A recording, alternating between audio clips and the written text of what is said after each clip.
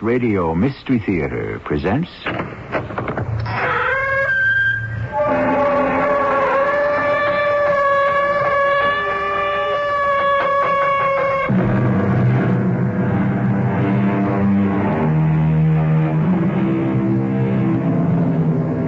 Come in. Welcome. I'm E.G. Marshall.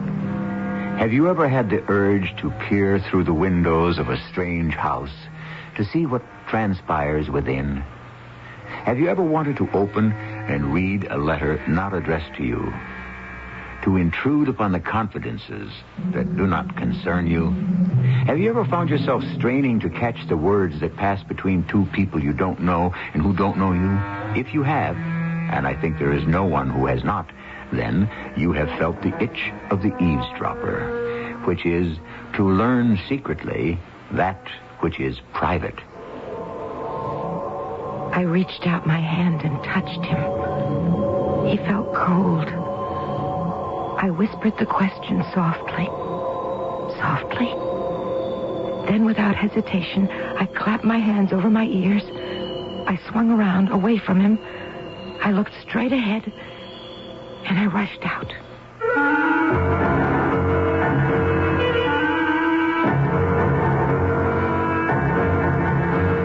Our mystery drama, The Eavesdropper, was written especially for the Mystery Theater by Elspeth Eric and stars Terry Keane. It is sponsored in part by True Value Hardware Stores. I'll be back shortly with Act One. Hi.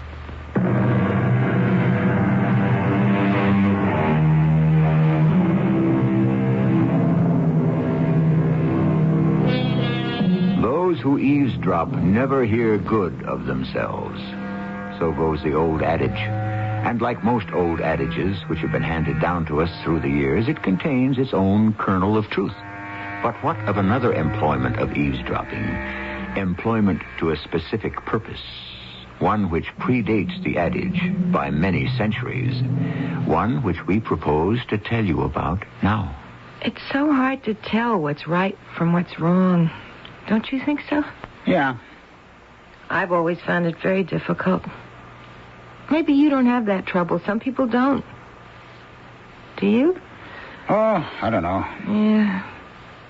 Now, my husband had no trouble at all. He always knows what's right. But, of course, Martin is very brilliant. Martin graduated in the top 10 percentile of his class. I don't even know what percentile means, but I know it's very good. You know what it means? Percentage? Yeah, something like that. Very near the top, almost the best, something like that. Yeah, I think I'd like another drink. Sure about that? Pretty sure. Yeah, I'm sure. Okay. I'll go get it. What in the world am I doing here? Who is this man I'm talking to? How did I get here? What have I done? Okay. There you are. Oh, thank you very much. Hey, listen, am I bothering you? No, not at all. Because if I am, just say so. There's nobody else in the bar. It's still early. I don't know if it's right, a woman sitting at the bar all by herself. You think it's all right? Oh, they do it all the time these days. In other bars, too? All over. I only come to this bar, never any others, just this one. That's so? Yeah, because the name of this one is the Hermes. You like the name, huh? Well, it's not that I like it so much. Listen, may I tell you something? It's kind of personal, but do you mind? What have I got better to do? The reason I started coming here to the Hermes Bar and Grill is because of something my husband Martin said one night around dinner time. He was sitting in his big chair, and I was sitting at the table. I just took a peek at the roast. It's almost done. Martin? Huh? The roast is almost done, I think. Huh. I cooked it a new way. Leg of lamb, southern style, it's called. Fascinating. Wow. I don't know if it's fascinating exactly, but it's interesting. You roast it just like a regular leg of lamb, but then half an hour before it's done, you start basting it. Fascinating. With this sauce. It has lemon and vinegar and ketchup in it. Absolutely fascinating. You mean the ketchup part? Is that what you mean? I thought it was peculiar myself. Myrtle. Don't you think? Oh. Yes, Martin. What is it? I am reading. Oh. Yes. Well, I'm sorry. If I have told you once, I've told you 500, 1,000 times, don't bother me when I'm reading. I didn't realize that you When you see me in this chair, under this lamp, with the light turned on and shining on a book which I am holding in my lap, when I am wearing my reading glasses... Sorry. I'm sorry. Don't you think you might deduce from all this circumstantial evidence that I am reading? I should have, yes. I should have. Well, now go baste your roast or whatever it is you're doing out there. So, how did the roast turn out? Oh, good. Very good. In fact, marvelous. You wouldn't think so, would you? But it was very good. I kid you not. I think I'd like another drink, if you don't mind. Well, no. I think I'm starting to feel better. Don't get the feeling too good now. Nice man. Very nice man.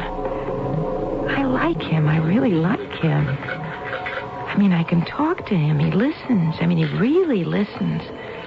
And what's more, he hears me. I think he really hears me. I like him a lot. Here's your drink. Oh. What's your name?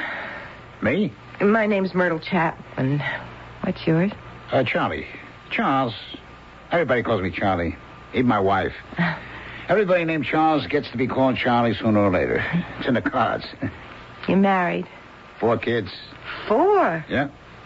Take it easy with that drink. You don't mind a little advice? Yeah, I want to finish what I was telling you.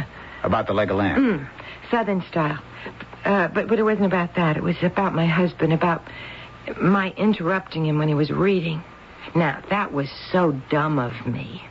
I knew I wasn't supposed to do that. He told me over and over, but it seemed like when he was home, he was always reading. Always. Sometimes I'd take the Reader's Digest, I'd read that, but... Anyway, when the leg of lamb was almost done... Fascinating. Martin, coffee, tea, or milk? Martin? Do you want coffee, tea, or milk with your dinner, and do you want it with it, or do you want it later? Do I want coffee, tea, or milk? And do I want it with or later? I need to know. I don't want any of them now, since I am reading this book. I meant that What I shall want later will depend upon how I feel later. Do you think you could wait until later to find out if I want coffee, tea, or milk? Is it a good book? Fascinating. Oh, what's it about? Greece. Greece? Ancient Greece. Oh, you mean the country, Greece. Greek civilization. Uh-huh. Its history, its mythology, its customs, its beliefs, everything. Well, maybe I ought to read it sometime. What is it that's fascinating? Well, for instance, the Oracle of Hermes. Hermes? An Olympian god, son of Zeus.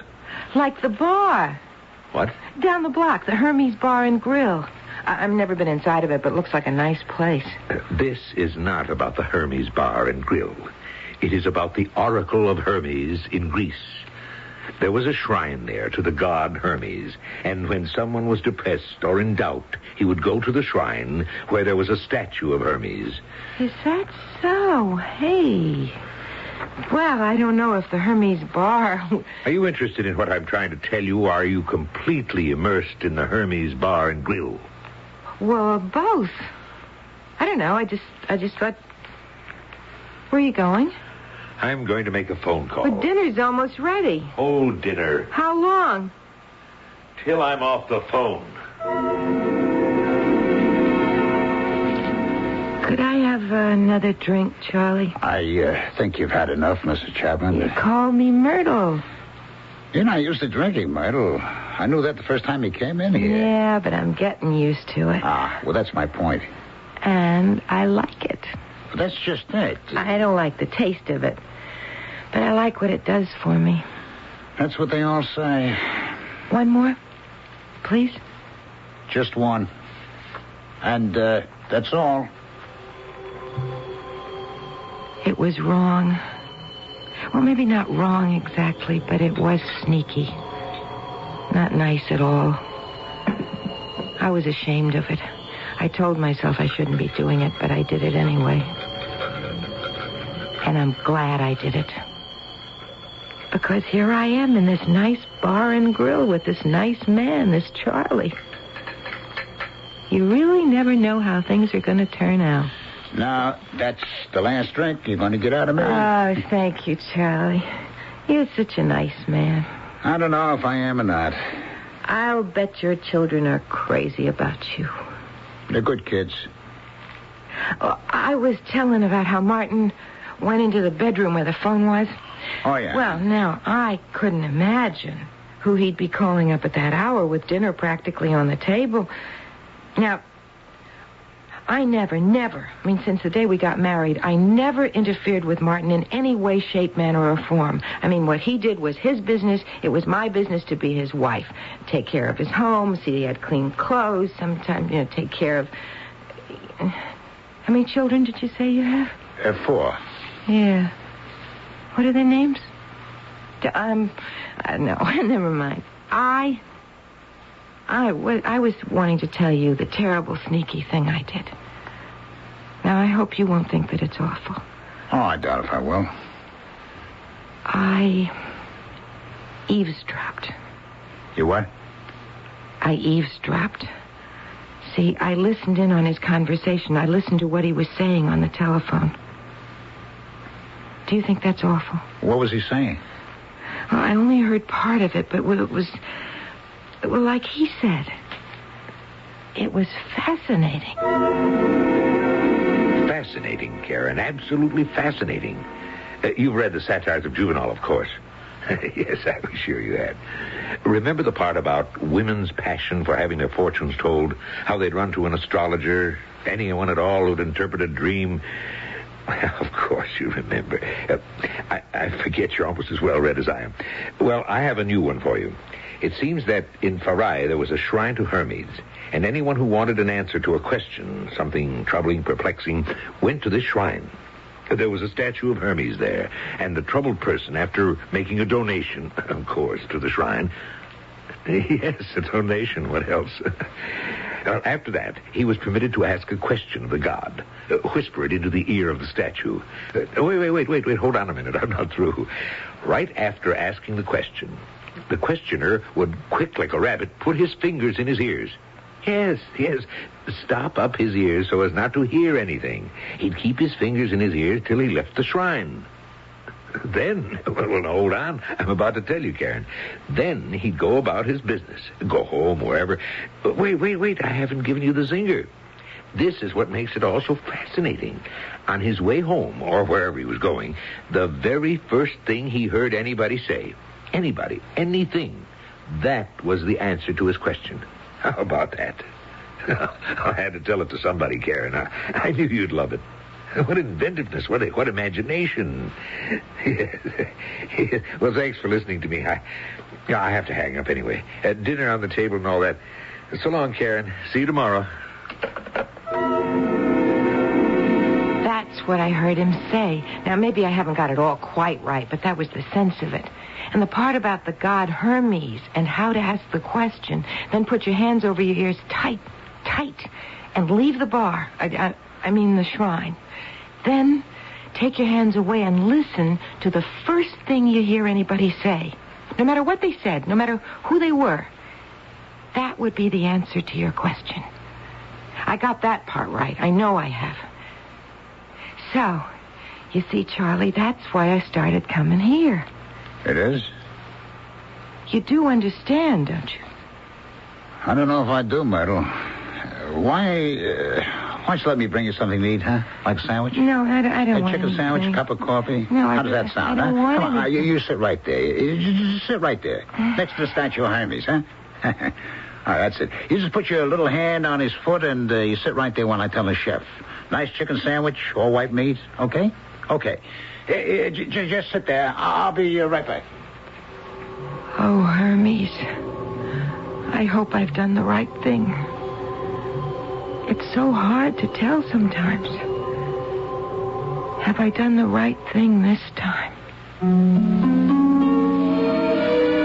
There are so many questions.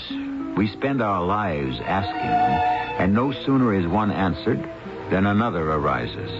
We go to our parents, we go to our teachers, we go to our priests, our rabbis, our ministers, and they do their best to give us answers, but the baffling truth is that while they are giving us answers, they are asking questions, too. I'll be back shortly.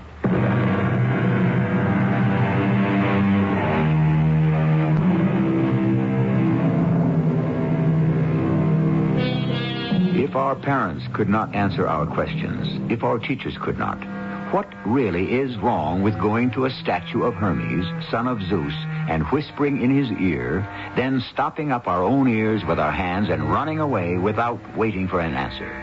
Then, taking our hands from our ears, listening to the first overheard sentence uttered by anyone at all, and taking that for our answer. Makes as much sense to me as anything else. Here's your sandwich and your coffee. I don't know if you take cream or sugar, but I brought you both. Oh, thank you, Charlie. You're very nice. Now, you be nice to me and eat it, okay? Hey, place is starting to fill up, huh? Oh, yes, won't really get busy for a while yet. Hey, you trying to get rid of me? Oh, no. Because I'm going to stand right here to eat that sandwich. That lady that sits at the table by the window, the table for two, does she come in every day? No, not every day. Some days. She got a friend she meets here sometimes. Yeah, she was meeting somebody the first time I came in here, she told me.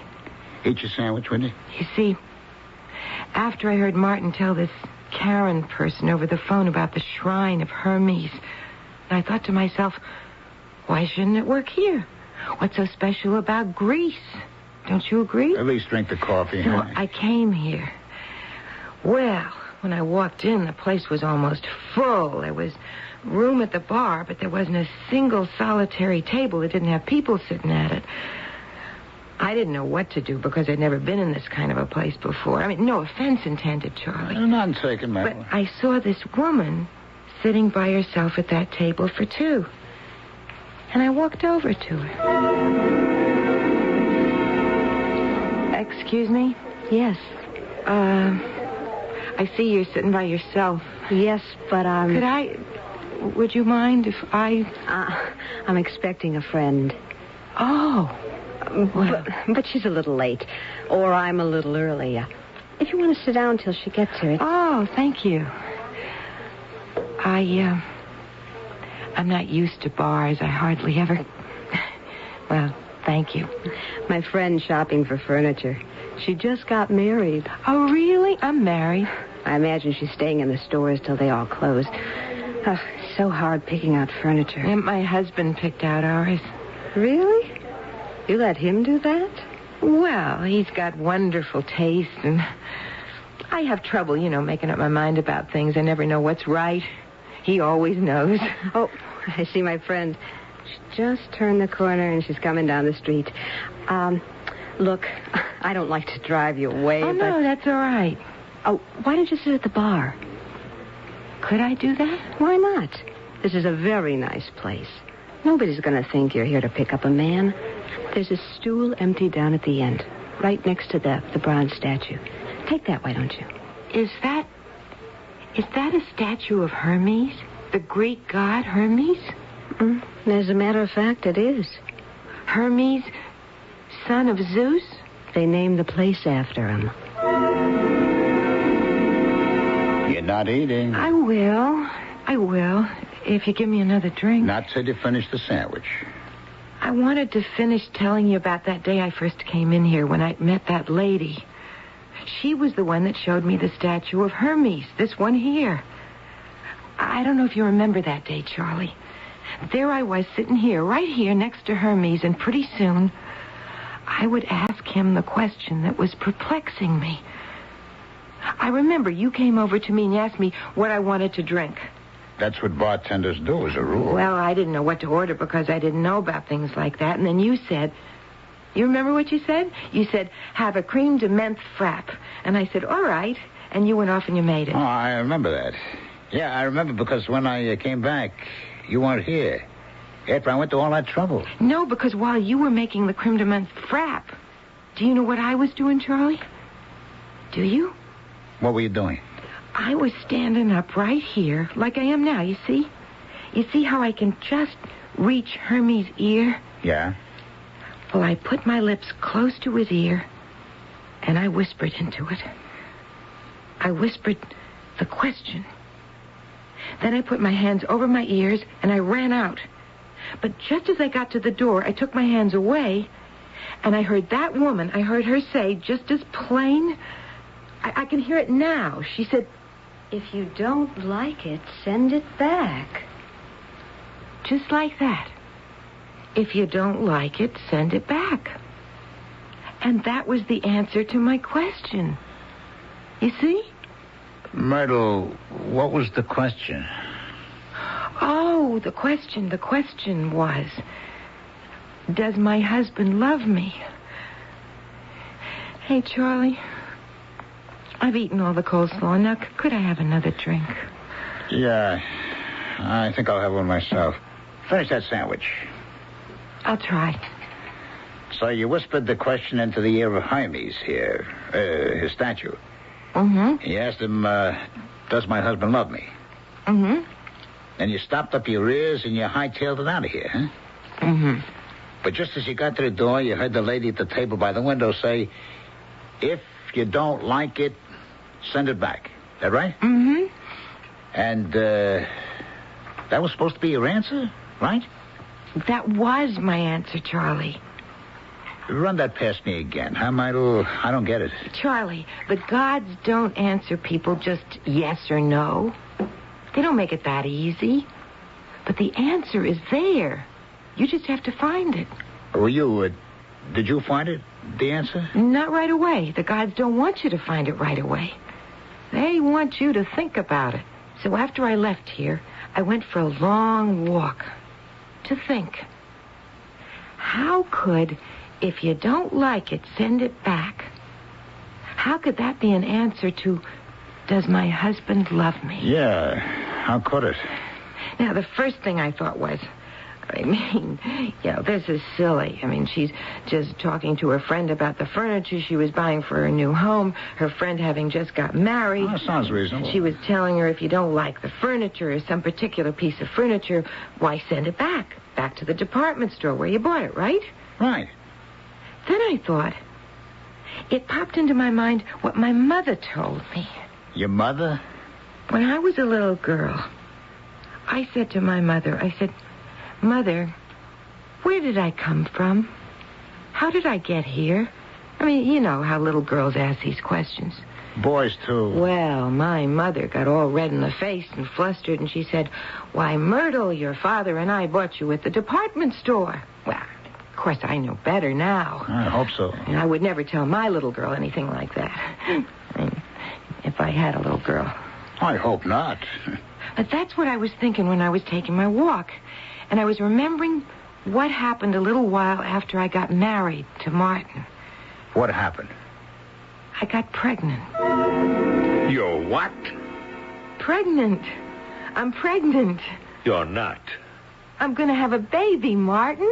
Oh, no, you're not. It's out of the question. But I am. What's wrong with that? We're married and I love you. You love me. We're going to have a baby. What's wrong with that? Everything conceivable is wrong with that. I don't see what can be wrong about having a baby. I have my work. I have my studies. I can't have a child in the house. Why not? Interfering with everything, disrupting everything, messing up everything. It's out of the question. Absolutely out of the question.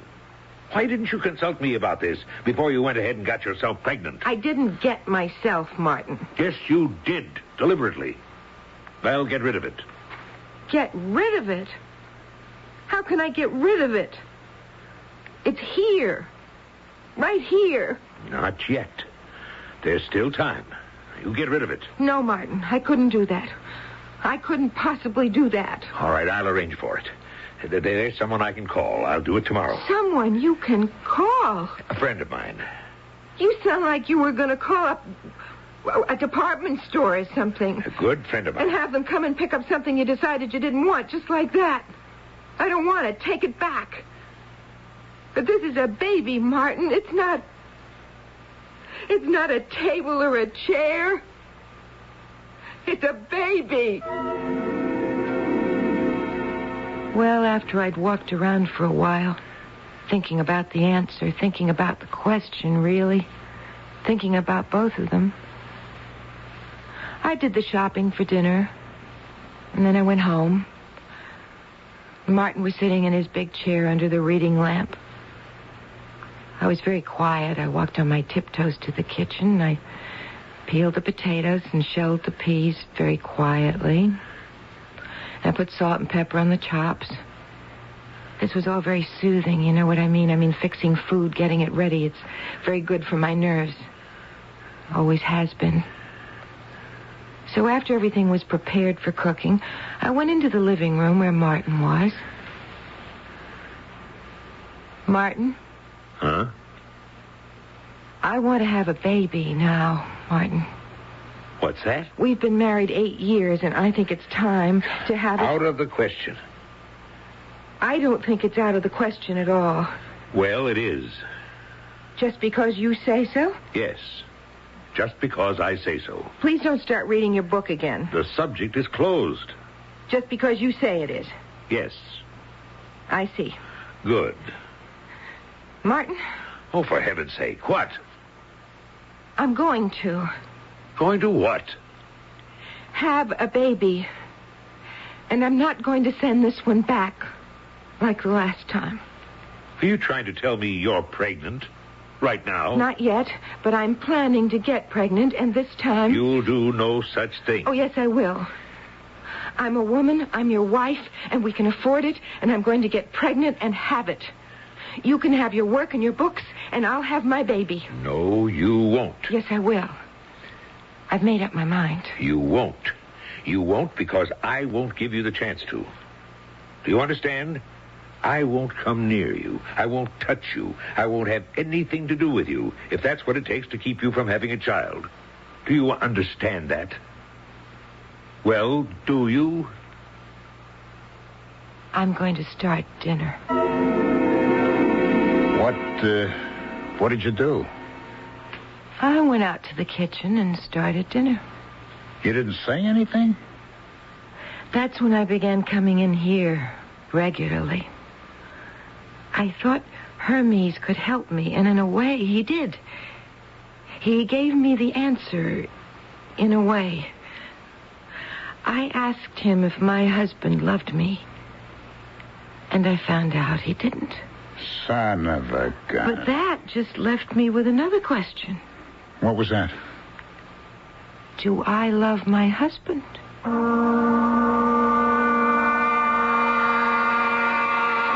Life can be seen, if you so choose, as one question after another. Just as we find an answer, another question arises. Or, and this is enough to take the heart out of anyone, the answer we find turns out to be inadequate. The solution we arrive at, no solution at all. I really think it remarkable that we make our way through life. The best that can be said for us is that we keep trying. I'll be back shortly with Act 3.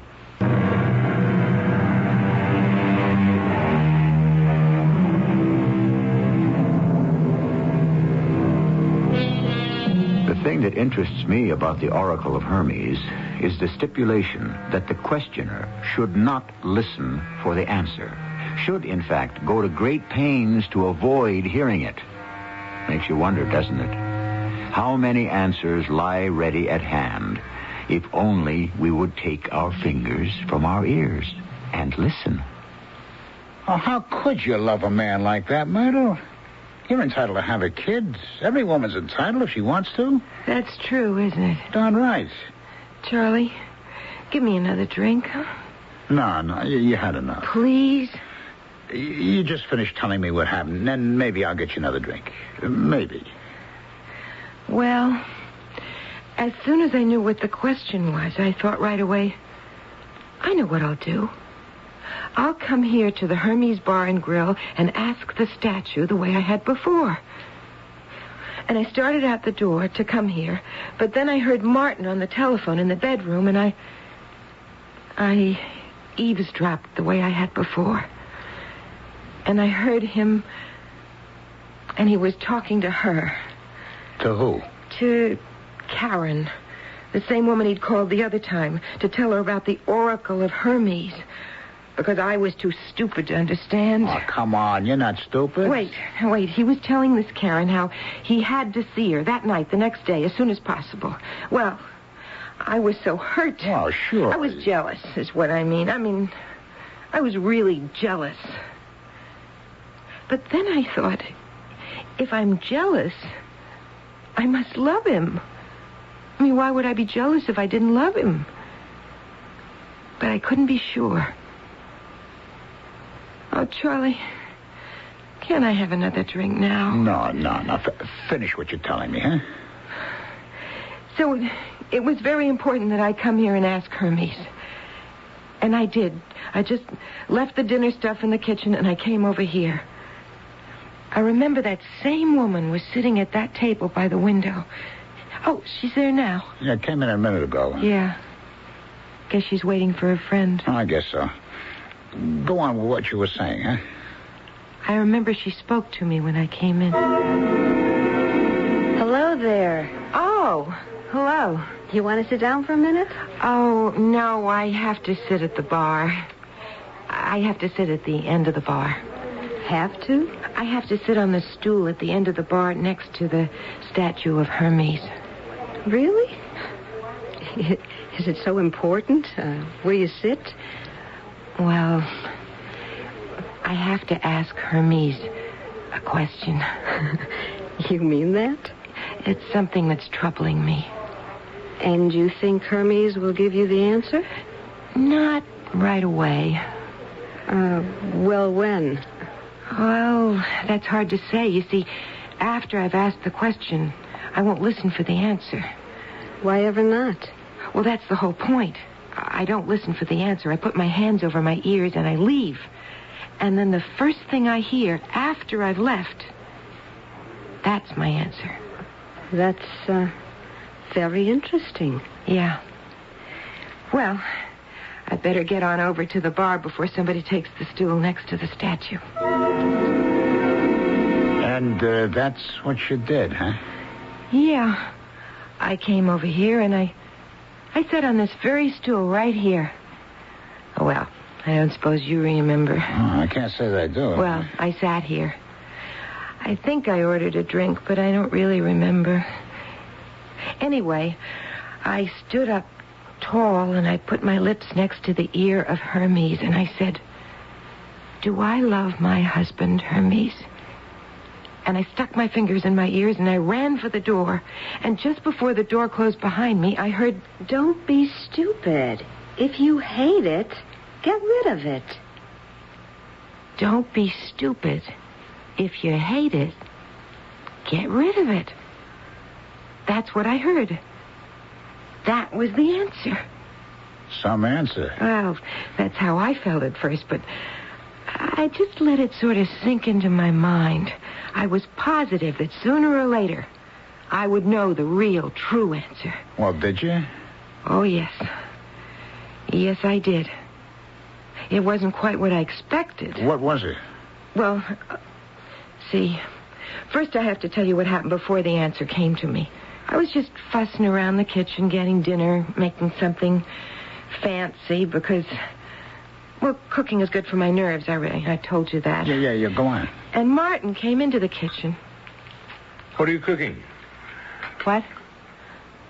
Oh, I thought you were reading. I was. I didn't want to disturb you. Was I making too much noise? What is that you're cooking? Chicken Marengo. Oh, new, huh? New recipe. Oh, what's in it? Are you really interested? Well, sure, why not? Well, you see here, I've already fried the chicken. It's in the oven now to keep it warm. Yeah? You really want to know? Sure I do. Okay. Now, in this pan where I fried the chicken, I'm making a sauce, see? There are 2 tablespoons of flour, 2 of butter, and a cup of soup stock. Next, I'm going to add some sliced mushrooms, some tomatoes all cut up, some sliced green olives, and a little white wine. And then I let the whole thing simmer for, maybe 10 minutes. Swell. Great. Then I'll take the chicken out of the oven and put it on a big platter, this one, you see? Yeah? And then I'll pour everything in the pan over the chicken. I mean, that's why it has to be a big platter, you see? Yeah. And then I put chow mein noodles in the center of the big platter. And I sprinkle some cooked peas over the whole thing and a whole lot of browned almonds. And, Martin, I was telling you... Where did you go? I was telling you how I...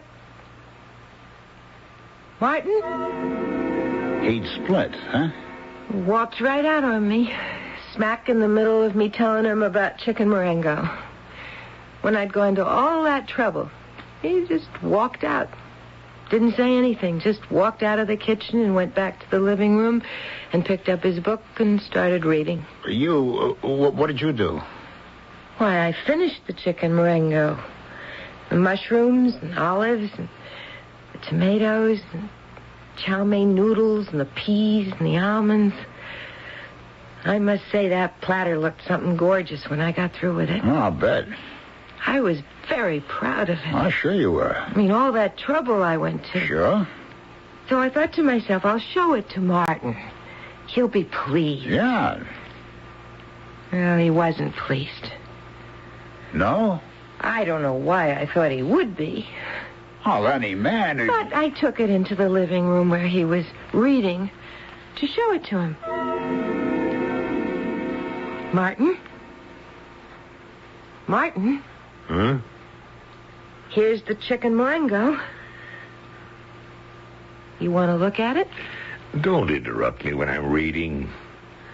I thought you might want to see it. Please, Myrtle. After you came in the kitchen and asked about it, I was so pleased. For heaven's sake. I really thought you were interested.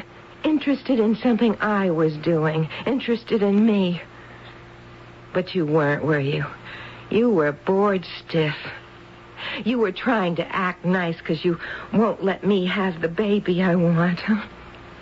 You thought, let's kid the little idiot along. Let's make out like she means something. Give her a break. Let her feel important for a minute. I'm so bright. I'm so brilliant. I can afford to give her a minute or two of my time. Pretend that I'm interested. But you couldn't, could you? You couldn't even pretend. Not even for a minute. Not even for one lousy little minute. Myrtle. Hermes was right. Hermes gave me the answer. No, Myrtle. Don't be stupid, he said. If you hate it, get rid of it.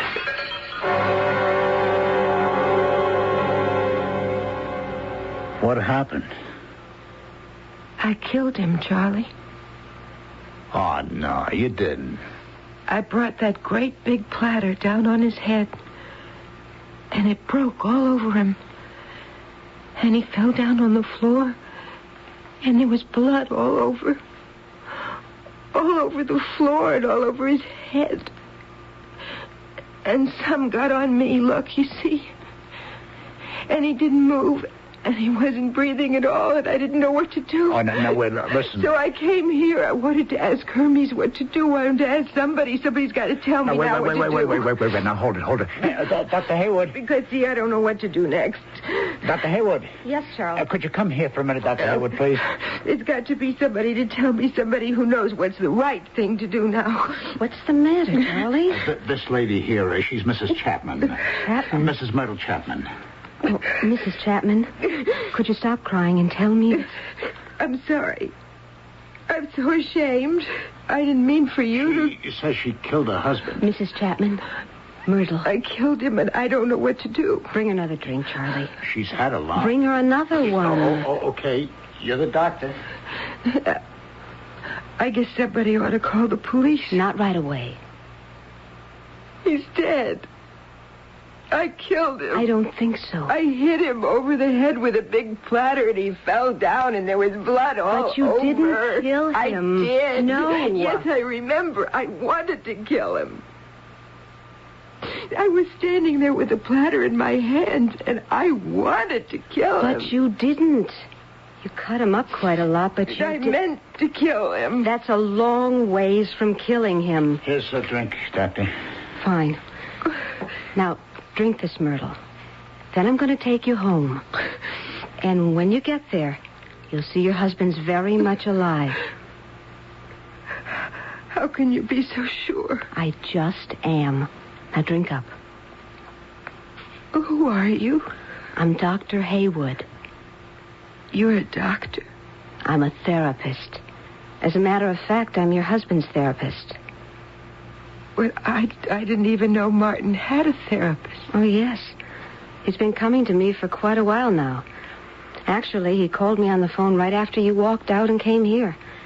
I told him to go to the nearest emergency station and get his head sewn up. He may be back home by now. Finish your drink. I had enough. Then let's take you home. Okay. What did you say your name was? Dr. Haywood. Karen Haywood. Did you say Karen? Yes. Come on. Let's get you home.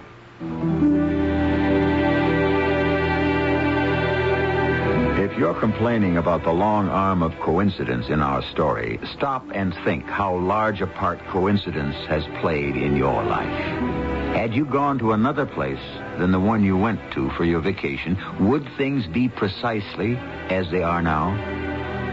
Had you chosen the profession you really wanted instead of the one you settled for, would you be happier now or less so? It's impossible to tell, of course, but you just might find the answer by whispering in the ear of Hermes. I'll be back shortly.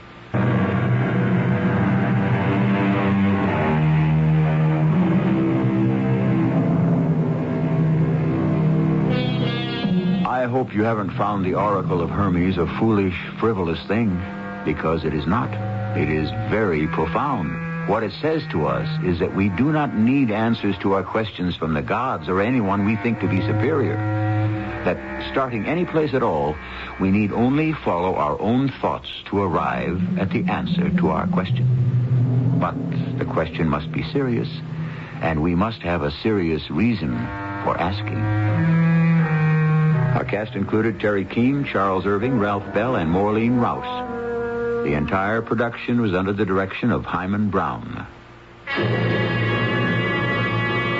And now, a preview of our next tale. Lou isn't going to change because of the trial. He's an insanely jealous man, and he might very well do the same thing again. Oh, you're awful. I thought you were so nice, Mr. Murray, but you're terrible. I had to let you know how things are with Lou. He got away with murder, and that makes me sick to my stomach. There's not much I can do about it, but maybe you can do something, Mrs. Rydell. Me? You can be careful. Do you understand? No. You've got to make sure he never has any reason to be jealous. Listen, if you think I play around... Even if he misunderstands your behavior, somebody else might get Lou's hands around his throat. It might even be easier for him the next time. He got away with it once. Please, Mrs. Rydell, for his sake.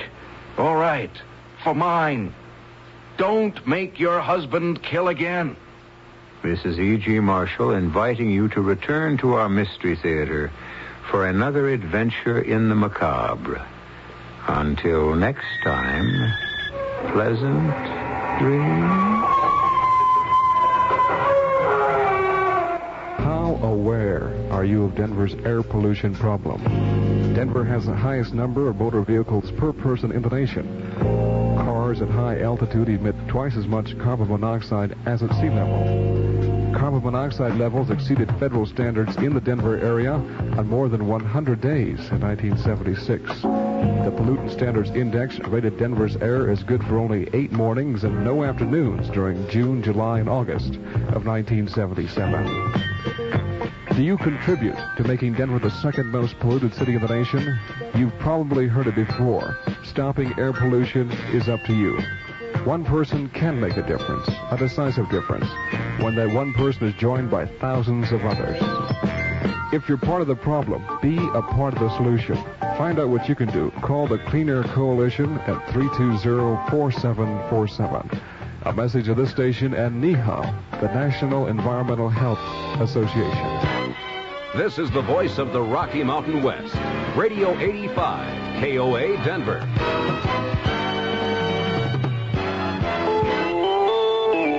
CBS News.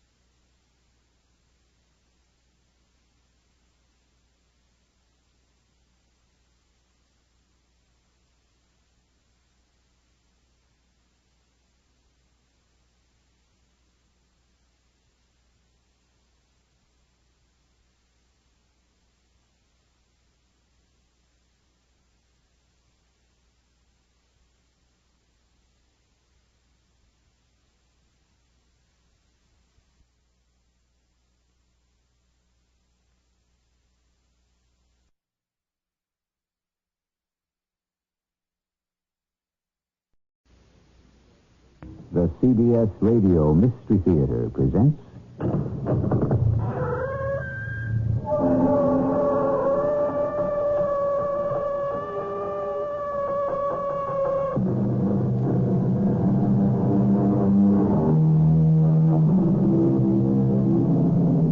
Come in. Welcome. I'm E.G. Marshall. I don't know about you, but the mysteries that intrigue me the most are the unexplainable. Stories of a world we cannot fathom, of dimensions invisible, of powers unspeakable, of the sealed book of the devil himself. That, in essence, is what we bring you today. A look into the unknown. Allow me to introduce myself. I am Sergeant Mario of the Rome Police. You are Dr. Adam Parks? This is preposterous. The police? I haven't done anything. You will pack your bags and come with me to the police station. On what charge?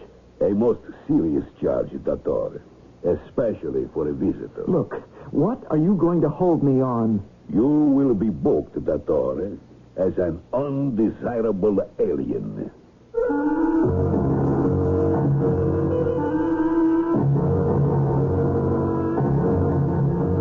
Our mystery drama, The Other Soul, was written especially for the Mystery Theater by Gerald Keane and stars Russell Horton and Mandel Kramer. It is sponsored in part by True Value Hardware Stores. I'll be back shortly with Act One.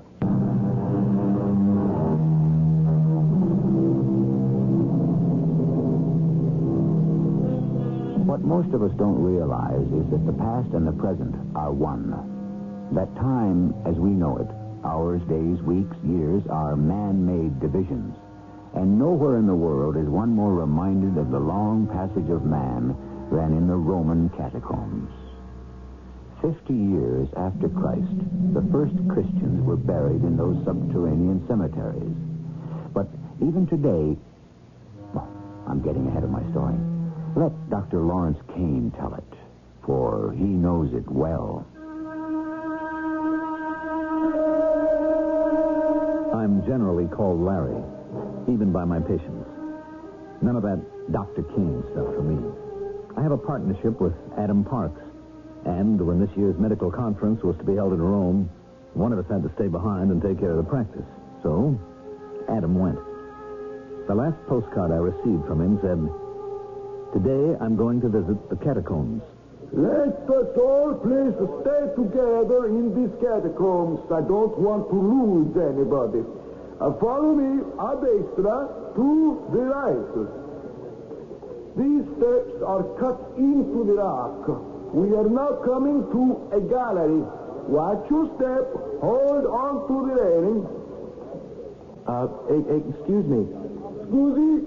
How many people would you say are buried in these catacombs? I'm going to describe, just to listen. Everybody stop, please. The first Christians who were buried here had to be in a secret. The religion was new and forbidden. These cavities are cut into the rock. They are called loculi. Sir, are they all the same size? Please, the size of the cavities according to how big is the body. Centuries ago, after buried, the cavity closed up, hermetically sealed with brick or marble or slate or stone. Follow me. I beg your pardon, but I happen to hear you asking the guide many questions about the catacombs. Are you English, sir? No, I'm an American. I'm very interested in the history of Rome. If you'll excuse me asking you a question, the lady you're with, who's standing right there, she looks very pale to me. I suggest you take her right away up into the air. Just a moment, sir. This lady wishes to give you something. Give me something? Here, take this. What is it? Take this card. Well, where's the gentleman you were just with? I told him, madam, you're very pale. I suggested the air here in the catacombs is not too good for you. You see, I'm a doctor. I can see you're being affected by this stale underground air. Please. Oh, where is he, the gentleman? Did he rejoin the tour? If you value your life, you must take this card.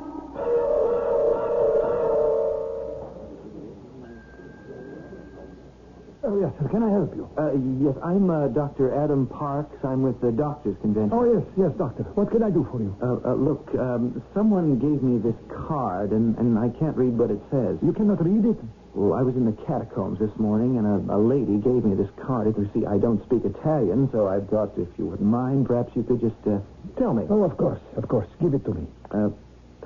Oh, it's very fancy. Written in red ink. What? Where did you say you got this card? Well, from a beautiful lady, a stranger in the catacombs. That is enough. Don't say any more. What's the matter? You must leave this hotel.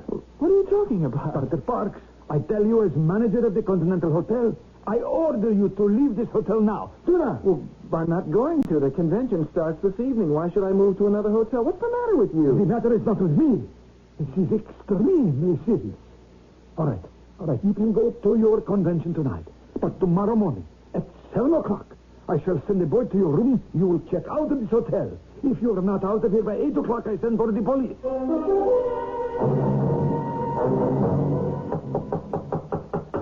Who is it? The manager, Dr. Park. Are you ready to leave? What time is it? It is 7 o'clock sharp. Are you ready to leave? Hey, look, what is all this nonsense? I see you are not packed yet. Allow me to introduce Sergeant Mario of the Rome Police. He may be able to persuade you. I leave you, gentlemen. Dr. Adam Parks, sit down, please. Look, this is preposterous. I haven't done anything. What is the matter with that man? May I see the card which you showed him? Well, certainly.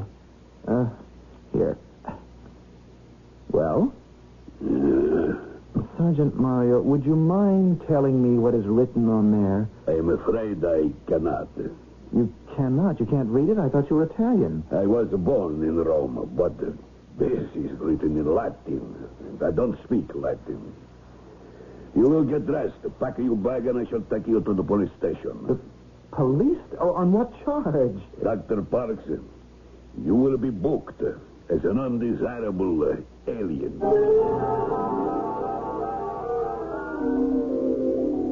I demand my rights as an American citizen. Why am I being questioned in this police station? What have I done? Dr. Parks, please do not get excited. I have my instructions which I must obey. What is your full name? Dr. Adam Clay Park. You are a specialist. Yes, the heart. Where do you live? I was at the Continental Hotel until that crazy manager booted me out. I mean you're American resident. I live on Long Island. This is an island in America. Now, look, what is the point of all this? I came to Rome with 25 other doctors from all over the world. We're here for a convention. I'm going back to America at the end of the week. If you do not return soon, Dr. Parks, you married? Yes. Name of a wife, please. Elaine. You have children? Yes. No. No children. What do you mean, yes and no? We had a baby. It died. What did it die of? What business is it of yours? It died, that's all. I don't want to talk about it. I must insist. What did your baby die of? It was an accident. The person carrying it had an accident. Now, are you satisfied? Who do you know in Rome? Nobody. I don't know any Italian. I know several of the doctors at the convention. We questioned the guide who took you through the catacombs. He remember you very clearly. He said you spoke with a man and a woman, but he could not identify them. Who are they? I haven't the faintest idea. I never saw them before in my life. It was that woman who gave me the darned card with the red ink writing on it that started all this. I must leave you now. The interrogation is over for the moment. No, wait a minute. What's going to happen to me? You will be placed in a cell. In a cell? Now, you listen to me, Sergeant. As an American, I have a right to be represented by my ambassador, and I demand as an American citizen that you get in touch with the American embassy without any delay. Of course. Certainly. Why not?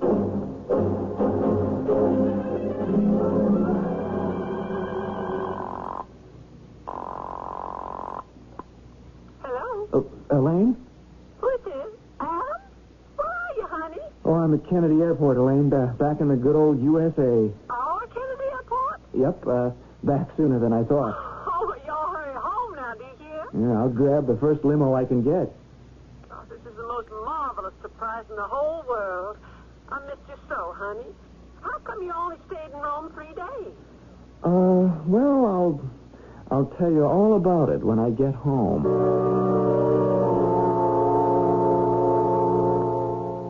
Now I've got you all to myself until Monday. I hope you're not planning to go to the office right away. Well, to tell you the truth, Elaine, I just want to stay home for a while and think things over. Well, that's the idea, honey. After all, Larry was going to cover for you with your patients while you were away. So, we don't tell him you're back. Oh, boy, that smells good. Oh, Adam, this is so nice having you all to myself. What? Well, here we are, just you and me at home, having a little old tete-a-tete dinner by candlelight prepared by my own hands, just like when we were first married. Remember? Adam? Well, what are you thinking? Elaine, I've got to tell you something. The reason I'm home so soon is I was kicked out. Out of the medical profession?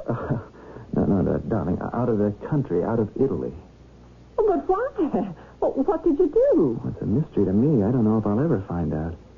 Someone handed me a card. I couldn't read it, and when I asked the hotel manager what it said, he looked at it and ordered me out of the hotel. Then the police came and quizzed me as if I were a criminal. What did it say on that card? Well, that's just it. I don't know. Well, you wouldn't be able to read it either. It's in Old Italian. You mean Latin? Mm-hmm. Well, I know Latin. I majored in it in college. Let me see it. No, I don't know, honey. Adam Parks, I'm not going to let my shrimps get cold, do you hear? Why, you fuss about that silly old thing. Now, you give me that card, and I'll tell you what it says. Let's forget about it, Elaine. I just assume. All the way home, I had this awful fear growing that those words written on that card may be the handwriting on the wall for me. Something terrifying is going to happen. Don't say that, Adam. I don't think I could bear another tragedy. Julia Julius Caesar, like many men of his time, was what one would call today superstitious. Nevertheless, his observations upon the mysterious are worth remembering. We are the most seriously frightened, he wrote, at things which are not seen, which are hidden away and unknown. True, the dagger that stabbed Caesar to death was a hidden dagger. Has fate hidden something from Adam Parks that might spell the same? I shall return shortly with Act 2.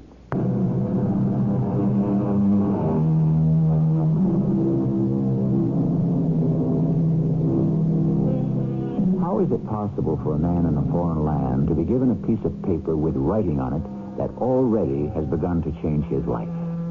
And who is the beautiful woman in Rome who insisted he take it? And why is it that no one yet will tell Adam Parks what the words say? He looks across the table at his wife. Does he dare show her the card?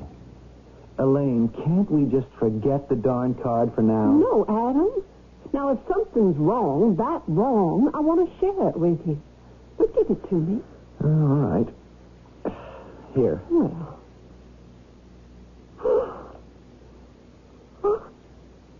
You monster! You devil! What?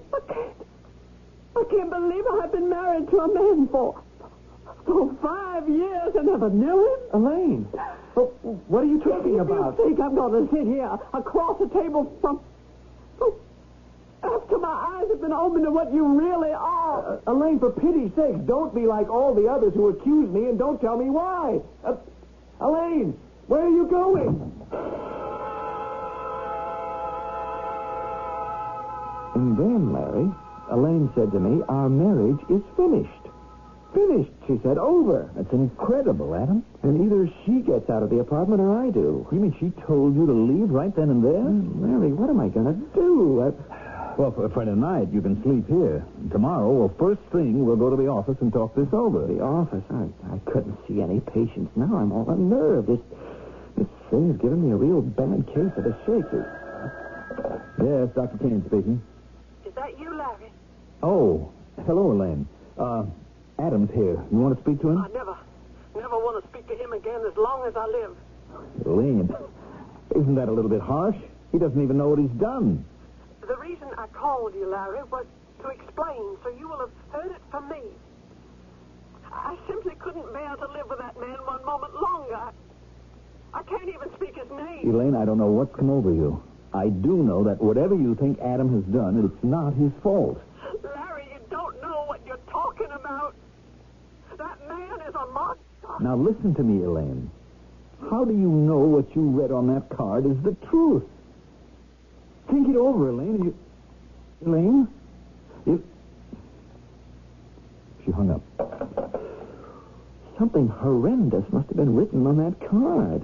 Can I see it? You won't understand it any more than I do. It's in Latin, written in longhand, in red ink. Well, I know some Latin. What I don't know, I can look up in the dictionary. It's crazy. Just crazy. I almost don't want to know. Well, you can trust me. We've known each other long enough. I'll translate it, and I'll tell you straight, for your own peace of mind. You're right. If I can't trust you, old boy, who can I trust? Well, here's my Latin dictionary. Now, let me see that crazy card. I don't need the dictionary anymore. Well, you know already. You haven't been at it 10 minutes. It didn't take me any time at all. Well, does it make sense? Adam, I wish more than anything in the world that I hadn't seen that card and what it tells me. You have brought me the worst news one man could bring another. What are you saying? The betrayal of a friendship. That's what I'm saying. Larry, you've got to tell me what. What? Why? So it was you. It's hard to believe.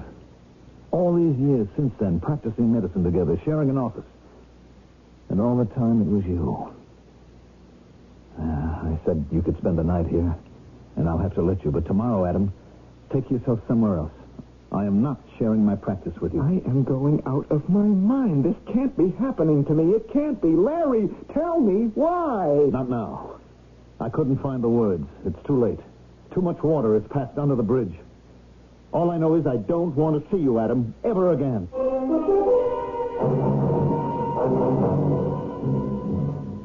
Hello, this is Dr. Parks. Could I speak to Dr. Kane?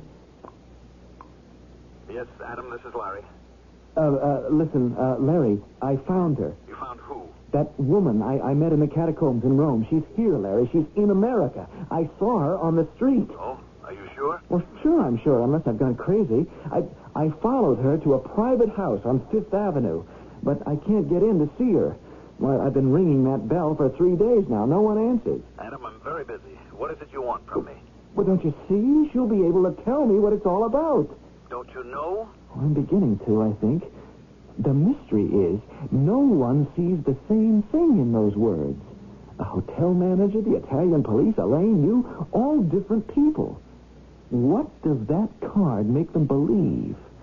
Now, maybe I can find out from this woman. Hold on, Larry. I'm talking from a phone booth across the street. Someone's coming out of her door.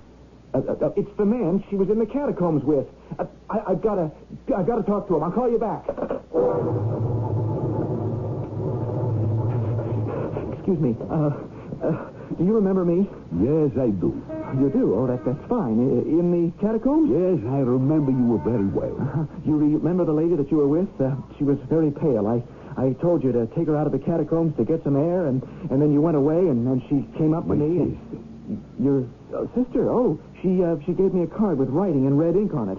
She said I had to take it. Now, I've had the most peculiar and terrible trouble since that day. My whole life is turned upside down. Then, sheer luck, I saw her 3 days ago. I followed her here. Now, will you please take me to her now? I've got to see her. Dr. Parks, will you please take your hands from my coat? How do you know my name? Let go of me. Look, I am going to kill you right here and now. If you don't let me into that house, I'm at the end of my rope. My sister is very ill. All right. Come with me.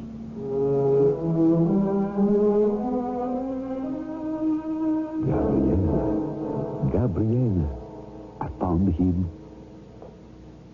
You search for man? Yes. He's here. Madam, what is written on that card? Why did you give it to me? Why not someone else? It belonged to you. I gave it to you because I wanted you to... Tell me. You must tell me that. Look at it. Look at the card. Only you can say it yourself. Please, I beg you, tell me.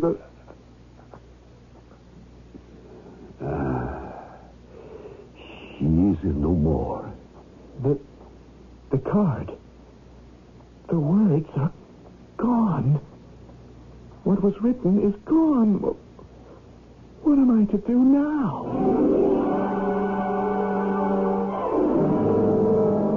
It so happens that I, Larry Keene, was the doctor called in. Fate, coincidence, call it what you will. When I arrived, there was nothing I could do for the dead woman. Upon examination later, she was found to have had a certain damage to the heart valves. She had literally died of a broken heart. The last time I saw Adam, he was leaving that house with a desperate and terrified look.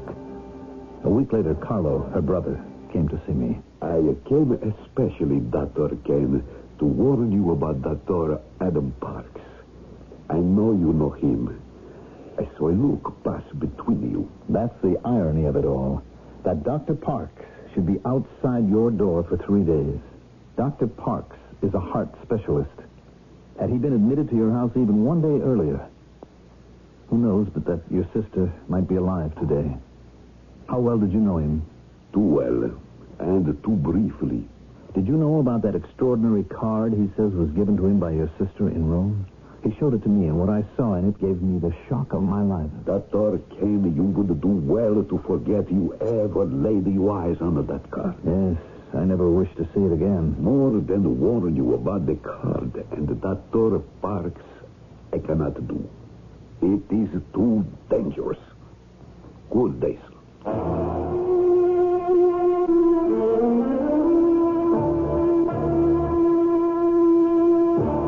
10 years have gone by. Adam, in his own practice, alone, did brilliantly. He never remarried. He never saw me, and although he made more money than almost any other doctor in the profession, he also gave more time to the clinics, the poor. He seemed dedicated and driven. Then, one night my telephone rang. There'd been an accident. He had been shot, and he'd asked for me. I went to the hospital and examined him. Are you Dr. Kane? Yes, I am. What happened, officer? Tell me, how was he shot? We shot him. What? You, the police? Well, according to witnesses at 11 p.m. tonight, a woman came out of a doorway and a man leaped upon her to strangle her. We were cruising nearby, heard her cries, got out of the squad car and pursued the accused. He escaped down a dark alley. We lost him, and then we saw him run across the street. My partner and I called to the perpetrator to halt or we fire. He refused to stop, and we fired. You shot the wrong man. Dr. Parks is one of the great doctors of the country. He'd never strangle anybody. Do you think he'll pull through? I can tell you this. There isn't one single doctor in the entire profession who won't do everything possible to see that Adam Parks recovers.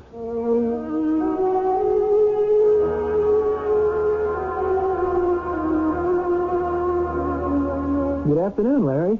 Well, for a man who this morning had a bullet removed from the lining of his heart, I'd say you're mighty chipper. Now, who in blazes took a shot at me? You'll never believe it. When can I get up? What does the chart say? That is none of your business, old buddy. Dr. Parks, I am your doctor. Now, you behave like a patient for once in your life, and you got a good chance.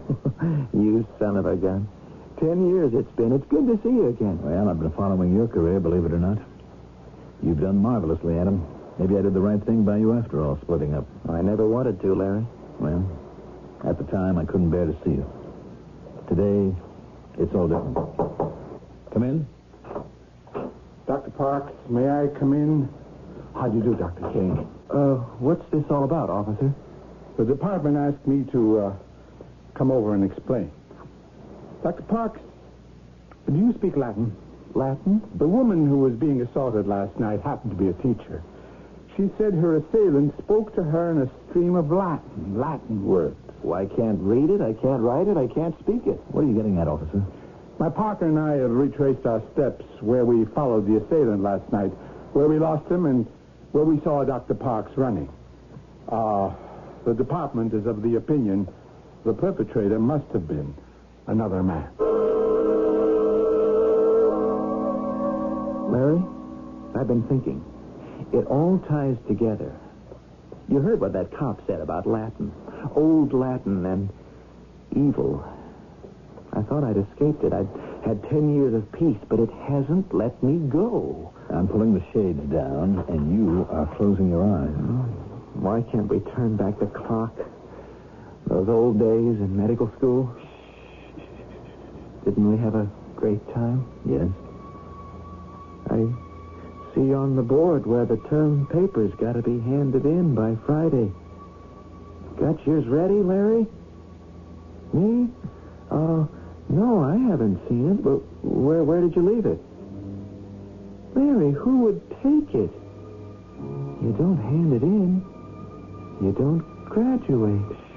Adam, go to sleep. Somebody stole that thesis. I always felt terrible about graduating alone. You're not being able to graduate when I did. It took you another 9 months, almost a year. Start all over again. Write a brand new paper. It never showed up. Who would do a thing like that, Larry?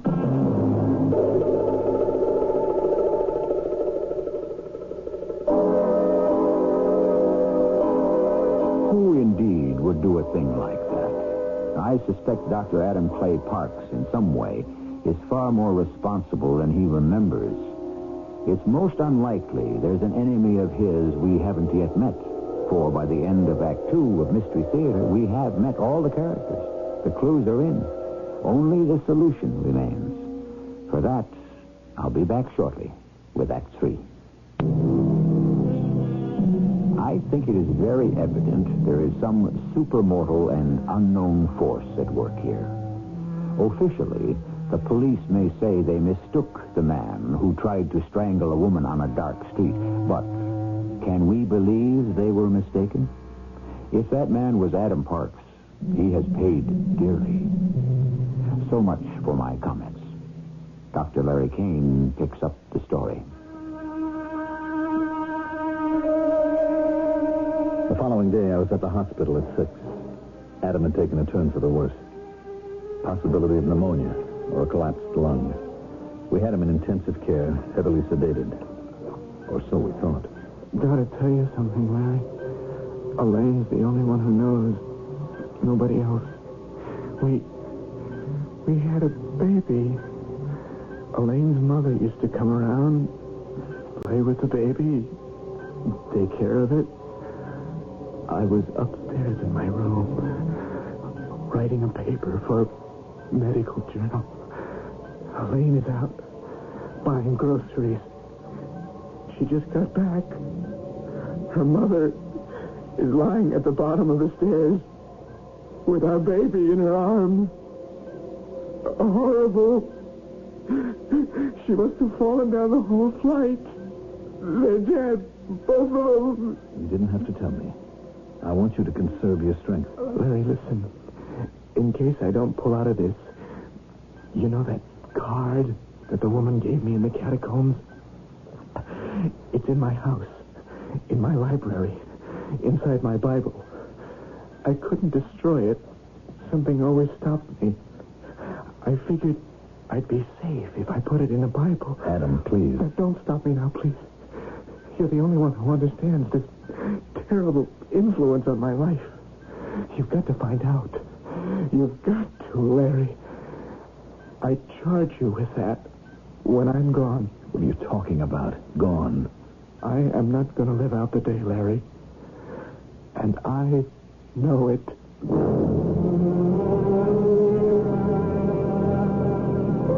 Adam was right.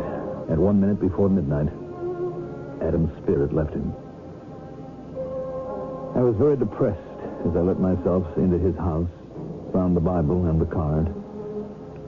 I hadn't the faintest idea how I could find out anything about its malevolent influence. Hello? Dr. Kane? Dr. Lawrence Kane? Yes? I've been calling for an hour. Oh, I'm sorry. I just got home. I'm sorry to call you so late, Doctor, but I must see you. Now? Who is this? My name is Camelot. You may not remember me, but we met 10 years ago when my sister Gabriella was very ill and passed away. Oh, yes. Yes, I do remember. What is it?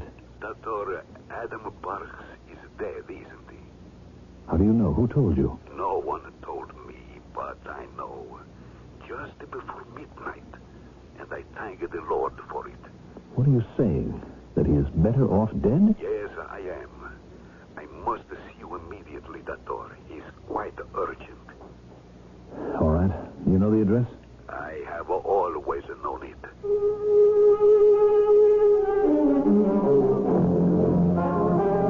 Doctor, you may want to know where I first met Adam Parks and when. To explain, I must tell you first about my sister Gabriella. Gabriella had always been greatly interested in the occult. All her life, she had been seeking the bridge between the unknown satanic creatures of the night and those of us here and now. We were in Rome, and this night I'm speaking of, we had attended a special performance at the Teatro Adriano. I was driving back to where we lived. Are you all right, Gabriella? You're so quiet. Carlo? Go slower. No, slower still. What is it? Why are you putting your hand on your heart? Are you in pain? Something terrible is happening over there. Where are you pointing? Across the Tiber? Yes, we must cross the river at once. Take the first bridge. Are you sure? Do as I say. The Ponte Cavour, all right? No. No, turn right into the Via della Scrofa. Slow down. Slow down. Here, we must stop. At the Borghese Palace? Hurry. Get out of the car. Carlo, follow me. It was very late at night. There was no one in the streets. I ran up to Gabriella, who seemed drawn down the crooked alleys like by some invisible power. There he is, Carlo. Stop that man. Pull him away from that woman. Hurry. In the dark, I could make out the form of a man struggling on the ground with a woman. I pulled him from her, held his arms behind him, twisted up the back of his jacket until he was helpless. Gabriella went to the woman, a poor fruit seller who had been on her way to market when the man had attacked her and tried to strangle her. She got to her feet and ran off. Suddenly, the man went limp into my arms. I carried him back to our car. Look at him. He's no ruffian. A well-dressed man. Look at his fine hands. What is this? What is he? He is a Lucifer man. His soul has been infected. How do you know this? I have learned it. Why would a man like this try to kill that woman? He's coming to now. I can't believe it. His face is a good face of a good man. You haven't seen his real face. Wait till we get home. Sir, what is your name? What? Oh, where am I? Don't worry, sir. You are with friends. Do you know your name? Adam Clay Parks. You are English? No, American. What are you doing in Rome? I don't seem to remember it. Wait a minute. Yes, I'm attending a medical conference. So, you are a doctor. What were you doing tonight near the Borghese Palace? Oh, I don't know that place. We found you there. You were trying to strangle a woman. I was what? Now, please. Not half an hour ago. There is no use pretending you don't remember. But I don't. I don't remember anything. Strangling what woman? Don't be angry with him, brother. It is true. He does not remember. It is his other soul. What magic Gabriella exercised then, I don't know. She stood within inches of this Adam Parks and spoke to him in a language I did not recognize. Then I knew. It was the most ancient of Latin. Her eyes burned into his. Suddenly, over this respectable-looking American doctor came a change I can only describe as aboriginal. He fell to the ground, crawling on all fours, his face distorted as though every single sin of man were written on it. See, Carlo? There is no doubt. This is a Lucifer man. Lucifer? You mean the devil, Satan? It was not always so that Lucifer meant evil. In ancient Latin, Lucifer meant bringer of light, the morning star. But this animal groveling under the floor here, you're not saying he's a saintly man. He is a slave of Satan. See the way he looks at me. It knows I am its master. This creature is centuries old. Get up, demon soul. Stand up on your two real legs. I shall will you not answer me? Yes. Speak now of a later time in your existence. What are you? A medicine man, doctor. Remember a time of sin? A place of sin? House. There are stairs. Older woman has come to see baby. Younger woman leaves house to buy food. What do you see now? Older woman is holding baby in her arms at top of stairs. Who is this woman? I don't know. I am silently behind her. She is falling downstairs to the bottom. You push her? Yes, I pushed her. The power overcame me. It made me. Are you in the grip of this power now? I have always felt the power. Have you used it only for death? I have used it for pain. The power made me steal papers important to a student and made him pay. Who was that? A young man who had written the papers, doctor papers. What was the last time you caused death? I never caused death. The power made me... Demon soul, you will write on this card. You will remember, and every deed of yours will be set forth. I cannot write. I dip this pen in red ink. Now, write your sins. I have never seen what was written on that card, Doctor. Gabrielle said to me, the power of those words are such that he who reads them understands the meaning of what is written and suddenly sees the truth of the bearer. I have that card. I brought it here from Adam's library. Have you ever looked at the words? Once. And as you say, when I did, I realized it was Adam who had stolen a thesis of mine years ago when we were in medical school together. No, not Adam, but his other demon soul. I understand that now. He had two souls. One centuries old and evil. The other, the soul of the extraordinary man that I knew. Well, then what happened?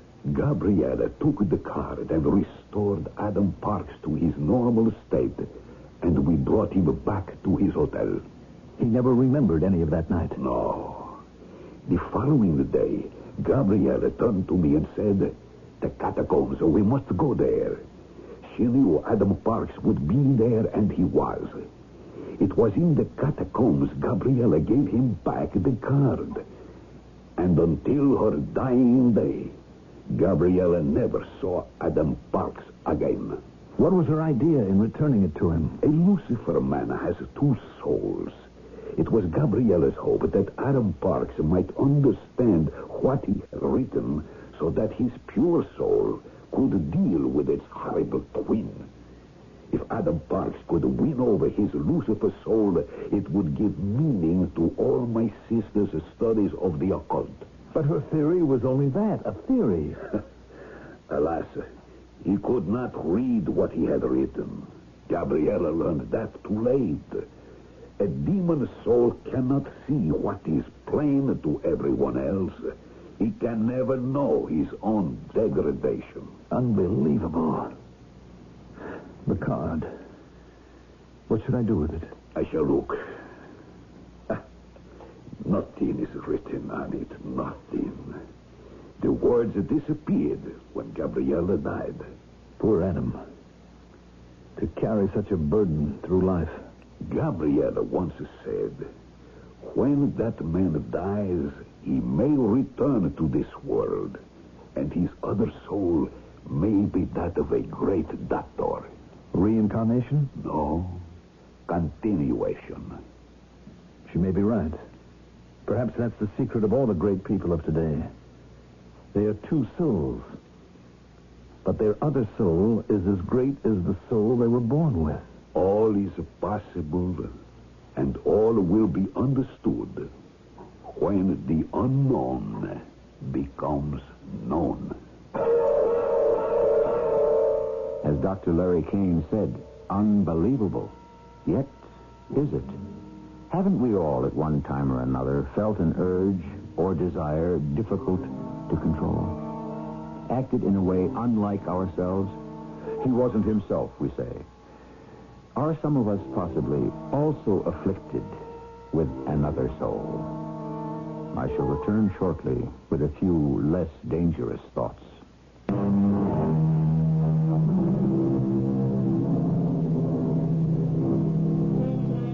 Do you agree with me that often what we don't know makes a far better story than what we do? And this is not an opinion recently discovered. More than 2,000 years ago, the great Greek Socrates said, the mind always fears an evil the more when it is not known. How true that is still. Yet, how tantalizing. Our cast included Russell Horton, Mandel Kramer, Ann Williams, and Jackson Beck. The entire production was under the direction of Hyman Brown. And now, a preview of our next tale. Our little mouse has jumped at the chance. We move in? For a week or two. That doesn't give us quite enough time. Oh, there will be ways to prolong our stay. The sicker she gets, the more she needs nursing. How long will it take? One can never be quite sure.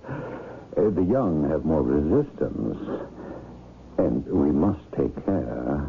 Oh, still, I should imagine within 6 weeks. Oh, and we'll be rich again. Forever, my love. Once little Amy joins the Commodore in, if you'll excuse the pleasantry, Davy Jones' locker, you and I will be set for life.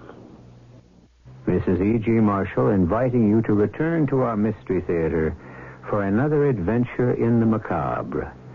Until next time, pleasant dreams.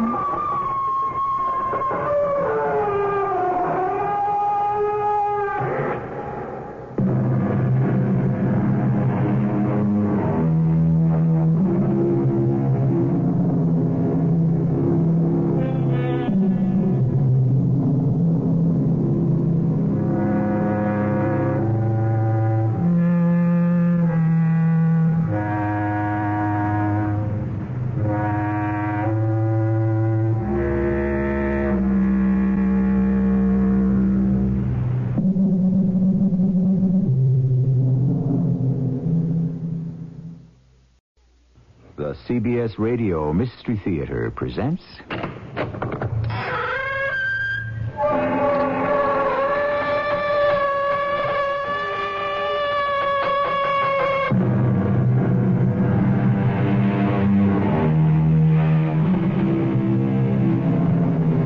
Come in.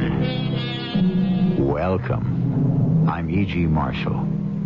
I can think of no better opening for this tale than a quote from Matthew Lewis, a writer and poet of the late 18th century.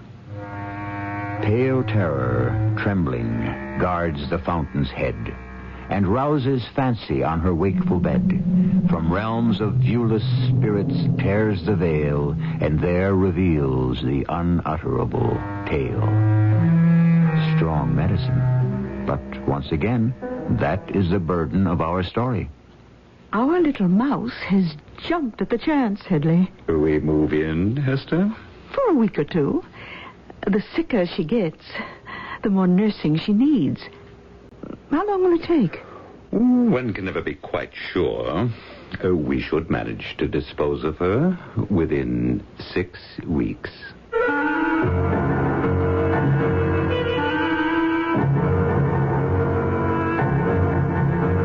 Our mystery drama, Will the Real Amy Stand Up?, was written especially for the Mystery Theater by Ian Martin and stars Jennifer Harmon. I'll be back shortly with Act One.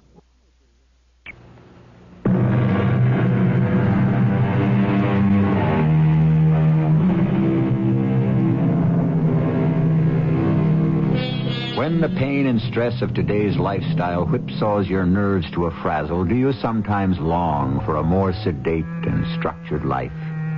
Does the Victorian era ever capture your imagination? A time when the hydrogen bomb didn't threaten, the ecology hadn't begun to be strangled, war was the business of soldiers, and the telephone was a novelty instead of a necessity.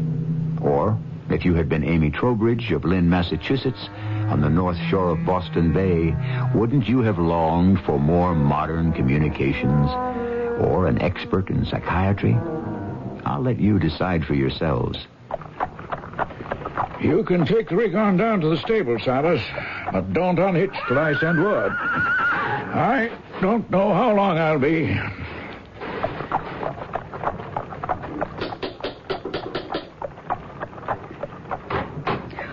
Oh, it's you, Lawyer Clough. Come in. Well, what's the word, Mrs. Donnelly? Oh, about the Commodore. He's mighty low. Dr. Fennell and Miss Amy are with him now. I'm sorry to hear the news, but I was forewarned. In the midst of life, we are in death. Don't remind me, Mrs. Donnelly. I'm not so young myself. We don't matter. It's Amy. She's the one who's had to bear the brunt. If I had my way of it... I see Dr. Fennell is on his way down. You can leave us alone, Mrs. Donnelly. We have things to talk about. I'm sure you have. And I know I'd be in the way. Oh, how is he, Doctor? Yeah, he's still with us, Mrs. Donnelly. But maybe you'd go up and give little Miss Amy some sport? Oh, I'll do that very thing. Well, seeing you here confirms my diagnosis, Ephraim. What the Sam Hill does that mean? It takes the scent of wills about to be probated and property about to be distributed to flush out a lawyer. He's that bad, huh? No chance. Matter of hours, maybe a day. Does Amy know? In a general way. I haven't forced her to face up to specifics yet. Ross, what's going to happen to her? I don't know, Ephraim. Pretty bleak future. Well, maybe it ain't all that bad. I mean, between us, she's going to be a very rich young lady. In worldly goods, perhaps. That's your business. I could only wish Commodore Stacy Trowbridge had left her a better world than my bailiwick. Meaning? I esteem the Commodore, but as a doctor, I have to face the fact that he was a difficult, selfish man. And even in dying, he's tearing that poor little girl apart. Well, maybe I'd better go up. No, I think this is a final gasp. Allow them that. But once the Commodore is gone, what are we going to do for Amy? Since Molly died, the Commodore has been her life. How can we protect her from falling apart once the center of her universe is ripped away? Well, there's always the housekeeper. Thank the Lord for Martha Donnelly. I wouldn't be too hasty to offer thanks. Mrs. Donnelly has her own problems. She has an enlarged heart. She wants to get out of service. As a doctor, I can't argue that she shouldn't. This big house, everything here, it's too much for her and Amy. Well, now, I think I know what to do. You do? I cannot, of course, reveal the terms of the will, but because of it, I know there are two rather obscure relatives who are, well, small beneficiaries, a niece of the Commodore's and her husband. I think I must contact them cautiously. It might be that our little Amy could find a home with them. Dr. Fennell, Miss Amy says she needs you there quick. She's afraid her father is sinking. I wish I could tell her anything but the same truth. Martha, you think this is it? Oh, I do. How's Miss Amy? Oh, brave as brave. Hanging on to every bit of strength she can find to support her. But you'll stay on with her. Oh, I'll try. Oh, she's my baby. But I don't know how long I'm for this world myself. She needs more than me. Well, there are these cousins. But let's just see what the good Lord provides.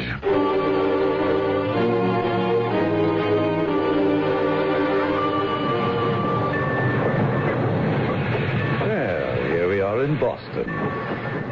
Doesn't seem all that different from Chicago, Father. Oh, let's hope it will be, Mother. Oh, I wish you wouldn't call me Mother. Just have it, Esther. You call me Father.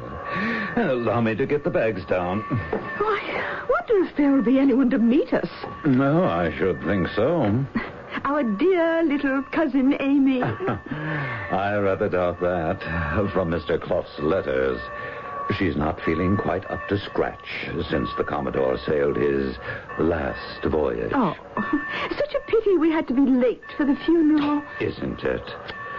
Well, then, the bags are down, and we're in the station. Your pardon, but would you, by chance, be Mr. and Mrs. Hedley Spence of Wamshoota, Illinois? Oh, we are indeed, Mr. Ephraim Clough is the name. No, you're the lawyer who's written us. Yes, I am. I could have wished you could have gotten here sooner. Well, we came as fast as ever we could. Oh, my dear Mrs. Spence, I implied no criticism of you or your husband. I merely meant that, unfortunately, the The obsequies could not wait. You mean we missed the funeral? Yes, I'm afraid so. I tried to reach you by telegram, but... Oh, well, as it happened, we were no longer at the address that you had for us. Mail was being forwarded to us in Chicago. Ah, then you were settled there. Well... Oh, yes and no. As it happened, I had closed out my business affairs in Wamshuta when your first letter reached us. And we had decided on a move to Chicago. More scope for a man to expand. Then when you contacted us, I said, Father? Father? A fond name I call my husband sometimes. Why must it be Chicago? I wanted the East and the sea and the coastline where I was born. So it was absolute manna from heaven when your letter came. I mean, voiding the sad circumstances under which it was written. Yes, now, if we are referring to the will, I must tell you... The will? Oh, that is of no importance. As you said, we are minor beneficiaries. Well, to be frank, it's only a matter of perhaps $1,000. Well, when I realized how much my poor little niece or second cousin or whatever the relationship is exactly needs someone to take care of her, well, I made up my mind. And when she makes up her mind, nothing else is going to change it. Just what did you make up your mind to, Mrs. Spence? Why, sakes alive, that Headley and me were going to come here and take care of poor little Amy till she found herself again. Why, I never asked you to... As it happens, there is the housekeeper, Mrs. Durnley, who is still with Amy. Housekeeper, Mr. Clough? Well, now, I ask you, at a moment like this, when the child needs flesh and blood... Mr. Spence, I will be frank. Mrs. Durnley is no longer robust. You see? So Amy needs us. If she wants us, of course. Oh, you could very easily be her only salvation.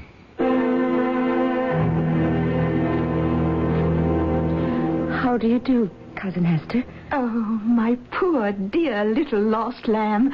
Oh, let me give you a hug. Oh, I thank you. No thanks to you, honey.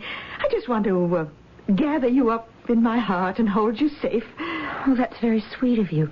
Just right out honest, the way I feel. Me too, Amy. It's very kind of you. Oh, don't you believe it? We're kind of selfish, I reckon. Well, how come? Well, because I know my beloved Hester so well. I see just what she sees in you. What's that? The child that we never had. The daughter that the two of us always wanted. Oh, well, I'm very touched. And I'm sorry you weren't here to see Father before he... Oh, now, don't you worry your head about that for a moment. I'm just upset about so many things. Mrs. Durnley is getting a room ready for you. Child, if we're to be any bother, don't you fret about us staying. Oh, after coming all the way half across the country and traipsing out to Lynn like this, I insist you stay the night.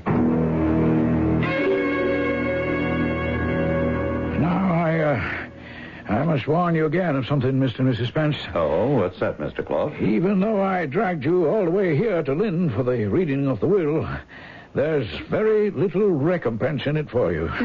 I don't quite understand. Well, the Commodore's bequest to you is a token one. In all, not much more than $1,000. The entire estate is left to Amy. It's a remarkably sizable amount, I must say. But then, in a sense, you are major testatee, since in the case of Amy's demise, the entire estate would devolve upon you. Oh, lawyers, why must you all be so morbid? Headley and I are not here with our hands out. What concerns us is that poor child. She's a nervous wreck. Well, what's going to become of her? I don't know. Dr. Fennell is seriously concerned about her. You see, her father was a demanding man. All through his long sickness, he kept Amy quite literally chained to him in this old dark house all alone, just as shut in as he was. Well, I think, always supposing Amy would like us to, that for a while we should stay on with her, help her to find herself. Ah, now, that's most generous of you. I'm sure Amy will jump at the chance.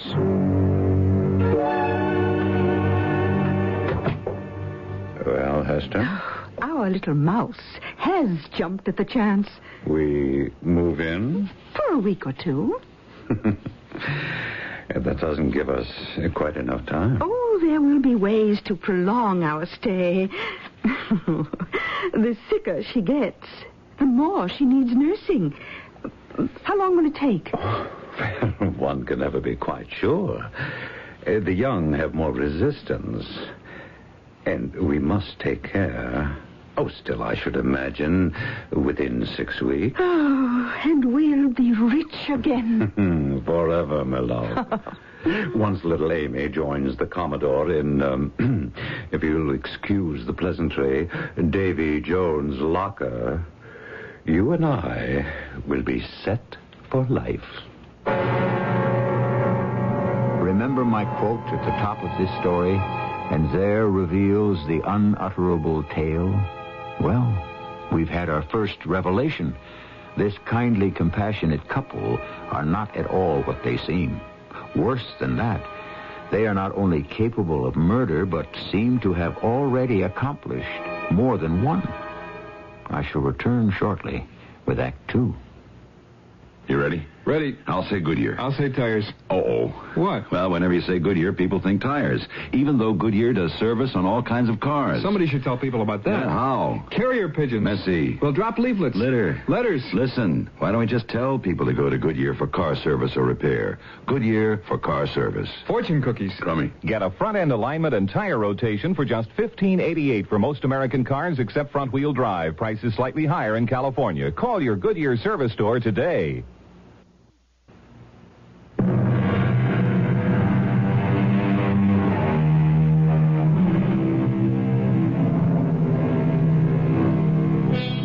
Let's review the situation quickly. A young woman, Amy Trowbridge, just past her 21st birthday, finds herself alone and suddenly very rich. But many years of caring for her invalided father has left her ill-equipped to face life. The family doctor fears for her sanity. The family lawyer is concerned for her physical well-being. And at this moment, two kindly and compassionate cousins turn up as if they were an answer from heaven. Is their offer to care for Amy accepted? There now, darling. You're all tucked in. Your cousins, or whatever they are, wanted to say good night. But I think it's better you just drop off without any more excitement. Oh, they're very sweet, but I'd rather not see them tonight. Well, then let Martha handle that. Is it right, what I hear? What, Martha? Well, that Mr. and Mrs. Spence are going to stay here for a while. Well, it's been discussed. Would you mind? Oh, me? Mind? Whatever for, child? Well, this is your home. This will always be your home as long as you want to make it so. You mean to stay on here, Miss Amy? Well, what else would I do? Oh, sell it. Blow all the cobwebs out of your dear little head. Go to Boston. Start fresh. Begin to enjoy life for a change. Oh, wouldn't I love to? But it's not for me, Martha. Why not? You're young. You should be looking forward to what life can offer you, what it could be. Only I can't. Only look backwards and see how it was a long time ago. If only I'd realized then how happy I was. I wish it could be that way again. Well, you and me will make it that way. So, as long as you want to stay on here in the only house I've ever known as home, I'll stay with you. Well, now I can sleep. Except, what about my cousins? Oh, well, if they want to stay on for a while, why not? They're extra company. And the good Lord knows you could use that better than solitude. Good night, Martha. Oh, good night, my baby.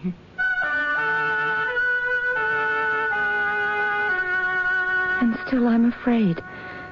In spite of all the people who will protect me, I've always been afraid. Why? Was it because I was so sound asleep that night when Mother was crying out and we were all alone in the house? And I never heard her until it was too late to call the doctor. Dr. Fennell. Dear Dr. Fennell, He said there was nothing that could have been done even if I had wakened. It was a heart attack and took her mercifully. Not like Father. Not like the Commodore. All those years in pain till I hated him as much as I loved him. Only now he's gone. What am I going to do? What do I have left to live for? I just talked to the housekeeper, Martha Durnley. About her retiring as she wants to do? No, damn it, about her staying on as she wants to do. Oh, why would she want to stay on? Oh, I haven't time or patience to divine her thoughts. I only know that for our purposes, that woman has got to go. Esther, we must have that girl without interference, so that the whole scheme will be a success. We will, my beloved, we will. If Martha Durnley has to go, we'll figure a way. Well, I already have it in mind. The main object is to get the girl totally isolated. Drive her into an insane asylum or bury her 6 feet deep like my former wives, just as long as the estate comes to us. Well, how are you going to get rid of the Durnley woman? Hand me a pillow from the bed. What? Do as I say. Oh, yes, of course, Hedley, dear. Here. This should do it. Nice and solid. Oh, what are you planning? It has worked before, Hester. No reason why it shouldn't again. You do remember that my poor first wife had a weak heart? Oh, yes. So does the housekeeper, I understand. It won't be all that surprising, will it? That with all the excitement and the nervous pressures of the Commodore's death, that at her age it suddenly gave out.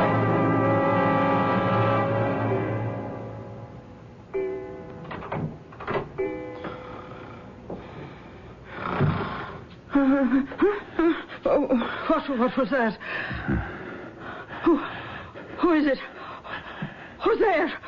Don't touch me.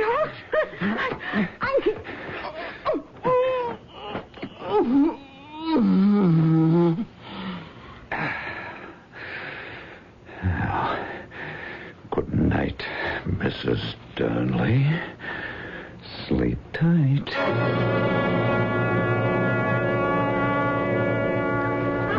Horses are getting restless. I'd best be off for Boston. Well, I'm sorry you have to rush away, Mr. Clark. Well, I don't think I'm needed here. And I do have busy practice back in the city. I had wanted to say goodbye to Amy. Oh, the poor lamb was just exhausted last night. She's still asleep. But I'll go waken her if you want. No. Let her sleep. More important for her health. I did intend, though, to have a few words with Mrs. Durnley. Have either of you seen her this morning? Well, I suspect she overslept, too, with all the emotional turmoil. Lord help us, what was that? It sounded like Amy. Well, then, let's get to her. Come on. Inside the house. Amy, girl, what is it? Oh, Mr. Clark, it's Martha. All right, now, what about her? Just try to pull yourself together. She's dead. She's lying in her bed, and I think she had a heart attack. But she's dead.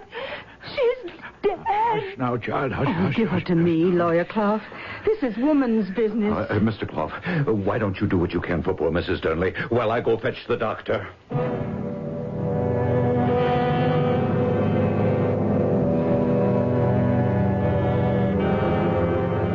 What was it, Doctor? Heart. Not surprising, given her condition and her age. She's dead? Oh, yes. Must have happened during the night. Yeah, I'll issue a death certificate. But where will I see... Well, as far as I know, there are no relatives. This was the only home she had. And I suppose it's the main reason she put up with the Commodore as long as she did. That and Amy. How is she, Ross? Well, it isn't exactly the therapy I'd have prescribed on top of her father's death. I'm worried about that child. Well, should you put her in the hospital for a rest cure? I don't think so. Could be the worst possible thing for her. Then she might give up entirely. What do you mean? wish I knew. That child has been dependent and manipulated so long by people and circumstances. She's lost herself. She has to find herself right here where she got lost in the first place.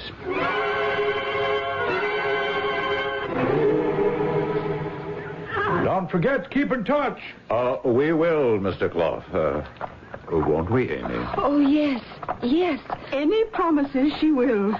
I will, Uncle Ephraim. I will. Oh, it's getting some chilly. Amy? Hmm? Are you all right, dear? Oh, yes, yes, it's just... Oh, there, you see, it is cold. Come on now, children. Everyone inside. All right, dearie? Oh, I'm all right. I'm just... I don't know how to say it. Feeling a little strange with us, hmm? Oh, I didn't say that. Oh, my love, you don't have to. Of course you feel strange with us. But that'll pass. I promise you. Now, Hedley, don't bother poor little Amy. Oh, he's not bothering me. Something is? Well, yes, it's silly, isn't it? But I don't know what to call you. Oh, well, now. There's a silly state of affairs if we're all going to be living together. We'll have to solve that right away. Well, I mean, I can't call you Mr. Spence and Mrs. Spence. That doesn't seem right. But then neither does Hester or Hedley. Because we're so much older? Well, I didn't mean to say that. Why, the devil not. It's true enough. Hedley, stop teasing. I tell you what would be good, if you like, Amy. I know Hedley and I would. How about Uncle Hedley and Aunt Hester? I couldn't have asked two people to be more kind or attentive to me. They were so good that I was ashamed of myself for not being able to lavish the same affection on them. But something seemed to hold me back. Maybe it was because in the days that followed, I just didn't feel well. I'd get such cramps in my stomach after eating sometimes. And my hair and my nails were sort of dry and brittle. Dr. Fennell dropped by to see me and gave me quite a lecture. You've got to stop dwelling on the past, Amy. You're making yourself a nervous wreck. I know. It's just that I was so used to taking care of Daddy and having Martha take care of me. I'm just all out of kilter. Amy, I'm leaving day after tomorrow for New York to attend a seminar. I want you to be a good girl. Take care of yourself while I'm gone. I promise. When will you be back? 10 days, 2 weeks. Young Dr. Marble will be covering for me while I'm gone. Well, I'm sure I won't need to call on him. No, I hope not.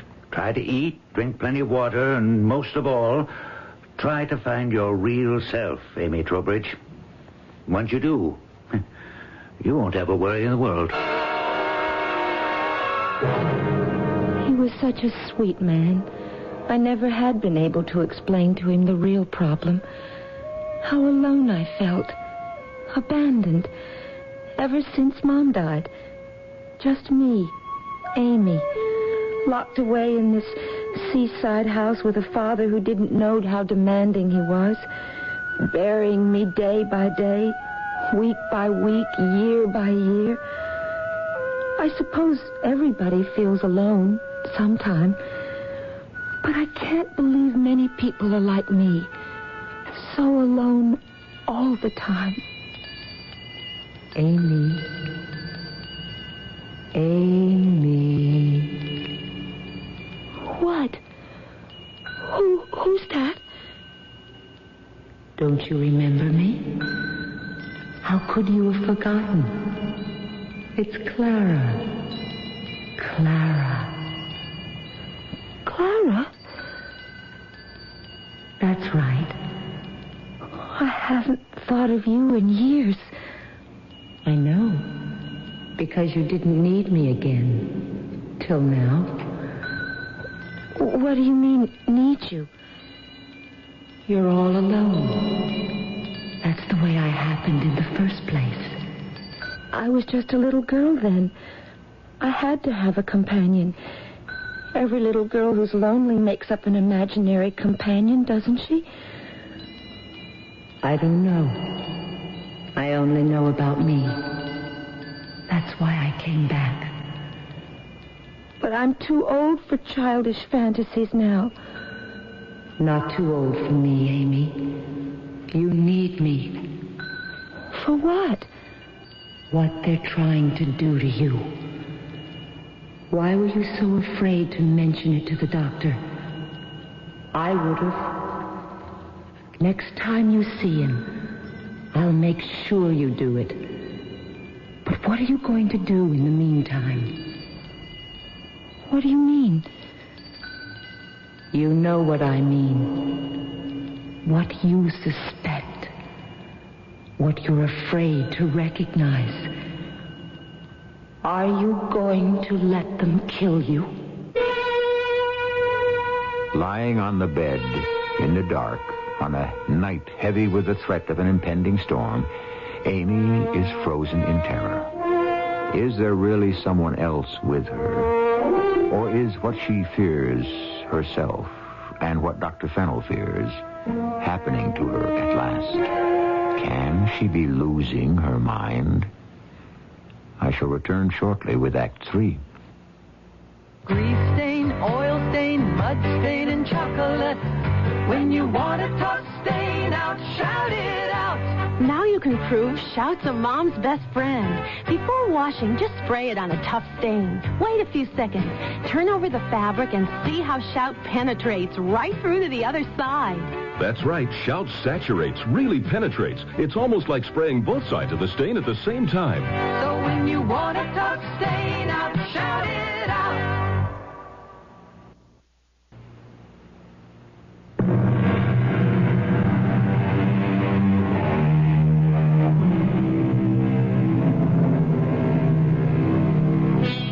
Desperately, Amy's eyes try to pierce the darkness in the room. Is that a deeper shadow against the gloom? The shifting outlines of a girl about her own age, from which the tantalizingly familiar voice comes? The voice which speaks a horrifying fact she thought was buried too deep within her for anyone to know. A thought she had never, till this moment, allowed herself to imagine might be reality, and which now she is still afraid to countenance. When I was a little girl, I needed a playmate. I didn't have anyone else, so I had to make one up. You didn't make me up. I was always here. But I'm too old for that kind of thing now. I mean, people who have dream companions no one else can see or hear are sick. It isn't I who's making you sick, Amy. What are you trying to say? What I said before. You never had pains in the stomach before they came. Are you just going to let them kill you? Them? Uncle Headley and dear Aunt Hester. It's up to you. You're the only one who can decide. Decide. Amy, dear, can I come in? Oh, just a moment. Clara. Oh, she's gone. Yes, Auntie. Come in. Oh, were you asleep? I think I must have drifted off. Oh, I'm sorry. I just came up to make sure you'd taken your pills and bring you a nice cup of cocoa. Oh, thanks, but I don't... Oh, now, just what you need on a stormy night like this. Oh, you want me to light your lamp for you? I don't think so. Maybe if you could just leave some matches. Oh, well, I have some in the pocket of my apron. I'll just put my lamp down. And the cocoa. And here are the matches. Oh, it's quite a storm. Now, drink up your cocoa like a good girl while it's still hot. I really don't want it. I'm feeling a little sick to my stomach. Oh, just what you need to settle it. I'll drink it later. Now, I warn you, I'll sneak back once you're asleep to make sure. Well, I reckon I should get along. Good night, Aunt Hester. Good night, Amy. Go ahead, Amy. Why don't you drink the cocoa? Why don't you go away, Clara? I don't feel like playing games. This isn't a game. You really think they want to poison me? Why take a chance? But what do they want? The money, Amy. What else? They can't be so evil. No one could be like that. What about Martha? Martha? Funny she should die so suddenly. She had a weak heart. Did she? Just look out for yourself. How? First off, don't drink the cocoa, whatever you do. Pour it down the sink. And tomorrow, get away from here. And then, you can afford it. Well, you're right about one thing. I'm not going to drink the cocoa. I'll take it to the bathroom and pour it down the drain. Right, Clara? Clara? Oh, I want to see you. I can't even remember what you look like or who you are. If you want to see me, look in the mirror. The mirror. The mirror? All right. Well, what did you expect to see? There's nobody there but you. A pale, sick, wasted, silly-looking little girl. Whatever became of the girl you once were? Amy Henderson Clara Trope. Clara. She said her name was Clara. But that's my name. That's me. Amy, my dear girl, what are you doing up? Why, Uncle Hadley. Oh, you didn't have to wash your cup if you were finished, dear. You know I always... But you haven't drunk any of it. I just didn't feel like it tonight. What were you going to do? Pour it out and pretend that you drank it? I was just taking it to the bathroom. Now, you know you're supposed to have that relaxing drink every night. Doctor's orders. Well, if she doesn't want it one night... Oh, no. If we're to take care of Amy, she has to follow orders. I take my pills. What difference does it make if I don't drink some old chocolate or whatever it is? Well, you know what it is. And you're going to drink it. Don't you try to order me around the way my father did. You're just my uncle, and I don't have to take orders anymore. I can do what I want. That may be what you think, but while I'm in charge, you are Get your hands off of me. You're going to drink that. Henry, I wouldn't. The way you act. If I had to kill myself first, I wouldn't touch it. There. You can't make me drink it now. You little hellcat. If you think breaking a cup is going to stop me from getting... Hedley, you should be ashamed. I'm sorry. Of course, nothing is going to stop us from doing our duty and trying to care for Amy as the doctor prescribed. But there's such a thing as overdoing. If Amy doesn't want a hot drink at night, she's a big girl now. There's no reason why she has to be treated like a child. I know, Hester, love. I'm ashamed of myself. Please, forgive me, Amy. Yes, it's all right.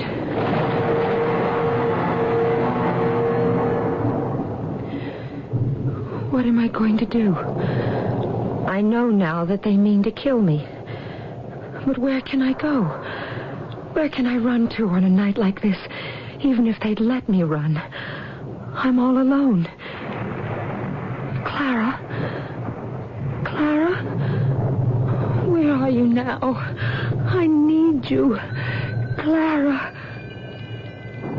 There is no Clara, Amy. I was always only in your mind. I am you. The real you. It's time you faced that and made your own fight. I have to find a way to protect myself. The revolver. Father's revolver. It's in the chest. If I have that, they can't stop me. I can get to the stables and escape. There's nobody left to count on but myself.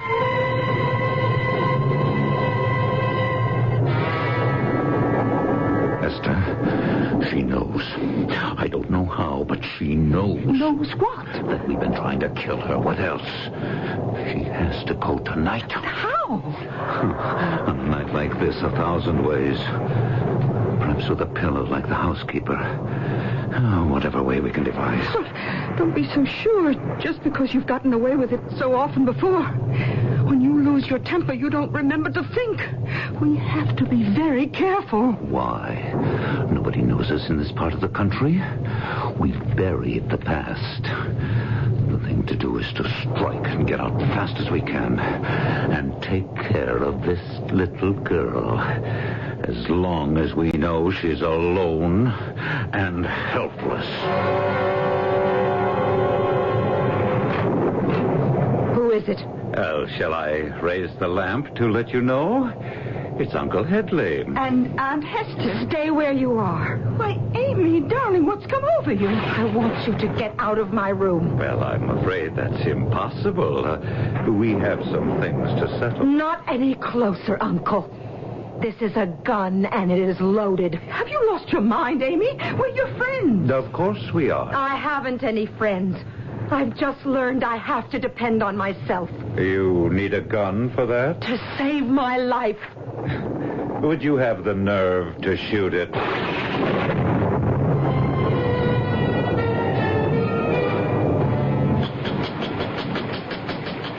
Yes?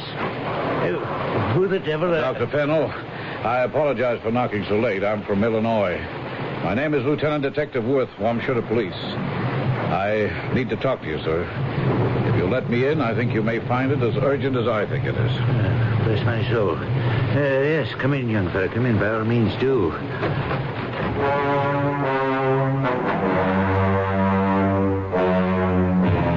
I can't quite comprehend it. This man, Headley, has already murdered 2 wives? Yes, sir, we know he has, but we don't have enough proof. Ah. And you think Amy Trowbridge is in danger? Look, I traced Headley Spence to Chicago. From there, through a lucky break, to Mr. Ephraim Clough in Boston. He referred me to you, so I came straight on down here by train. If it hadn't been for this weather, I'd have been here at a reasonable time. Well, now that you are here, what should we do? Well, I don't have any warrant for an arrest in your state yet. If I had, I'd have broken into that house tonight. All I ask is you to take me there. We may not be able to catch him yet, but at least we might prevent another tragedy.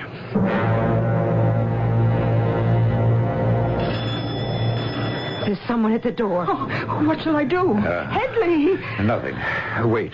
Maybe they'll go away. They can see lights. Why should they? Well, then if we're trapped, things still have to be as we planned. Headley, what are you going to do? She has to be dead for us to win out.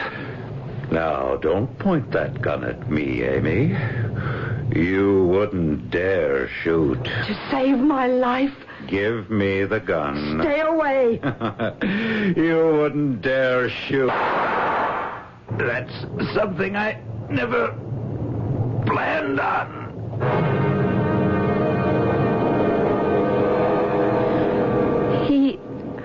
I never meant to pull the trigger, but I knew it was my life or his. Hush now, Amy. It was self-defense. If you'll excuse me, Miss Trowbridge. This man has already killed 2 wives in cold blood with the help of his woman partner. It's almost certain we can prove he killed your housekeeper, and he certainly intended to kill you. The man was an executioner, not worth a single regret. Thank you, Lieutenant. But I just wish that I hadn't been the executioner. It's our fault. I never should have left you alone. Oh, I wasn't alone. What's that? I had Clara back with me. That's what really saved me. Clara? My childhood playmate. My other self. Amy, perhaps this has all been too much for you. I'll give you a sedative now. Oh, dear Dr. Fennell, don't look so worried. I'm not a candidate for a sanitarium. You know who Clara really is? Who? She's me. The real me. The one that's been buried all these years. It just took a big enough shot for me to let her out. Amy, my dear, you... No, Doctor. I'm not going to be Amy anymore. And you're going to have a big problem off your hands. Now that I've found myself, I'm going to be Clara. It's one of my names anyway. Clara Trowbridge. And I promise you, she can take care of herself. Esther and Hedley Spence were charged with attempted murder and the homicide of Martha Durnley, the housekeeper. But first, they were taken back to Illinois, where they were indicted for the murders of the 2 women Hadley had poisoned there. Amy sold the house in Lynn and moved to Boston, where she began a new life as her alter ego, Clara Trowbridge. I'll be back shortly.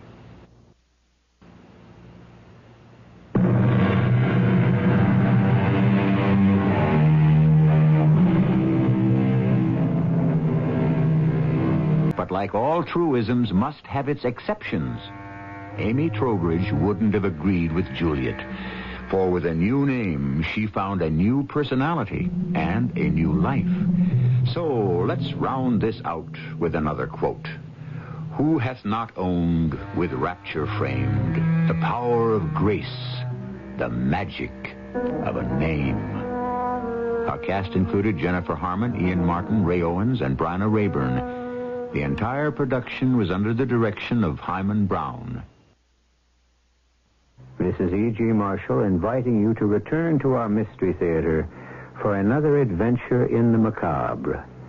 Until next time, pleasant dreams.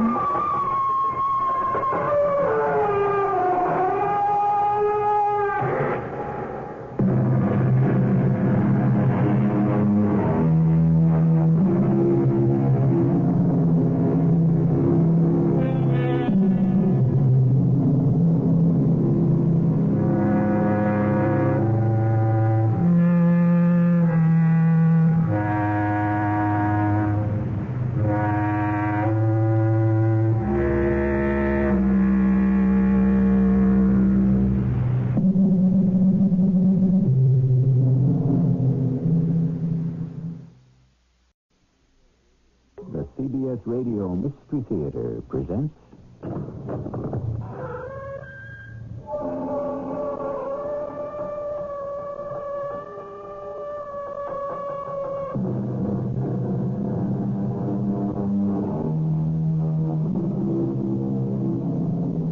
Come in. Welcome. I'm E.G. Marshall. It has been said, if fish could learn to talk, they would all want to talk like whales. And why not? Since the thing would be impossible anyhow, why shouldn't it be impossible in a big way? Unfortunately, much too often, our reputations depend not on what we do, but on how much noise we make. And if you could teach fish to talk, wouldn't whales make more noise than minnows? Officer, come, quickly. My husband has disappeared. Disappeared? Where? He was swallowed by a whale.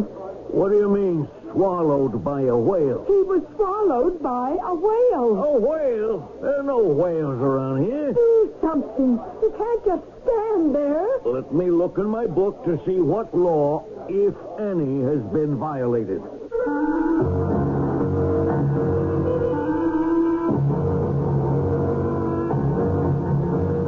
Our mystery drama, The Biggest Fish in the World, was written especially for the Mystery Theater by Sam Dan and stars Joan Shea.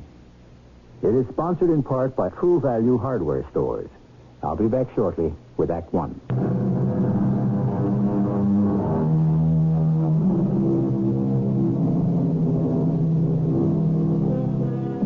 Sometimes you make just one tiny mistake and you're finished. You pay for it forever. Our friends, the whales, made that mistake at the very beginning of things. Instead of electing to come up on dry land, they decided to stay in the sea. Therefore, instead of developing arms and legs, they stayed with fins and a tail. And so, they remain, to this day, prisoners of the ocean. They can only swim and swim and swim. But they do have a great many friends, which is all to the good, because these days you need all the friends you can get, especially if you're a poor, dumb animal. Come to think of it, the same holds true even if you're a rich, smart animal. Digby. Digby. Digby. Wake up. What's that? Awake. Arise, O noble knight. Huh? Or shalt thou sleep forever. Is it dinner time? Dinner time? Well, what time is it anyhow? Has my watch stopped? Oh, no, by George, your old turnip's still ticking away. It'll be 2:30. 2:30 exactly. Barely an hour since we finished lunch. Well, why don't I just grab myself 40 more winks? Darling, you promised to take me to the Wonderland this afternoon. Wonderland? What's that? You know perfectly well. The Water Wonderland. Oh, where they have the fish. Now, darling, why would anyone want to look at fish? Now, you love fish. Properly prepared, baked, or steamed, even boiled. Digby, you sound like a barbarian. Darling, you like to eat fish yourself. But I don't like to talk about it. Now, you must come. I'm to make a speech. It would be nice if you were there. I'll be there, in spirit. Why don't you run along and I'll see you at cocktails. But it's a special event for the cetaceans. The, what? The Whale Club. Oh, yes. Fine group. Everyone else's husband will be there, and I'm president. Now, how will it look if my husband... But I don't like to go to these places. Darling, it's such a special occasion aside from my speech. Yes? You see, we are extending a welcome to Spartacus. The Spartacus? Yes. He's a whale. Oh, why bother with a whale? He's the latest addition to the Wonderland. What's he going to do there? What do you suppose? What does a whale do? He'll swim. Where? Well, in the... I suppose it's a pool. How did they get him? Oh, dear. Well, he was taken from the sea. You mean kidnapped from his home? It was for his own good? Is that a fact? Digby, the seas are filled with people who have harpoons, who intend to kill whales. At least Spartacus will be safe in the Wonderland. Won't he be lonesome? Lonesome? The poor chap may have a wife or a lady friend, or both. How do you know he wouldn't rather be back out there? I'm sure he'd rather be alive right here at the Wonderland. How do you know? Did you ask him? Oh, for goodness sake, how could we ask him? That's just my point. I am sure, Digby, darling, that we know what's best for Spartacus. Now, darling, be a gallant knight and escort your lady fair to the Wonderland. But I'm so sleepy. Digby, darling, you are coming to the Wonderland with me. Now. Yes, dear. Isn't it wonderful? Everyone here. Everyone? Everyone who is anyone. Why don't we sit down, darling? It isn't time. Time? We have reserved seats on the platform looking over the pool where Spartacus is even now swimming. See? Yes, I see. We have the seats of honor in the very front row. In the front row? I'm the president, and you are my distinguished guest. What happens if we fall off? Fall off what? Fall off the platform. Oh, how could anyone fall off the platform? Well, it could happen. Oh, darling, it's such a remote possibility. Obviously, one could fall into the pool. Now, Digby. Are there any sharks in the water? Sharks? I shouldn't think so. Do you know that for a fact? I don't. There's Mr. Flensing. Who is Mr. Flensing? Oh, he's the featured speaker of the day. Mr. Luther Flensing, known throughout the world as the whale's greatest friend. Does he associate with whales? Of course not. Ask him about the sharks. Is he a friend of theirs, too? He's a friend of all living things. Oh, Mr. Flensing. Oh, there you are, my dear Mrs. Porcelain. How do you do? Mr. Flensing, may I present my husband? Ah, you are the fortunate fellow who has taken our lovely Agatha to wife. I suppose I did, now that you mention it. Luther, my husband has a question to ask you. Oh, please, feel free. In that big pool where the whale is swimming... May I interrupt? You did. Why do you refer to him as the whale? Why? Because, quite simply, that's what he is. A whale. Well, doesn't that strike you as patronizing? I'm not sure. Well, how can we ever have the proper respect for these creatures if we insist on looking down at them? It's a matter of location and position, Mr. Fensing. We can't very well look up at them now, can we? Digby. The whale has a name. Now, we should use that name when we refer to him. What's his name? Darling, you know his name. It's Spartacus. How do I know that's his name? Because that is the name we gave him. The name you gave him. But how do you know it's his real name? Were you present at his christening? Darling, you did have a question to ask Mr. Flensing? In that pool with the Spartacus, are there any other creatures? Well, why do you ask? Just curious. Are there any sharks or other predatory, carnivorous, dangerous animals? There is no such thing as a dangerous animal. There isn't? No. There are only careless, thoughtless, provoking human beings. I only... Now, Digby, darling, you must admit Mr. Flensing is absolutely correct. Well, I accept your apology, Mr. Portland. But I didn't apologize. Oh, there's Mrs. Friesleben and Mrs. Hello. Excuse me, I must say hello. How much time before the ceremonies begin, Mrs. Portland? Oh, just a few minutes. I shall be at my place on time. Never fear, never fear. Ladies, ladies! Oh, such a dedicated man. Dedicated to what? Now, Digby, you mustn't be so cynical. You're sleepy. Oh, now, really, I wish you would take an active interest in... well, in something. I'm interested in everything. But you don't do anything. You? Darling, you don't work. Oh, I work very hard. Indeed, I do. At what? I'm your wife, and you never tell me. I can't tell you. Why? The fact is, I'm not sure what it is I do myself. But you do something. Oh, I'm sure of that.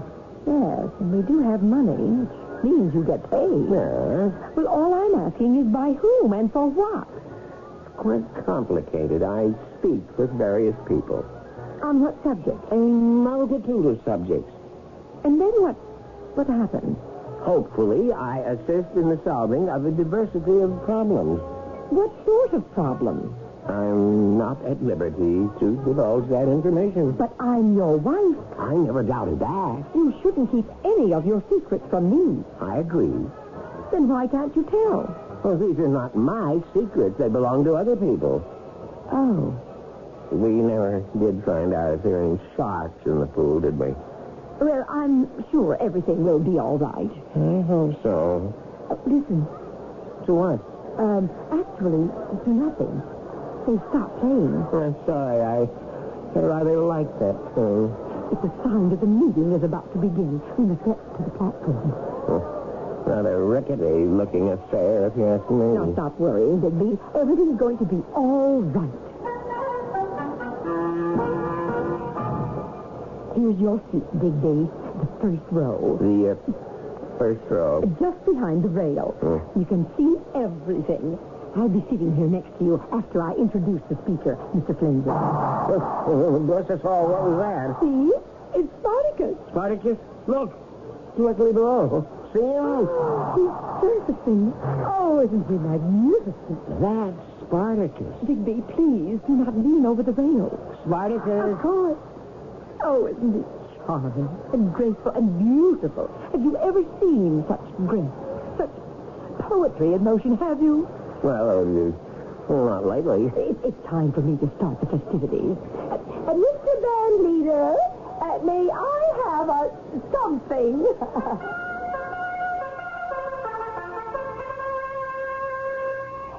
Ladies and gentlemen, and Spartacus, welcome on behalf of the cetaceans. We have gathered here to pay tribute to one of the finest of the finny denizens of the deep, and to make him feel at home among us. How does Spartacus happen to be here today? Whose wisdom, courage, and kindness are responsible for Spartacus's rescue from the dangerous depths? The answer is in the name of one man who is the finest friend the whales have ever had. You all know him. You all love him. You cannot wait to hear him. Listen to him now. Mr. Luther Flensing. How did I do? You're spectacular. Ladies and gentlemen, Spartacus and cetaceans everywhere.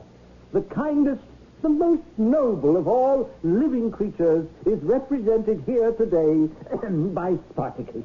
You're leaning too far forward. Were this globe inhabited only by the cetaceous creatures of the deep, I ask you, would there be war? Would there be hatred, famine? And I answer no. And do you know why?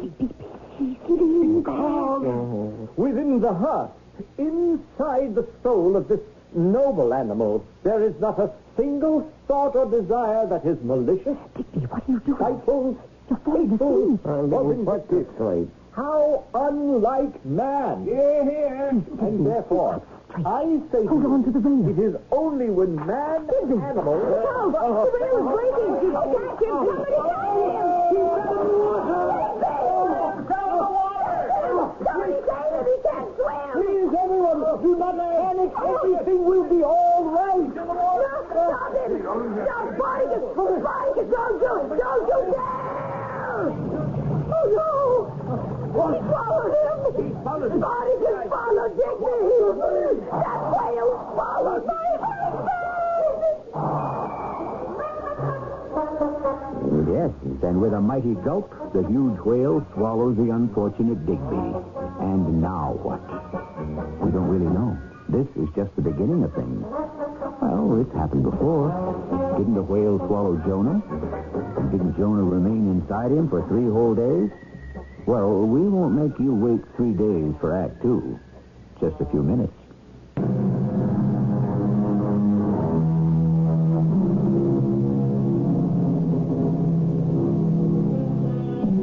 One swallow doth not a summer make, said the poet. However, as far as a whale is concerned, one swallow can make a dinner. I don't suppose a gentleman named Digby Porcelain ever pondered this matter at any length or in any depth. Indeed, why would he? However, just a few moments ago, it ceased to be an academic matter and became absolutely real. It seems Mr. Porcelain fell into a tank where a whale named Spartacus was swimming, and Spartacus swallowed him. Digby! Do something! Somebody do something! Now, Mrs. Porcelain, we must remain calm. Calm! My husband has been swallowed by that whale, and you expect me... Mrs. Porcelain, I will not have you refer to Spartacus as that whale. But he swallowed Digby. Do something! Somebody do something! Well, we shall. Digby, can you hear me? Oh, we must get him out of there. Of course. He could make Spartacus deathly ill. What are we going to do? We shall not panic. We shall use reason and common sense in the matter. All right, but do something now. Well, of course. We shall appeal to Spartacus. Appeal to Spartacus? Yes. Certainly. We shall appeal to reason. But whales cannot... Whales cannot what? Do you realize that whales are the most intelligent creatures on the planet? Well, then talk to him. Oh, I shall. Now, if everyone will be quiet, please. Spartacus, it was naughty of you to swallow Mr. Porcelain. Now, just spit or better regurgitate. Well, let him out again. Spartacus, let Mr. Porcelain out, and all will be forgiven. Spartacus! Digby, are you all right? Mr. Flensing, make that whale give up my husband. Must I remind you again, Mrs. Porcelain, do not refer to Spartacus as that whale. Make him give up my husband. Mrs. Porcelain, it seems Spartacus doesn't want to. He doesn't want to. Well, obviously. Well, make him. Make him? You heard me. And run the risk of ruining his psyche? I don't care about his psyche. Oh, how can you be so unfeeling? I want my husband. Well, no one asked him to fall into the tank. You get my husband out of there. My dear Mrs. Porcelain. I'll call the police. Police! Officer, my husband has been swallowed up. What's your husband's name? It doesn't matter. How are we going to find him unless we know his name? But you don't have to find him. I know where he is. And what's the problem? He's been swallowed by a whale. Leave me write this down. Swallowed by a whale. The approximate time? It just happened. You say the perpetrator is a whale? What's the perpetrator's name? Spartacus. Spartacus. Does the perpetrator have any distinguishing characteristics and so forth? The perpetrator is swimming in that tank right in front of your eyes. That's Spartacus? Yes. Now get my husband out of there immediately. Yeah. Ma'am, you sure your husband's in there? I know he's in there. You got any witnesses? There are 5,000 witnesses. Well, we'll have to collect all the names, you know what I mean? I don't know what you mean, and I don't care. I only know, officer, that my husband is down inside the whale, and you've got to get him out. Well... Even if you have to shoot that whale. Shoot, Spartacus! Barbarism. Officer, if you even so much as touch your holster, I will sue the city for $1 billion. And if you allow my husband to carry... No, everybody just keep calm for a minute. I don't know if I even got the jurisdiction. Now, just wait, huh? Hello, Sarge. Listen, Sarge, what do I do if a guy gets swallowed by a whale? No, Sarge, it ain't a gag. You know I don't drink. Yeah, at Wonderland. What do you mean, play it by ear? I got both my ears chewed off already. Ladies and gentlemen, we interrupt for a fantastic news headline. A man has just been swallowed by a whale. Yes, this modern-day Jonah is Mr. Digby Porcelain. The modern-day Leviathan is a whale named Spartacus. And the scene is at Wonderland Park. More details as soon as they come in.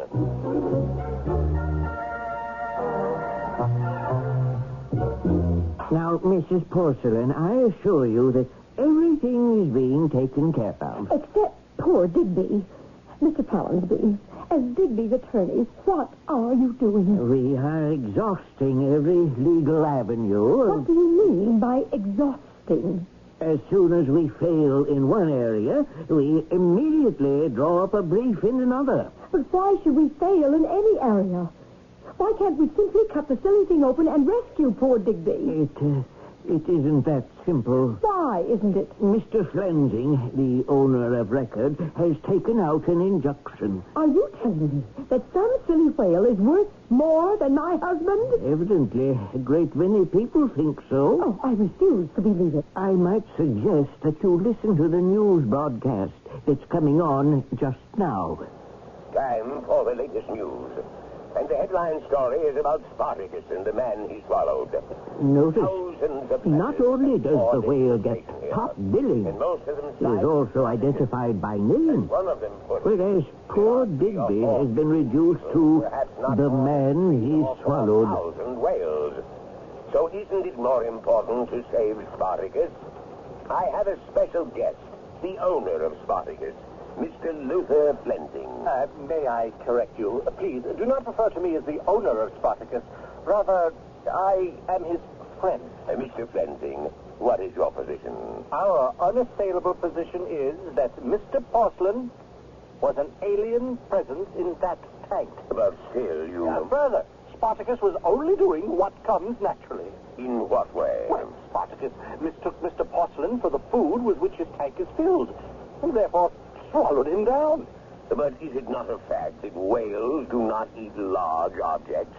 Indeed, they subsist on the most minute of all living matter, plankton.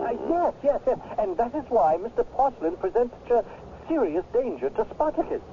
Indeed, if Spartacus becomes seriously ill, or even perishes as a result, I shall sue Mr. Porcelain's estate. His estate? Are we to assume, then, that Mr. Porcelain is no longer among the living? Well, you may assume whatever you wish. What are we going to do? We are doing everything in our power. Surely, as my husband's attorney, you should Mrs. Porcelain, we must have patience, and we must have faith. Sorry, lady. You can't come in here. But I want to... Nobody's allowed near the tank. But my husband is in there. Oh, it's you. I want to see my husband. Well, you can't see him. Exactly. He's inside the whale. Please, officer. Orders are the public isn't allowed. But I'm not the public. I got my orders. I see by your nameplate, your name is Officer Delson. My name is Agatha Porcelain. And so now we are no longer two disembodied presences. We are definable human beings. What was that? Suppose you had fallen into that tank. Who, me? And been swallowed by that whale.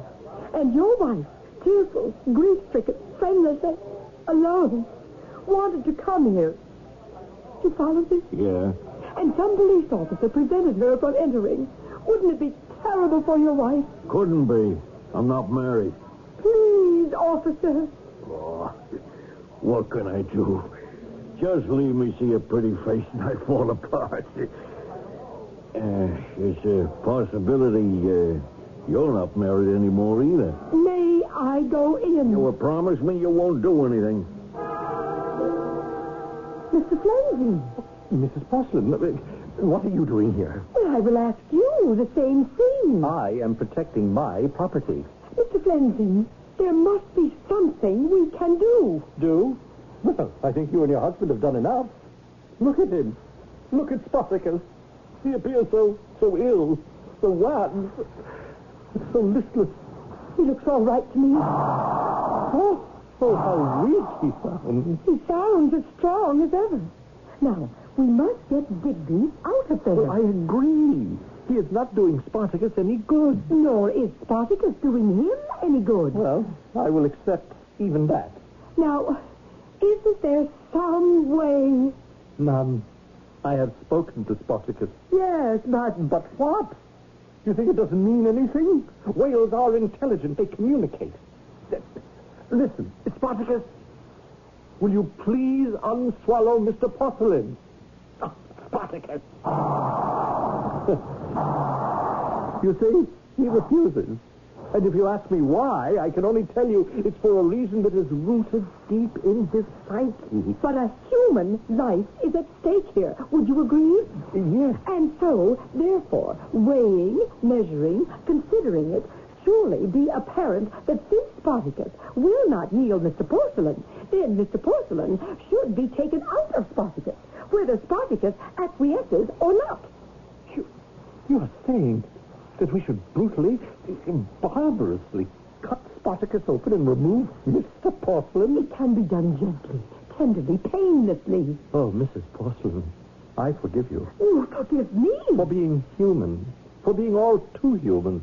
Yes, you've loved animals all your life until the coming of a crisis. Now, see here, Mr. Fleming. Now, please. Please, what has it cost you to love animals until now and had nothing? But a love that costs nothing is a love that is empty, it's sterile, it's useless. You are the president, or the queen, as it were, of the cetaceans. Oh, does that mean nothing to you? I don't see what this has to do with getting Digby. Don't you see the heaven-sent opportunity that stands before you? What opportunity? To strike a blow for the Spartacuses of this world. A blow? Yes, tomorrow. Let us gather a vast multitude. Let us assemble the media. Why? For one of the greatest acts of kindness and charity the world has ever seen. And your name, your fame shall live forever. Why? Because you will make a speech. Oh, yes. Well, I'm willing to do that. Oh, good. I shall write it for you. You shall say, my husband has been swallowed by a whale.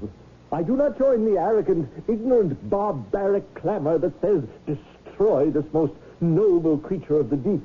Instead, I shall join my husband. And with that, you leap into the tank. And with a single gulp, you too are swallowed up by Spartacus. Oh. Now tell me, what do you think of it? What do I think of it? Please, pause. Reflect before you answer.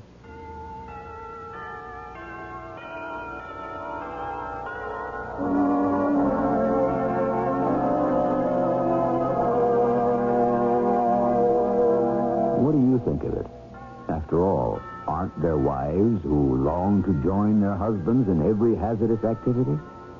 But to join one's spouse in the belly of a whale, certainly there's room enough for two. And isn't togetherness the best way to strengthen a marriage? We shall pursue this development further in Act 3.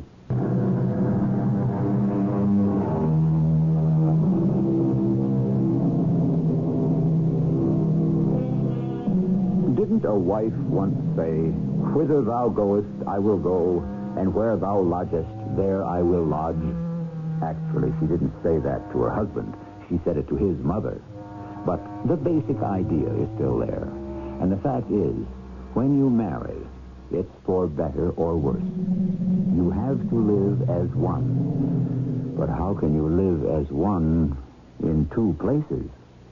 You want me to jump into that tank and let myself be swallowed up by Spartacus? Think of it. You are crazy. Well, you proclaim for all the world to know that you love the whales. Now, prove it.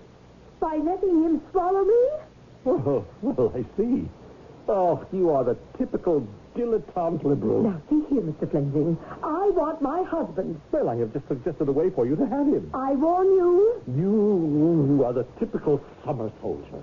Oh, I'd better get out of here. Yes, and are you perhaps a bit too frightened to jump into the tank? Here, let me help you. I'll just give you a teeny little push. Let go of me. It's for the cause. Let go. Do you realize the publicity? Oh, now, do you see what you've done? You upset Spartacus. There now, everything is going to be all right, fellow. All right. Hey, what's going on here? Officer, he tried to push me into the tank. Oh, officer, remove this woman. She's creating a nuisance. But my husband is inside that whale. Isn't anyone going to do anything about it?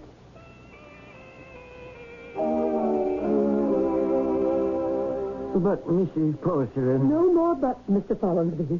I am instructing you to get a court order to have Digby freed at once. I've already attempted to secure such an order. What do you mean, attempted? The court is currently listening to arguments. Arguments from whom? Have you heard of the cetaceans? Heard of them? I'm the president. They are currently leading the so-called Save Spartacus campaign. The Save Spartacus campaign? You've been so busy, what with one thing and another, you haven't heard the news lately. Suppose we switch on the radio. What news are you talking about? And now for the news. Number one, as it's been for the past 48 hours, the Spartacus story. The Save Spartacus campaign has enlisted thousands of allies, friends, partisans. If any harm comes to Spartacus, they vow a march on Washington. Turn it off. Furthermore, we have to do something. What can those judges be thinking about? They are listening to expert testimony. What do you mean by expert? It seems that Spartacus is one whale in a million. Why? I'm not sure.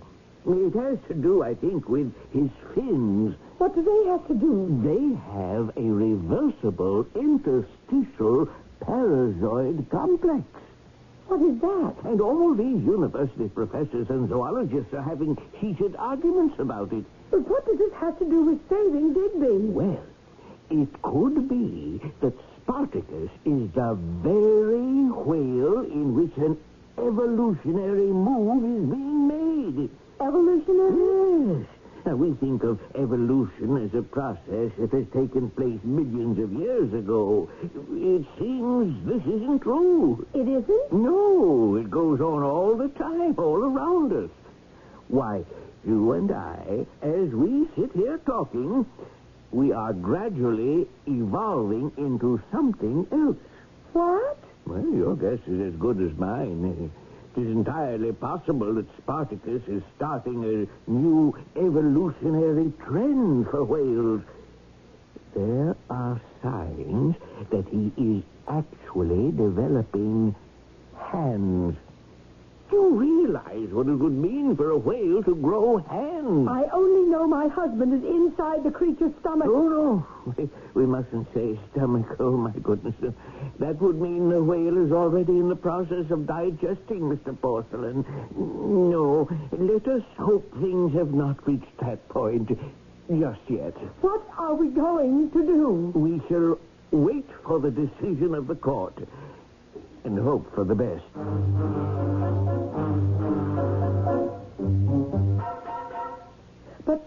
But it's impossible. It is the ruling of the court. Do you mean nobody's going to do anything about Digby? My dear, Digby's situation falls under the heading of innocent bystander. Isn't there anything we can do? Well, we've already gone to the appellate court. But if it's any consolation, Flensing has also lost. How? He overreached himself. His defense was that the whale could not be destroyed because he was, obviously, a part of the evolutionary process.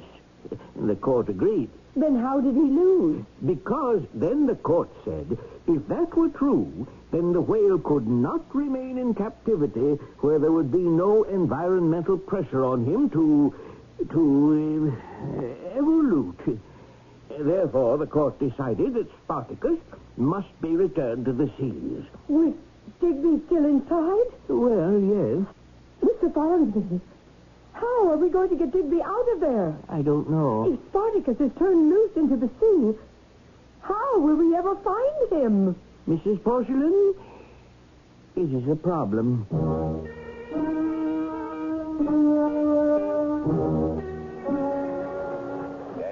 The most unusual chapter in the continuing story of human beings and animals. Of course, human beings are also animals, which is what makes it so interesting. At any rate, just 1 hour ago, a special naval vessel towed Spartacus out into the bay, and then into the ocean where he was released. Spartacus immediately sounded, which means he dove to the bottom, and he hasn't been seen since. Oh, poor Digby. And what shall happen to you now? Whale, united, together until death do them part. In their honor, a program of special music. Oh, Digby, you must be so hungry. Nothing to eat but plankton. But it's good for you, darling. Complete protein. It's true, you can't be getting much exercise, but you do have a wonderful diet. What was that? What's that? Who's there? Who is it? What do you mean by breaking into my house? And where did you get a key? I not only have key, I also have gun. Now, we close the door. And we talk like civilized people. What are you trying to... You think I am a thief? I do not blame you. My code name is Domino. Tell me your code name. My code name? Yes, each one of us. We have code names. I think you are making a mistake. Code name, please. I'm afraid I don't have one. You must have code name, like Domino. Initial, D-O-M-I-N-O. Disrupting, obstructing, maintaining international nihilist organization. Domino. You get it? Yes, of course, but... No. You must tell me your code name. I'm trying to tell you I don't have one. Then why did you kill Mr. Porcelain? Why did I what? I saw. I was there. I saw you push him into tank. Splash! I didn't push him. I tried to save him. Enough! You are one of us. One of who? Have I not just told you? Oh, you are making a fantastic mistake. I order you to hand over the papers. Papers? What papers? The papers you were instructed to steal from him. But I don't know about any papers. Come now. Your husband is United States Secret Service. Oh, no. No? Then what is he? What is he? Yes, what is he?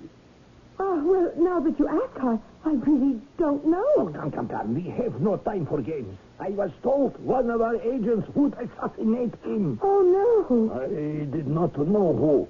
It was my assignment to follow him. Then, on platform, above whale, I saw it was you. Therefore, you are one of our agents. A sister agent. But you are making a mistake. Why do you deny, huh? Why? Is it because you think to fool Domino? Why don't we forget? Forget? I see. You have maybe decided to defect. Eh? You will sell information here, huh? I don't have any information. Well, Domino shall not permit you to make mistake. Besides, you will not be happy here. You think so, but you will soon miss the tundra and the steppes and the Volga. But I was born here. This is my country. What is it to do here, huh? Go to discotheque, eat hamburger? Please. How can I convince you that I am not what you think? Oh, I will save you from yourself. No. Don't. Don't point that gun at me. You will give me papers. I don't have any papers. Then I will have to, for your own very good, shoot you. But she doesn't have the papers. Huh? Digby! Here they are. No! Oh, James, he has a jaw like a cement wall. Oh, let him lie there and cool down. Digby! It's you. You're here. Of course, my darling. But I don't understand. Well, I can't say I blame you. Things happened so fast I could hardly sort them out myself. But you were in the belly of the whale. I'm sorry, dear. I must correct you. It wasn't a whale. But it was a whale. You see, my dear, the old saying isn't quite right. You know, if it looks like a fish, swims like a fish, and smells like a fish, why, then it has to be a fish. It isn't true. But everyone saw Spartacus. Everyone was fooled, including your Mr. Flansing. He brought in what he thought was a whale, and he named it Spartacus. Well, if it wasn't a whale, what was it? I've got to swear you to secrecy. Spartacus is a monitoring device cunningly constructed to look like a whale. Oh. It cruises the seas and gathers information. How do you know? I built it. And then when I saw it floating about in that tank, I said to myself, hello, better jump in and see if all circuits are go, as it were. Oh. The main job was to get old Spartacus out to sea and back on the mission again. Then it was all a hoax. I'm afraid so. Everyone was fooled, but everyone is happy. The people who love whales will rejoice in their victory. Tomorrow, I shall be discovered wading ashore at the beach. So the ones who wanted to save me by cutting up Spartacus, they'll be happy. True? Yes. And because I'll be coming back to you, I'll be happy. And because you'll be back, I'll be happy. And everyone will think Spartacus is happy. What? Oh, where am I? Of course, Mr. Domino won't be happy. No, please. Let me stay here. Do not send me back. I can be very happy. What do you say, Digby? My true and noble knight. Shall we make it unanimous? All right, Mr. Domino. Let us all be happy.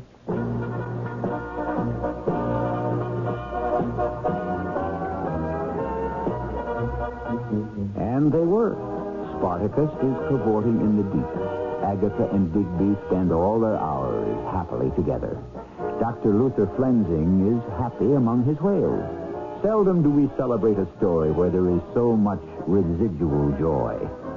However, for a sobering note, I shall check in with you again in just a few minutes.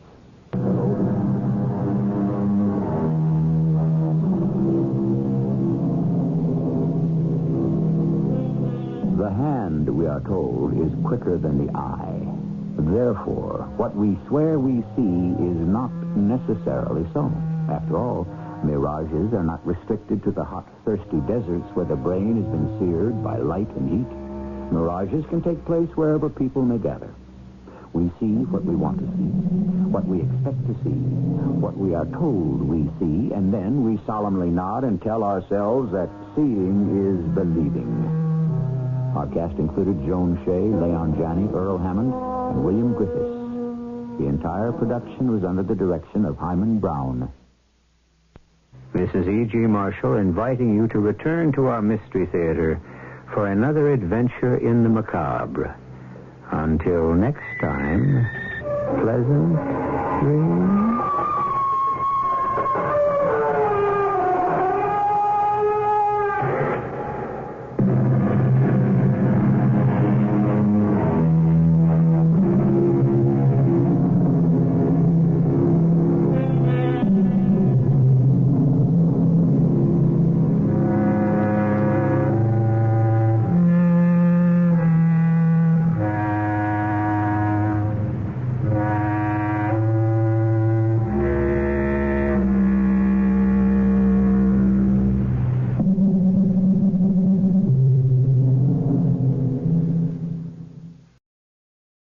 Theater presents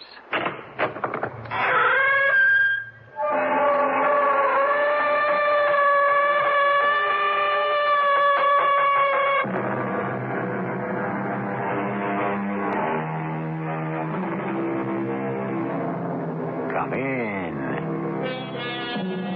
Welcome. I'm E.G. Marshall. Strip away the veneer of behavior, and what you see beneath is often far from attractive. Were it not for the fact that every day we were being weighed, would we be found wanting in the balance?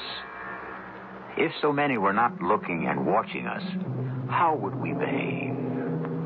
They say that hate is the dark side of love.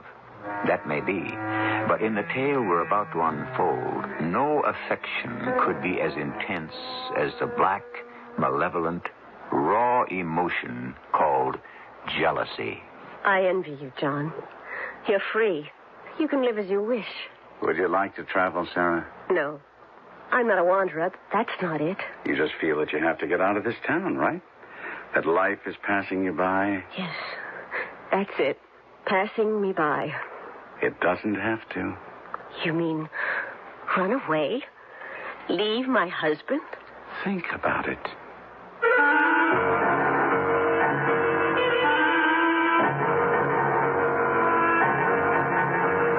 Our mystery drama, Flashpoint, based on a classic by H.G. Wells, was written especially for the Mystery Theater by James Agate, Jr., and stars Felicia Farr and Kevin McCarthy. I'll be back shortly with Act One. The summertime. Time for swimming pools, barbecues, and all kinds of outdoor activities and fun. But also time for extra safety precautions. To make your summer more enjoyable, Underwriters Laboratories want you to please remember that water and electricity never mix. Water or dampness increase the possibility of a shock hazard. So avoid using electrical appliances where they might fall into a pool or wet surface. Also, refrain from using electric rotisseries or power tools where they may get wet. And never attempt to use an electric lawnmower or hedge trimmer when your grass or shrubbery is wet. And remember, outdoor extension cords are designed and tested to withstand conceivable climate conditions. So be certain the extension cord you use outdoors is labeled for outdoor use. This is summer safety information from UL and this station.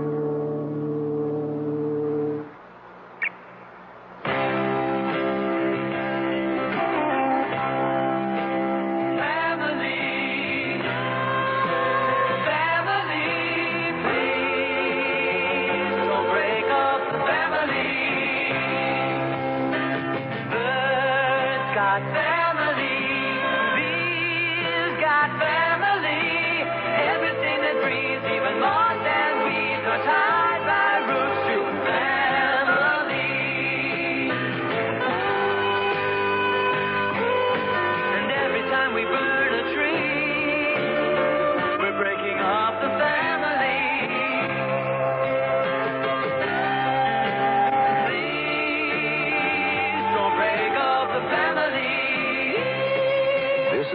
public service message on behalf of this station, the Ad Council, your state foresters, the Forest Service, Smokey Bear, and every living thing.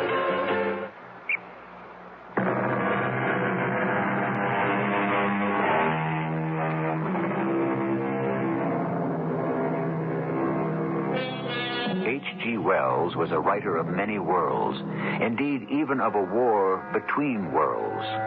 He takes us now to the world of ironworks, the red-hot hell of the blast furnaces where metal is melted and rolled, and the sky filled with smoke and black dust. Men with unrecognizable faces stoke the fires, puddle the iron, and keep the mills rolling. Into this world of Pennsylvania industry, there arrives one John Roth, a writer for one of those slick magazines that cover the universe each month in 65 pages. I just couldn't leave tonight, Sarah. I had to see you once more. But it's all arranged. Where we'll be meeting tomorrow in the city. Silly, isn't it? I had to see you again. Just had to look at your sweet face once again. My dearest John. You think he suspects anything? Not him. He has no imagination. No poetry. Poetry. That's what my editor asked me to look for when he sent me out here. Did I tell you that, Sarah? I thought he was crazy. Al Roth, he said, I want you to go up there and write a feature on those people. But don't give me a story about weary men and careworn women. I want to see the beauty of the place. Your editor ought to sit in this window and look out at our stiff, black trees. Beauty of the place. If it weren't for him, I would never have met you.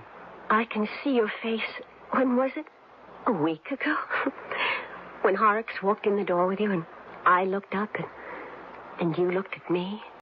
You know, I've always meant to ask you about that. You know, your husband calls you Sarah and you call him by his last name. I always have, I guess. There it goes. Every hour, day and night, carrying coals and furnaces. Ooh, it sounds like she's coming right through this house. Smoke! Under the door, through the window. How do you stand it? You get used to it. I lived up this way when I was a kid. I guess that's why the editor asked me to go. Thought I'd get along with the workmen, speak their language. You're very good, John, at bringing people out. You know, when I was a boy, all this country was fresh and beautiful, and now it's hell. That's what the nights are all summer long. So hot you could cry. You don't think he's suspicious or anything? Not he. Well, tonight's going to pass quickly. And then you can say goodbye to all this filth. Tomorrow, everything will be clean. I can almost not believe it. Tomorrow. My darling. Oh, my darling, give me your sweet little hand. 1 week ago, I didn't know you, John. How life can change you in 1 week. Oh, my dear one. My dearest John.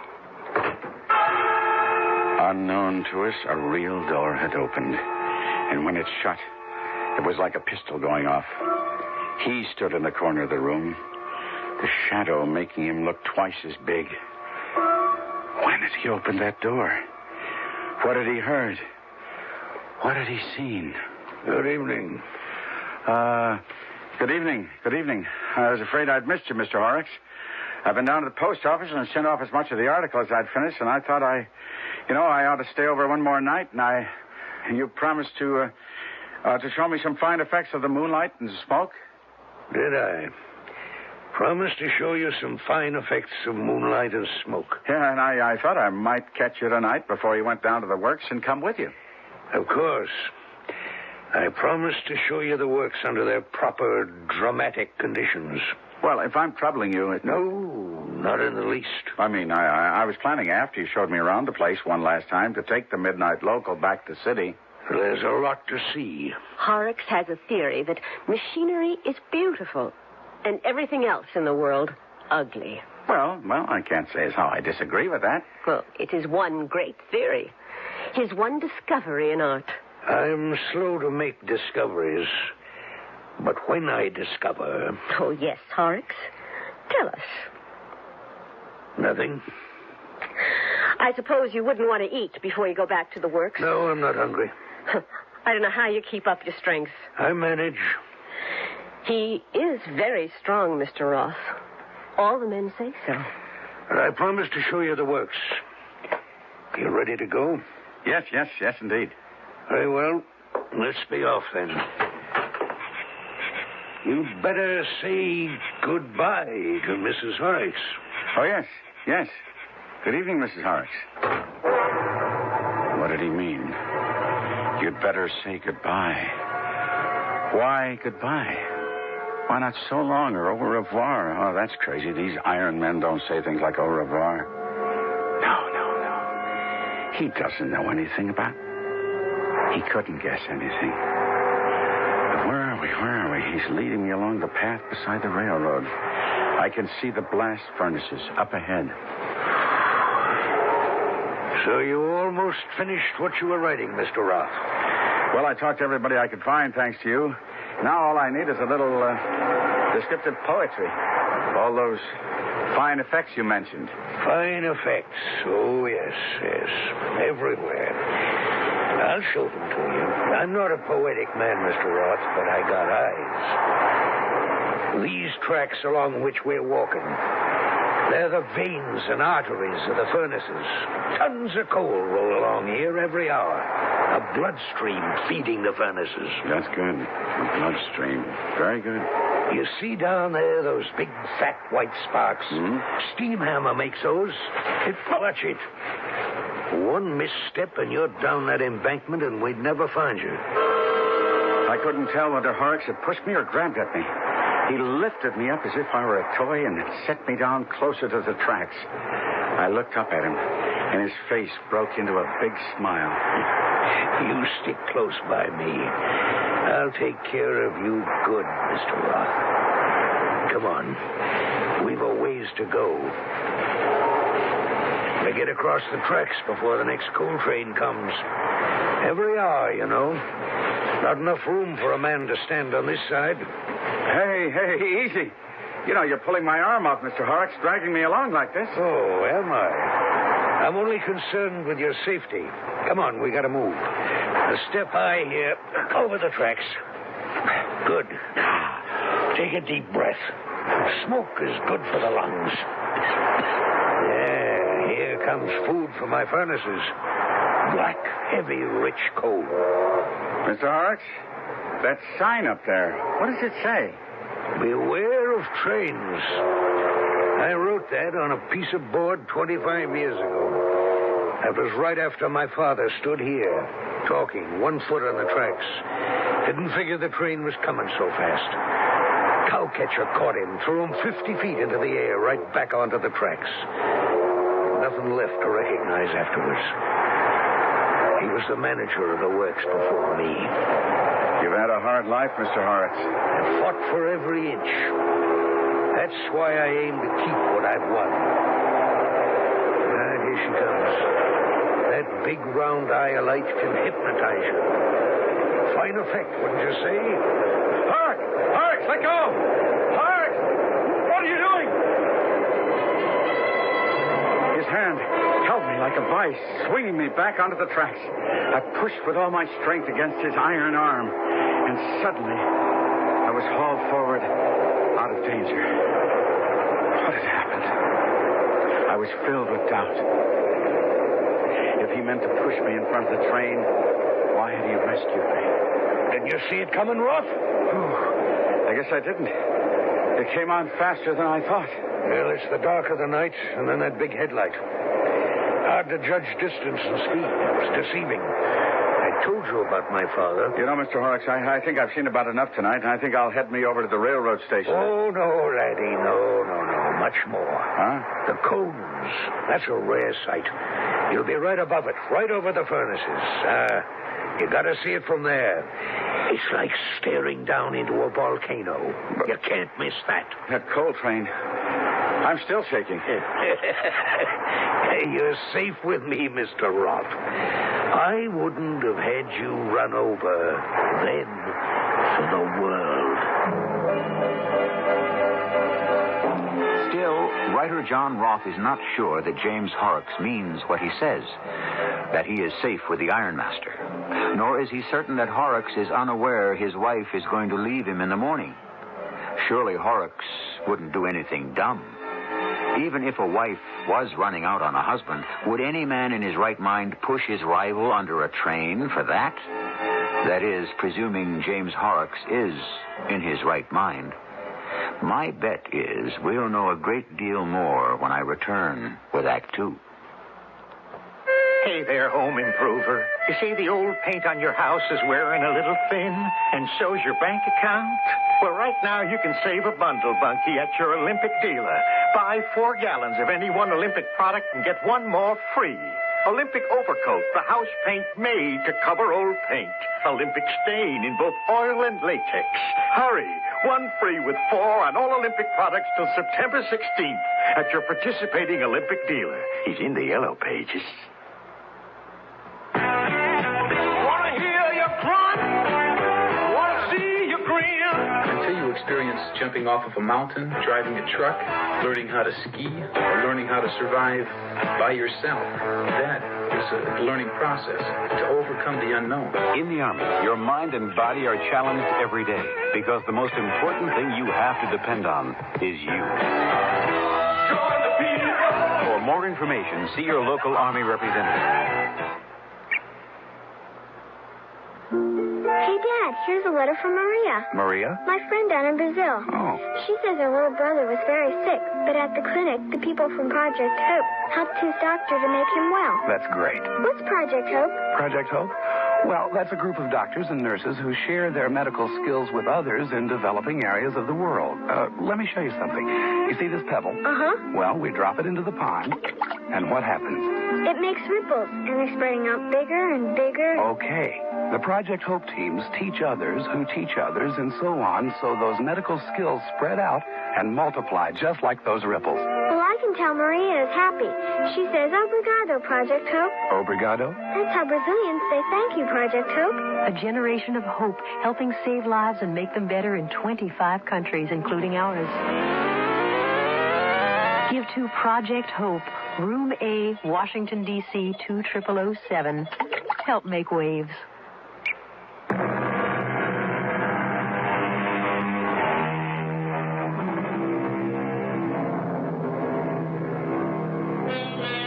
A man of iron, a plain man, a man who works with his hands, suspects that the visitor from the city is trying to ensnare his wife. Horrocks, manager of blast furnaces, versus Roth, writer for slick magazines. A study of fear, hate, terror, and jealousy. A train of coal cars hurtles through the night. What had happened a moment ago? Was I imagining it? Or had Horrocks actually held me onto the tracks in the path of the train? Did he know something? Or suspect something? Or is my nervousness just guilt? Or was I just now within a hair's breadth of being murdered? Is that possible? Who knows? Who really knows? A man with the primitive instincts of possession, suspecting I was after his woman? I must do what I can to throw him off the scent. Now, there's a thing of beauty. Those big high cylinders boiling inside, smoke lifting out. They're giants, Goliaths, that's the word for them. I mean, they're Roth. There you have real beauty. Black clouds pouring out. Smoke you can see and taste for miles. Look here, they say. Man is working. Man is making the tools to live by. Man is here. Well, you certainly have a way of putting things, Mr. Horrocks. That furnace to the right is my pet. 75 feet of him. I packed him myself, and he's been boiling away cheerfully with iron in his guts for 5 whole years. I've a particular fancy for him. Yeah, see that? I tipped a truck full of coal into his mouth, and it says thank you, and belches out those red flames. I say these giants are just as living as you or me. Certainly you get some fine effects of color with your furnaces. Oh, color? You want color? I'll give you color. I don't hang back, Roth. I know these tracks like the back of my hand. I'll take you by the arm. You won't fall. Just come along with me. Color, eh? Now there's color. See there, that string of green lights, red and white lights? Signals for my bloodstream railroad. The track is clear. Come along, you rusty trucks. Feed coal to my friends. You have an eye for effect, Roth. It's a fine effect. Write it down. Oh, no, I don't have to, Mr. Horrocks. I've got a good memory. I often wonder what makes you fellas do all that writing. You must have great old times going to faraway places where there are stupid, ignorant men and women. You must have yourself a great old time. The women, eh? City man comes to the country. I bet they like your curly hair. I haven't been to many faraway places. Now, the path follows the rail line, and we'll climb up this way. Hey, wait a minute. Stop a minute and look around. See that line of red there? What color would you call that, Roth? Warm orange, I'd say. Imagine. Never at a loss for words. I bet you charm the aprons off them. What is that burning down there? Puddler's furnaces. Oh, I don't think I told you about that. We change the pig iron to wrought iron by stirring it. It boils up and the men stir it. They're called puddlers. They stir and out comes the carbon and any other impurities. I have to remember that. Right. I've often thought if only you could remove the evil and impurities in man by boiling and stirring. You see the white splash of the steam hammer? That's the rolling mills. Did I tell you about that? You know what comes out of there? Sheet tin. Amazing stuff. Glass mirrors couldn't show a person what he looks like nearly as well. All right, come on. Much more to see. What is that? Is that an elevator that runs up alongside that furnace? We'll take it all the way to the top. Climb on. Hold tight. Every time I go up, I think I'm on a flying carpet, like some storybook Arab. Just a little railing around it, and up she goes. What's it used for? You'll see when we get to the top. She'll go right down again, and the men will push on the trucks. That's how we get the iron ore and the coal and the lime at the top of the furnace. Sounds dangerous. No place for a woman, I'd say. A woman? Couldn't do you much good up here. All right, last stop, mind your step. This catwalk is all open grading. 70 foot down she is. Look around you. Beautiful view. Yeah. Here is man overcoming the insignificance of the world. Iron, tin, all being fashioned here. What is it, Roth? What is it, man? I must have fainted. The altitude, the tumbling fire below, writhing in the pit of the furnace, searing my eyes, the stink of sulfur bitter in my nostrils. Suddenly, all I could remember was that first day and the way I met Horrock's wife, Sarah. Hello. Good morning, Mr. Roth. Are you looking for my husband? Well, I'm ashamed to say that the first day here, I've overslept. Oh, Horrocks is gone. For the day, I imagine. But if you go down to the blast furnaces, they'll find him for you. Well, I suppose I could begin here, after all. Well, what is it you're beginning at, Mr. Roth? You know World Picks magazine? Oh, we don't get many magazines. I go to the library a lot, but the kind of books I read, it's hard to get them. Poems and songs and things. Oh, really? Well, I would have thought where living is so hard. Well, I should have thought... Thought what? I don't know why I'm saying that. Why should I have thought that? Funny, but that's what my editor asked me for, you see. He said, give me the poetry of the place. Not just the sweat, if you'll excuse me. You're going to write about the rolling mills and the furnaces poetically? It's anything but that. Well, why do you put up with it then? I married it. I see. Oh, no, you don't. I was educated once. Went to a good school. Thought I might like to paint once, but Horrocks came along. I guess you could say, like in all those novels, he just swept me off my feet. He's a big man. Oh, a big man. Yes, big man. It's fascinating for a young girl. It was exciting then. It's still exciting sometimes to be married to a man like that. Yes, I can understand that. Sometimes I get to thinking there must be more. I mean, in a spiritual way, more. Then you shall have it. How? He is he, and I am me. I'll come back, and we'll talk. How long do you expect to be here? For a week. Yeah, a week. I've got a lot of interviewing to do and sites to write about. These articles take time. I'll come back one day. I'll see you, Sarah. I like the way you said that. What's your first name? John. See you, John. Hey, Roth. Get up. What happened? That's what I'd like to know. You passed out. Heat got to you, I guess. Oh, that's dumb of me. I'm sorry.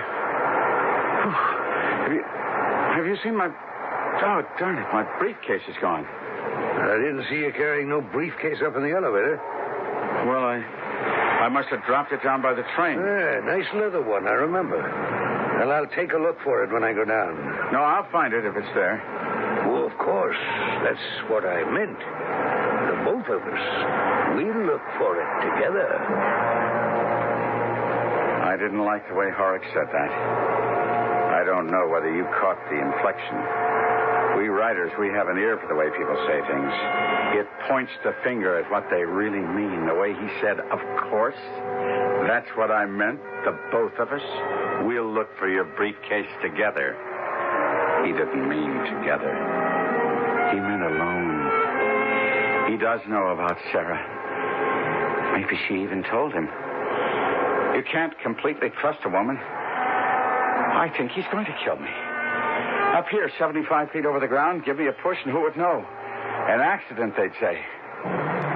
You see that, Roth? Hanging over the top of the furnace? That's the cone I was telling you about. When did you tell me that? These furnaces used to be hotter and better before we shoved those cones down their throats. The flames used to flare out of the open throats. Of course, we wasted a lot of heat. Now we run off that into pipes and burn it to heat the blast. And the top is shut by the cone. Hey, you see what the cone's doing, swinging like that? It's hung by a chain from a level. It's all balance. Yes, it's pretty. Whew. That big burst of fire and smoke. We throw in the fuel, the cone dips. Like that. See? The fire comes right up at you. Oh, Mr. Horrocks. It's too warm up here for me. Besides, I don't like heights very much. I never did. Too hot for you? Yeah, I can get just as good a visual effect of the thing from down below. A little heat won't hurt you. And if looking down 60 or 70 feet gets too much for you, why, turn your head the other way. The smoke and the fire became unreal. And in its place, there was a green tree. And Sarah, could that have been only the day before yesterday? Do you know, this is the only tree for miles around that's still green. It's the only place the birds have to come to. I'm glad we're seeing each other here. What time should you be going back to the house? He may not come home for dinner, but I'd better be home by 6 just in case. We've got the whole afternoon. Where are you supposed to be right now, John? I am exactly where I'm supposed to be. You writers, your time is all your own. Oh, I've been very busy since I took on this story. Don't you kid yourself, young lady. I've interviewed, well, let's see, I'd say 5 or 6 people a day for 5 days, and that's about 30. Mr. Horrocks himself is 31. Me? 32. No, I'd say I've got as good a picture of life in an iron town as anyone could have. And next week you'll be somewhere else. Will you be sorry? You know I will. Would you like to travel? No. I'm not a wanderer, a gypsy person. That's not it. No, I know what it is. You do? Oh, yeah, sure. You feel you have to get out of this place, this town. Life is passing you by. I think so. Yes. Life is passing me by. It doesn't have to. You mean go away? Leave Horrocks? Think about it. If you like, when I go back to the city, I'll put you up. You can come and stay with me.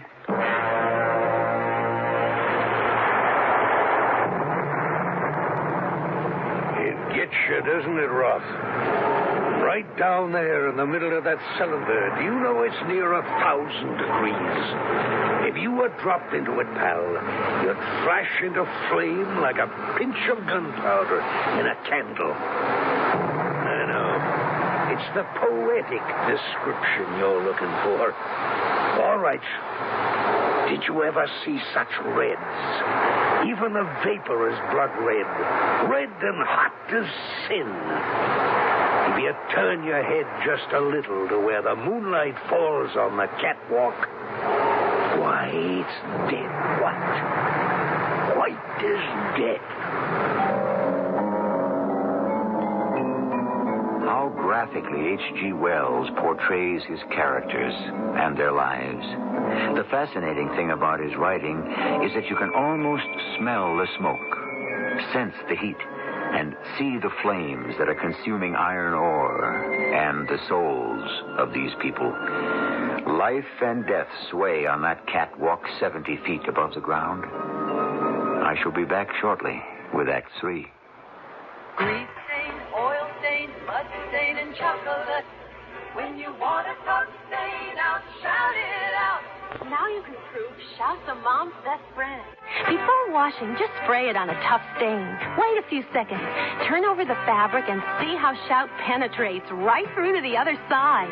That's right. Shout saturates, really penetrates. It's almost like spraying both sides of the stain at the same time. So when you want a tough stain out, shout it out. I always thought that leaving home would be so easy then. Now I'm gone, I wish that I could see you both again. It's hard to say I love you, but I've got to find a way. Though it's never been easy to say. If you love them, tell them. You're not as far apart as you think. A thought from the Church of Jesus Christ of Latter-day Saints. The Mormons. And in a CB-related story out of Hampton, Virginia, a woman who found herself being followed down a dark street by a suspicious-looking car used her CB to call for help. Someday you may need all the CB help you can get. When that time comes, you'll want the built-to-take-it power and performance of a Royce CB. Of course, you may never need all the power and high-performance features we build into every Royce CB, but why take a chance? Make your CB a Royce CB, because someday you may need all the CB you can get. Ben Franklin, products you know, prices you'll like. Are your carpets as clean as you'd like? It's easy to clean them yourself with Rinse and Vac, the do-it-yourself carpet cleaning system. It's lightweight, simple to use, and does a big cleaning job at a little cost. Rent a Rinse and Vac at participating stores. Discover Ben Franklin. We bring variety to life.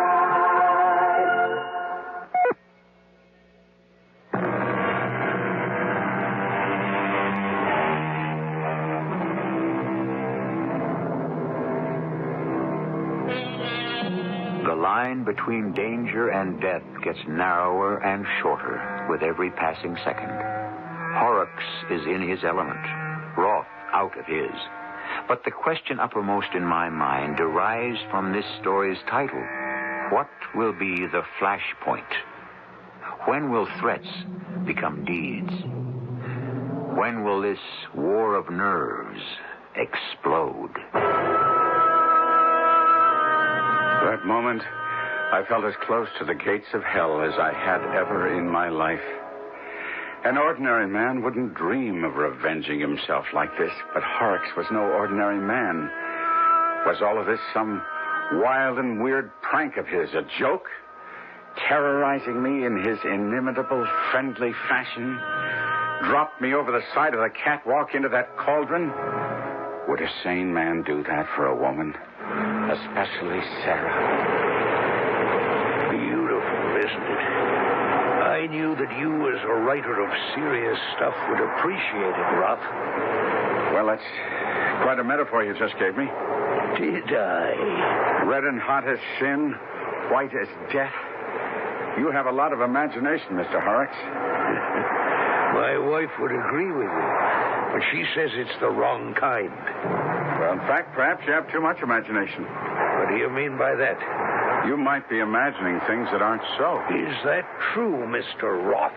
Imagining things that could make a man do things he might regret. I won't regret anything. You might, but I won't.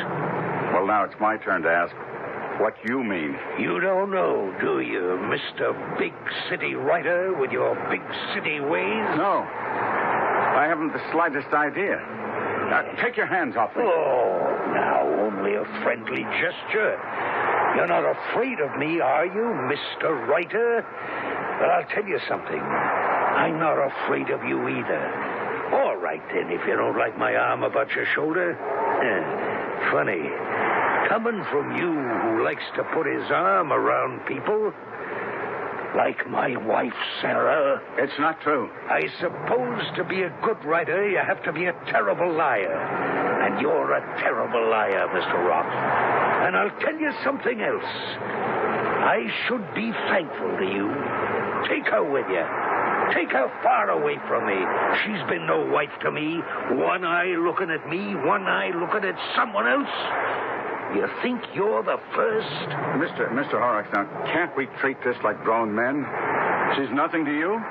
Well, she's nothing to me either. That's really the way it is. Oh, I see. She's nothing to you. Well, that makes it a little different. Well, of course it does. I knew you'd understand. I could strangle you. She's nothing to you, is that it? No, I don't mean exactly that. She's a dear person, but I had no intention of interfering with your marriage. Neither did the others. What others? They tried, but they left. Someone even got a little overheated, you might say. You're not telling me that... I don't believe it. You couldn't. I'm not telling you what, Mr. Writer. That Mr. Lawyer and Mr. Photographer and several other misters didn't ask me personally to show them around the ironworks? I don't understand. Oh, yes, you do, but you hope you don't. There was a certain Mr. Granger who taught school. He had a lot of books to lend certain people, including Sarah. He had curly hair, something like yours. Or was he the doctor? It's hard to remember. But I was showing someone how the puddlers stir the molten pig, and the dear man became so interested, he lost his balance. And, of course, his life. I want to leave here now. You send for that elevator. Don't you want to hear about the others? Of course. You're the first, Mr. Roth, who were interested in the poetry of these ironworks. There's much more to be seen from up here. Horrocks, I'll forget everything you told me. See, I don't remember a thing. Not even the soft face of my Sarah? No, not a thing. Never. Forgotten. Forever. Mr. Roth, I do believe you are trembling. Why do you imagine the worst?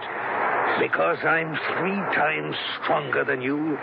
Perhaps I was just going to teach you a little lesson. Put a little fear in you. What? But I think I was mistaken. You're past teaching anything to. You're way past learning.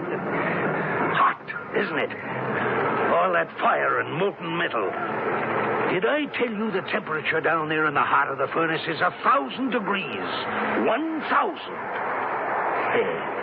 That's one of my favorite old furnaces, too. Him and me are good friends. Put your hands out, Roth. Hold on to the handrail. It's secure. It won't buckle. My old baby.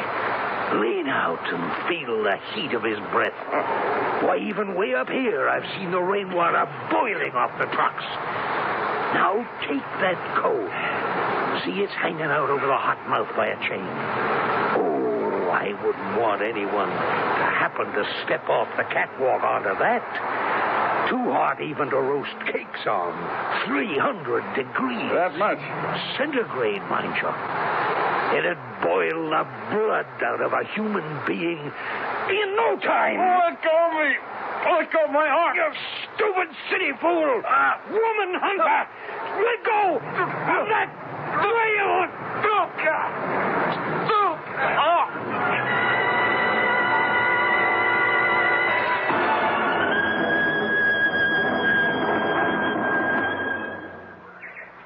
I don't much like being the one who brings the news. When we have an accident like this, the hardest part is the telling about it. I can understand why it's hard for you, too. These things don't often happen, but the terrible part of our kind of work, I've always said so, sir, is that there's never a body left to bury. It all gets consumed in the iron. And this isn't the first time. There's iron holding up bridges all over the world with men's bones mixed up in it. Look, if you don't mind, sir, I'd rather I wasn't the one to bring the news. Would you mind very much? No. Oh, thank you. There's bound to be upset feelings, and I'm not a very good one to deal with that. Good morning to you, sir. And I'm sorry, very sorry.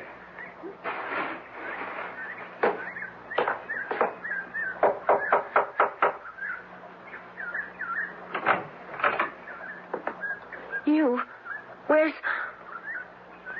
Sarah, may I come in, please?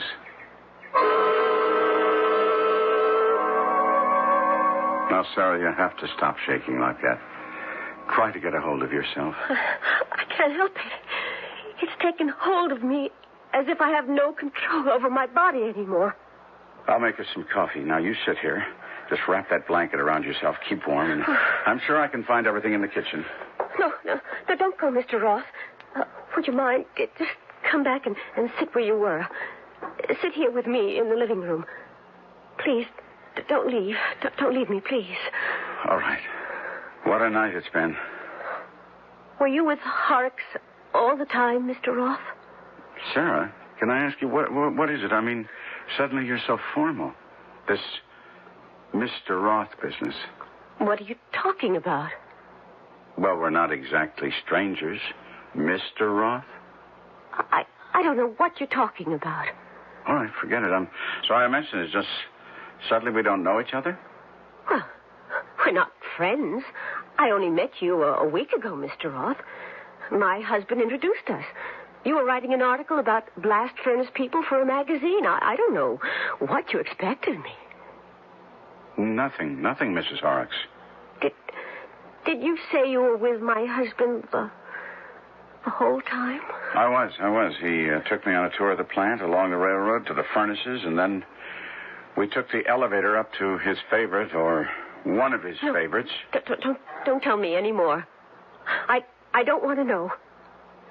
He fell. There was always that chance.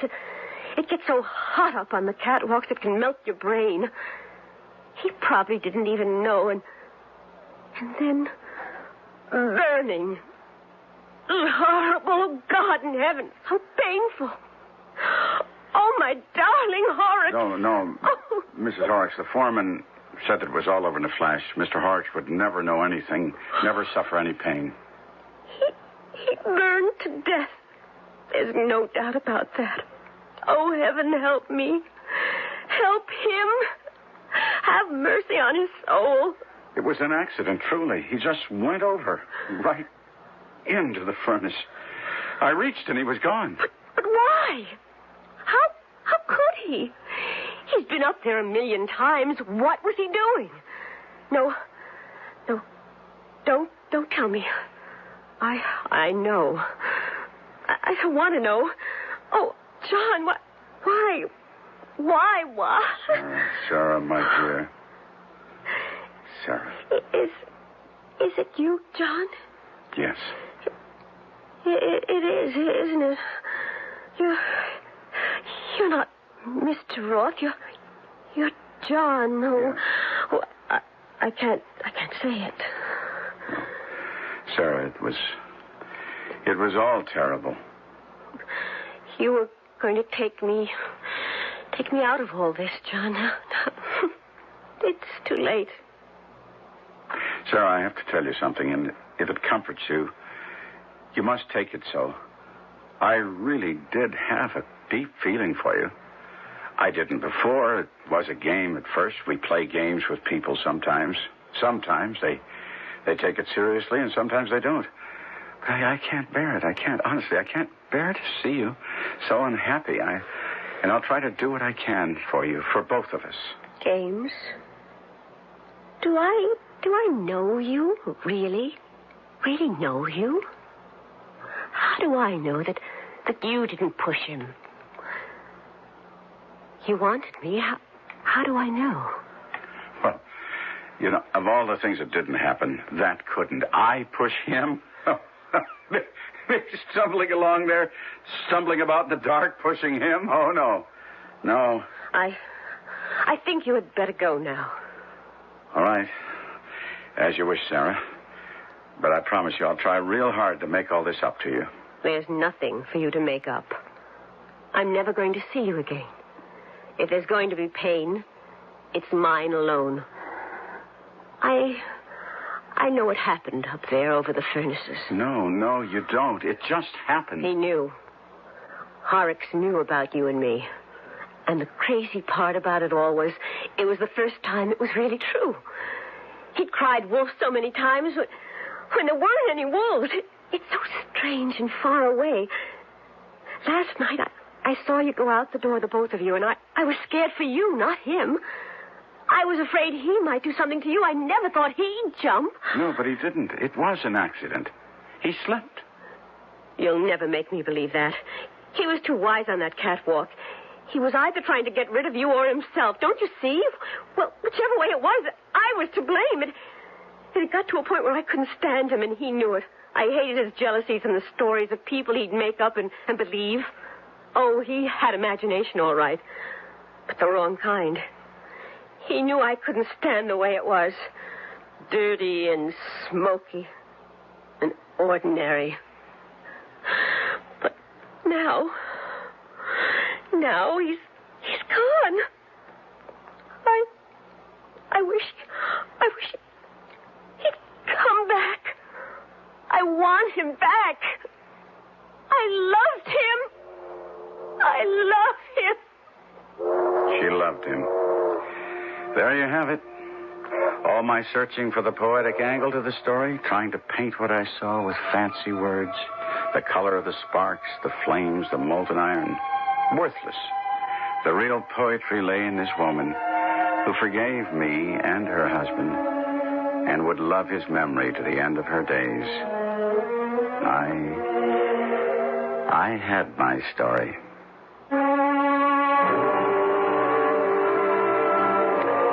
The skies over the world of blast furnaces are black. The men toil on. Life is ground from stone. Iron is wrought. Can we gain an insight into our age from Mr. Wells' story? Is there a point beyond the flashpoint?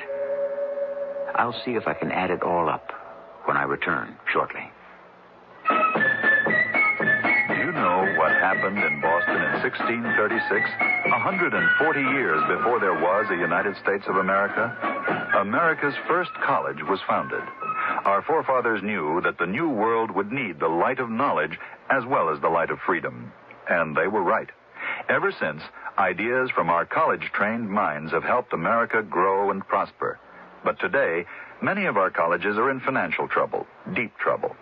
Due to rising costs of energy and most everything else, the money just isn't there for all the new books, the modern equipment, and young professors that are needed.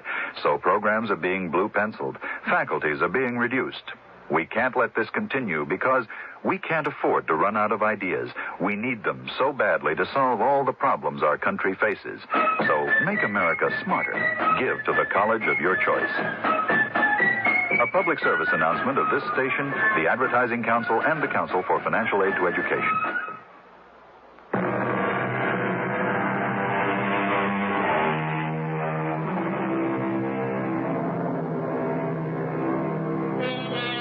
One of the curses of the machine age is that man who made the machine often becomes its slave. A machine has no soul, no heart, no hopes, no fears.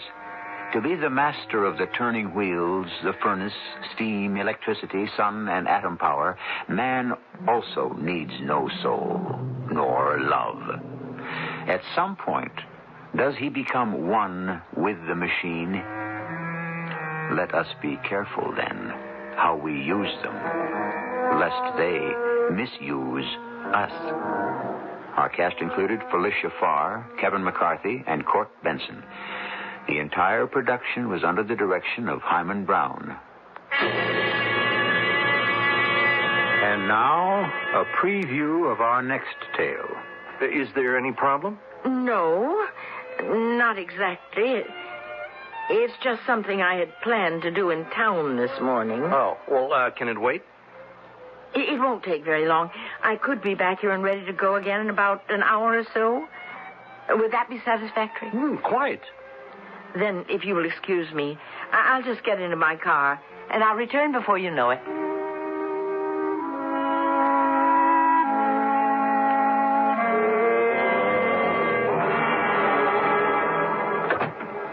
Well, morning, Miss Palisade. Good morning, Sheriff. Can I do something for you? Sheriff, something is going on. Oh, well, I wouldn't doubt that. Something's always going on somewhere. In my house. In your house, huh? What? That's what I want you to find out. This is E.G. Marshall inviting you to return to our Mystery Theater for another adventure in the macabre. Until next time, pleasant dreams.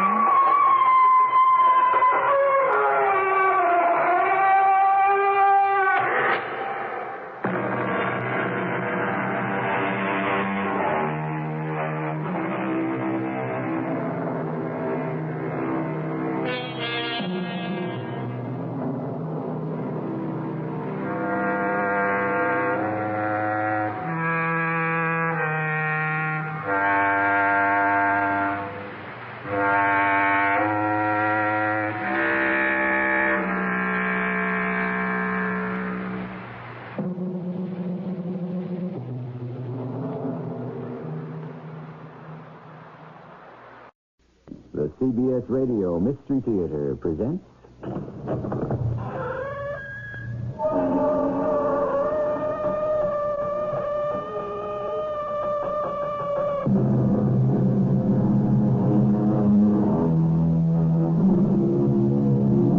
Come in. Welcome. I'm E.G. Marshall, your host in this haven of horrors, where we tease your imagination with tales of things that can't possibly happen in real life. But then again, maybe they can. Who knows, but at this very moment, someone, somewhere, might be flipping a coin to decide an argument, to settle a debt, or any of the hundreds of things flipping a coin can settle. In the story about to unfold, a coin becomes a matter of life and death. What's that? A coin? At your feet, West? Captain, it's not what you think, sir. The coin fell out of your pocket. The coin Fowler won from you last night, before he was murdered. It's the coin, Captain, but I didn't kill him for it. You're confined to quarters, West. The minute we reach Port New York, I'm turning you over to the authorities on a charge of murder.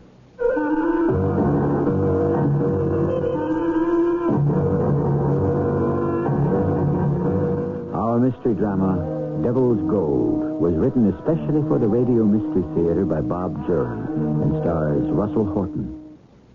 I'll be back shortly with Act One.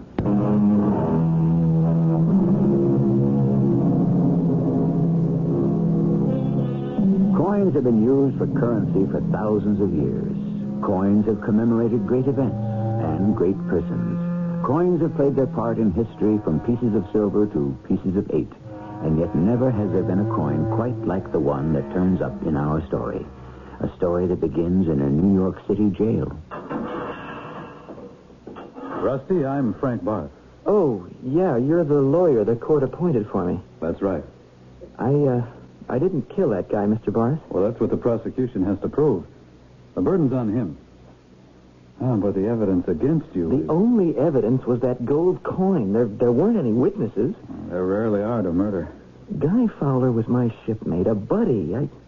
I wouldn't kill him over a lousy coin, especially not that coin. I knew I'd get it back. That's apparently what you said in front of witnesses at the card game. And it was in your possession after the man was murdered. I've got to know everything before we can plan a defense. And believe me, it's got to be true. It's all true. I swear it. Go ahead, then.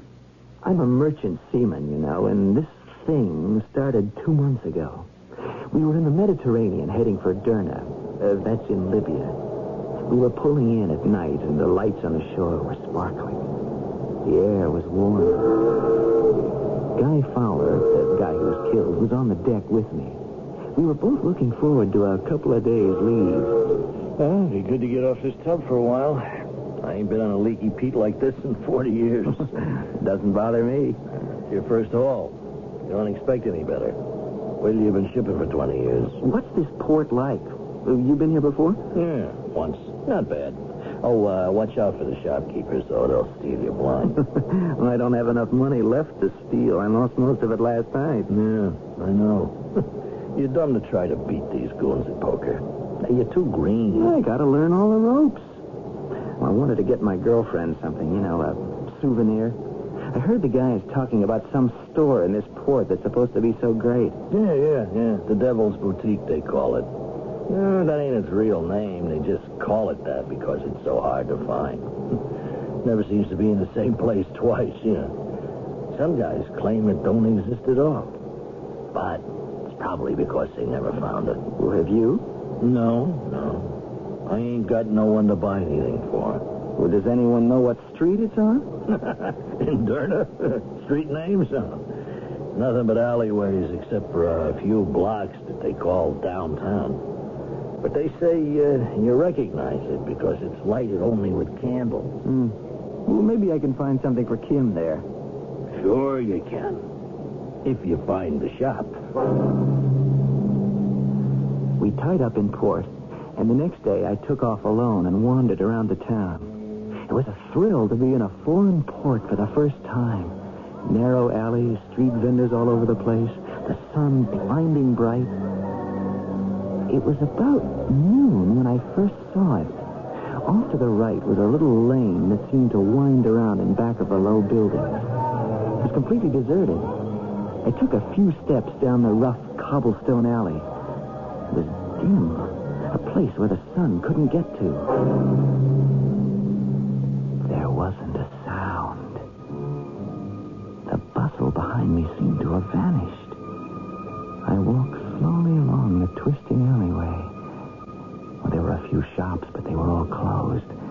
I don't know why I kept walking, but something seemed to draw me along. And then the alley turned, and there it was. A small shop, brightly lighted with candles. In the window were clothes, leather things, beads, spices. There was no name on the door, but I knew I'd found the Devil's Boutique. Good afternoon. You are American, so I speak English. Welcome, buddy.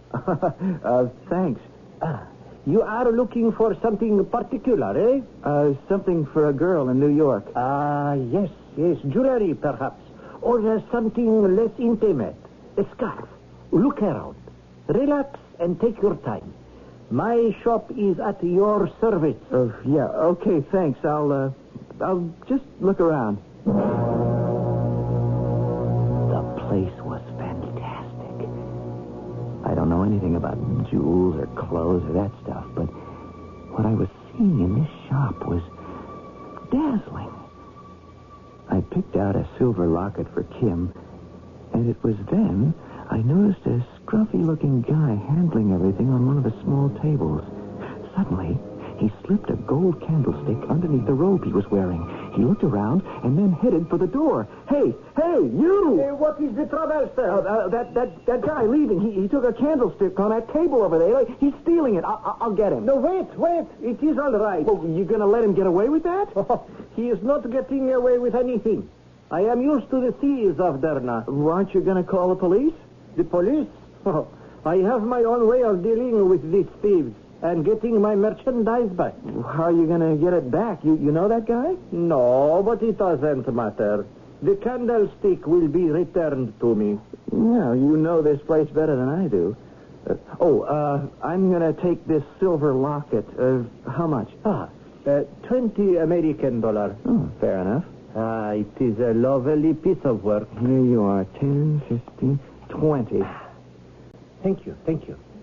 And now, I'd like to show my appreciation for your spotting the thief. It is nice to meet an honest man. I didn't do anything. You wouldn't even let me get him for you. That does not matter. But your interest in my well-being is greatly appreciated. Here, this coin is a token of my respect. Please, take it in friendship. A simple gift. A souvenir of the Devil's Boutique.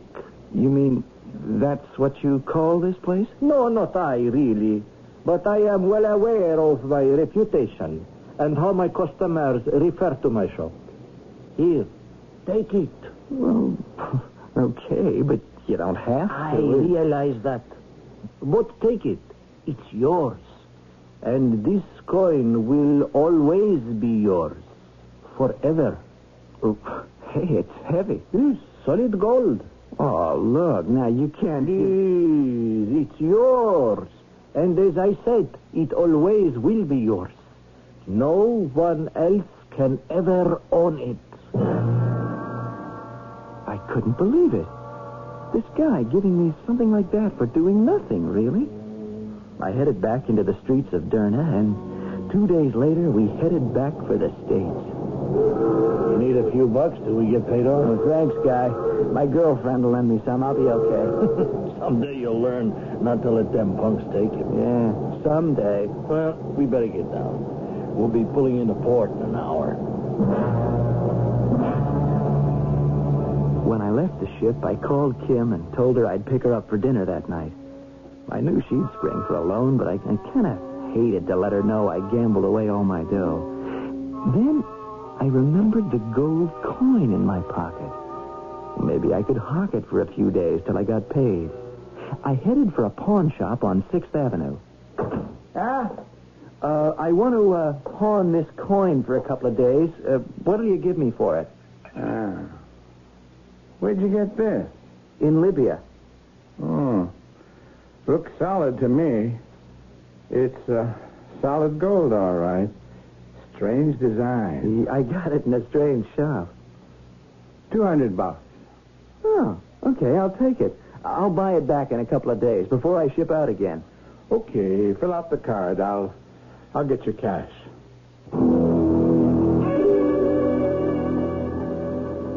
Want some dessert, honey? Not on your life. I'm watching my figure. So am I. Looks pretty good from where I sit. It's good to have you back. I missed you. I thought of you every minute. I'll bet. Here. This'll prove it. I was saving it for after dinner. For me? Of course for you. Who else? I love surprises. I bought it in a funny little store in some place called Derna. I gotta tell you about that. Oh, Rusty. It's fantastic. I kind of thought you'd like it. It's got to be one of a kind. I've never seen anything like this. And I know my jewelry. It's my business. Here, help me with the clasp. Oh, boy. Looks even better on you. Seems to pick up a glow. Oh, wait till I show this to Mr. Rose at the store tomorrow. Let me tell you about the shop where I got it. Hey, let's go back to my place for coffee. We'll be more comfortable. Okay, I'll pay the check. Oh, I'm just crazy about this.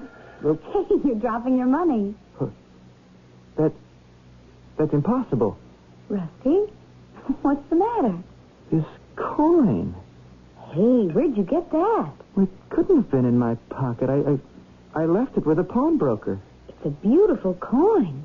So why are you so upset? The shopkeeper where I bought your locket gave me this coin. I spotted a shoplifter. He gave me this as a reward, but I pawned this afternoon. I got $200. Now, how can I have it in my pocket? You probably forgot to leave it with the pawnbroker. He wouldn't hand over the money without the coin. I don't see how else it could have happened. What are you going to do? Well, I'll go back there tomorrow and give it to him. I got the money, but he didn't get the coin. Yeah?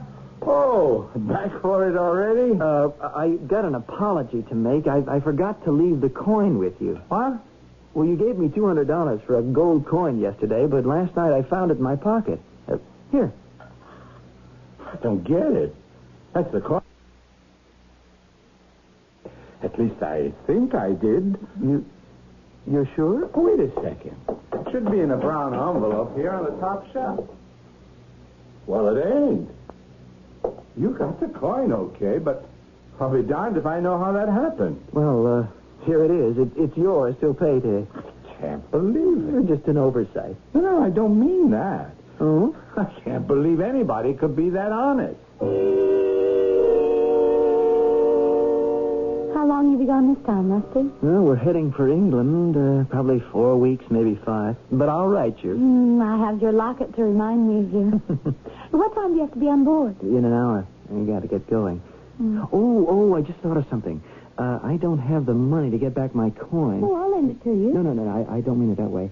I'll take care of it when I get back from England, but I want you to keep the pawn ticket. I sure don't want to lose that. Oh, of course. I'd be glad to. I got it here someplace in one of my pockets.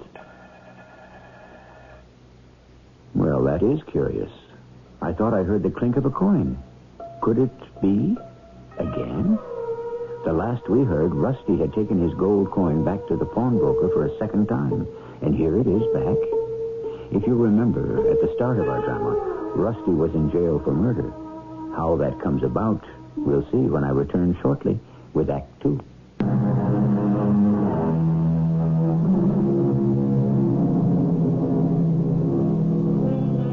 You've heard about people who keep turning up when they're not wanted, referred to as a bad penny. Well, it seems that Rusty West's valuable gold coin, far from being a bad penny, nevertheless is bound and determined to keep turning up. When we left Rusty, he was just an hour away from his next voyage, and in his girlfriend's apartment, they were both surprised by... Rusty, look. I'm looking. I don't believe it. Are you playing games with me? No, Kim, I'm not. You had that coin in your pocket all the time. You're just trying to play some silly joke. I swear to you, the last time I saw that coin was in the pawnbroker's safe. I saw him put it there. Well, here, take it. You look like you don't want to touch it.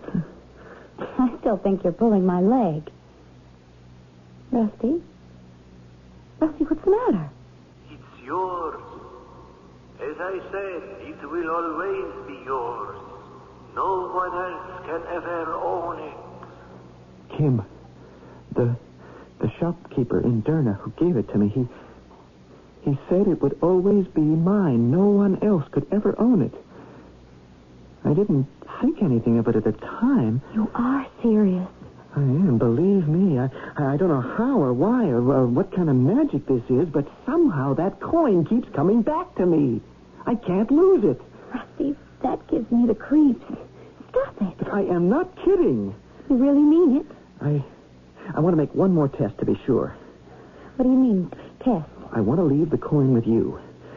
Hide it, lock it up somewhere, and let's see what happens. I don't know, Rusty. It can't hurt you. I can't explain it, but nothing is going to happen to you. Well, all right. I'll put it in a safe deposit box at the bank. I don't want the thing around here. Okay. Hold on to the pawn ticket and put the coin in the bank. And whatever you do, Kim, don't tell anyone about it. anyone. I made it to my ship in time, and we sailed with the night tide. All I could think about was that strange coin. It had come back to me. There was just no way I could make a mistake with a pawnbroker a second time.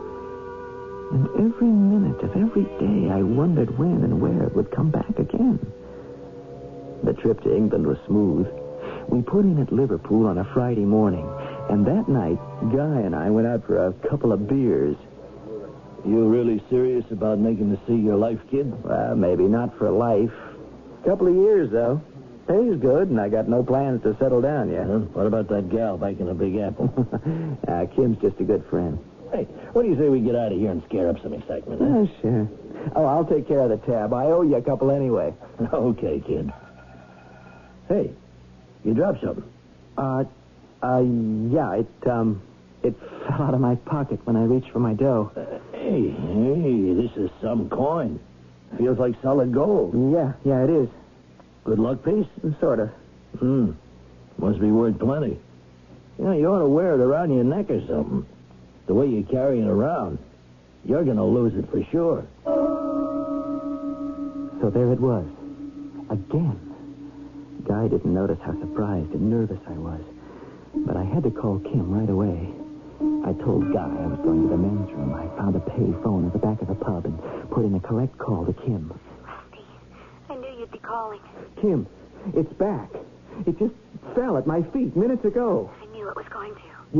You knew? It was gone from the safe deposit box today. I drove the bank people crazy. I checked it every morning. Sometimes I'd go on my lunch hour, too. And today it was gone. Well, it's in my pocket right now.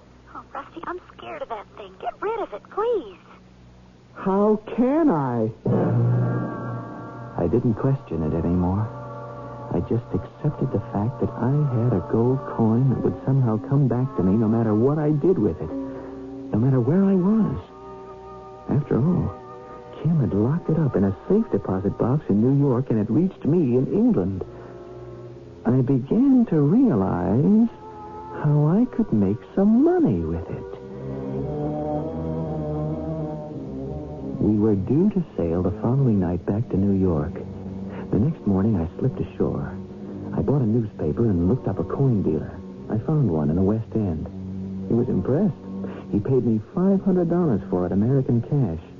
I went back to the ship knowing that before I got back to New York, the coin would be at my feet. It was my goose laying the golden egg. The trip back to New York was as uneventful as the trip over. Nothing to relieve the monotony, but... Okay, guys, 5-card draw this hand. Yeah, Come in. Okay.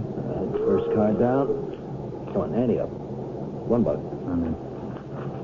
Next card up, an ace, deuce, jack of diamonds, 10 of hearts, ace bets. Yeah, $10. 10 to stay. Call. Another ace, 5, deuce, and the queen. Pair of aces bet. 20. I'm out. Just when it looked like I had a chance of taking a pot, they all folded, except Guy. He was looking straight at me. He had a 10 and queen of hearts showing. Not much to bet on. I saw my chance of a killing fading fast. I'll buy another card. 10, 9 hearts. Huh? Pair still bets. 20. Raise 20. I'm in. Last card. Another ace and king of hearts. Well, 3 aces bets. What do you say, kid? 4 aces. I couldn't believe it. This was my pot for sure. Guy had a possible flush with 4 hearts showing, but I knew this one was mine. I only had $50 left, but I couldn't lose. I bet it all. 3 aces bets 50. Well, the kid's playing for high stakes. You gonna see me? Sure. Raise your 50. Raise? Raise 50? I'm out of dough. You sure are, kid. Unless you can raise $50 to see me. Now, I might have a flush. I got 4 hearts shown. But then you'd win. But if that whole card happens to be a jack, well, Hey, maybe I'm bluffing, huh? You'll never find out unless you can call. What do you say, kid? I'll call you. Here. You gonna bet that coin? But that's pure gold. I mean, you told me it's worth hundreds of bucks. I'm seeing you. Now, look, kid, I don't want... I am in. Let's see what you got. Okay, kid. Read 'em and weep. Straight flush. 9, 10, jack in the hole, queen, and the king. I got 4 aces. Nothing else would beat you, kid. But 4 aces? This was my pot. Hey, look, I'm sorry, kid, but them's the lumps. I warned you about getting into these games. You wanted to learn the ropes, so you just had your first lesson. I bet it would have been different if someone else was dealing. What was that? I see it now. You set me up with 4 aces to beat me with a flush. Hey, hold on, kid. Are you accusing me of cheating? You just said that... I said nothing of the kind. Now, nobody calls Guy Fowler a cheater. Definitely no green, wet-eared... Now, that was the second lesson, kid. And don't expect your gold coin back now. I might have thought about letting you win it back, but not now. I'll get it back. I don't need a cheat card game to do it. I am going to get that coin back. You are asking for lesson 3, kid. Yeah? Well, here's one for... Come on, never telegraph a punch, kid. Hey, you guys, take him to his bunk, huh? I'm going to my cabin and count my dough. I woke up at 2 a.m. with something hammering in my head. Guy sure had laid one on me. It was dark, and I had a thirst like an elephant. I started for the head for a drink of water. As I passed Guy's cabin, I heard voices. Well, I wanted to avoid him for the rest of the night, so I got my drink and went back to my bunk. And the next morning, all hell broke loose. Guy was found in his cabin, dead. The captain took charge of the situation and put Guy's cabin out of bounds for the rest of the voyage. And then he started asking questions and learned about the poker game in Fracas. He called me to his cabin. The men say you and Fowler had a fight last night. Well, it wasn't a fight, sir. He decked me twice. You accused him of cheating. Well, I did, but... And there's something about a coin. Are you accusing me of killing Guy, Captain? I can't accuse you right now. But you had a damn good motive. You threatened to get the coin back. I didn't threaten. I'm told you said something like you'd get it back without another cheap poker game. Now, Fowler's dead, and the coin is missing. I personally searched his body, his cabin, and his gear. It's missing? It's the motive for the killing. That and revenge. But I can't prove anything. Nor do I intend to. The authorities in New York will take care of it. Captain, last night I went for a drink of water. I passed Guy's cabin and I heard voices. Now, I don't know who it was, but somebody was there with him. Come on, Rusty. You expect me to buy that? Were there any witnesses to back up this story? Well, no, sir. I was alone. But I swear... I'm having you and your gear searched. But you probably got rid of the coin by now. I just don't buy anyone else having a reason to smash in Fowler's skull. Well, who else knew about the coin? Edwards and King were in on the game, sir. Above suspicion. They've been shipping with Fowler for years. Well, maybe he showed it to someone else, and then they killed him just for a lousy coin? No, Rusty. Now, why don't you give me the truth?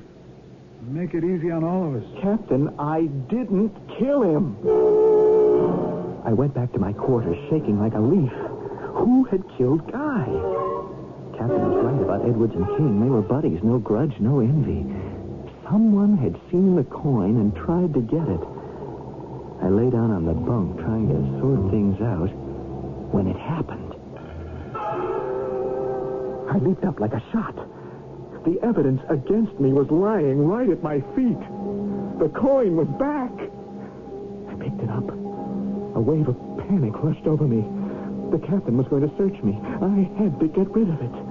Even if it was only temporary, I went up on deck. A stiff wind tore at my jacket. The sea was heavy. I went to the rail, looked around, and threw the coin into the water. It disappeared into the waves. I hurried back to my quarters. The captain and mate searched me and my quarters and, of course, didn't find the coin. But I was in a panic. Rusty, I've been thinking this through. We didn't find the coin in your possession. There's not a shred of evidence against anyone. Yes, sir. Don't be so smug. No, I'm not. I am absolutely innocent. You were the one who threatened to get the coin back. You admit you said it. Why? Because the coin is...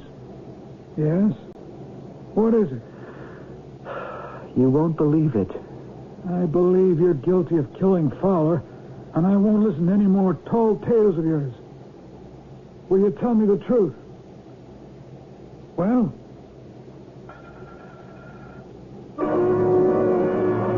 Here we go again. But this time, Rusty isn't so happy to see the coin return. Indeed, it did come back at the most inappropriate time.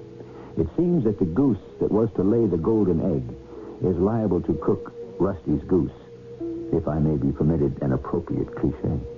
But we can hardly blame the poor coin. It's only doing what it has to do. We'll see what deeper trouble lies ahead for Rusty when I return shortly with Act 3.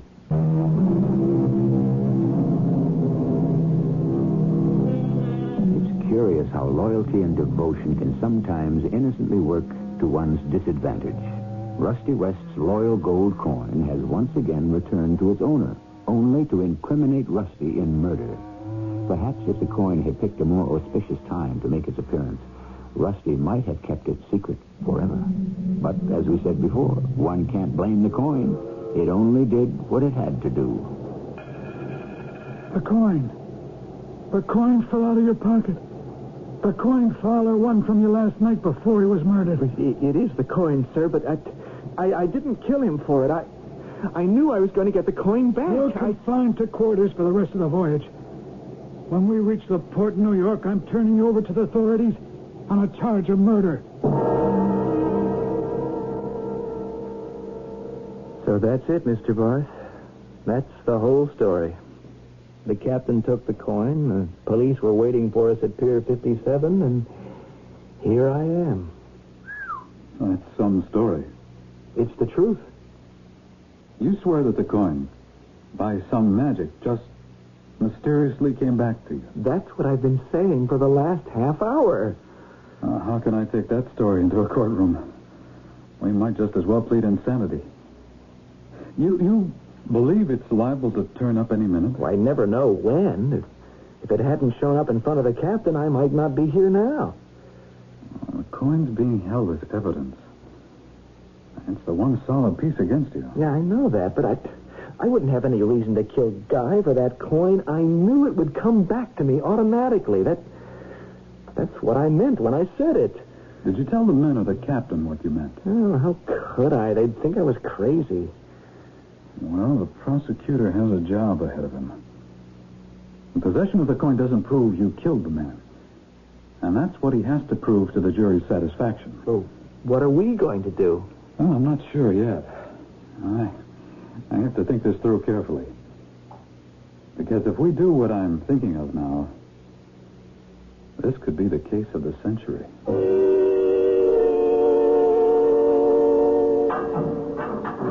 Rusty, honey, what are they doing to you? Kim. They said I had a visitor. I didn't think you... You didn't kill that man. You couldn't. Of course not, honey. Then why this? It was the coin. The man who was murdered won it from me in a poker game. They thought I killed him. Well, you told them you didn't.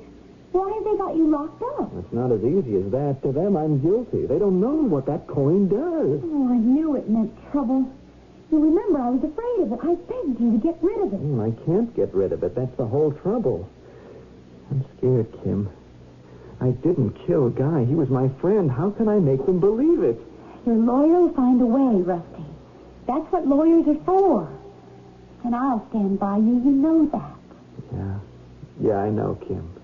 I can tell them about the coin and how you got it back. Yeah. We'll have to see what the lawyer wants to do. I sure hope he's got something.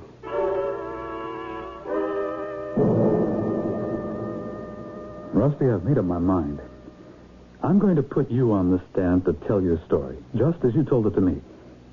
It's your only defense. You wouldn't kill anyone for the coin because you knew you'd get it back supernaturally. But that's what I've been saying. Is there any way we can count on the coin coming back now, while you're in jail? Because if you could produce the coin now, well, they'd have to believe your story. You sound as though you do believe me. I'm going into this trial believing you. I'm going in admitting that I believe in the magic of that coin. Now, do I have your absolute solemn word that all you've told me is true? Oh, you do. And even Kim will tell you about the safe deposit box. I plan to call her. I believe you. Now we've got to make them believe.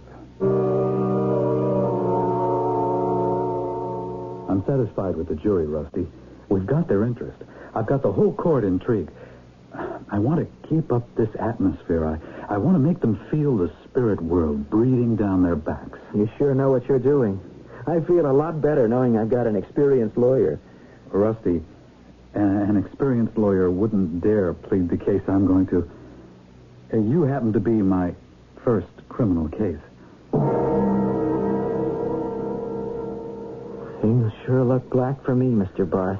Only temporarily. The testimony of the captain and the two shipmates today didn't help. But the court hasn't heard you yet. I wish I'd never found that shop in Dern. I wish I'd never seen that coin. Tomorrow I'm putting you on the stand. And I want you to tell your story to the court exactly as you told it to me.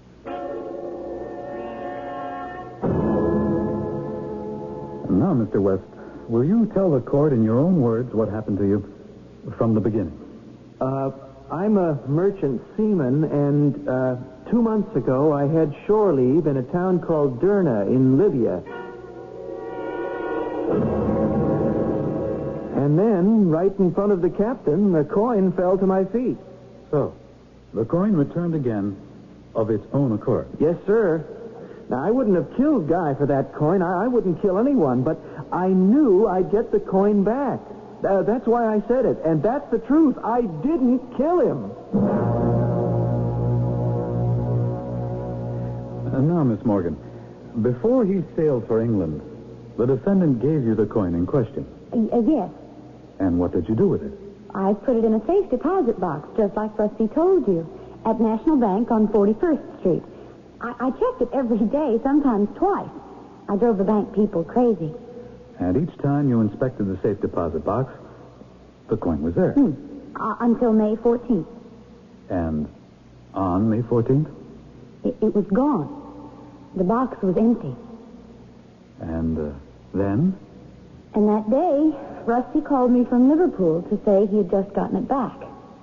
And that's the truth. Yeah, I remember the guy. He pawned a gold coin. And will you tell the court what happened? I gave him $200 for the coin, and he comes in the next day and he gives me the very same coin he pawned. Said he must have forgotten to give it to me. You were obviously surprised. Yeah, I knew I locked it up in my safe, and I always keep the small stuff in the safe. And then what did you do? Well, I locked it up again. And this time I made sure. I checked it just before I closed for the night. And it was in the safe at the time? That's right. And a few days later, it was gone. Never been able to find it again. May I have Exhibit A, please? Thank you. Is this the coin the defendant pawned with you, Mr. Schaefer? That's it. I recognize the design. That's it, okay. That guy owes me $200.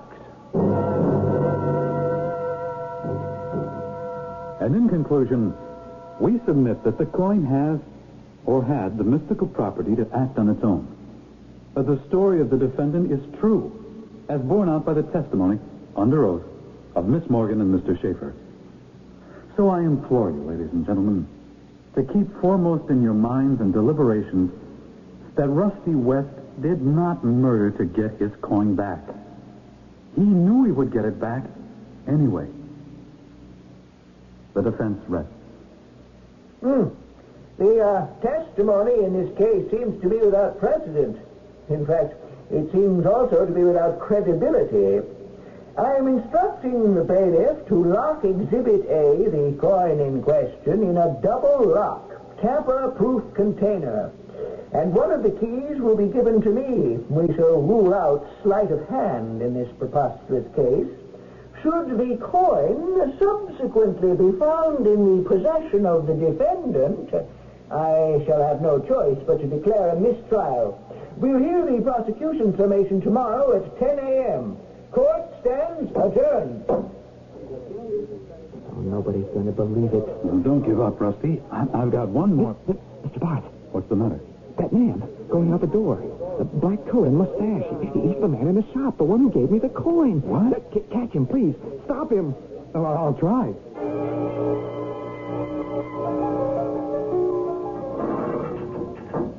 You, didn't get him, huh? He vanished. He wasn't anywhere in the hall when I got there. Too bad. He might have clinched our case. Well, I didn't see him in the courtroom earlier. He must have been there, though. What would he be doing here? All the way from Libya. I think he's come to get his coin back. What? He told me he had his own ways of getting his merchandise back. I'll never see that coin again. How can you be so sure that that was the man? Oh, it was, I know. Then why would he take it back? You said he gave it to you in friendship. Well, no. But if the coin was coming back to me, it would have been here before now. I still don't see the connection between him here and the trial. Why didn't he come forward to help? Well, I'm thinking of the way he looked at me just before he went out. I think maybe he knew I was making money on the coin, pawning it and selling it and gambling with it. Maybe he didn't like that. Maybe he thought I was just using it. I guess I'm through with it now. But maybe it's just as well and got me in enough trouble. And if the jury finds me guilty, I guess it doesn't matter much anymore. Ladies and gentlemen, you must decide this case on circumstantial evidence, on the testimony of the prosecution witnesses who claim the defendant produced the coin himself and who saw no magic involved, and on the testimony of the defense witnesses who swear the coin vanished mysteriously from their possession. Before sending the jury to their deliberation, may I ask if the defendant can produce the coin that is now locked in a steel box, its whereabouts known only to me and the bailiff? Your Honor, we would The jury will decide whom to believe. Bailiff, escort the jury to the jury room.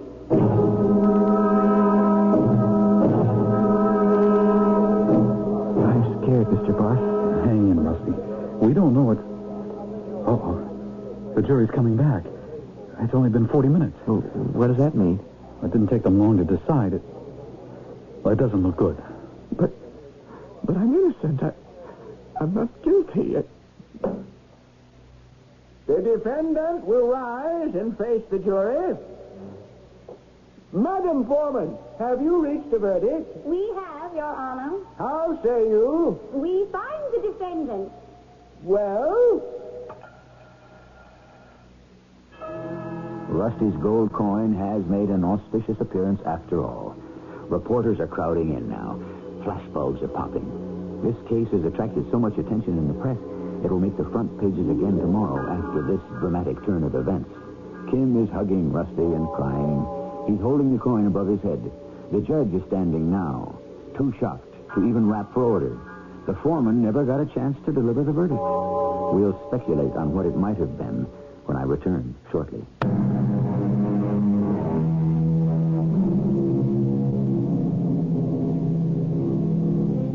What do you think the jury's verdict was? We know Rusty wasn't guilty, but did the jury think so? We'll never know. The judge did as he said he would and declared a mistrial. The truth of Rusty's strange story was so graphically and dramatically substantiated, he eventually went free. And the case became such a cause célèbre that every now and then the cranks and the crackpots would successfully steal Rusty's coin for a souvenir. But, as always... Our cast included Russell Horton, Betsy Beard, Lloyd Batista, and Earl Hammond. The entire production was under the direction of Hyman Brown. And now, a preview of our next tale. Who are you, anyway, huh? Well, just Elmer Potts, like I told you. But I've been delegated, and that means you have to go. Delegated by whom? Well, directly only by my controller, but he acts on orders of the supervisor, the man himself. But that isn't the way it works. It's death that comes to take people away. Well, that's what I thought, too, before I made my crossing. But what you can see now, like I can see, that was only in olden times. There are too many people kicking off now for one person to handle the whole thing, so that's just like one of the dirty jobs you get handed when you're new over there. Jobs? Sure. Now, come on, we got to get a move on. I am not going with you. You got to go with me. You're dead. Mrs. E.G. Marshall inviting you to return to our Mystery Theater for another adventure in the macabre. Until next time, pleasant dreams.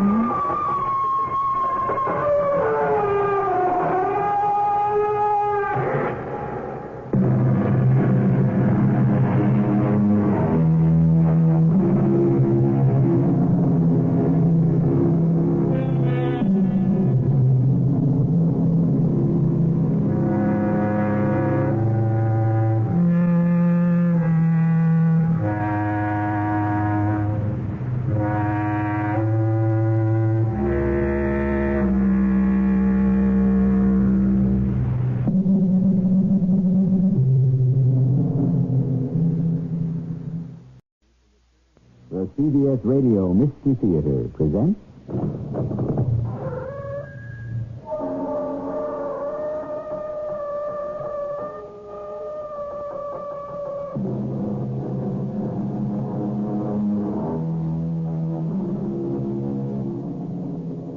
Come in. Welcome. I'm E.G. Marshall. We live in a computer world. I suppose, like all of you, I am not alone in resenting the machines which sometimes spell out figures that you know are wrong. You can only hope that somewhere another human being will also know it's wrong, because the machine, fleshless and bloodless, pays you scant attention. So in this story, it is not a bit surprising that in what is the greatest bureaucracy in the world, well, at least of the world, one small, insignificant cog in the whole machinery could fail to function correctly, precipitating a disastrous result. Look out! He'll run us down. Don't worry. Are you out of your mind? He went right over us. Well, through us. We could have been killed. But we weren't. That's one of the advantages of being already dead.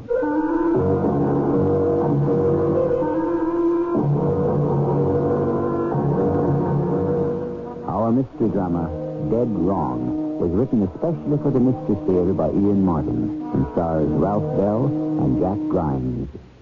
It is sponsored in part by True Value Hardware Stores. I'll be back shortly with Act One.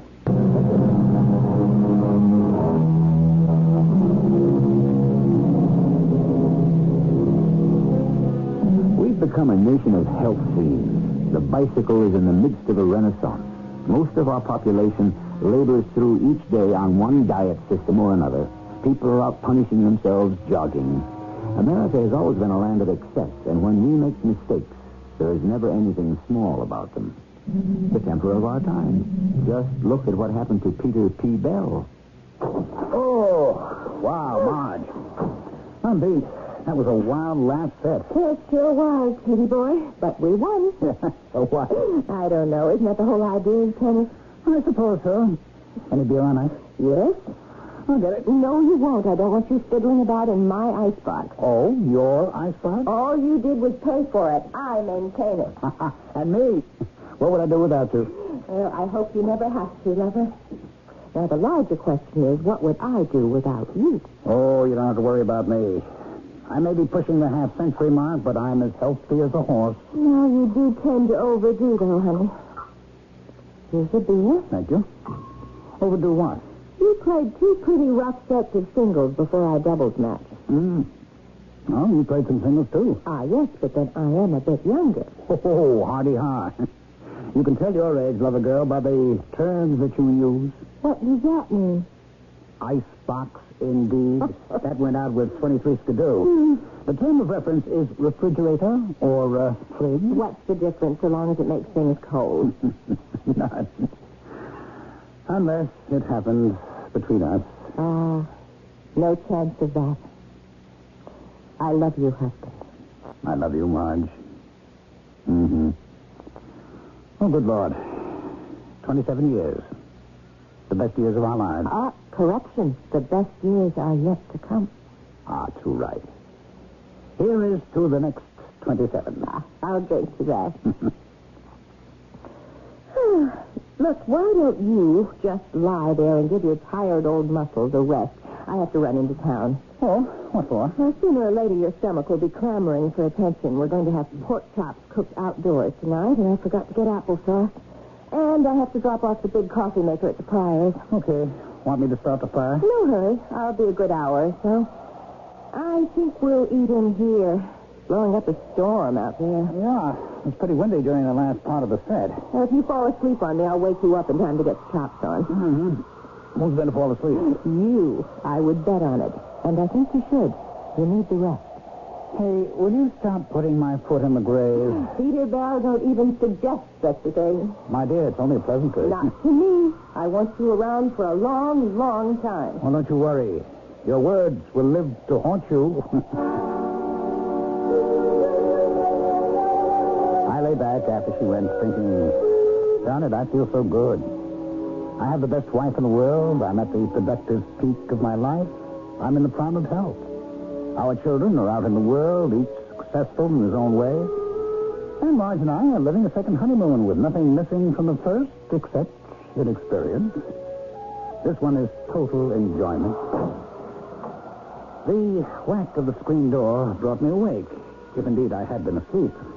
I thought, of course, it was Marge coming back. But instead, it turned out to be my introduction to Elmer Potts. Yes, can I help you? Yes, I think so. Dear me, that wind is so... I can't seem to find that. You've lost something? Well, your name and address. But I can remember it. You are Mr. Peter P. Bell. Yes, that's right. But I'll be frank, Mr. whoever you are. The Elmer Potts. If you came to sell me something, I am not buying. Oh, I didn't come to sell you anything. I've come to fetch you, Mr. Bell. Fetch me where? Over there. To the other side. The other side of what? Well, I don't blame you for not wanting to accept it. I was the same way myself. I just said, why, this is silly. This can't be happening to me. This what? This being dead. I didn't want to die either. What are you talking about? You, Mr. Bell. Are you trying to say that I'm dead? You have to be. Why? Because otherwise, why would they send me for you? Send you? Who? Well, the controllers and whoever runs it over there. I can't tell you too much because I'm so new myself. New to what? To being dead. This is my first time back since I passed over. Hey, what kind of a nut are you? Well, if you'll excuse a little joke, a hard one to crack. Because there isn't any substance to me, just like you are now. What do you mean? Well, it's just the spirit part, and the body's left behind. Look, in the chair you got up from. Say, that's me. That is me, sitting there. Well, it was. It's just a husk now. Hey, what kind of tricks are you trying to play on me? None. I know it's hard getting used to it first, and it hits different people different. Oh, but I can't be dead. I'm not even 50. And I'm in the best of health, and I'm happy. I have everything to live for. I'm sorry, Mr. Bell. Oh, no, there must be some mistake. Look, I'm sorry. I haven't got time to argue with you. I've got a schedule to maintain, so we'd better get started. We got a long way to go. No, wait a minute. Where are we going? Over there. Where is there? where you go when you die. You like it once you get used to it. But come on. What right have you to take me anywhere? Who are you anyway, huh? Well, I'm just Elmer Potts, like I told you. But I've been delegated, and that means you have to go. Delegated by whom? Well, directly only by my controller, but he acts on orders of the supervisor, the man himself. But that isn't the way it works. It's death that comes to take people away. Well, that's what I thought, too, before I made my crossing. But what you can see now, like I can see, that was only in olden times. There are too many people kicking off now for one person to handle the whole thing, so that's just like one of the dirty jobs you get handed when you're new over there. Job? Sure.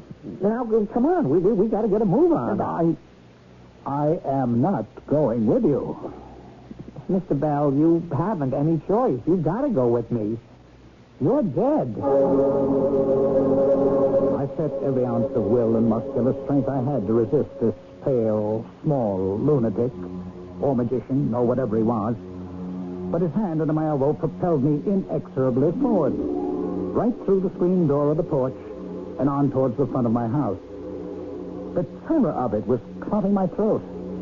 I saw my neighbors on each side outdoors, and I tried to yell to them, or wave, but my voice was frozen in my throat, and my arms riveted to my side as if bound in iron chains. I almost wished they had been, for I found that the wind was literally lifting me off my feet. You'll have a little trouble being weightless at first, like the astronauts, you know, but you'll get the hang of it. Where are we going? To the bus. I think we'd better cross the street here. Now, get back. This crazy kid will run us down. Don't worry. Are you out of mind? He went right over us. Well, we're through us. He didn't even stop. He didn't see us. We could have been killed. But we weren't. That's one of the advantages in being dead. You can't be hurt anymore. But I don't want to be dead. Well, come right down to it. I suppose that's the main disadvantage. None of us do. Well, come on. We mustn't miss the bus. Bus? Why do we have to go by bus? I imagined after it was all over, well, I don't know. You just sort of be there. Or fly free, or... I don't know what I thought. Yeah, no, you're quite right. Everyone used to go first class, but like I say, in times like these, everyone is cutting back. Let's see, I need 4 quarters for the bus. Oh, bother. What's wrong? Yeah, but I'm out of change, and the bus is cut. Would you have 50 cents in change? You have some nerve. You mean I have to pay my way into heaven? Oh, please, I'll pay it back as soon as we get there. You wouldn't want me to get into trouble on my very first pickup, would you? If nobody can see us, why do we have to pay at all? Well, it's the principle of the thing. Now, how would it look for anyone from our side to try to jip a 50-cent bus ride?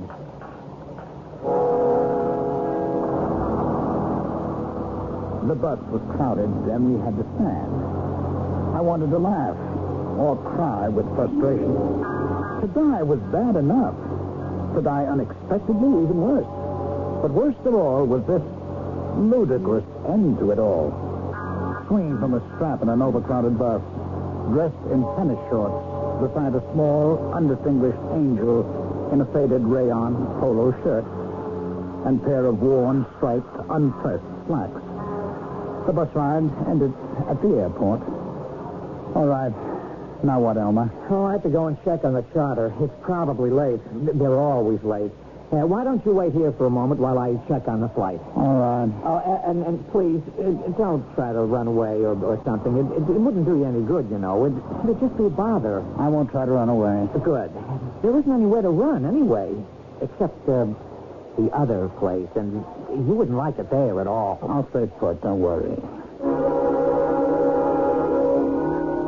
But after he disappeared, I thought, at least I can call Marge. Maybe say goodbye. Tell her I'm all right. I fished in the pocket of my shorts and found I still had a dime. I crossed to the phone booth, and following instructions, I picked it up to listen for the dial tone before I dropped the dime in.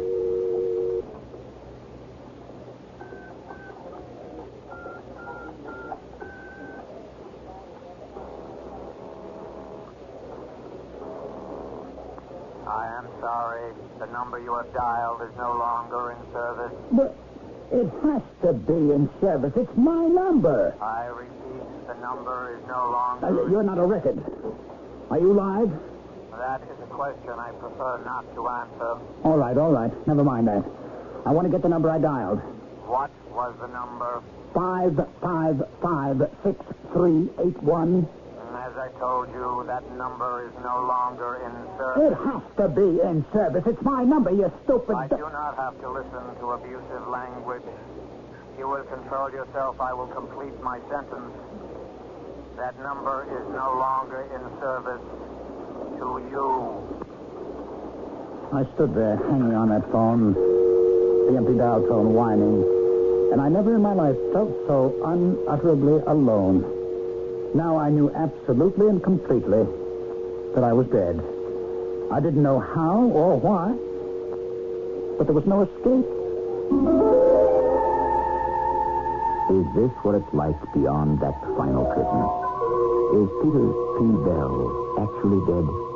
Of course not, you answer scornfully. He's only fallen asleep and is dreaming all this. Well, that could be the answer, but it isn't in our story. I'll give you a hint. Peter is completely dead as of the moment. But if he is, you say, then that's the end of the story. But it isn't. I shall return shortly with Act 2.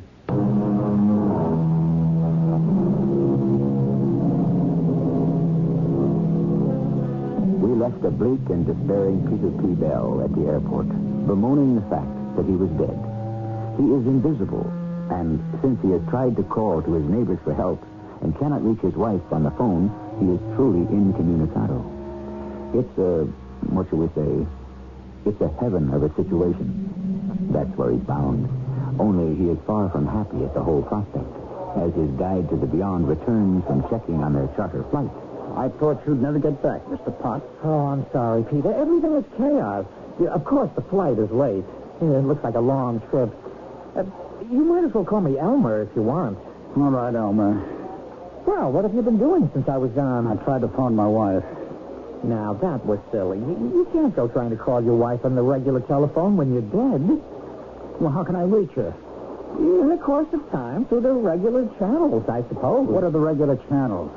Well, like I say, I'm new, and I've only skimmed through the orientation book, but I guess it would depend on religion, or maybe a seance with the right medium. You could look it up yourself once you're all settled in. I don't want to be settled in. I can't be dead. Just doesn't make sense. We all feel that way to start off. Now, listen to me, Elmer. Something is wrong here. There's got to be some mistake. No possibility. No possibility at all. Now, you said you lost my name and address or something when you first came in, didn't you? I thought I had lost the invoice, but while I was digging for the airplane tickets, I found it. Here. Let me see. Sure. There you go. There, right there. Peter B. Hell. 25 Sperling Drive. There is a mistake. That's not me. Your name is Peter, isn't it? You live on Sperling Drive? No, Sterling. S-T with a T, a T. But you do live at 25? Yes, but... well, a typographical error. No. Look, you got to listen to me now. Sperling Drive's about 4 or 5 blocks from us. And there is a guy just moved in there. Our mail gets mixed up. His name is Peter B. Pell with a P. And that's not me. I'm Peter P. Bell with a B. And I live at 25 Sterling Drive, not Sperling. I know it. You got the wrong man. Wait. Let me see that invoice. Yeah, well, sure. Peter B. Peter T. Sterling. First to 25. Yep. Oh, it's not fair. Fair, it sure in heck isn't. I mean, to me. I meant to me. But I didn't make the confusion. Well, neither did I. Still in all, you should have done something about it before this. You think I haven't? We have a Sterling Avenue Association to bring pressure to have Sperling Avenue change its name. But they have an association wanting us to. So the whole mess has been bogged down for years now. Why did Peter B. Pell have to move on that street? Yeah, that's what I say. The mail was fouled up all the time. So why didn't you move out or something? Hey, listen, I was on my block first. Long before him, I built my house mostly with my own hands. Why didn't he move out? Well, how should I know? Well, you should have known. You should have moved him out for me. I made a mistake. We all do. Yeah, well, we can all correct them, too, and you better correct this one. It's a beaut. I tell you that. Look, Mr. Pell. I mean, Mr. Bell. Just call me Peter. That won't do any good. There's no way of keeping you straight that way. Pete, I'd better stick to Mr. Pell. Bell, I mean. Now I forgot what I was going to say. Don't look at me. I can't help. That's it. You can, yes. Oh, have a heart, Mr. Pete? Pete, yes, Pete. Look, this is my first assignment, and I don't want to foul up. It's kind of the story of my life. So I figured with a new start, maybe it doesn't have to be the story of my death, if you know what I mean. What are you asking me? Couldn't we just let things lay? You mean I should just roll over and play dead just so you don't make another foul up? Oh, I sure would appreciate that gesture. Gesture? Now, look. I want to get back to my wife. Or better still, back to my home before she comes back and finds me dead in that chair. I don't want to put her through that. I can appreciate your concern, but I don't know how to do it. To do what? Get you back there. You can go blow. I'll get back myself. Oh, you can't do that. Oh, yes, why not? Well, it isn't that easy. I mean, the books have just got to be, reconciled. I'm just afraid there's no way out. Oh, that's going to be your attitude. Well, it sort of has to be, I guess. Let me see that invoice again. No, all right. See, the name is wrong. I admit that. Between us, anyway. Now, hold it a minute. I'm reading something. Well, what? The fine print. I happen to be a lawyer. Yeah, just my luck. Here. You see? What? Oh, never mind. I'll read it to you. This invoice, void and non-collectible unless with addressee's signature. You never asked me to sign anything. I didn't see that clause. I came without my glasses. I always was forgetting them, but my daughter was there to remind me. Yes, I guess she wasn't this time, eh? Well, of course not. She's alive and well and living in East Pocono. Oh, bully for her. Yes. That goes for me. I want to be alive and well and living in East Smithfield. Now, how do we go about getting me back to that happy state, eh? You're going to insist? You're darn well right I'm going to insist. Well, I don't know how to go about it. I'm sure it's very complicated. I'll have to call my superiors. Oh, great. Come on, let's get cracking. They may be a bit put out with me. That's your problem. Mine looms a little larger on my horizon. Come on, get on that phone. I don't think I have any coins. I'm willing to venture a dime. Well, you'll get it back. It's a toll-free number. You know, they're really awfully busy, and I'm not sure anything can be done. I mean, it's unfortunate, but too late. It better not be, or I'll sue for false arrest. Or soul mapping, or whatever you want to call this. You'd have the nerve to sue? Yes? Is this the person to whom I'm speaking to? To whom did you wish to speak? You see, I'm new. This is pickup messenger 006534219, sector 1427. Never mind all that. What's your name? Elmer Potts. You might not know me. I'm new. Nonsense. We watch every sparrow that falls. What's the problem, Elmer? Well, you see, this is all kind of fresh to me. I mean, this is my first time, and To the point, Elmer. What did you do? Pick up the wrong one? Oh, how did you know? As I told you, we watch every sparrow that falls. Watch every sparrow that falls. Yeah, but you see, I picked up the wrong bird. You've got to learn to keep your eye on the ball. I know, but I didn't. What do I do now? I'd suggest you go back and make an exchange. But this one, I mean, the one I did pick up is threatening to sue for false arrest or something. He's within his rights. Oh. If I were you, Elmer, I'd get on back to the one you should have brought and somehow convince him he's got to go. Yeah, but just in case I run into trouble... I'd say you already have. However, in the meantime, I'll take this right to the top and get a ruling. But I think you'll find out my suggestion's the only one that will work. Okay, I'll... well, wait a minute. I haven't any transportation, and I'm out of money. What do I do about that? I'm sure you'll find a way. But how? Your pickup. Hasn't he any dough? Well, maybe, but I... Then borrow it from him. Tell him you have the best of credit. Well, what happened? Well, we got to go back to Peter B. Pell and talk him into taking your place. Oh, why shouldn't he? He was sick or dying, wasn't he? Or you wouldn't have been sent in the first place? I guess you're right. Oh, dear. Oh, if he's waiting for me, I shouldn't keep him waiting. All right, then let's go. The only thing is, would you have bus fare? No. Oh, well, I guess we'll have to walk. Oh, forget it. We'll hijack a cab or something. That's against the law. Yes, I know. But we'll take a chance. I had to drag Elmer the equivocator out of the airport and outside. Traffic was getting heavy and lots of cars were unloading and cabs dropping off and trying to hang around for pickups. I spotted one where the driver had made a sign to a cop friend and ducked inside to the John. In a moment, Elmer and me were in the front seat and taking off. I never did anything like this in my life. You think I did? Then what are we doing it for now? I guess you could say it's a matter of death and life. What's that? Cops? Are they going to stop us? Not so long as I can keep ahead of them.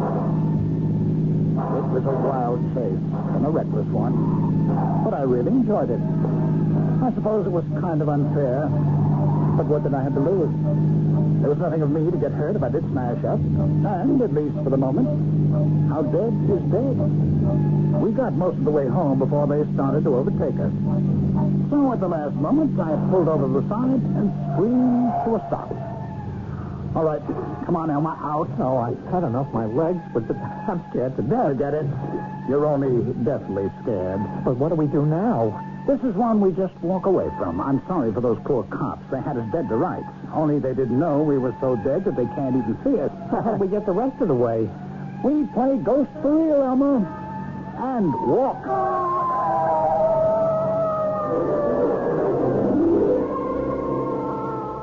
We left the befuddled cops carefully surrounding a completely empty taxi cab, moving in carefully to find nothing but a $6.85 tab run up on the meter. I just hoped the next deal would be so easy to close with Mr. Peter B. Pell. So, like I say, Mom, the way I figure it's any moment now.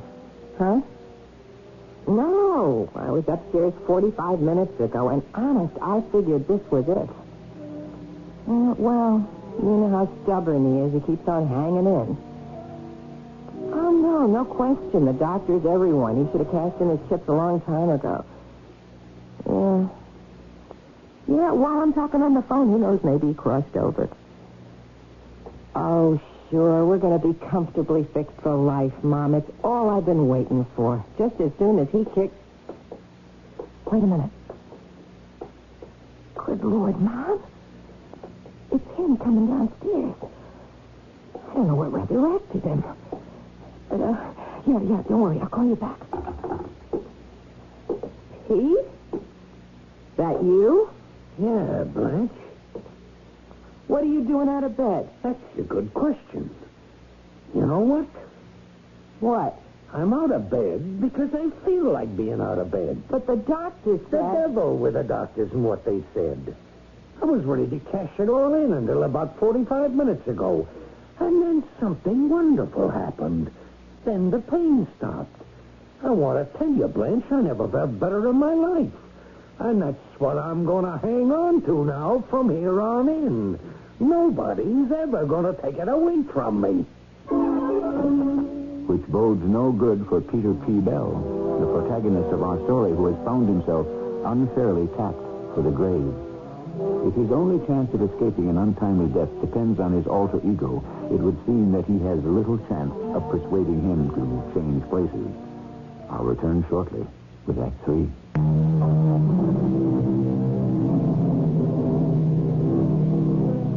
It was Daniel Webster, the famous trial lawyer, who coined the phrase, fearful concatenation of circumstances. But whatever the circumstances that caused him to say that, they could scarcely hope to match the one that Peter P. Bell faces now. Fortunately, he can still hope, because he doesn't know what we know, that the man who should have died, Peter B. Pell, is now luxuriating in his new lease on life and has no intention of letting it go. Peter, I'm going to call the doctor. You bring any of your old quacks around here, I'll throw them out on their ears. Who were you talking to on the phone when I came down? That was just... Your mother. Well, yes. Is there anything unnatural about that? Yes. Your mother. That is a terrible thing to say. Well, what else is there to say about your mother? I don't want to talk to you. Good. That makes it unanimous. Anyone wants me, I'll be out on the patio. In your pajamas and robes? What should I care? With a new lease on life? He came out of the screen door into the sunshine, and I had my first look at the man who should have died instead of me. He was a small man. His color was ghastly. He looked like a corpse. His body was wasted. He moved as though he was walking on eggs. His shoulders were rounded in permanent defeat. I felt a surge of hope. He didn't appear to have all that much reason for living. Hi, Peter. Hey?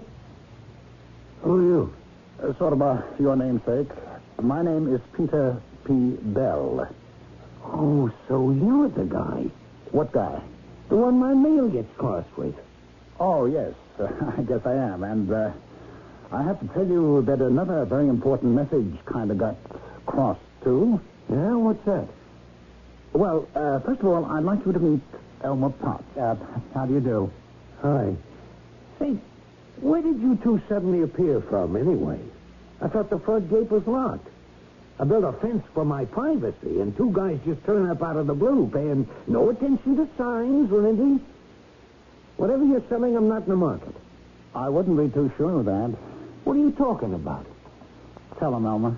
Yeah, this is really quite difficult. Not if you lay it out the way you did with me. But this isn't the same. I mean, how is it any different since this is the man you really came for? Look, I can't listen to a lot of double talk. I've been sick and We know that, Mr. Pell. You were a lot more than sick, Mr. Pell. Well, whatever I was, I don't feel that way now. Maybe you won't feel all that hot when I tell you the truth. What truth? My name is Elmer Potts. So what? Well, you see, I died kind of recently. You what? I passed over to the other side, and my job is to come and sort of escort the new, what shall I say, the new boy. Get him settled in and kind of show him the ropes. The trouble was, Mr. Pell, our friend here made a boo-boo and picked up the wrong guy. Don't tell me the guys on the other side are that inefficient. Well, you see what happened? Well, just let's say for laughs that I go along with this charade or whatever it is. You're trying to tell me I was due to kick off, that Elmer here came to pick me up and got you by mistake? That's just what happened. I have all the papers if you'd like to see them. What papers? Well, this is the invoice here. Let me see. There it is. To be delivered, one eternal soul, temporary property of Peter B. Pell, presently residing at 25 Sperling Drive, Lakeport Mansions. What kind of a gag is this? Well, it's my credentials to pick you up for delivery, which I should have done about an hour ago. So why didn't you? Because he goofed. He picked me up instead. Now, isn't that just too bad? Well, it is when you consider this man was healthy and didn't feel at all like dying. Well, who does? An hour ago, you were ready to. I wouldn't have been sent for you otherwise. An hour or two ago, I wanted to die. Now I've changed my mind. Who do you think you're kidding with this cockamamie story? I don't know what your game is, but you better get out of here before I call the police. Well, that wouldn't do any good. This is beyond their jurisdiction. Mr. Tull, I ask you to be reasonable. Now, come with me. It's only fair. You should have been dead nearly an hour ago. I'm not. Peter, pal, I want you to come in off that patio right now. It's my wife. I want you back up in that bed the way you should be. Why? I'm feeling pretty good. Oh, no, you're not. You are sick. You want to get rid of me? You don't have to put it that way. It's just that I've made all my plans. What plans? About Mom and all. You've told her she can come and live here? You never would let her while you were alive. Why should I? With a one-car garage, where would we park her broomstick? You don't have to be coarse. Coarse? About your mother? The only thing I could say in her favor is that she's better than her daughter. Not much, but better. What do you mean, her daughter? Well, how many has she got? Me, and that's a rotten thing to say about me. What else have you ever given me cause to say? What chance have you ever given me to say something nice about you? Oh, why didn't you die? Is that what you want? You are not going to make me say it. You figure out whatever you want. Now, are you coming into the house? No. Why? Because I don't feel like it. Okay, that does it. Where are you going? To call the doctor. You never could see things straight. After a lifetime of driving me and my sweet mother and everybody else connected with you out of their minds, I finally realized the whole problem is that you've been out of yours ever since the beginning. Thank heaven I don't have to live with it anymore. I'm not dead yet. You might as well be. I'm going to have you locked up. That's my wife. That's my life. Hey, where'd you fellas go? Were you calling us? Yeah, you guys. Look, I need some information. But what? I was supposed to die today, right? Yes. When was he supposed to die? Who? Him. I think he means me. Oh, well, I don't know. Yeah, well, who does? I guess my superiors do, or someone above them. Can you contact them? I could try. I mean, I do have an emergency telephone number. Well, then come on in and call them and ask them these questions. Maybe we can work this out between us after all. This is Pickup Messenger 006-534-219. All right, Elmer. We know who you are. What do you want? Well, remember I told you I made a mistake? And picked up the wrong soul, yes. Have you got the right one now? Yes, I have. Good. I've checked upstairs, and it's okay. Just bring him in, and the books are balanced. Yes. The thing is, he's not willing to come along until he has the answer to some questions. What questions? Like, how much longer would he have to live if he didn't give up? How much longer would who? If you mean Peter Bell, the man you picked up by mistake, a good long time. How long is priority information? Well, could you give me just a hint? Well, it's highly irregular, but let me see. Oh, well, he'll be able to usher in the 21st century and then some, if you make the exchange. Well, and if I don't, then the other guy will? That's the way the ball bounces. The guy's wife, her name is Blanche. Could you give me any rundown on her? They could have my badge for this. But for the sake of keeping the book straight, let's see. Well, she's going to be around just about as long. But of course, she won't be headed for us when she out. Oh, she's going to the other place? Oh, definitely. And her mother? We try not to separate family members as long as they deserve each other.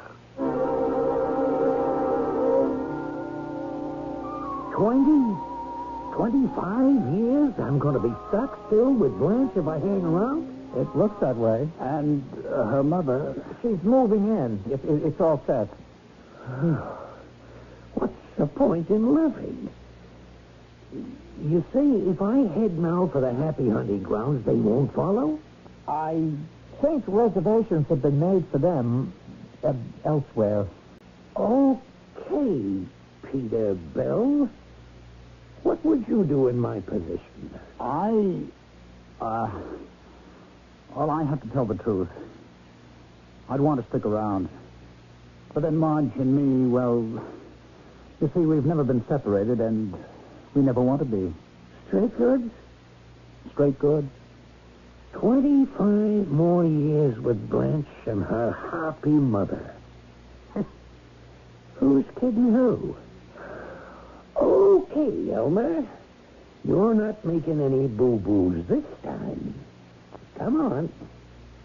Take me home.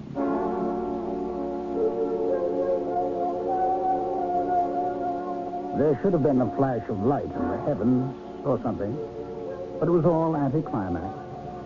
The three of us walked to the bus stop, which was on my way home.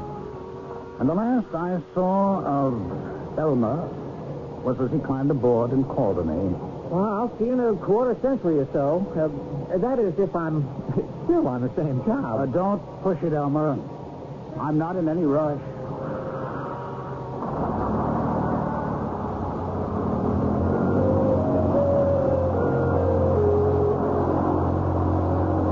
I walked on home and onto my screen porch.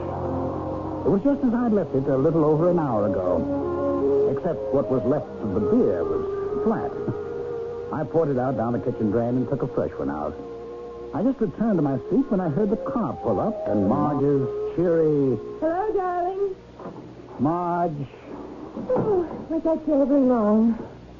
Centuries. You missed me that much? You will never know. Hey. Oh, this is love. Pure love. And Thanksgiving. Well, whatever it is, it's good. Are you that glad to see me? Always. And forever. What have you been doing since I was gone? What have you been up to? Thinking long thoughts about how lucky I am and how much I intend to appreciate it. You all right, Peter? Oh, Marge, darling, I can tell you unequivocally, for the life of me, I never felt better. We are such stuff as dreams are made on, and our little life is rounded with a sleep, said Mr. Shakespeare. Is that the epilogue for this story? Was Peter P. Bell asleep and dreaming a strange dream? Or did an emissary of the Grim Reaper truly come for him? And was he fortuitously returned from the shadow of the dead? I leave it up to you to pick which explanation satisfies you most. I'll be back shortly.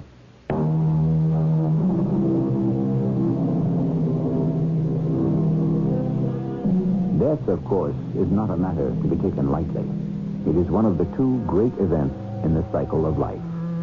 It comes in many forms, to each man individually, and is seldom welcome. Still, since it is inevitable, the great mystery of death ought not to smother us, to cast a dread shadow of fear across all our lives. Surely, like anything in the world, we should learn to laugh at it a little. For whatever we can laugh at, we need not fear. Our cast included Ralph Bell, Jack Grimes, Terry Keane, and Court Benson. The entire production was under the direction of Hyman Brown. This is E.G. Marshall inviting you to return to our Mystery Theater for another adventure in the macabre. Until next time, pleasant dreams.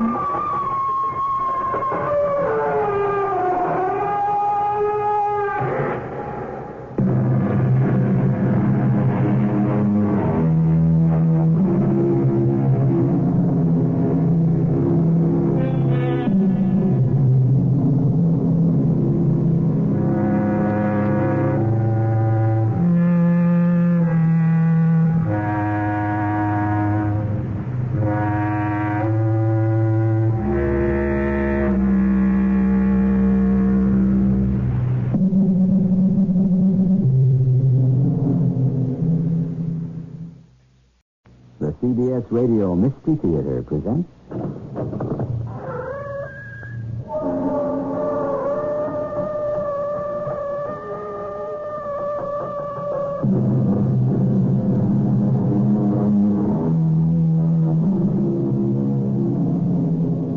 Come in. Welcome. I'm E.G. Marshall. We are here as on a darkling plain, swept with confused alarms of struggle and flight, where ignorant armies clash by night. Yes, at one time, war was war, and peace was peace, and everyone knew which was which, just as you could tell the difference between day and night. But now we seem to live in a perpetual twilight. Are we at war? Are we at peace? All we know is what we think we can see on the surface. He's making a mistake. It's impossible. I'm not who he thinks I am. Could be. He's going to kill me for nothing. Perhaps. But there must be something I can do about it. Yes. What? Tell me what? Kiss me.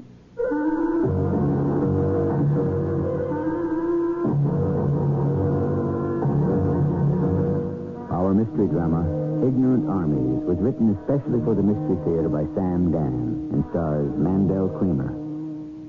It is sponsored in part by True Value Hardware Stores and ARM, Allergy Relief Medicine. I'll be back shortly with Act One.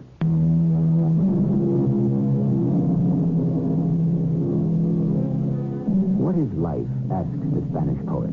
And he even obliges us with the answer. Life is a dream. And that could very well be.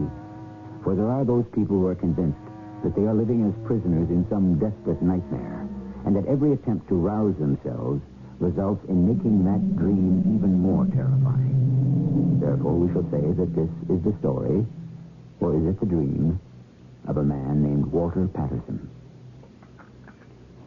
You haven't finished your eggs, Walter.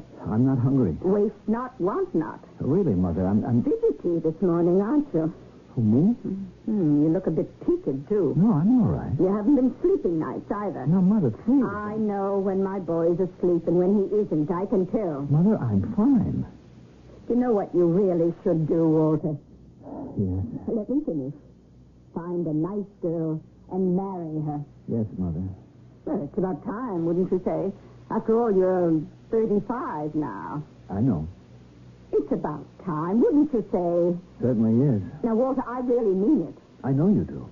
Now, am I one of those mothers who keeps her son tied to her apron strings? No. Believe me, Walter, with all my heart, I want you to get married. I know, Mother. It's the normal, healthy, natural thing for a young man to do. Does happen to be a problem. Where can you find a nice girl these days? I don't know. Yes, where can you find a nice girl, a decent girl, a virtuous girl? I don't know what's happened to the world, Walter, do you? No. There's a looseness in young people today, especially in young women. I don't know what boys like you, honest, idealistic boys like you, can do. Oh, well, maybe you'll meet her one day. Her? The girl that's worthy of you. Is any girl worthy of me? Why, Walter, dear. Who am I, Mother? What am I, anyhow? I'm just an ordinary, everyday chemist. Oh, you really are out of sorts this morning. All I do is figure ways to make food taste better. What a waste of time. Now, Walter. Food just as it is, the way it comes up from the ground, the way it ripens in the sun and the rain, that's the very best taste there is. How many times do we have to go through this? I mean, it's just that. Food, when it's fresh. If the Lord had intended for us to eat fresh food, he would not have created refrigeration. If he had desired us to eat it the way it emerges from the ground, he would not have invented chemicals. Incidentally, do you still see that Stacy girl? Oh, yes, Mother. I see Eleanor Stacy every day. Walter, is that wise? Well, I have to pass her desk on the way to my office. Do you have lunch with her? Oh, no, I never have lunch with her. But on that day I came to visit Mother, you, I've already explained that more than once. There's no need to be edgy. I'd neglected to bring my sandwich from home. Neglected? Oh, I'd forgotten. Psychiatrists say we forget because we mean to. So I went downstairs to the coffee shop in the building, and the only empty place happened to be at the table where she was sitting. And there's nothing more to it. And had you come over, you would have seen for yourself.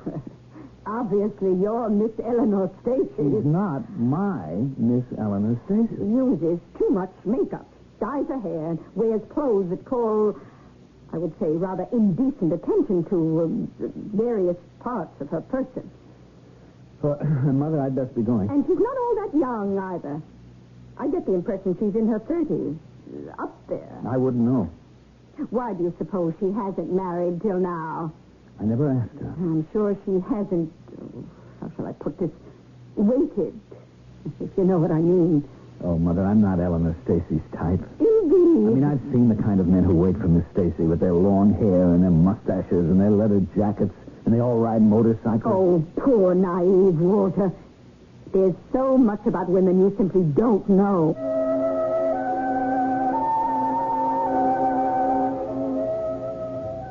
Well, good morning there, Mr. Patterson. Good morning, Miss Stacy. I see you brought your lunch. Yes, I usually do. I find it more nutritious. No doubt. Well, it looks like a gorgeous day. Very few clouds in the sky. Yes. Those few, though, are rain clouds. I shouldn't be surprised if we have some showers by noontime. Oh, really? Mm-hmm. The wind is from the east.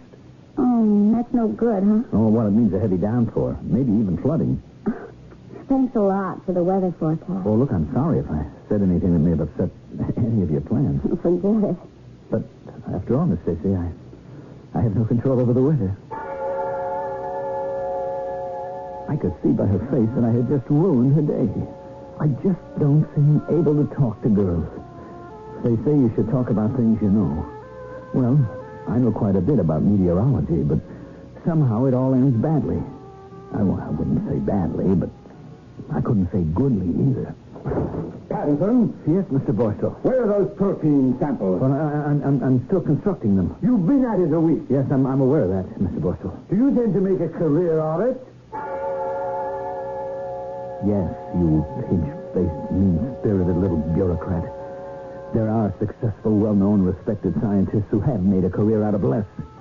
These proteins will revolutionize the eating habits of the world and save millions, maybe billions. And what's in it for me? Nothing. All the credit, all the money goes to the company. All right, I signed that agreement when I took the job, and I'll honor it. But you keep out of my way, you hair-splitting, clock-watching fool. That's how I should talk to him, but all I ever say is, I'm sorry, Mr. Borstel. I'll have to do better.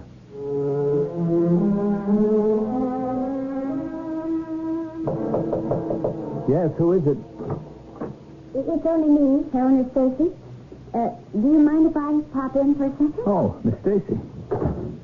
I enter this sanctum sanctorum of our chief chemist with considerable trepidation. Oh, it's quite all right. I realize how totally immersed you must be in your research efforts. Well, yes, I suppose. Mr. Patterson, I'm here on a delicate matter.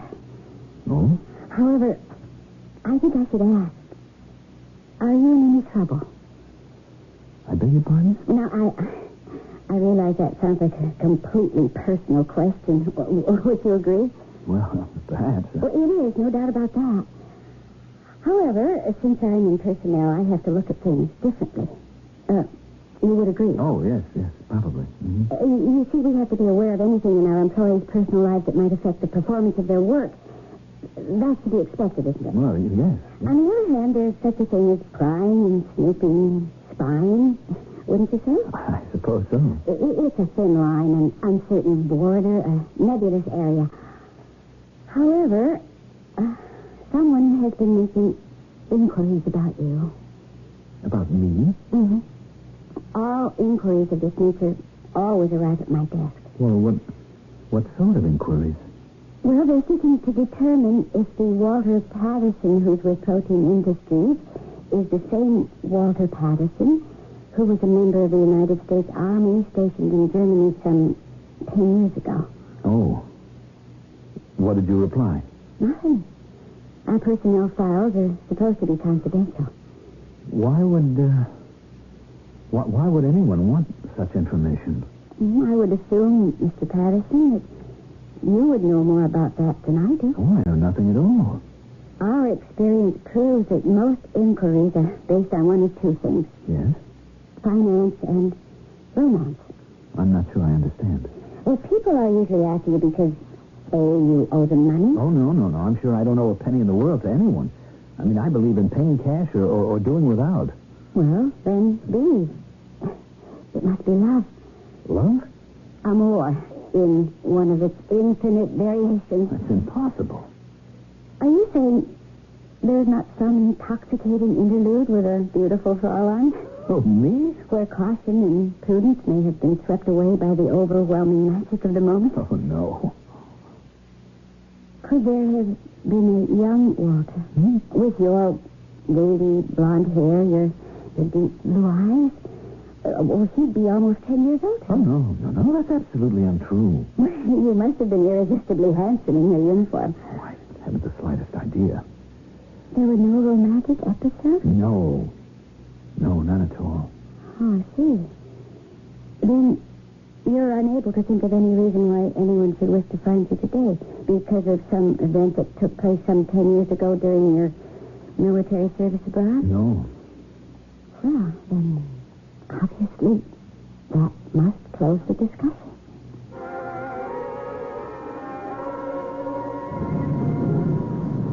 Excuse me, sir. Oh, yes? Do you have a match? Oh, I'm sorry. I don't smoke. I mean, I'm not sorry I don't smoke. I'm glad I don't smoke. It's just I'm sorry I can't oblige you. Oh, thank you. Do you have the time? No, I'm afraid I don't wear a watch. You do not wear a watch? Well, I find wearing a watch can impede my circulation. You could carry one in your vest pocket. Oh, that's a little out of style. I understand they're coming back. Oh, I'm glad to hear that. Would you do something for me? What? If you will look at the curb just 5 feet away. Well, why should I do that? You will notice a taxi cab is just there. Oh, I don't need a cab. You will be good enough to enter? What for? My friend let me unbutton my coat. A gun? True. What do you want? I've already told you. I want you to enter the taxi. What for? My friend, if you do not enter the taxi, I will shoot you. But why? Do as you are told. I'm trying to avoid a scene on the public street. You must be making a mistake. No mistake. You must have me confused with someone else. Your name is Walter Patterson? Well, yes, but... My instructions are to deliver you, dead or alive. Instructions? How shall it be? How do you know my name is Walter Patterson? Into the taxi. No. Do not look around. Do not try to attract attention. No, listen. And now just turn slowly. Walk to the curb. Very nicely. But I tell you... There is no need for conversation. Now, open the door. Go on, open it. Enter. The gentleman sitting on the end there is an associate of mine. Move next to him. Now, I shall join you. Excellent. Look, I don't know what this is all about, but I'm telling you right now that you're making a big mistake. What was that? Oh, did you feel it? A pity. My associate is usually more skillful with the needle. What are you doing to me? What's Nothing serious, Mr. Patterson. What? Just putting you to sleep for a bit.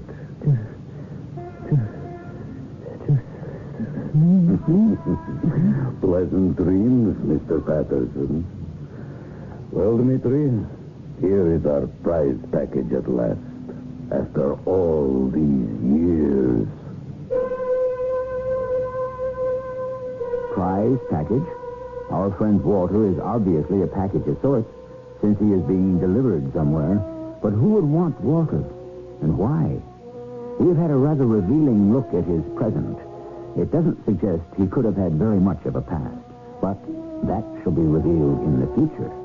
You are invited to attend Act 2 shortly.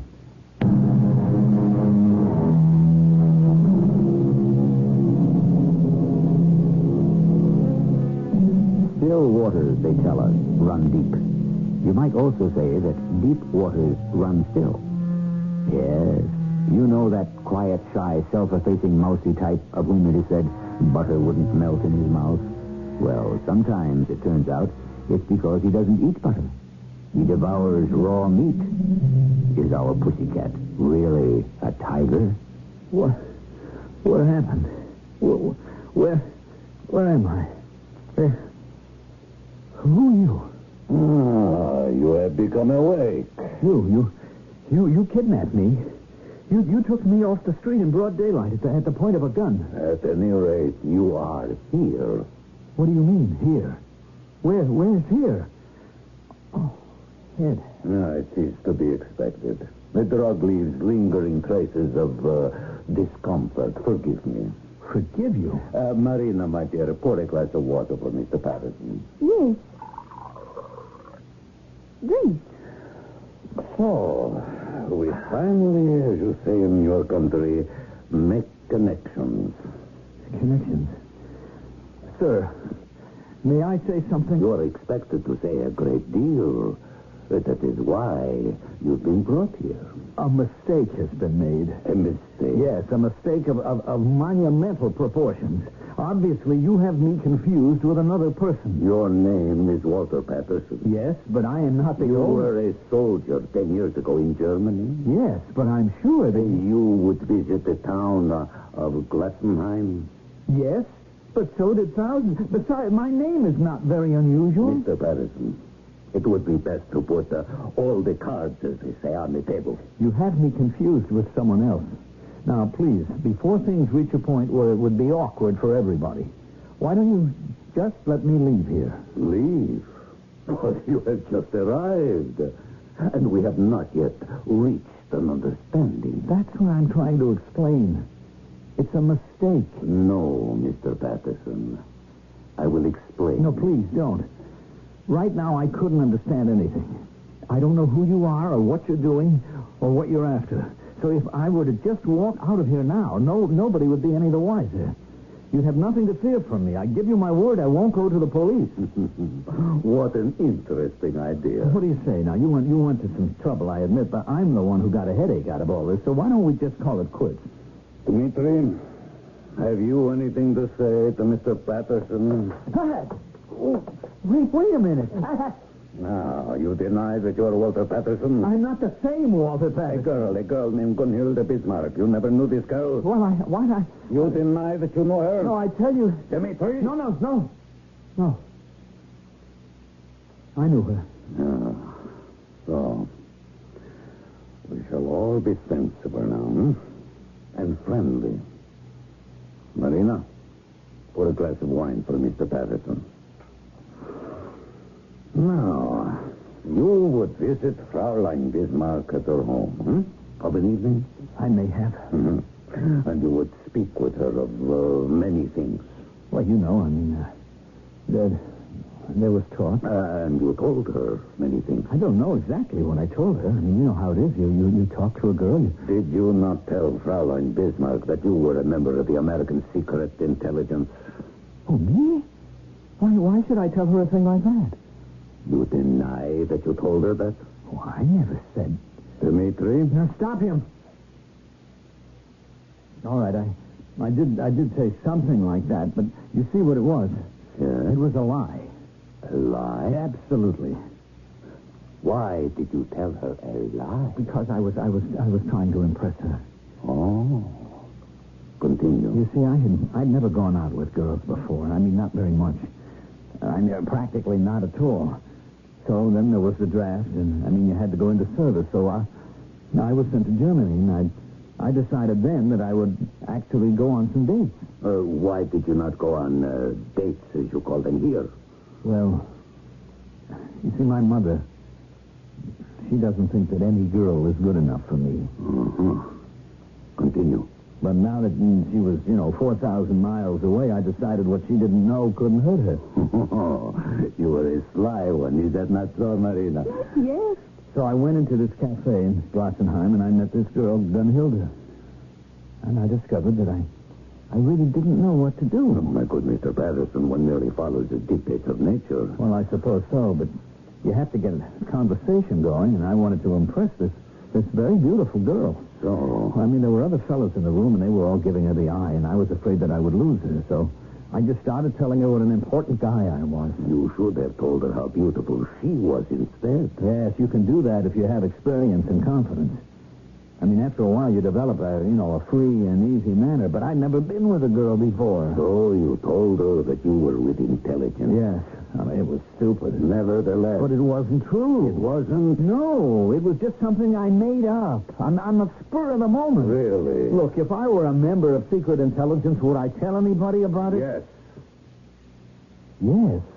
Especially if you had come there purposely to meet her. No, you've got it all wrong. You had discovered somehow that Gunhilde Bismarck was one of our agents. How would I know that? And so you arranged with her to sell army secrets. No. You were well paid. I never got any money. You insisted on being paid in advance. You're wrong. Oh, very clever. You whetted our appetites with a few choice morsels. I believe in your country it is known as setting up the sucker. Wait. Let me explain why. You were given a big payment. And then you were never seen or heard from again. Dmitri. Easy. Don't hurt you. No. Enough time has been wasted. You will continue now to give us information. I don't have any. Dmitri. Wait, please. Yes? You have almost $250,000 of our money. You will have to, as they say in your country, work it off. I'm trying to tell you. Enough. Dmitri and I, we have a meeting now to attend. Marina will watch over you. Marina is a very good shot. Marina, kill him if he tries to go. I will. So, we'll leave you in good hands. Come, Dmitri. Please. Goodbye. Or, au revoir. Look, Miss, Marina, is that your name? Yes. This is a mistake. Believe me, it's a terrible mistake. Oh, yes. Can't you say anything but yes? Yes.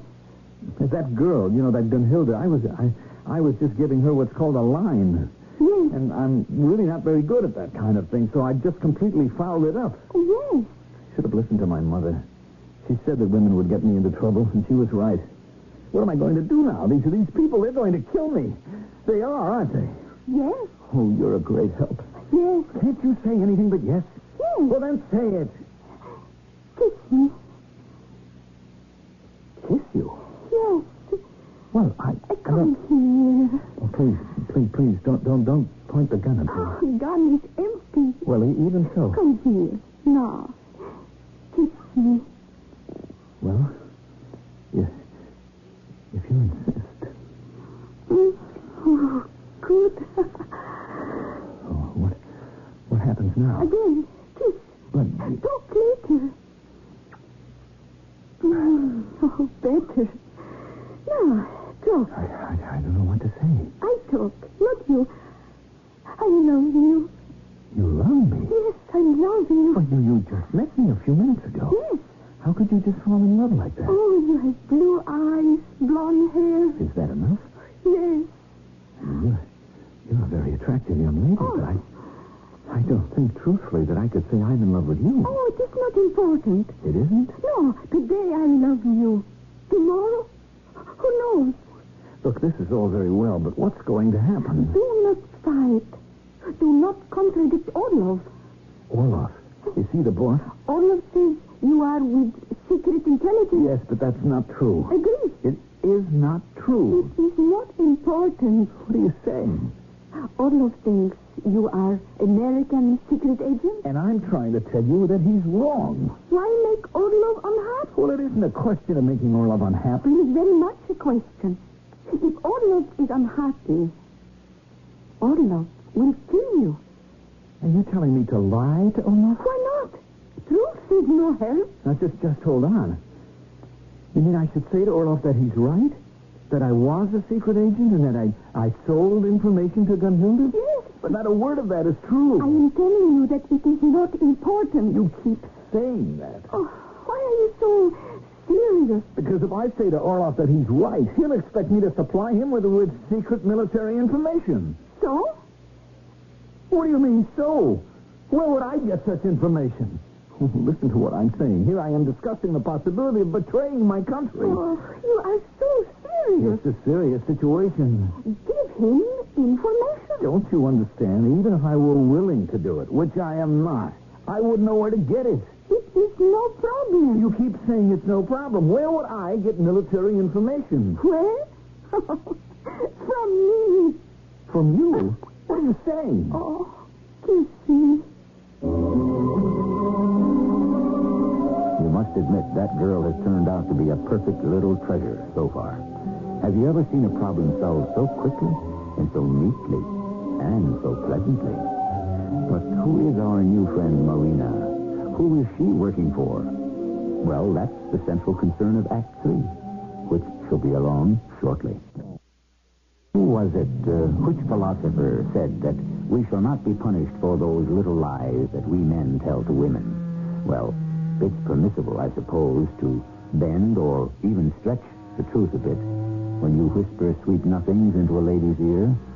The problem is that sweet nothings may become sour somethings if overheard by the wrong people. After all, love may be blind, but no one ever said it was deaf. I don't understand. What is not to understand? You were saying that you would give me American military information to feed to Orlov. Yes. Oh, kiss me. Wait. First, where would you get such information? Where? In my head. I don't understand that. I would make it up. Invent it. You mean fabricate? I tell you. You tell Orlov. But he'll never be... Orlov is happy because he has information. You are happy because you are still alive.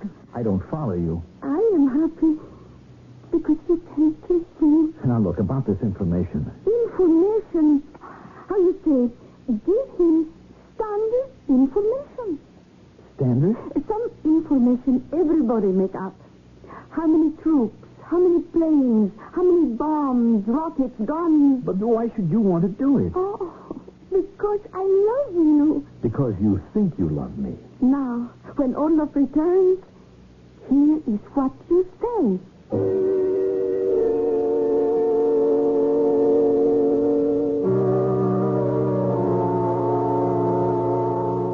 So, you decide honesty is best policy, huh? Yes. It's not always true, but in your case, yes. Now, what do you have to tell me? Well, I've written down the number of planes that will be sent to the air base at Wildesheim. Oh, now, this is what we have been paying for. Yes. What is the armament? Well, that I don't know. I'll have to find out. You have 1 week. You will report back to me at noon next Monday. And each and every noon, Monday.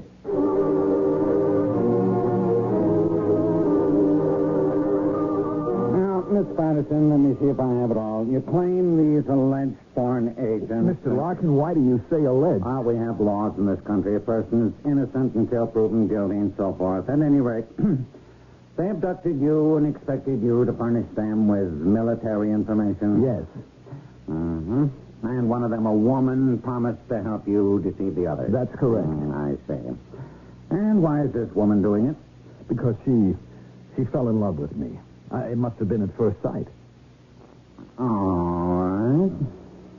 I want to thank you for bringing this information. Well, I believe it's my duty as a citizen. Yes, Mr. Patterson, it certainly is.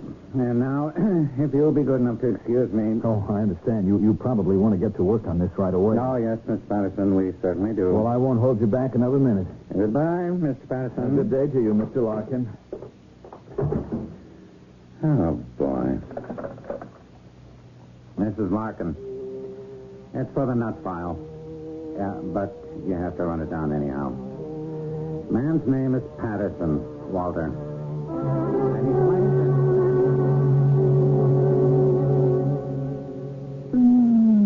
Nice.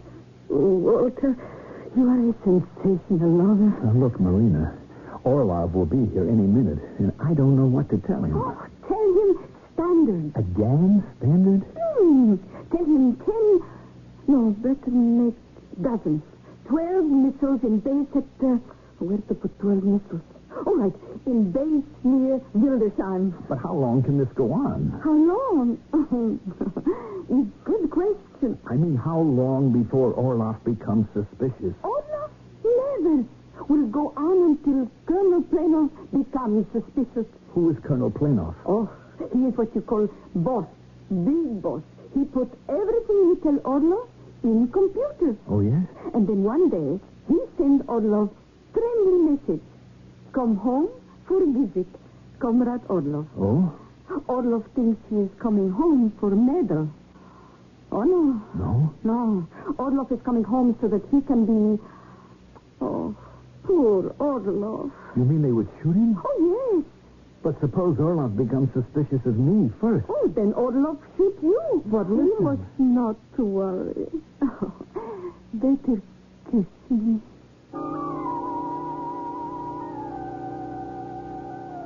Mr. Patterson, I told you we're handling the matter. Well, Mr. Larkin, it just seems to me that you should be a little more excited. Excited? Yes. I mean, I bring you news that enemy agents are setting me up as a source of information, and what are you doing about it? What do you think we should do? Well, arrest them, jail them, deport them. We are following strict procedures.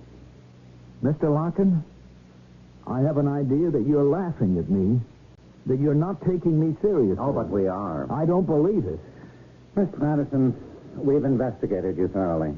Me? What for? What did I do? We've also called on Mr. Orloff. What? He's a very highly respected, reputable businessman. Now, that isn't so. We confronted him with the story that you told us. Well, naturally, he would deny it. I think he spoke the truth. The truth? Seems that he has a niece, a Miss Gunhilda Bismarck. Did you know the young lady? Well, yes, Some years ago. Appears you took advantage of her youth and innocence. Finally, Mr. Orloff managed to find you. He said he told you it would only be fair for you to help Miss Bismarck support That isn't so. That is a lie. He says you denied everything. Then he threatened to bring the entire sordid affair to the attention of your mother. Not a word of this is true. Your mother is a wealthy woman of rather conservative morality.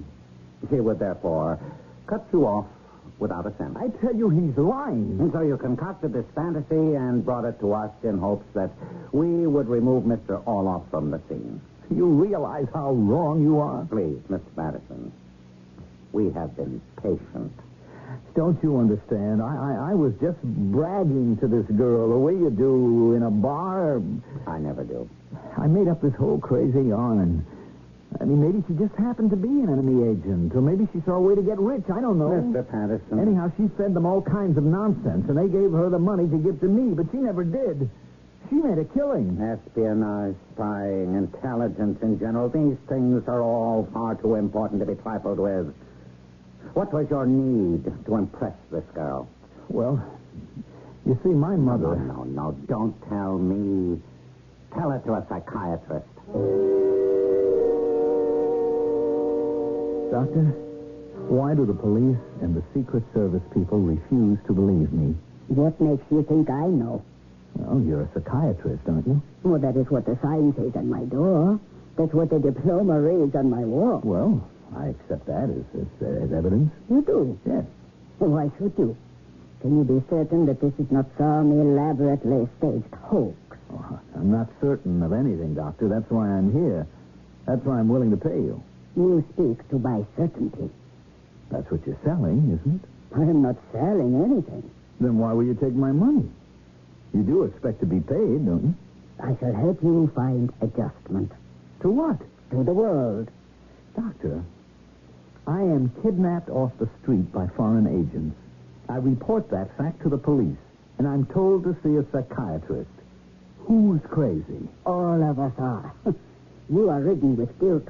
Me? First, for breaking your promise to your mother to refrain from dating while you were in the service.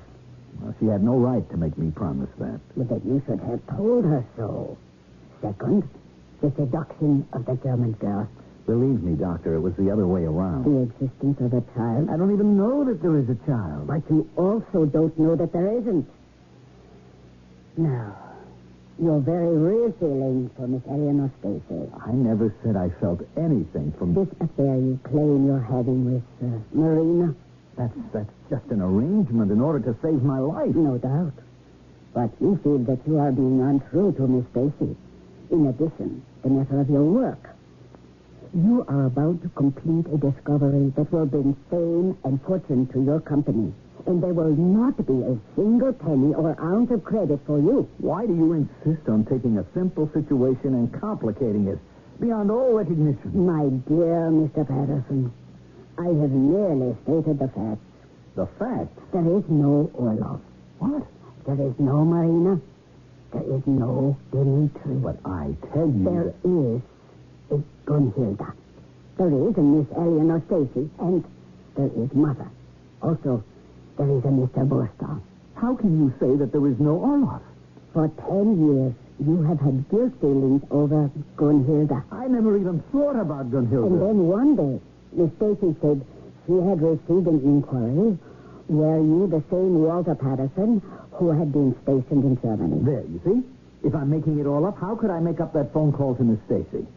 That proves Orlov exists and that he was looking for me. It only proves that someone may have been trying to find you, an old army body. I didn't have that many. Or you, unconsciously, could have made that call yourself. Me? Why? Well, just to give yourself an opportunity to have a conversation with Miss Stacy. I'm sorry, Doctor. I just can't accept what you... You were played with psychological dynamite, and it triggered a series of emotional explosions.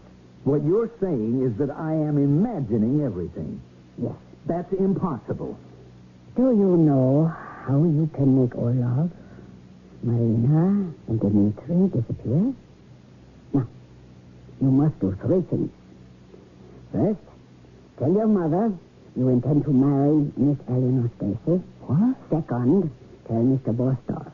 A new arrangement has to be made for you to share profits. How could I tell him so? Third, propose to Miss Eleanor Stacy. Oh, I never could. When are you supposed to be in touch with Mr. Orlov again? I'm to call him every Monday at noon to set up an appointment. I would meet with Marina beforehand, and we would decide what I'm to tell him. You do the 3 things I just told you, and you'll see. This coming Monday at noon, there will be no Mr. Orlov.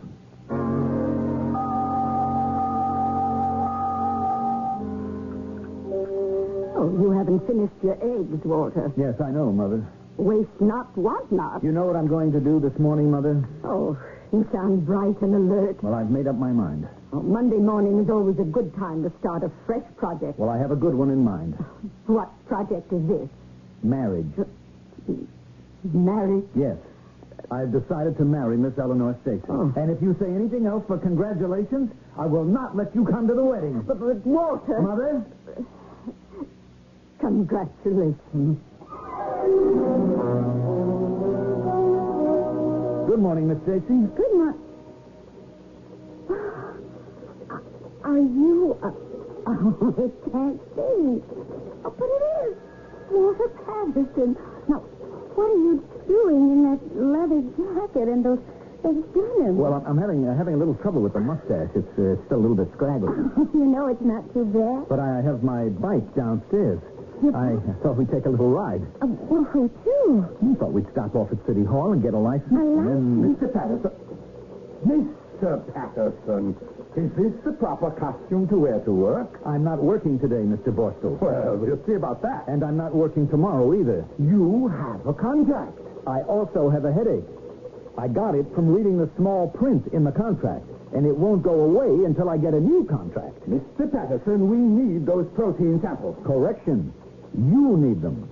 Write a contract that says we and my headache will disappear. Do you know what you're saying? Yes. Do you? Well, why don't we all sit down with our lawyers and try to work something out? Later. Miss Stacy and I have some things to discuss. Well, please, don't let me get in the way. I'll see you later. Well, Mr. Patterson, you asked me to come for a ride. Yes. But first, I I have to cancel another date. That is, if it ever was a date. If you know what I mean. Not exactly.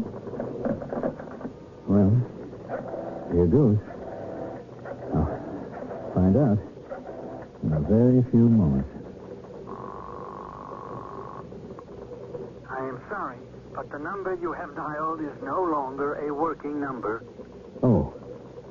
Well. Goodbye, Orlov. Goodbye, Dmitri. Goodbye, Marina. Hello, Eleanor. Hello, Walter. Hello and goodbye. Goodbye and hello. That's the story of the world, isn't it? We go from person to person, from event to event, round and round, from sleep to awakening, from dream to reality.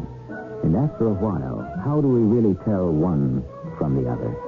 Is there actually that much of a difference? I shall return shortly.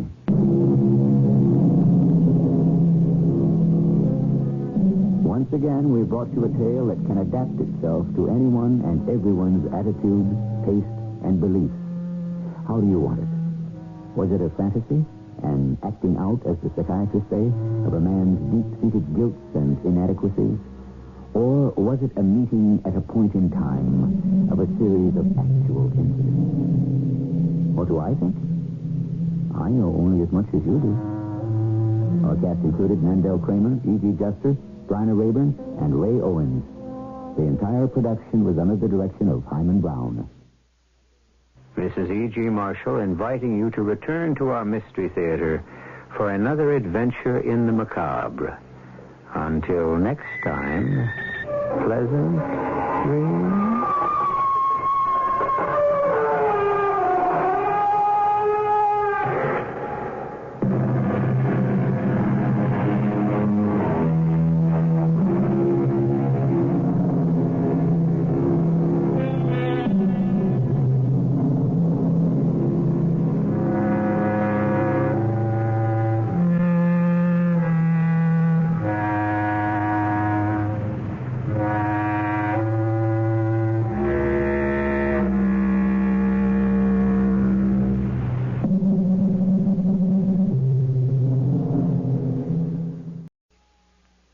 The CBS Radio Mystery Theater presents...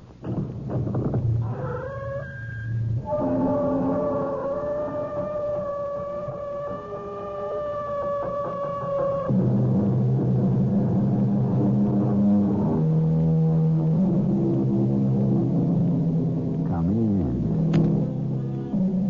Welcome. I'm E.G. Marshall. What is memory? Can you turn on that mental computer and select or program what you wish to recall? Or does the mind have, as it were, a mind of its own?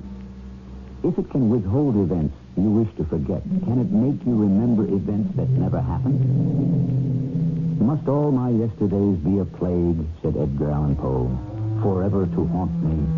Would that the past were a dream to be shaken off with the morning. Now, you walked right into me. Why don't you look where you're going? Terribly sorry. I wish I could. Did I hurt you? No. You knocked the breath out of me. Don't tell me you didn't see me. Well, I'm afraid it's true. I'm blind. Oh, my turn to apologize. You always walk like this at night. No white stick. Nothing. White stick? I hope I won't always be blind.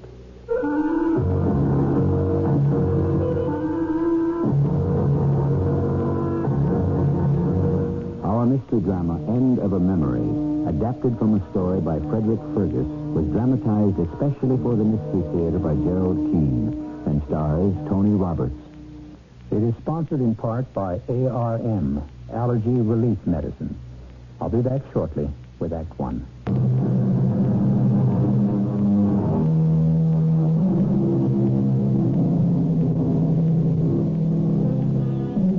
He had everything to live for, did Gilbert Vaughn. A sizable income, good education, and many interests.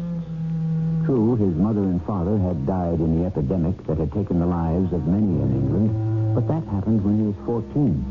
He was now 25. Yes, for all his money and all his friends, Gilbert was single and he was lonely. It was my fault, of course, that I had no purpose in life. The mistake I made was to feel sorry for myself. I had no idea what troubles could be, nor the slightest inkling that my life could suddenly take a turn for the worse. Until that morning when my eyes started to fail. In broad daylight, darkness closed in. Everything went from blurred to dim to quite black. It all happened so quickly, I barely had time to get to my doctor's office.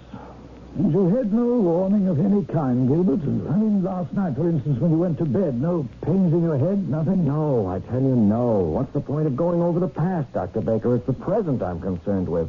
I think it would be better for you if you adopted a healthy attitude and say to yourself, I'm not the only person who's gone blind. Blind?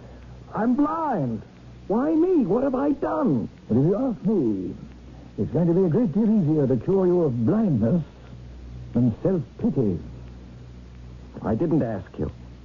All I want to know is who is the best man to take charge and how soon can he start? Well, now, there is only one man who I would dare send you to. Dr. Julian Jay. All right, I'll have him then. Will you make the arrangements immediately? I can't stand not being able to see. Well, do you have a friend who could be at your side, at least for the present? Yeah, I suppose so. Oh, there's Kenyon Grant. He lives close by. Oh, it might take quite a while. How long? Weeks? Months? Years? Where is this Dr. J? Unfortunately, Gilbert, he'll not be able to take on your case right now. Dr. J is quite ill. When he's released from hospital, which may be, if all goes well, in, say, another month, it'll take him at least another 4 weeks to fully recover. Oh, 2 months? What am I going to do in the meantime? Today, Gilbert, I'm not going to walk with you. I'm going to walk behind you. What for? To see me trip on the pavement and fall down? And what's the matter with you, Kent? Gilbert, listen to me. You don't know when this Dr. J will be well enough to take on your case, and I don't know. So wouldn't it be sort of fun to outwit those darned eyes of yours and show them you can get along perfectly well without them? Let's take a walk, and I'll show you.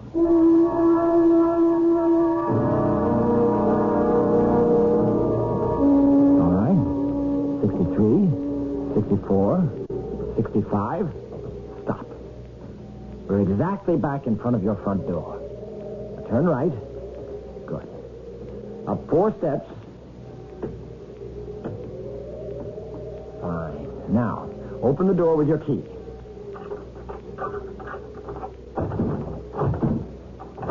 You can stand here and catch your breath, Gilbert. You made it. It's simple. Just count the steps from this house to the corner, count back, and there you are. I do feel better for it, Ken. Not at the mercy of those darned eyes. The same goes for the inside of your house. Count. Ken, how can I thank you? Thanks are just words. I shall do as you say, with deeds. I've relied on you too much already. That night, I went to bed full of confidence. I could make my way anywhere in town if I put my mind to it. Unaccountably, I awoke during the night. Couldn't get back to sleep. And thought, well, why not? Nobody will be about. I got dressed, went down to the street, turned right, and started counting. I don't know what I could have been thinking of. Did I lose count? But on my way back... Here now, what do you think you're doing? You walked right into me. Why don't you look where you're going? I'm terribly sorry. I wish I could. Did I hurt you? You knocked the breath out of me. Now, don't tell me you couldn't see me. But I didn't, you see. I'm blind. Oh, well, that beats all. Oh, my turn to apologize. You go out walking every night. No white stick, nothing. White stick? I'm not planning on always being blind. Where do you live? On Walpole Street. Oh, well, this is Henley. How did I get here? Well, I think I know your street. It's not far. I'll take you. It's funny, I've been counting my steps, too.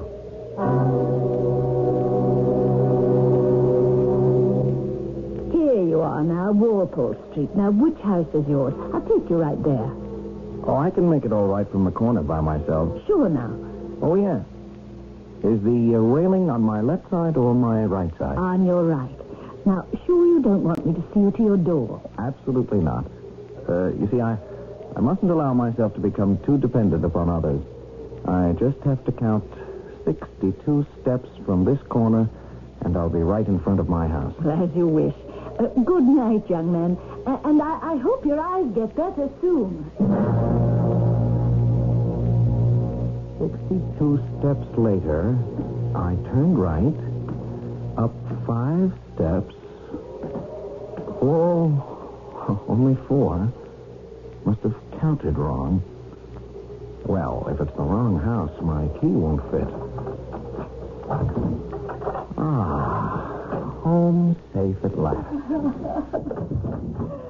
I started up the steps to my bedroom when I heard someone crying. I ran my hand along the balustrade. It felt different. The carpet under my feet was different. I was in the wrong house. Who are you? I'm terribly sorry. I thought I was in my own house. Come in here. Well, we seem to have a visitor. What are you doing here? I was trying to explain to the other gentleman I'm in the wrong house. If you'll just show me to the door, I'll be on my way. I don't like it, Professor. I don't like it at all. Believe me, gentlemen, neither do I. So if you'll just show me... Unfortunate, but we have no choice. We had better dispose of him. What is that? Is that a gun you got? Don't you recognize a pistol when you see it? That's just it. I can't see it. I'm blind. Oh, blind, is it? Honestly, totally blind. That's why I mistook this house. Well, then, let us have a little test. Blind man, walk now forward 4 big steps. March.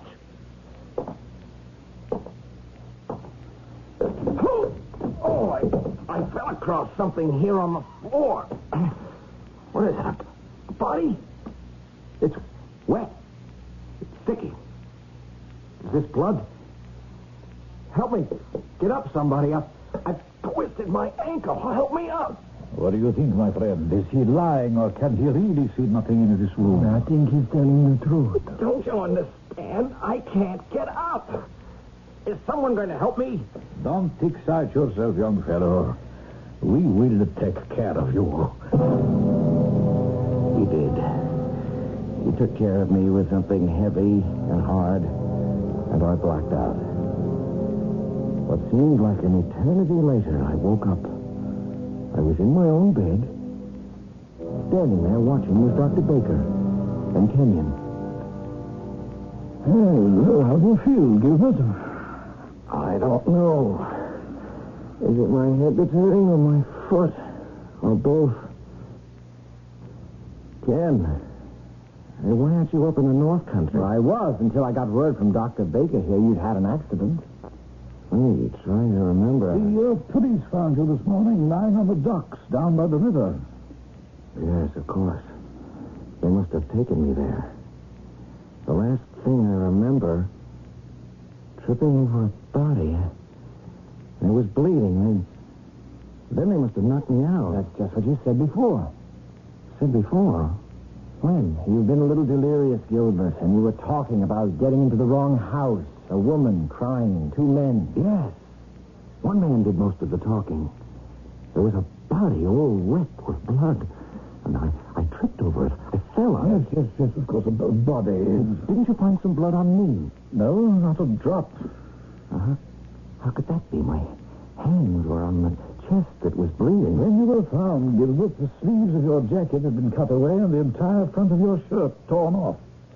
You were all grime and mud, but bloodstains? No. Yes, but that's it. That's the proof, can't you see? Why would anyone do that to my clothes if there wasn't anything to hide? Possibly, but then again you might have been in some kind of a fight. The woman. I wonder what happened to her. All the time I was there, I was sure I heard a woman's voice, sobbing. Yes. Gilbert, I want you to drink this. It'll make you sleep. You don't know how I wish I'd had the use of my eyes.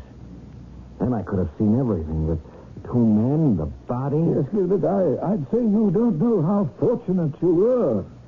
If all this really happened to you and you had been able to see it, it's quite possible right now that you'd be dead. Do you detect a note of disbelief in Dr. Baker's voice? He doesn't appear to quite believe Gilbert's story of the body, the two men, and the woman. What a fragile thing truth can be if it is shaken by doubt.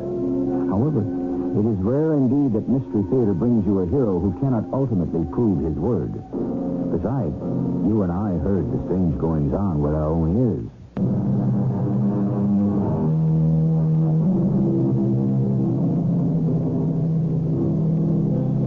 I haven't forgotten, I advise, this would be an account of the perverseness of memory. It will be.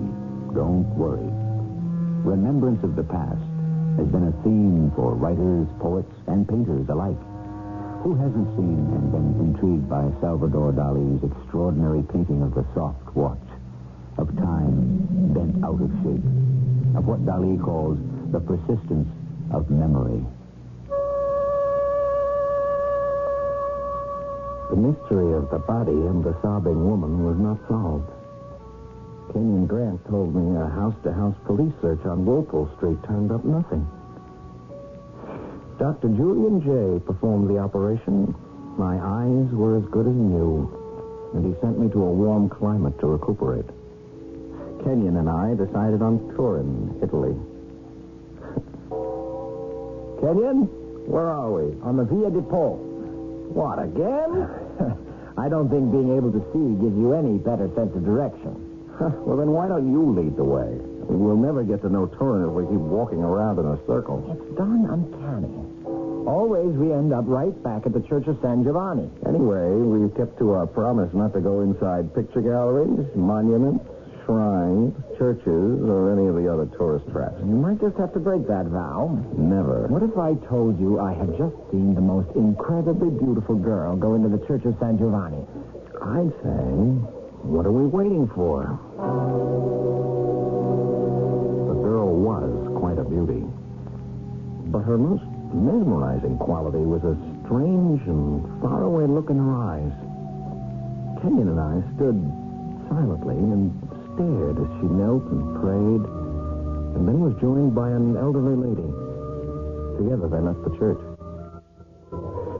We followed and stood on the steps watching as they slowly walked across the square. Tell me, Signor, do all English gentlemen stare at young ladies they don't know? Now, wait a minute. Signor, an Englishman travels through your fair land to see and praise all that is beautiful.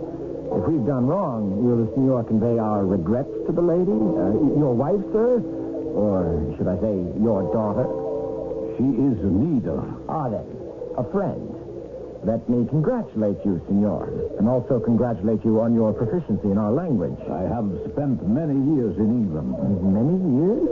Well, I should not have thought so, since the Signor has not picked up a particular trait of the English. And what might that be?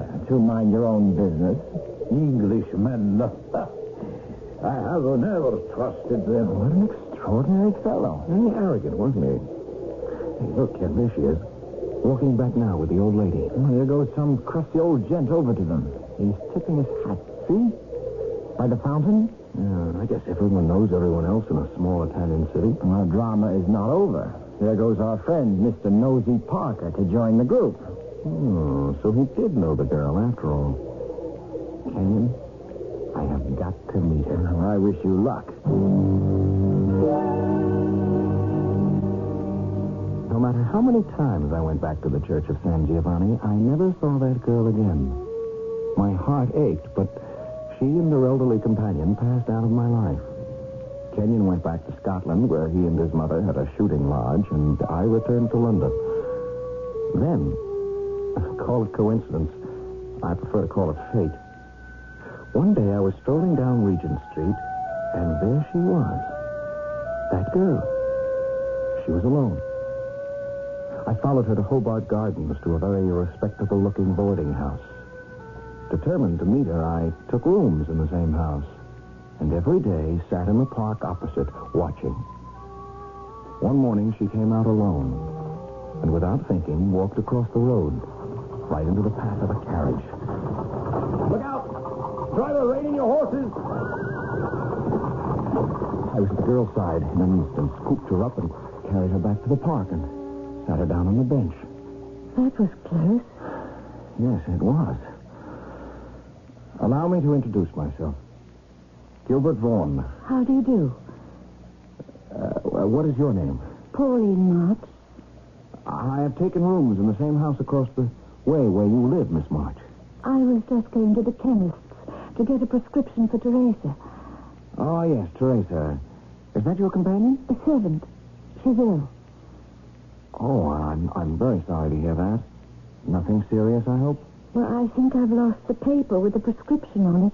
It was from our Italian doctor. I could write to the professor for another prescription. I'm afraid you've quite lost me. Who is the professor? Yes, sir. I could do that. I think he may still be in Turin. Is he? You've not been long in England, Miss March? Sometime. Some months. I saw you in the spring. In a church in Turin. Turin? Italy? You saw me. At San Giovanni. You were there with your old servant, Teresa, I suppose.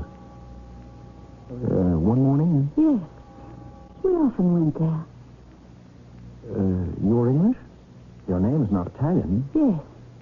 I am English. Your home is London? You're not going back to Italy? I don't know. I can't tell. It will depend upon the professor. Oh, yes. The one in Turin. Teresa said he's arriving here in a few days. Thank you, sir. It was pleasant talking to you. I shall walk with you tomorrow in the park. Like that. Out of the blue. The next 4 days, we spent the afternoons together, walking and talking. Her chaperone was ill. Did Pauline like me? Care for me at all? It was all quite maddening, this girl. So beautiful and yet so exasperatingly vague. You are the young man who saved my niece's life, yes? Oh, it was nothing. I just happened to be there at the right time. Do you wish a reward? Is that why you asked me into your room? Well, I never quite thought of it that way, but I do wish a reward of sorts. About Miss March, can you tell me where are her father and mother? They are dead. I am her guardian. Why are you so interested, young man? My name is Gilbert Vaughan, sir. I will be frank with you. I love Pauline March, and I will marry her. She is not to be married. Professor, not knowing your name, I feel I'm talking to a wall. Oh, my regrets. An oversight. I am Manuel Ceneri. Professor Ceneri, I realize there is something strange about Pauline. Perhaps something in her life, something past. Who can tell? But that does not deflect me from the one desire I have, and that is to marry her. I am a gentleman, a fine family, and rich. Mr. Vaughan, I like your directness. I shall be direct with you. You say you are well off. Would you be able to satisfy me with some proof? Happy to. If you will excuse me, I'll go to my desk and write a few lines to my attorneys, asking them to give you the fullest details. Fine. Shall we meet tomorrow at 10 o'clock?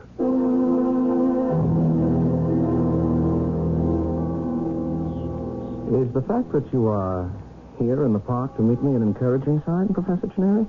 I've been thinking to myself that I had seen you somewhere before, Mr. Vaughan. Yes, you have. I was in Turin last spring, and you may have seen me standing in front of the church of San Giovanni. Ah, yes, quite possibly. Mr. Vaughan, I have many reasons for wishing my niece to remain single. But your proposal has induced me to reconsider. The man who marries Pauline March must take her as she is.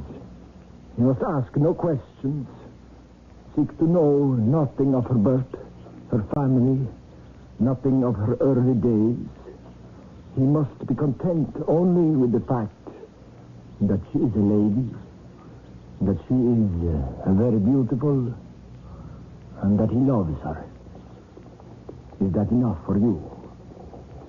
More than enough. With Pauline, my wife, I should ask for nothing more. Good. You may be pleased to learn my niece is not entirely indifferent to you. Would it be possible for you, my dear Vaughan, to agree to an early marriage? Would it be possible? In fact, an immediate marriage. Say, the day after tomorrow.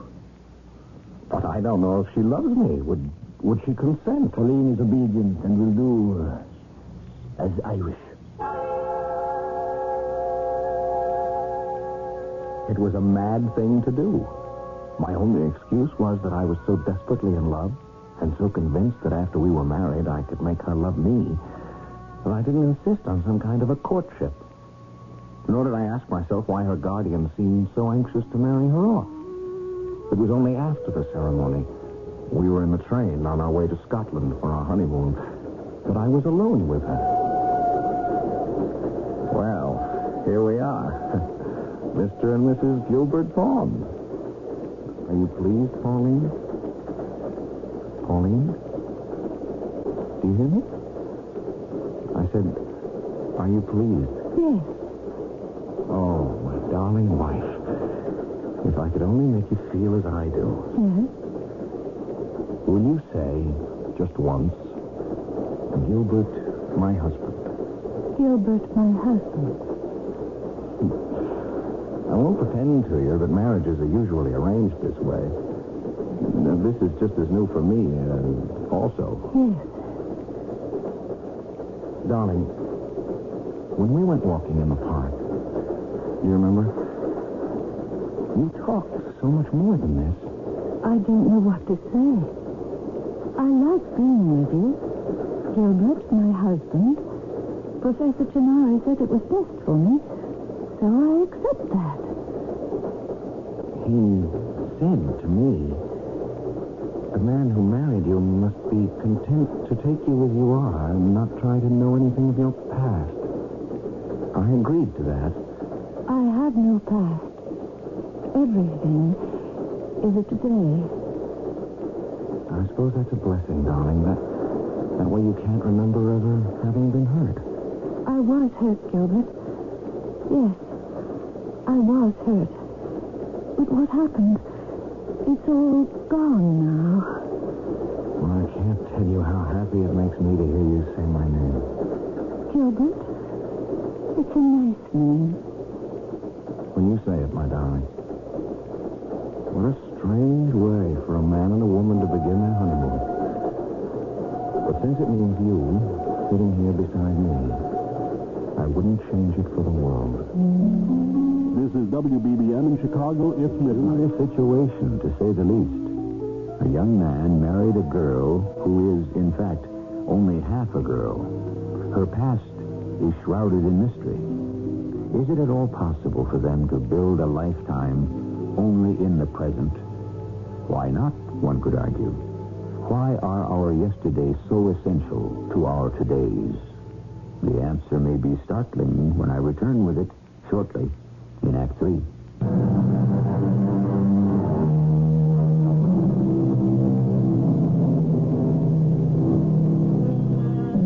We begin Act 3 with a dilemma wrapped in an enigma. Who is Pauline March, now the young Mrs. Vaughan? The honeymoon to Scotland was hardly that. A young man married to someone with memory missing, the power of reasoning absent, the feeling of emotions quite beyond her grasp. Why could she live only from day to day? I had to know. I I could no longer remain married in name only to this beautiful creature, not only cut off from the past, but apathetic in the present. Kenyon Grant and his mother were returning to London. I prevailed upon the good Mrs. Grant to take care of my Pauline while I played detective. I returned to Turin, Italy, to the very spot in the square of San Giovanni where I had first seen Pauline. Welcome again to Torino, Englishman. Signor, yes, I remember. I'm very glad to see you. You have come to Italy to stare at more of our ladies? No, I'm here to find Professor Chineri. And I know you can help me. Where may I find him? Chineri. I'm not familiar with that name. But I've seen you in his company. I know no man of that name. Good day, Signor. Wait, please don't go. I beg you to help me, Signor. It's vitally important. There's no use denying you don't know him. Oh, what makes you so positive, Englishman? Because I have seen you walking arm in arm with the professor, talking to him right here by the fountain in this square. Now, I know you know him. Help me, Signor. It's not for myself. It's for his niece, Pauline. What do you have to do with his niece? Everything, Signor. She is my wife. The tall, thin Italian seemed thunderstruck. I heard him mutter, Tracidor, traitor. Then he turned back to me, his face composed. I should wait in my room at the Hotel Excelsior, he said. He would send Professor Chineri to me. Professor, please come in. I was surprised to learn you're here. How is your wife? Why didn't you make me aware of Pauline's peculiar mental state? Oh, come now. You had seen her a number of times. I'm sure she is no different today than when she first proved so attractive to you. In fact, I'm counting on marriage to help her regain, how can I say it? Her past? I believe that little by little her memory may be built up again. Or it may return as suddenly as it left her. So, Pauline has not always been like this. Some years ago, she received a great shock. A sudden loss. The result, her past was blotted out. Events had disappeared.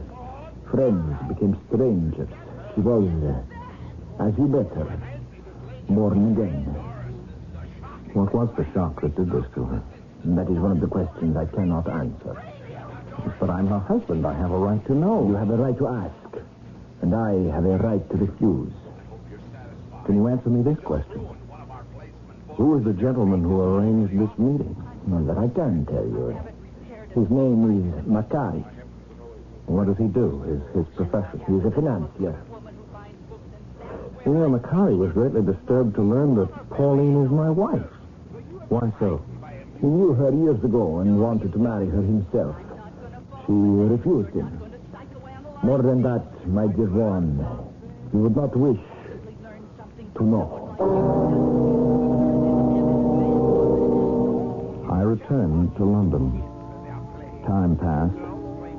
Sometimes I thought Pauline was better. Other times, no improvement at all. Dr. Baker came, sent specialists. They all said the same thing. She might recover if she could relive the exact circumstances which caused this block. It seemed hopeless until that morning when I received a visitor. Signor Von? Senor Macari. Ah, you know my name. As you know mine, the professor has told us. What brings you to London? How is Pauline? Improving, I hope, little by little. You may find it better to have a wife who cannot remember her past. And I see her. You give me an idea. You knew Pauline years ago. Yes, senor, I did. Well, it occurs to me that if she were to see you, senor... It is one of the reasons I am here. Stay where you are. I shall fetch her. Pauline, will you look at this gentleman closely? Yes. I am. Pauline? Do you remember me? No. Let me take you by the hand. No. Pauline, it is a long time since we last met. But you cannot have forgotten me. Try and think who it is, my darling. Non mi ricordo. She does not remember. But she spoke in Italian. I have never heard her speak Italian. Signor Macari, I believe she is remembering. Ah, do you think so? Signor, how long will you remain in London? Several weeks. I have a business here. Would you please pay us another visit? Several visits. As many as you care to. I believe that your presence might be the key to my wife's recovery. Signor Macari had not been gone 5 minutes when Pauline took me by the hand in a fierce grip and pulled me out the door. Her face was fixed, immovable, her eyes wide. Something in her disordered brain was compelling her to go somewhere as quickly as possible. My hand in hers, we ran this way, that way. She seemed uncertain of the street. Finally, we came into a house not unlike mine. Up the steps, 4 of them. And then she tried the front door. Open door. It is locked. Pauline, darling, I don't have the key. It's a deserted house. Open door. I must go in. Yes, but it's locked, Pauline. We can't go in there. Open. Hurry. All I have is the key to our house. All right, I'll try. Sometimes, who knows? I had once before unlocked the door, thinking it was my own. A feeling of horror ran through me. This was no coincidence. I followed Pauline up the dust-laden stairs and into a room. Yes, it was. I could sense immediately it was the very room into which I had come 2 years before. Blind. Pauline ran to a room beyond. I ran after her. You shouldn't have come in to me. And why so late at night? I only did as you asked because it was your birthday. But promise me you'll stay here with me until they go. I wish they wouldn't be so angry. Pauline, what are you trying to tell me? I don't trust them, Anthony. Especially him. Please, for my sake, please, Anthony, don't go in there. Oh, don't. Darling, calm yourself. There's no Anthony here. They're in there. Anthony is in there with him. What can I do? Anthony, look out! He's got a knife! I had my arms around her, trying to comfort her. Suddenly, I became one with her nightmare. The room beyond, which had been empty and dark, was suddenly filled with light. I saw a young man sit down with his back to me. Facing him was the professor, and next to him, standing, Macari. I saw a knife flash through the air. The young man started to get up, fell back, and then tumbled to the floor. I saw myself standing in the doorway, my hands groping, eyes unseeing. Who are you? I'm terribly sorry. I thought I was in my own house.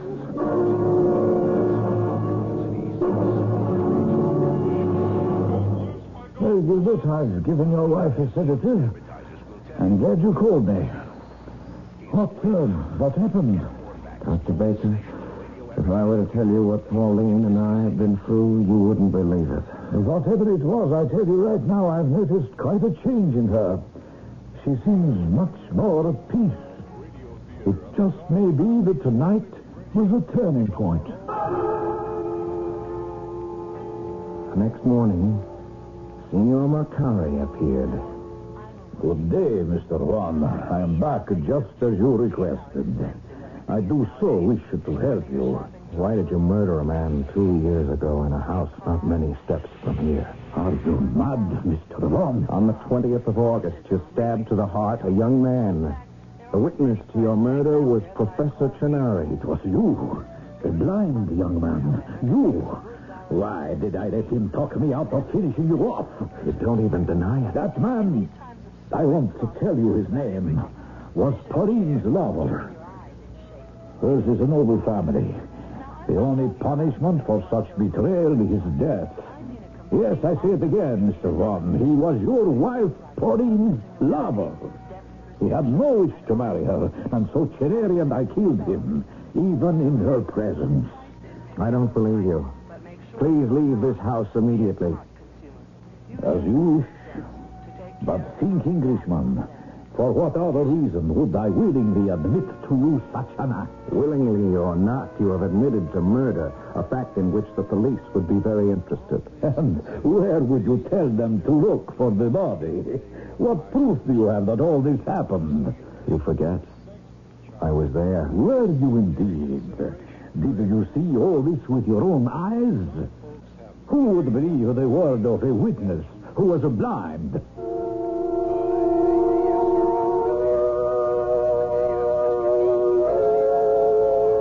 Who indeed could believe what I had seen in a nightmare vision? Only Pauline. Dr. Baker absolutely forbade me to question her anymore. I was a man caught up in a never-ending hallucination. Then one day, an unexpected visit. I could no longer stay away, Mr. Vaughn. I may risk my life here, but so be it. How is Pauline? Professor Cheneri, at the moment, she's in limbo. She's somewhere between the past and the present. I believe some of her past has returned, but instead she's lost the memory of her marriage to me. What brought this about? A visit from a man you know. Macari. Professor, had Pauline ever a lover who dishonored the family name? Who has told you such lies? Who was the young man murdered by Macari in a house not far from here? What is all this? Where did you hear such a story? A story? You were there, Professor. And so was I. It was you. And now I recognize you. But could you see? Nothing. But I heard everything. Professor, you are an accessory to a murder. I couldn't stop him. Killing was not my idea. I loved that boy. I want the truth. Who was he? He was Pauline's brother. My sister's child. He was Anthony March. Anthony and Pauline were the two children of my sister, who was Italian, and her husband, an Englishman. Anthony turned out no good. His mother and father knew it, and before they died, they entrusted into my care their money for the children. Anthony knew this and borrowed against what was coming to him. Spent that, and then he borrowed all the funds Pauline was to inherit. He threw that away on gambling, horses, bad friends. Who did he borrow from? Macari. The day Anthony came of age, Macari demanded the thousands of pounds he had loaned the boy. I gave him Anthony's inheritance, and no more. I would not give him Pauline's share. This infuriated Macari to the extent that he killed poor Anthony. I was to be the next victim, but you came in, and even without being able to see, you saved my life. Where is Anthony's body now? I ransomed it with Pauline's money, and it is buried in the family vault behind the church of San Giovanni. Gilbert? Gilbert, where are you? Go ahead, my boy. Take care of her. Tell her her uncle was here, and that I sent my love.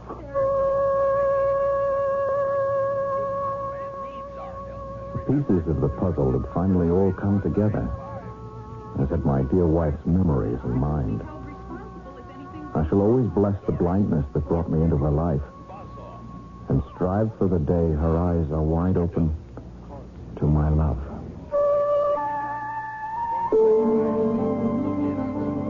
What happened to Signor Macari?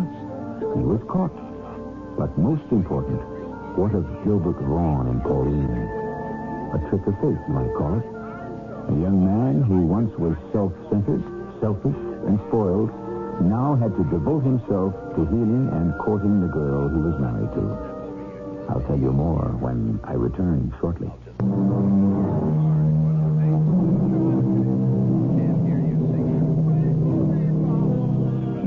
In a Shakespeare sonnet, it says, "When to the sessions of sweet silent thought I summon up remembrance of things past, I sigh the lack of many a thing I sought." However, I am glad to report to you that no sighs, nothing past, no question marks will assail these young people embarking on a life together. Our cast included Tony Roberts, Carol Teitel, John Lithgow, and Ian Martin. The entire production was under the direction of Hyman Brown.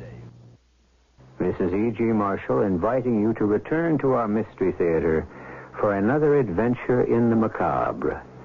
Until next time, pleasant dreams.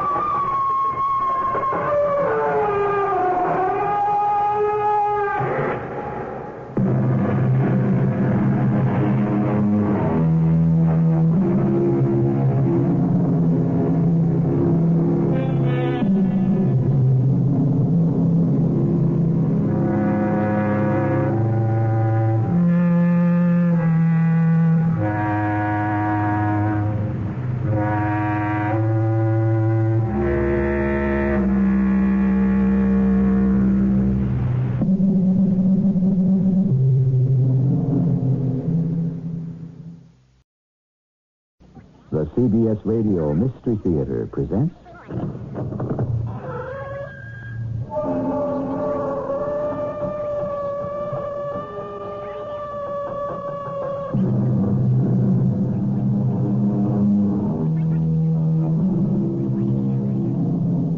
Come in. Welcome. I'm E.G. Marshall. Blessed be the ties that bind. Blessed indeed, for without our closest relationships, what a lonely and desolate place this world would be. We all forge bonds that last a lifetime, that even death cannot sever. But what can you do about a loved one who is lost? Not to death, but to the unknown. Mrs. Bledsoe, we've come just about as far as we can safely go. But we're so close. I'm not going to stop now. The trail gets steeper from this point on. It's too dangerous. You can turn back if you wish, Mr. Hodges. My husband and I intend to push on until we find out what has happened to our daughter. Please, before you make that decision, I think I ought to warn you. There's something about this mountain I didn't tell you.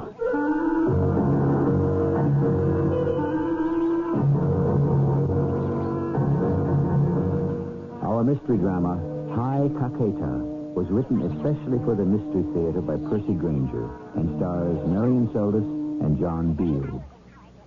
It's sponsored in part by ARM, Allergy Relief Medicine, and True Value Hardware Stores. I'll be back shortly with Act One.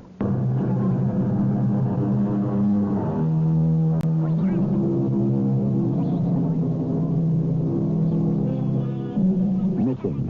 Presumed dead. How often we've heard that phrase. How helpless it makes us feel.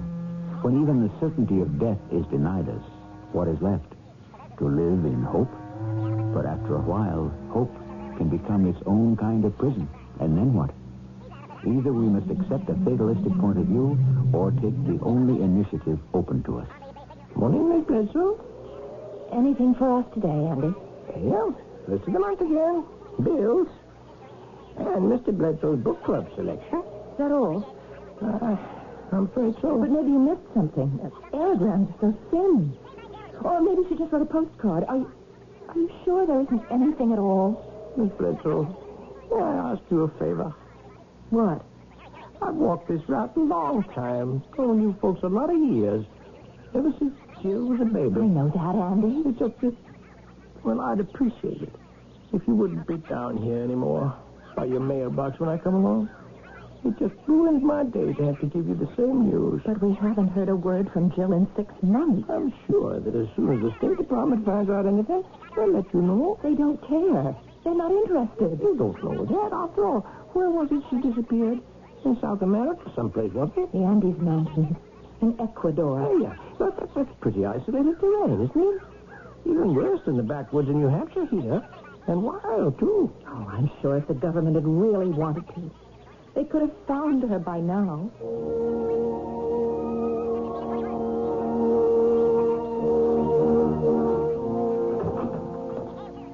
Honey, the mail come?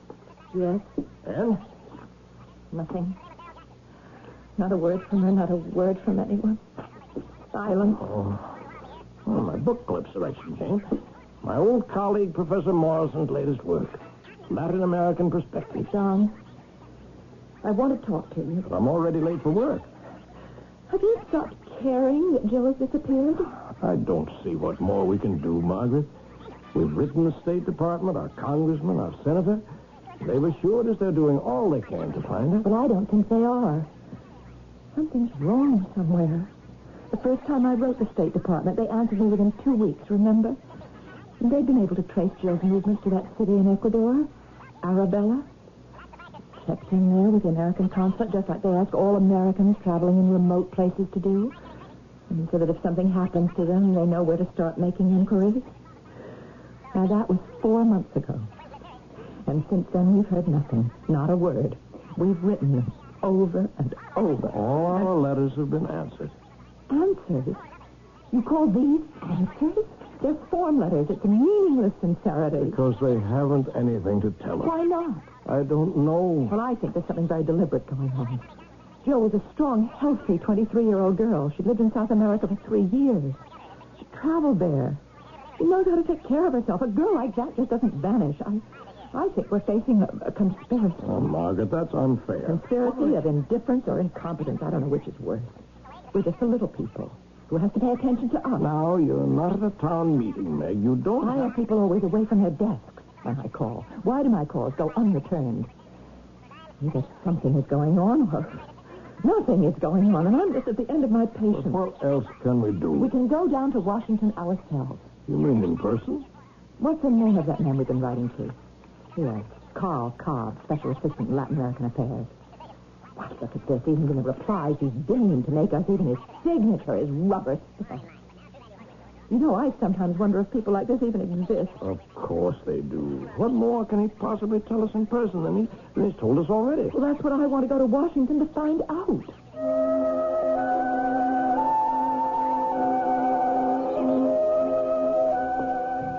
Look at the size of this building. Don, you don't have to whisper. It's our State Department. We helped pay for it, didn't we? I wonder if anyone ever gets lost in all these corridors. Oh, sorry, that was a bad choice of thought. Are you watching on your side for Mr. Cobb's office? You know, a building this size uses as much electricity as the entire city of Troy, New York. Here it is. 212. Mr. Cobb? Well, there's no one here. Mr. Cobb? Yes, right here. Mr. and Mrs. Bledsoe, is that right? Yes? Carl Cobb. When they called me from the front desk, I just went in the next room there to pull your daughter's file. You have a file on Jill? Oh, yes, of course. At the time she disappeared, she was traveling under a passport issued by our department, and that makes her our responsibility. Let's see. Donald and Margaret Bledsoe. Is that correct? And your daughter's name was Jill. What? I beg your pardon? You said was. I did? Why?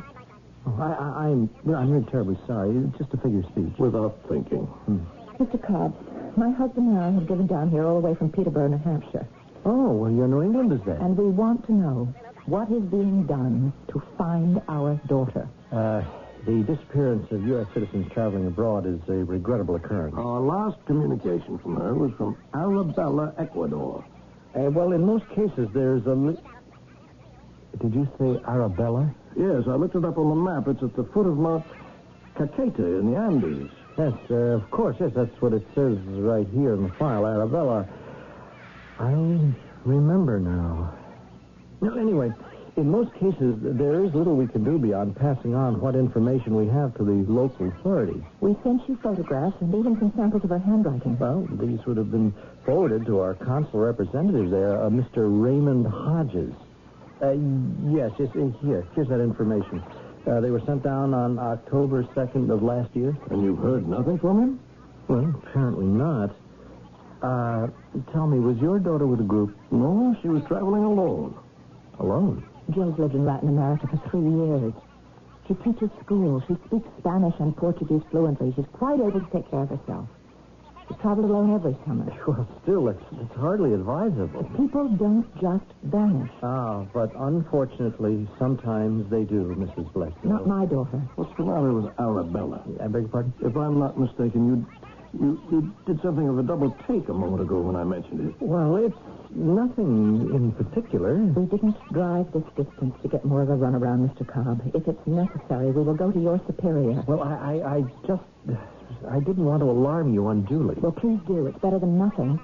Well, this isn't the first time that the town of Arabella has appeared in our files. Over the past 2 years, if my memory serves me, close to half a dozen U.S. citizens have disappeared in that vicinity. What's happened to them? We don't know. But apparently it's not just U.S. citizens. Several people from other nations have disappeared there as well. Well, what does your man down there, this Mr. Hodges, have to say about all this? Nothing. There's people vanished. There's no evidence, no clues, not a trace.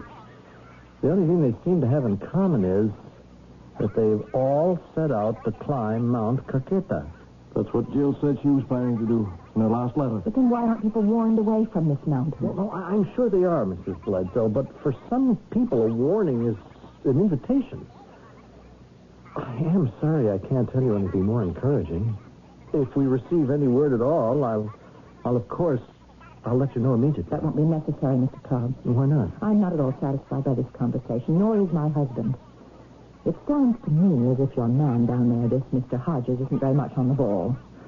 Clearly, the only way we're ever going to find out what has happened to our daughter is to go to Arabella in person.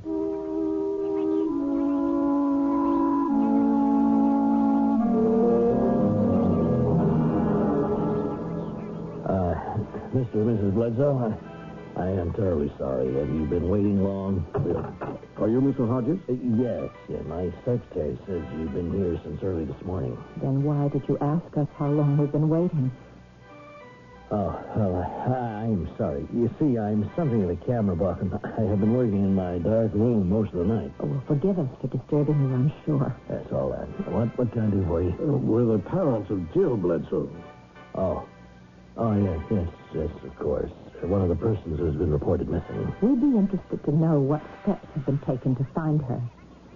Have search parties been sent out? I'm just afraid we don't have the manpower for that. What about the local police? Their responsibility ends at the city limits. You mean in all these months, nothing has been done at all? I'm sorry. When she checked in here, she told me they were planning to backpack up the Ogaldi Gorge on Mount Caqueta. Now, anything could have happened. They? What? You said they? Yes. Someone was with her? Yes, a rather striking-looking young fella. A boy? She didn't mention that in that letter. Who was this person? Well, I don't know. He looked somewhat Scandinavian, tall, fair-haired, very pale skin. And that's the thing I remember about him. It was quite hot at the time, but he seemed totally unaffected. But despite the sun, he wasn't tanned at all. Did he disappear, too? I don't know. I haven't seen him since. Well, that's not like Jill at all to take up with a stranger. Well, maybe he was someone she knew. Well, she never kept any secrets from us. How did they seem to you, Mr. Hodges? It's not up to me to speculate on their relationship. But it did seem as if she were, so to speak, under this man's spell. The deeper one digs, the more digging one often finds there is to do. Examine an open and shut case closely enough, and just possibly you will find a crack in the door. Jill Bledsoe's fate is nothing if not a mystery. But it did seem there was nothing more that could be done to everyone except her parents. And now the question is, how much further will they be wise to pursue it? I'll return shortly with Act 2.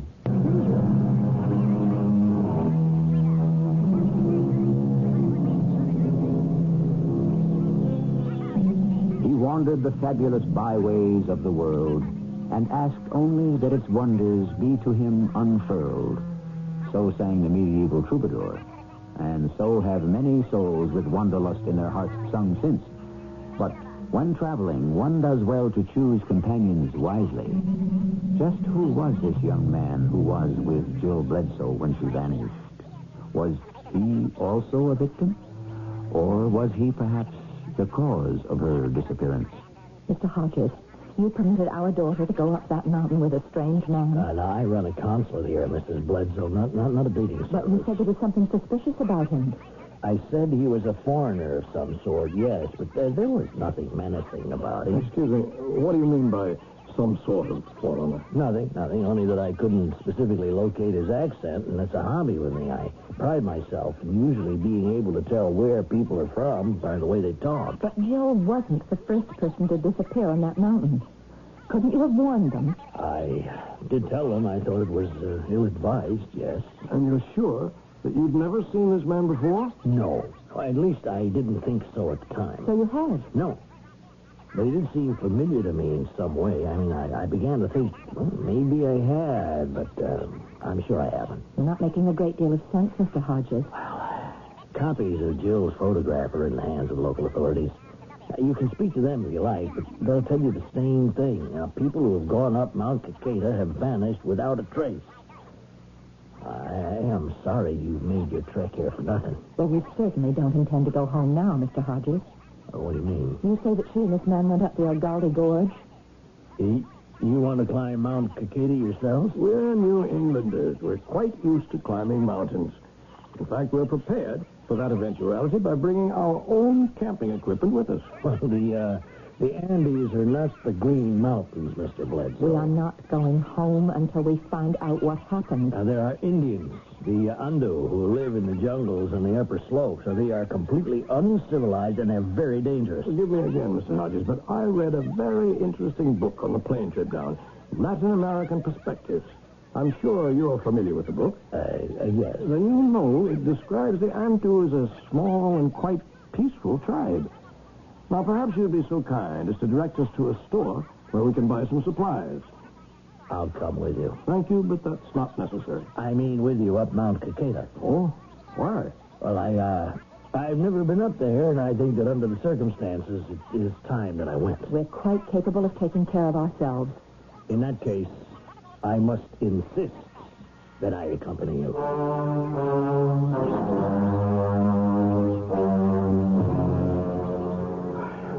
You were right, Mr. Hodges. These aren't the New Hampshire mountains we're used to. Margaret, how are you doing up there? Are you stopping to rest again? Just give me a minute to catch my breath. It is a beautiful country, isn't it? I can see why our daughter loved it so much. Still completely wild. Not a mark of civilization as far as the eye can see. The sun will be setting soon. I wonder how much longer it'll take us to get to the top. Well, there's no point in going all the way to the top. This gorge ends about half a mile up. That's as far as anyone goes. Oh? Yeah, there is a campsite there. We can spend the night, and if we find nothing, well, we'll start back down in the morning. I thought you said you'd never been up here before. John, look. Where? Down in the gorge, in the rocks by the stream. What is it? Something glittering. There's something down there. Don't you see it? Well, my eyesight's never been a patch on yours, Meg. No, I'm sure. I see a little bit of color. Something man-made. That's right. Look. It's a little American flag. How odd. It's the kind of flag backpackers often attach to their knapsacks to identify their nationality. John, this flag belonged to Jill. Oh, Margaret, Jill isn't the only American. It was hers. I know it. Oh, look here. Don't you recognize this pin attached to it? Well, it looks more like a brooch. Why, that is the pin I gave her the day she left 3 years ago when she first came to South America to teach. You see, Mr. Hodges, it isn't like trying to find a needle in a haystack. There is hope if only you make an effort. Well, how did it fall off, I wonder? What? Look here. You see the clasp? It's got a safety catch on it. Couldn't it have just slipped open? No, I specifically bought a pin that couldn't fall off or be stolen. It would have to be unclasped deliberately. But why would Jill have done that? Well, what if she knew she was in danger and left this as a marker? Well, that's pretty far-fetched, don't you think so, Mr. Bledsoe? Is it? Meg, Mr. Hodges has suggested we might want to call off our search about A half-mile up where the gorge stops. Why? Well, it's all jungle after that, almost all the way up to the top. It is virtually impenetrable. Mr. Hodges, you never had a chance to answer the question I asked you. You told us you'd never been up here. I haven't. How do you know there's a campsite at the end of the gorge? Well, that's common knowledge. Yes, Don, now the important thing is to keep going. There's no time now to get peckish. But if he's never been up here, how does he know it's a half-mile from here to the end of the gorge? Well, all right. I have been up here before, but just once, and it was a number of years ago. I wasn't in government service then. I was with an anthropological expedition. Why did you lie to us? I lied because I hoped you'd change your mind. We're prepared to keep going until we find out what happened to our daughter. Now, before you say that, I should tell you about this mountain. In the first place, it's volcanic. You're climbing up the side of a volcano? But surely it's extinct. I mean, if there are jungles growing on the slope. It is almost extinct. Almost? I suppose the technical designation is inactive. Now, the crater contains a botanical phenomenon due to an atmospheric quirk which creates rain clouds over the area almost daily. Now, there's a forest in the crater which is even denser than the jungles on the slope. So it's like a rainforest? Yes. Well, that doesn't sound particularly dangerous. I think we're wasting time. It's getting dark. We should push on to the campsite. Yes, but there is a danger. Beneath the foliage, the crater floor is laced with thin crevices, some of them dropping down to the very root of the volcano. Now, periodically, gas escapes from these holes, and the gas is, of course, poisonous. Do you think that Jill climbed all the way to the top and either inhaled some of the gas or slipped into one of the crevices?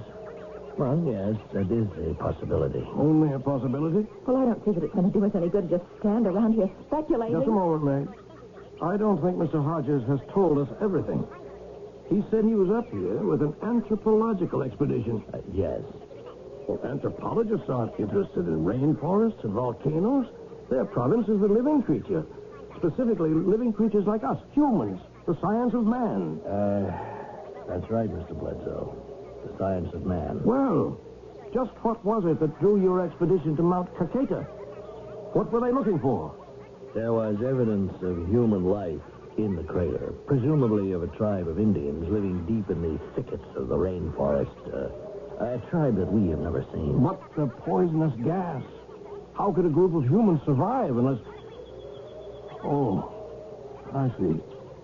That's right, Mr. Bledsoe. A merely human creature could not survive. You think there's some kind of grotesque mutation up there? We did, yes. The Ando Indians who live on the slopes above us here have for several years now told stories of the incidents, noises, rumblings, tremors, and even flashes of light in the sky over the crater. Well, it sounds like the volcano isn't as inactive as you think. The Ando are convinced the crater is inhabited by God. What did your expedition find? Well, we found no people or man-like creatures, but we did discover two things that were quite possibly man-made. First, in the center of the crater forest, we found a large open space about 100 yards in diameter. All the foliage had been stripped away from it, as if it had been done very deliberately. And it is in the shape of a perfect circle. Like perhaps a ritual area of some kind? We took measurements. The circle is precisely to the yard in the center of the crater. Well, that kind of precise placement was common among a number of the pre-Columbian tribes. It was all tied in with astrological calculations. But what other evidence did you find? Shards of what appeared to be an extremely primitive form of pottery. I kept a piece of it myself. Here, if you want to have a look at it. Oh. I thought of it as a good luck charm until people started disappearing. It's made of clay, and it's clearly been baked. But there's no trace of any decorative designs. Did you have samples of this dated? Yes. The clay itself is ancient, of course, but the baking process seems to be rather recent. Well, that makes sense, doesn't it? I mean, if this pottery was made by some Stone Age tribe that still lives there. Odd, though, if that's the case, that You should find no other traces of this tribe. Well, I think now there's another explanation. And that's what I'm coming up here to check out. And will that explain what happened to Jill? If I'm correct, Mrs. Bledsoe, I am afraid it will.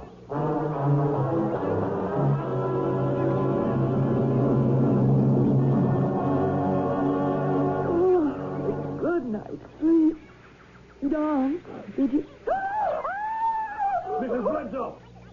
What's the matter? There's a man over there. No, it's okay, Mrs. Bledsoe. That's only one of the Antu Indians I told you about. They're really quite harmless. Your scream probably terrified him. Asleep, and I woke up and he was staring at me. Margaret, did I hear you scream? Oh, who's that? I know, that's an Antu tribesman. Now, you two wait here. I want to speak to him. You know his language? Yes. Could I eavesdrop? I have an interest in linguistics. I think not. They're really that terribly shy people. Oh, Meg, you're trembling. I thought it was you. I looked up and... Oh, a storm. Meg, we've only got a moment. What? I don't like this.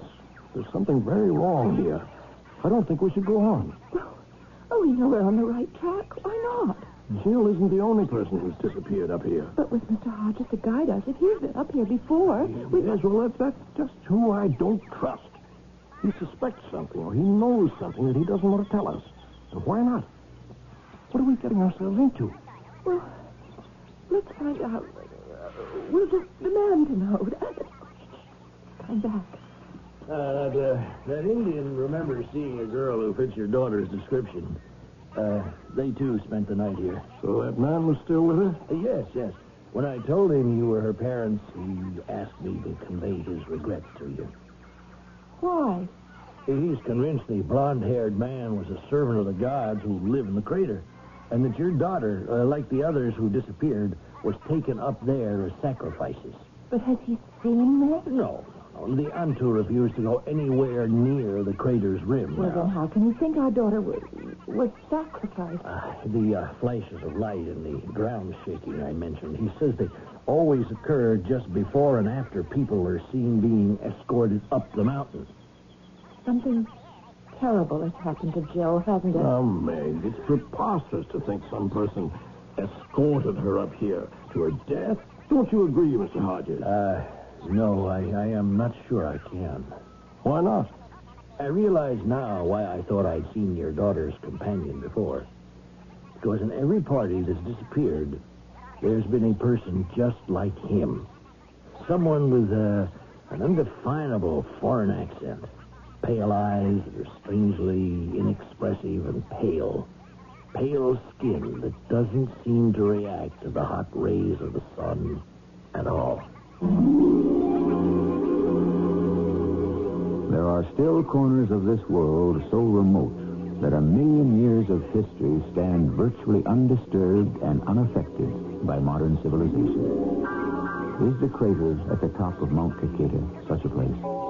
Is there a race of people living in its depths who, for reasons of their own, are abducting the alien people who are our neighbors, friends, and relatives? We will discover the answer to that question when I return with our final act.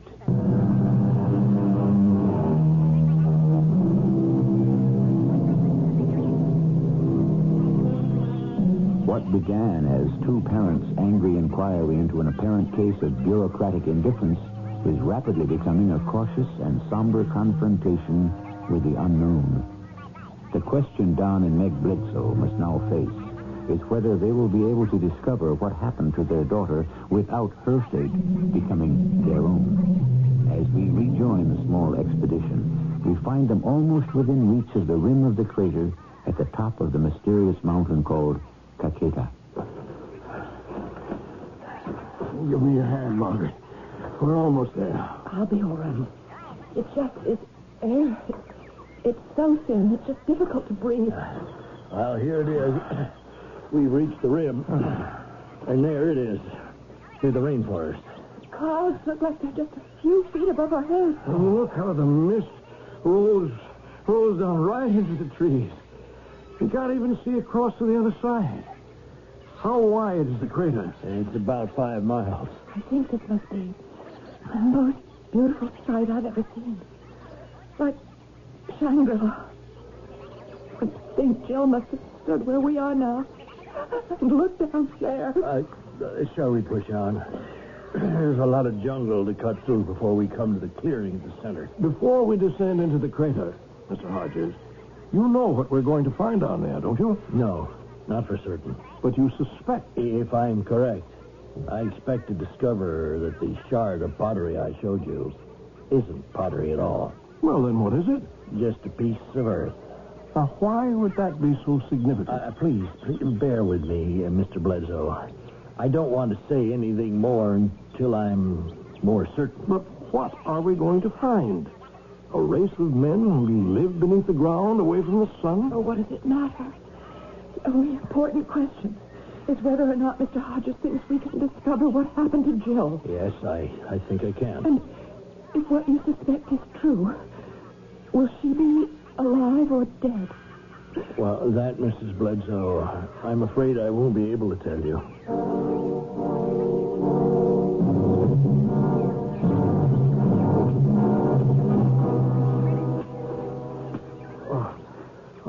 This is extraordinary. Shouldn't we be getting closer to the center? As if we've kept a straight course. I hope so. I don't relish spending the night in this stuff. Look, just ahead. I think I see a break in the trees. That's it. We're almost there. It's just like you described. A perfectly open space without so much as a blade of grass. If you two pitch the tent, I'll start making supper while there's still some daylight left. Yes, it's too late now to look around. Excuse me for a few minutes, will you, please? I'll be right back. Where's he going now? I don't know. Just out into the center of the circle. Looks like. Look. He's kneeling down. Is he praying? I can't tell. Darling, you don't think he... What? So strange. You don't think he could be one of these people? Well, it looks like he's just examining the ground. Oh. It is odd.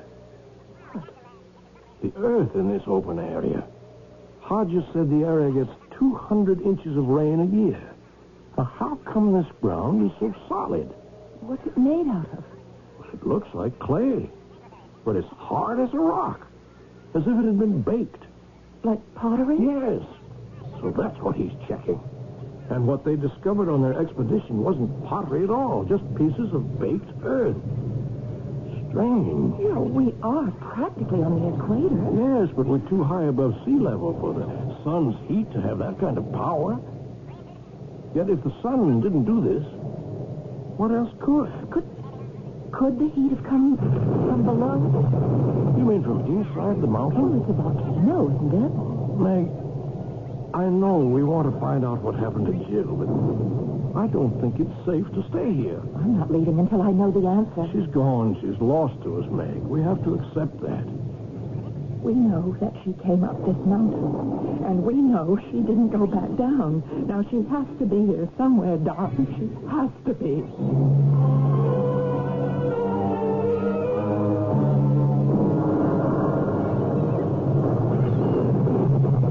Well, I think it's time for bed. That rain's making me sleepy. I hope it stops by morning so we can start our search. I don't think I'll be able to sleep a bit tonight. I probably won't sleep a wink either. There's something very unnatural about this place. It's too dangerous. But what's dangerous? All we've heard is a lot of stories. You show me one concrete thing about this place that is actually dangerous. Excuse me. Oh, Hodges, you gave us a start. Sorry, but I could hear you from my tent. May I come in? Oh, sure. I didn't mean to eavesdrop. But you see, I came over because I think I know for certain now what happened to Jill and to all the others who have vanished. I suppose you'd have to say it's only a theory, but all the elements fit. What is it? Well, let me start from the beginning. I mentioned the other morning when we first met that my hobby is photography. Yes? Well, I have a fully equipped darkroom in my residence, the consulate. What does this have to do with Joe? Well, after your daughter left the consulate in Arabella, I found a small metal box that apparently had been dropped by the fellow she was with. What was in it? And I didn't look at first. I just figured he'd be back for it. And a couple of months later, I got the communication from the State Department saying you'd reported that your daughter was missing. By then, I'd forgotten about the box altogether. And it was only a few days ago that I happened to notice it on the shelf. Well, I opened it, and I saw it contained a roll of film. I shut it right away to keep the light out. And then, well, my curiosity got the better of me. I decided to develop it. Is that what you were doing when we arrived? Yes. Because I'd opened the box, most of the film was ruined. In fact, only one picture turned out. At first, it didn't seem particularly unusual, but something about it wasn't quite right. What was the picture? It looked like an ordinary photograph. What's that? Go on. No, it's too loud. The ground's beginning to shake. Feels like the whole mountain's exploding.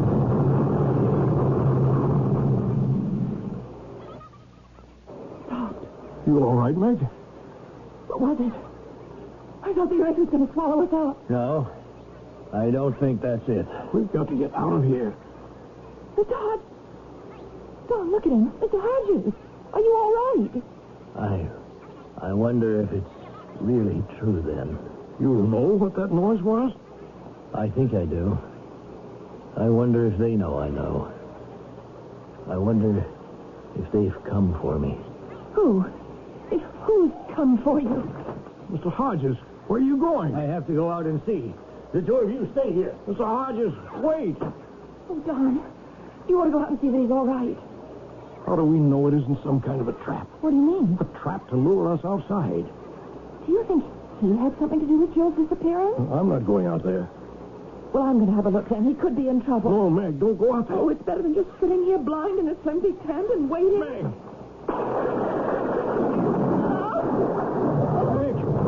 Meg, what happened? Are you all right? See? Something struck like an enormous bolt of lightning. Here, lie down, darling. My eyes have been blinded. No, you'll be all right. It's sound again. It's starting up again. The ground feels like it's splitting in two. It's stopped again. How are your eyes? My sight's coming back. I don't think we're going to make it through the night.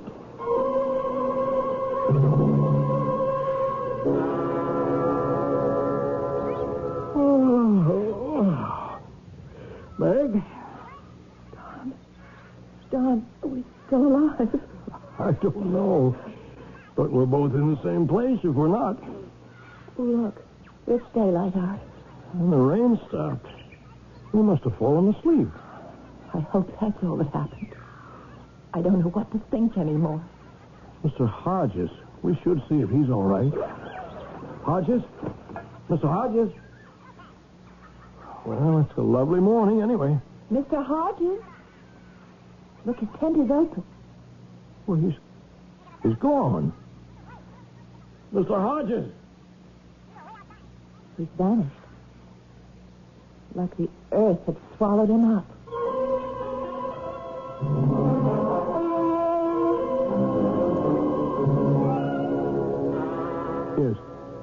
Yes. Thanks very much. Gracias. What time does the bus leave? Not until this afternoon.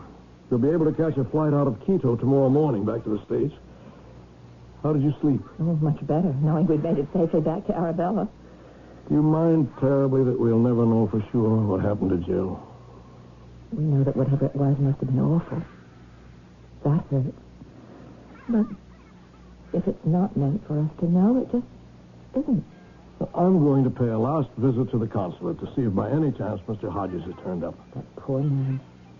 Yes, just let me finish packing. I'll come with you.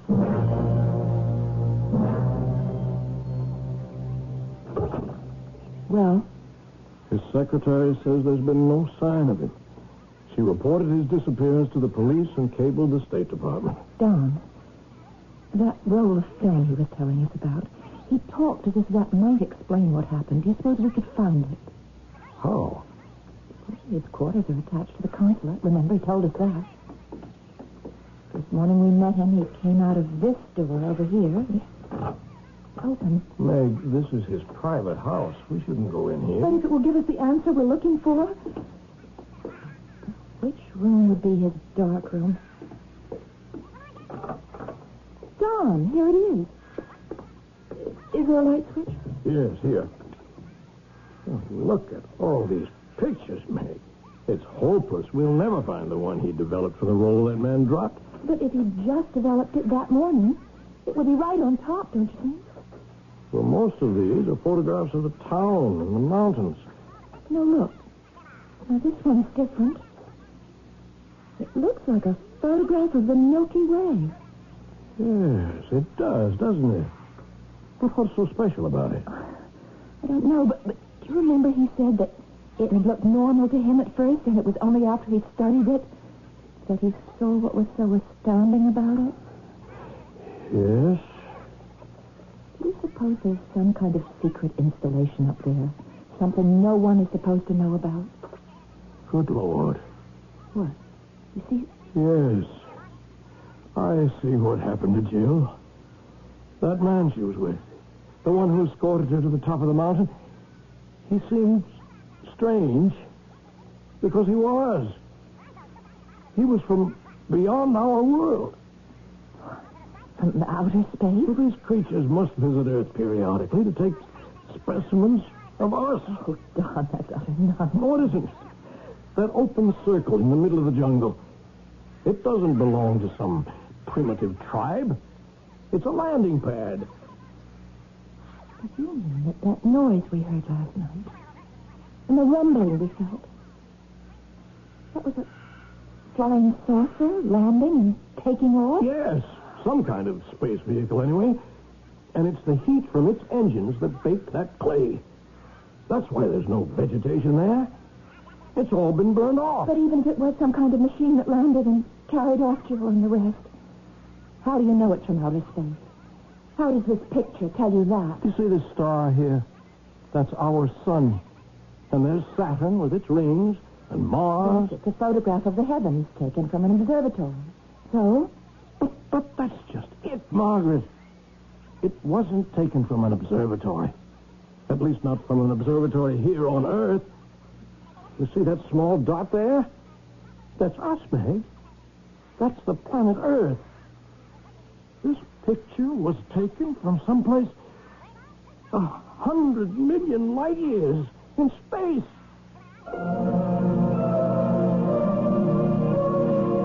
The idea that other planets in our universe are inhabited is neither new nor far-fetched, nor is the speculations that we have been visited by inhabitants from other planets especially improbable.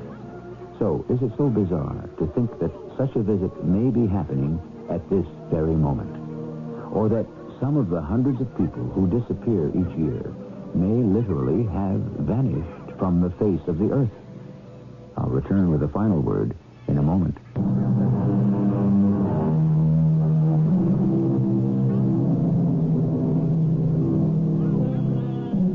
What goes on behind our backs is disturbing. What goes on under our very noses is incredible. What happens all around us every day is enough to stop the mind. And I'm only talking about those things which happen in the 3 dimensions we know about. What goes on outside those dimensions is anybody's guess.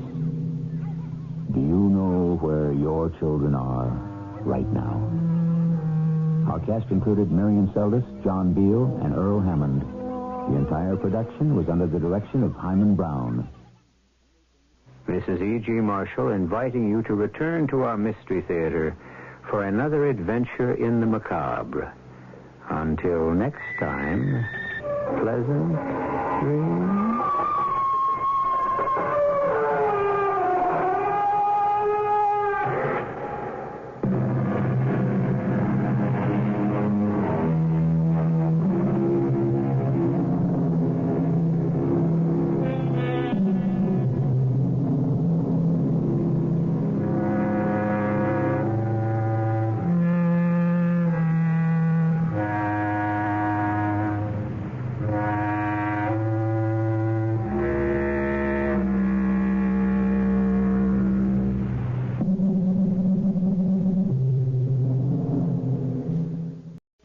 CBS Radio Mystery Theater presents...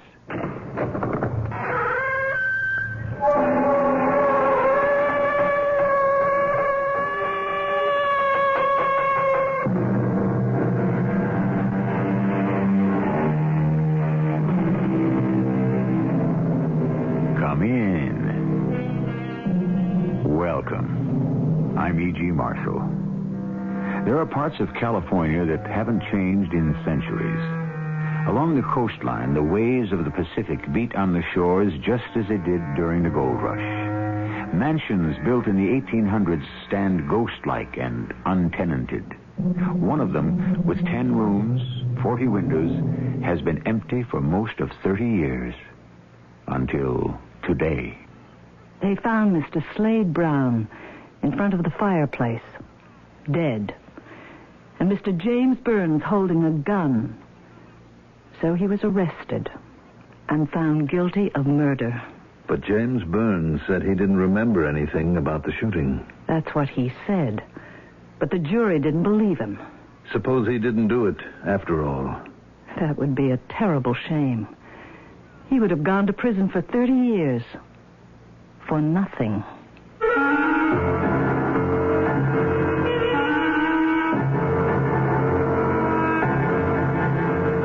Our mystery drama, The Secret of Crow's Nest, was written especially for the Mystery Theater by Gerald Keane and stars Mandel Kramer and Carol Teitel.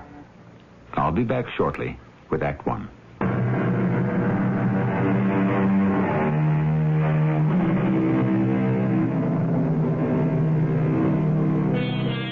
Why has this house withstood the bulldozer and the developers? One reason, no one thinks it's for sale. Another, there is no way to build a clutch of cottages or ranch houses off a road that winds like a corkscrew up a mountainside. So there it stands. Crow's Nest, it's called. A wooden mansion of many secrets, shutters shut, doors locked, the iron gates below the house rusted as they stand open. What happened here 30 years ago? It looks like whoever left that mountain lodge left in an awful hurry. But now, a visitor. Hello? Hello? Anybody home? Yes. The real estate office in Trudeau said it was all right to have a look around. What for? I've got a letter from him, Williamson. Here, you see, permit bearer to, They told me this house could be viewed any day between noon and 6 o'clock. Afraid it's awfully close to 6, but I had a flat tire on my way up the mountain, so I had to leave my car and walk. You aiming to live here? Oh, I don't know. I'd like to have a look around first. Crow's Nest is not for sale. Sports update from WBBM. The unanimous winner tonight, Muhammad Ali, the winner and new world heavyweight champion. And Williamson's gave me to understand that it might be. Well, all right then. It's no use you standing out there. Come on inside. Now, if you wait a minute here in the hall, I'll go get some candles. Why, they shut off the electricity? Oh, we never had any electricity. When Mr. and Mrs. Burns lived here, they kept to the old ways, you know, coal stoves, wood in the fireplace, candles, kerosene lights. It was the way they liked it. Mm-hmm. I guess you're the housekeeper, the caretaker here? Well, shall we say I do take care of the place. I'm not much on titles. No, neither am I. Now, let's see, the main hall is through there, and beyond that, the trophy room. Hey, mister, have you been here before? Why do you ask? Well, not many people know about the trophy room, or where it was. I keep the kitchen here pretty much in order. I heat up a meal when I'm cleaning. The main hall is through that door. It's where the Burnses used to eat in front of the fire in wintertime. It's an informal place, you might say. I suppose you noticed those big logs that make up the timbered walls. Oh, yes, very handsome. What else can you tell me about Crow's Nest? Well, it was built by Mrs. Burns' great-grandfather. They say he made his money in the gold rush up at Sutter's Mill. 4 generations lived here. I'm real surprised the real estate people said that Crow's Nest was for sale. Now, you see, off the main hall are the bedrooms. 3 of them on this side and 1 over on the other. So, so you're thinking of buying, huh? No, I'm thinking of having a look around. Well, we don't get many people up this way. Do you live here? No, I live down at the bottom of the mountain, in Trudeau. I come up here to take care of things. Do you know the town? Trudeau? Came through it on my way up. Tell me, how long has the lodge been unoccupied? Oh, a long time. It's changed hands a few times in 30 years, but it's in good shape. See, this place needs a special kind of owner. You know, people who like the mountain. People who don't need other people too much. Mm-hmm. Is that what the Burnses were like? How did you know their name? You told me. I did? Mm-hmm. Ah, yes, I guess I did. They say this place is haunted. Is that so? People are always talking. This is, I'm sorry, I didn't get your name. Miss Mantle. Miss Mantle. I'm asking about the house because I want to know. I'm not making idle gossip. I appreciate that. And if Williamson told you to come and have a look around, I'll do what I can to help. It's only, well... What?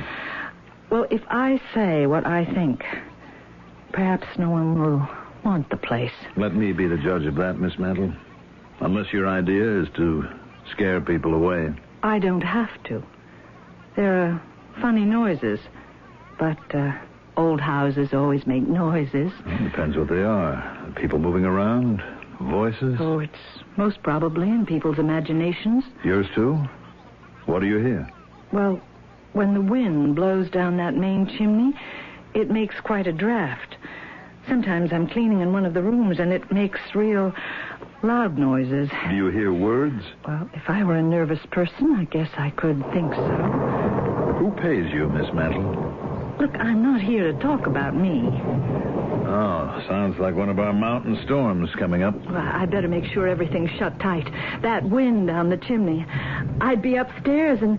See, I'd hear a loud bang, a loose door getting caught by the draft. A bang? From any particular place? Oh, the trophy room. That door is awful loose. A bang? Like a shot being fired? What did you say? I said a bang like a shot being fired. How did you know? Maybe. Has anyone else ever heard the sound of a shot in this house? Maybe. People hear all kinds of things, and they say all kinds of things. And when there's been a tragedy in the house, you know what people are like. A tragedy, yes. Have you ever seen anything out of the ordinary, Miss Mantle? No, never. I've heard things, but I say to myself, you're hearing things. And if I didn't tell myself I was hearing things, why, a body could go crazy. It happens that often? When it's dark. So it's mostly in the wintertime. When it gets dark early, I usually try to get down the mountain while it's still light, but sometimes you can't. But my Jeep takes me most anywhere. There's a storm coming up now. I'd like to talk to you a little more. Come along to the trophy room. I'll start up a fire. Is there wood? No, I'd rather not go in there. Why not? A great deal more I want to know. No, not in there. Please, not me. That's where it happened. In the trophy room. You could light a fire in the main hall. Good fireplace there. And if you wouldn't mind, I'd prefer it.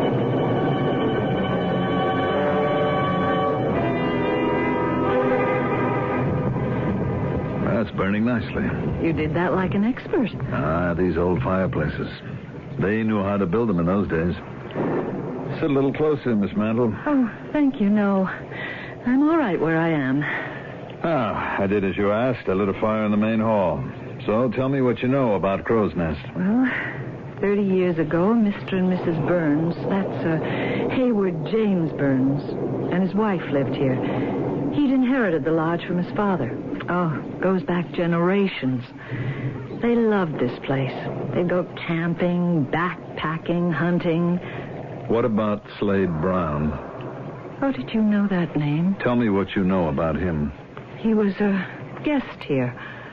One day, Mr. Burns went out hunting and accidentally injured his toe, so he had to stay indoors for a while. But Mrs. Burns and Mr. Slade would go out every day together. Mr. Burns didn't want his wife to stay cooped up here just because of his foot. You seem to know the story pretty well. Well, you couldn't help knowing because of what happened. One day, they found Mr. Slade Brown dead on the floor of the trophy room. And Mr. Burns, he was holding the rifle. He didn't remember anything, he said, but they put him in prison for 30 years. If he's still alive, he must be out by now. Do people around here still think Mr. Burns killed his friend? What else can they think? But he said he didn't remember anything, that he didn't do it. Oh, it was him. He had to have done it. His lawyer tried to say he was insane or blacked out or something, but the jury didn't believe that. You see, there was talk about Mrs. Burns and this Slade Brown. They must have figured it could have been jealousy. You think Jim Burns did it too, don't you, Miss Mantle? Yes. Yes, I do. It was sad. James Burns never knew how sad it was. Sad? Maybe there wasn't anything going on between Mrs. Burns and Slade Brown. But Mr. Burns must have thought there was. That's why I said it was sad. So you, too, believe Jim Burns killed Slade? It was his rifle. The bullet came from it. One bullet. And there was no one else in the house but Mrs. Burns. Miss Mantle, I'm going to tell you something. I went to school with Jim Burns. He wouldn't kill anyone. Oh, sure, he liked game hunting and fishing and target practice and all the outdoor things. But kill a human being? Never. I knew him as well as my right hand. If he said he didn't remember firing that gun, he didn't. And as for being jealous of Slade Brown, it wasn't possible. Jim was crazy about his wife, and she loved him. 5 years they'd been married, and they shared Crow's Nest. It was their heaven on earth, this old lodge. I'm sorry, Miss Mantle. I didn't mean to scare you. I knew all about this place, but I wanted to know what you knew. Here's Jim Burns dying by inches in jail for 30 years for something he didn't do. How else could it have happened? I wish I knew. What do you want? What are you going to do? I want to stay on here tonight. No, that's not possible. I couldn't agree to that. Even if you stayed in the house? Oh, not me. Never. So, if you don't mind, I'll be locking up and start back. Weather's pretty nasty out there. Oh, don't worry. My Jeep can make it in any weather. But I haven't looked the whole place over yet. Well, you arrived here too late. Surely I had to walk up half the mountain. As long as I'm here, what difference does it make to you? Come back the day after tomorrow. That's when I'm at Crow's Nest again. If you don't mind, Miss Mantle, I think I'll stay. I have my reasons. No, you don't. I'm going to have to insist you go. I'm locking up. But I hardly spent any time here at all. I am leaving here now, and so are you.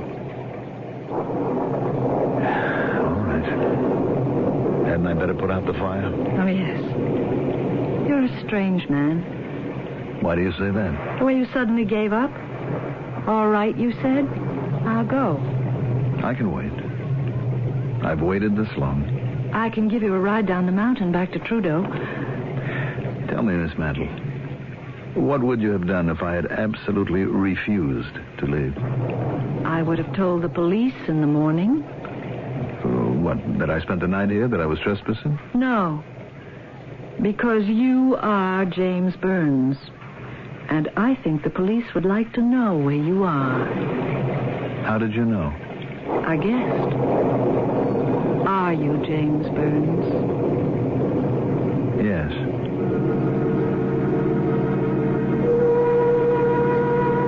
For 30 years, a man serves out his prison term for a crime he has no recollection of committing. Now he has returned to where it happened, to where he lived happily with his wife, to where his best friend was killed. It's unusual for Mystery Theater to bring you the end of the story before the beginning, threads woven into a design of death. But what we hope we shall unravel is the how and the why. I'll be back shortly with Act 2.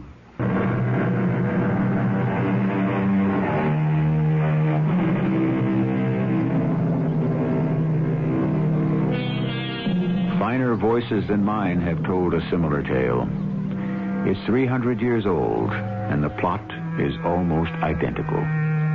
Said Christopher Marlowe, to suffer at the hands of fate, to suffer punishment unjustly, oh, to outlive that memory, those spent tears, those unhealed wounds, and turn back time to the innocence of a happier day.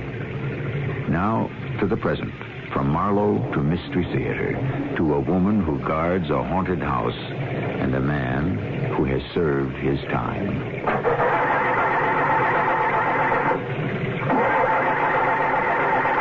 Wouldn't you know it? Well, keep trying. Oh, no. Better not. It's probably flooded. Okay, we'll wait.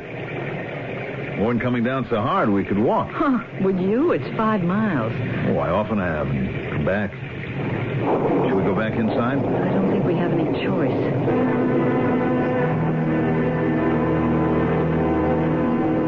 Well, I got the fire started again. Where will you sleep, Miss Mantle? In the kitchen. I can light the stove. It'll be warm enough. Mr. Burns, why did you come back to Crow's Nest pretending you wanted to buy this place? I'm here to find out something. What happened there in that trophy room 30 years ago is known only to the Lord himself. Slade is dead. My memory's dead. I've been waiting a long time to find out. Do you think the walls will speak to you? I suppose it depends on who was haunting this place. I think you're crazy. A lot of people have said that.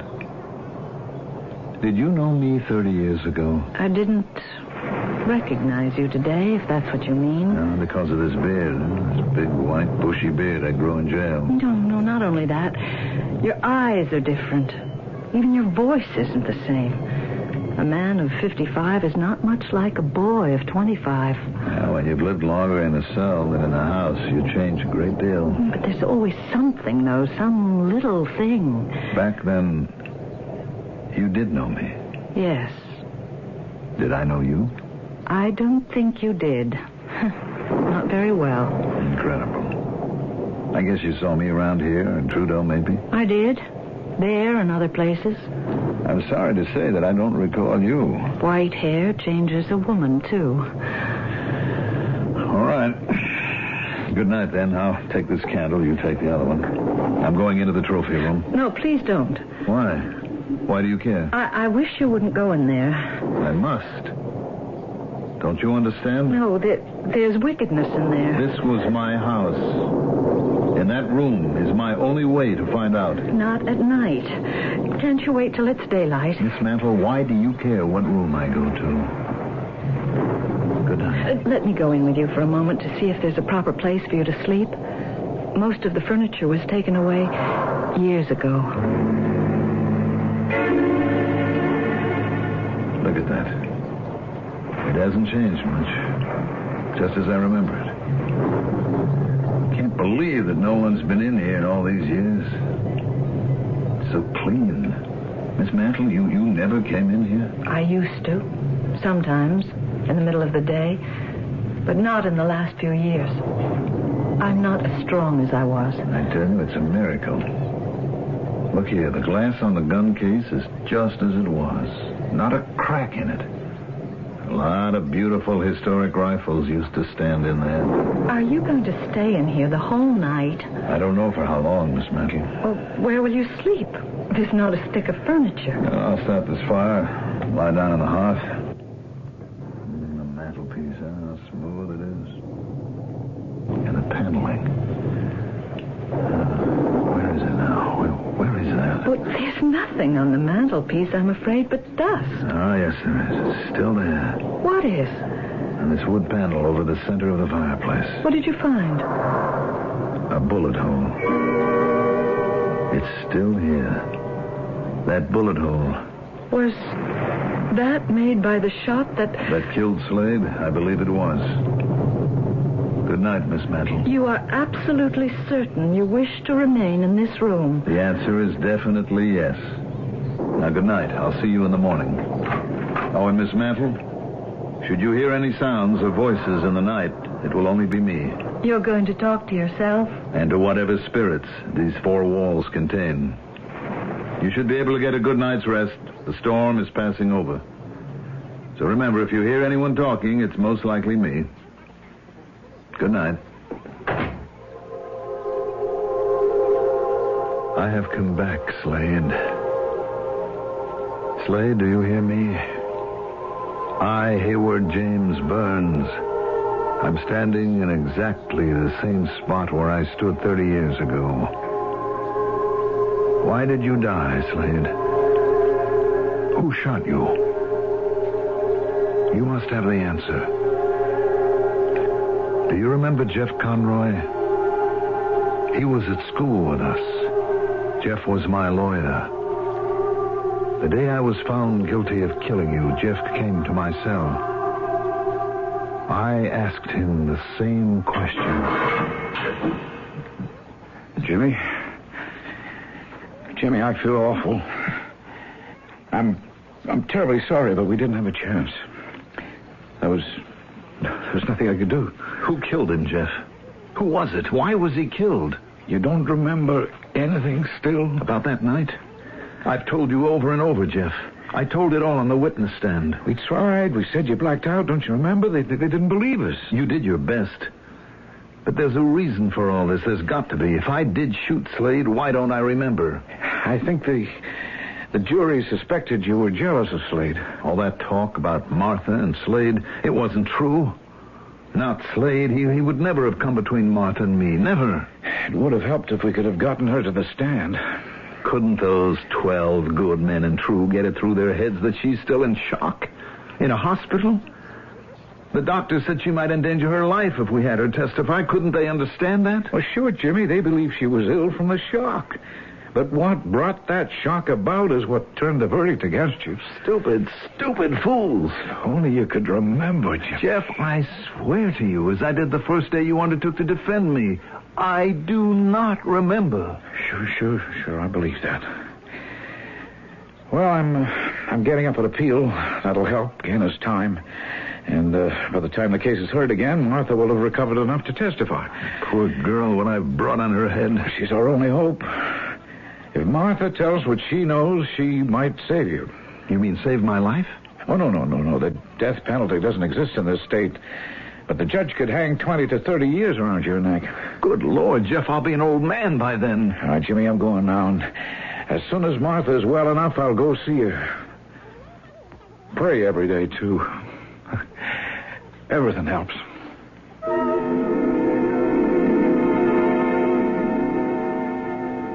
Martha? Martha, it's me, Jeff Conroy. How's it going? Oh, hello, Jeff. Pretty well, I guess. When are they going to let me get out of bed? Oh, I talked to the doctors, and they said in a week or two. Isn't that good news? I don't understand, Jeff. Where is everybody? I'm the first person who's been allowed to see you. And I sure had to pull a lot of strings to do it. Where's Jimmy? Has he been to see me? Don't you know? Well, it's all been such a whirl in my head. I don't even know why I'm in the hospital. Nobody tells you anything here. Oh, well, you suffered a shock. Oh, what kind of a shock? Why isn't Jimmy here? He'd be here if he could. Martha, the reason I'm here, and I'm here not only as a friend, but... I want to know how long I've been in this place. What did I do? What do you mean, shock? Hey, hold on, Martha. One question at a time, huh? I want you to try to remember... Look, Jeff, stop playing with me. How long have I been here? 4 weeks. I've been in the hospital for 4 weeks. Well, you were sort of in a coma, and then you were delirious, and the doctors thought it advisable to remain quiet until you got better. 4 weeks? Martha, this is very important. I'm talking to you not only as an old friend, but as Jimmy's lawyer. Lawyer? Do you remember that night at Crow's Nest that you and Slade Brown had been out backpacking and you came home around dinner time? Slade? Yes. Oh, yes, I think so. Jimmy'd shot his own toe off or something equally stupid, and he was laid up all week. I think he couldn't make the day trips with Slade and me. Do you remember what happened when you and Slade came back? Came back? When? Well, we went out each day on different trails. You know, sometimes to Mount Baldy, sometimes to the Clay Pass. Which day?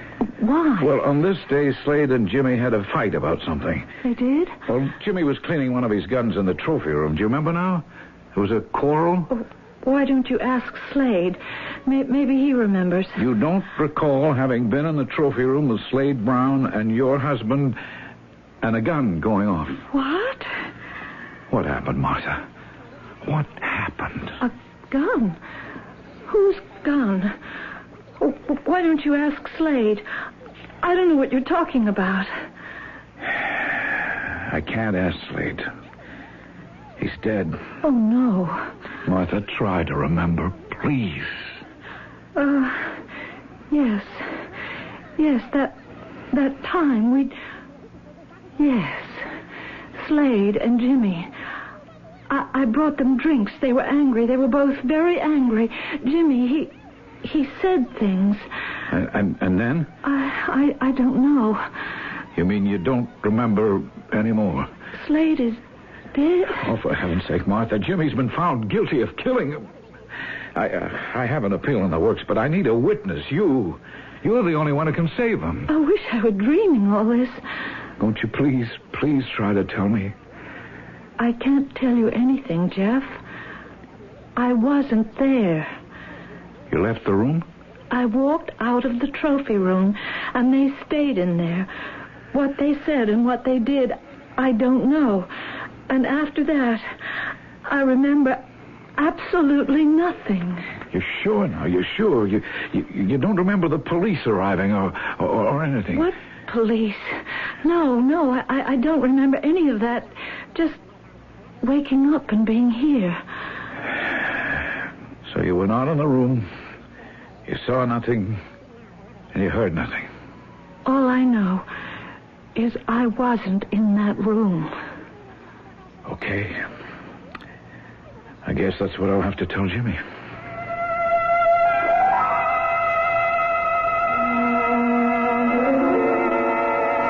If Martha says she wasn't in the trophy room, that's the truth, Jeff. I've never known her to lie.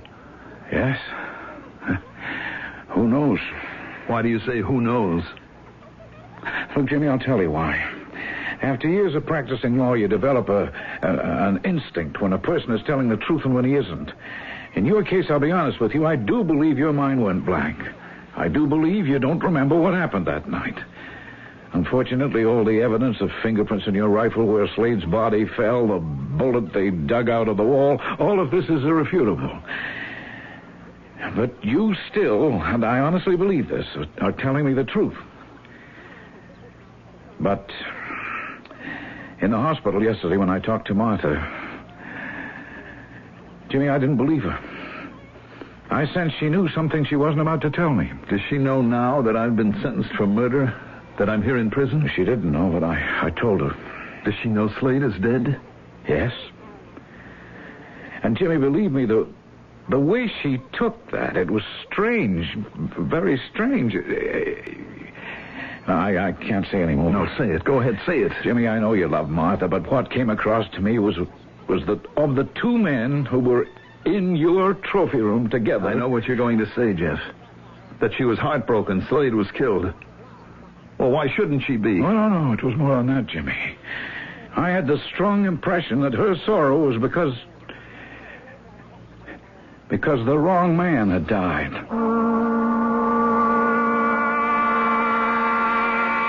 What so many of our tales of mystery boil down to is who is telling the truth. One has to weigh that question against who has got the most to lose, or the most to gain by lying. Hayward James Burns has already paid society's price. What he has to gain now is peace of mind. And what of his wife of 30 years ago? Where is she now? We will undoubtedly have all the answers when I return shortly with Act 3. This is WBBM Chicago News Radio 78. 72 degrees at Midway. 4 minutes after 11 o'clock, Muhammad Ali has regained his World Championship boxing crown. Is it possible for a man to will the past to life? To force himself to remember the forgotten? 30 years ago, in a mountain lodge high in the California hills, a man was shot to death. Another man was accused, sentenced, and served time for a crime he cannot remember committing. Now, alone in the very room where death took place, he agonizes over that blank in his memory. Slade! Slade, come back to me.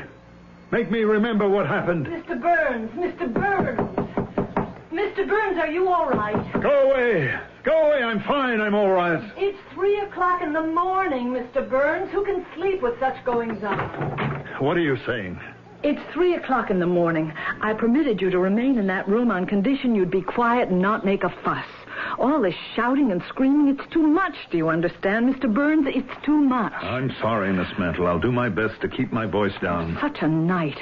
They should never have let you come up here. It was a big mistake. I said I'd be quiet. Now, will you please go? Whatever are you doing in that room? That's what I'd like to know. Get out. Get out before I lose my temper. Now go!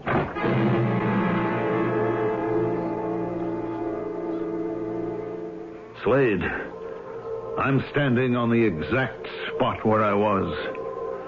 I'm looking out the window, and I see you and Martha coming back to the lodge. You're walking slowly, holding hands. Martha's whispering something into your ear. She's pointing to this window. Neither of you can see me. I'm standing behind a curtain, Slade.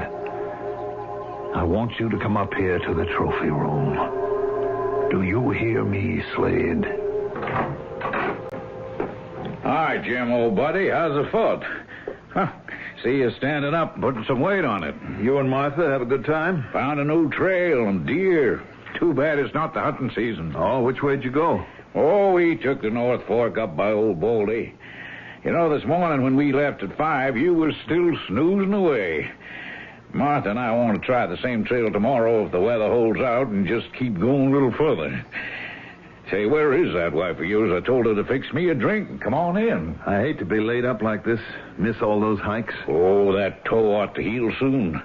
I mean, I'd like to be sympathetic, old buddy, but it sure was stupid shooting yourself in the foot. Oh, I agree entirely. That jittery old New England hunting rifle.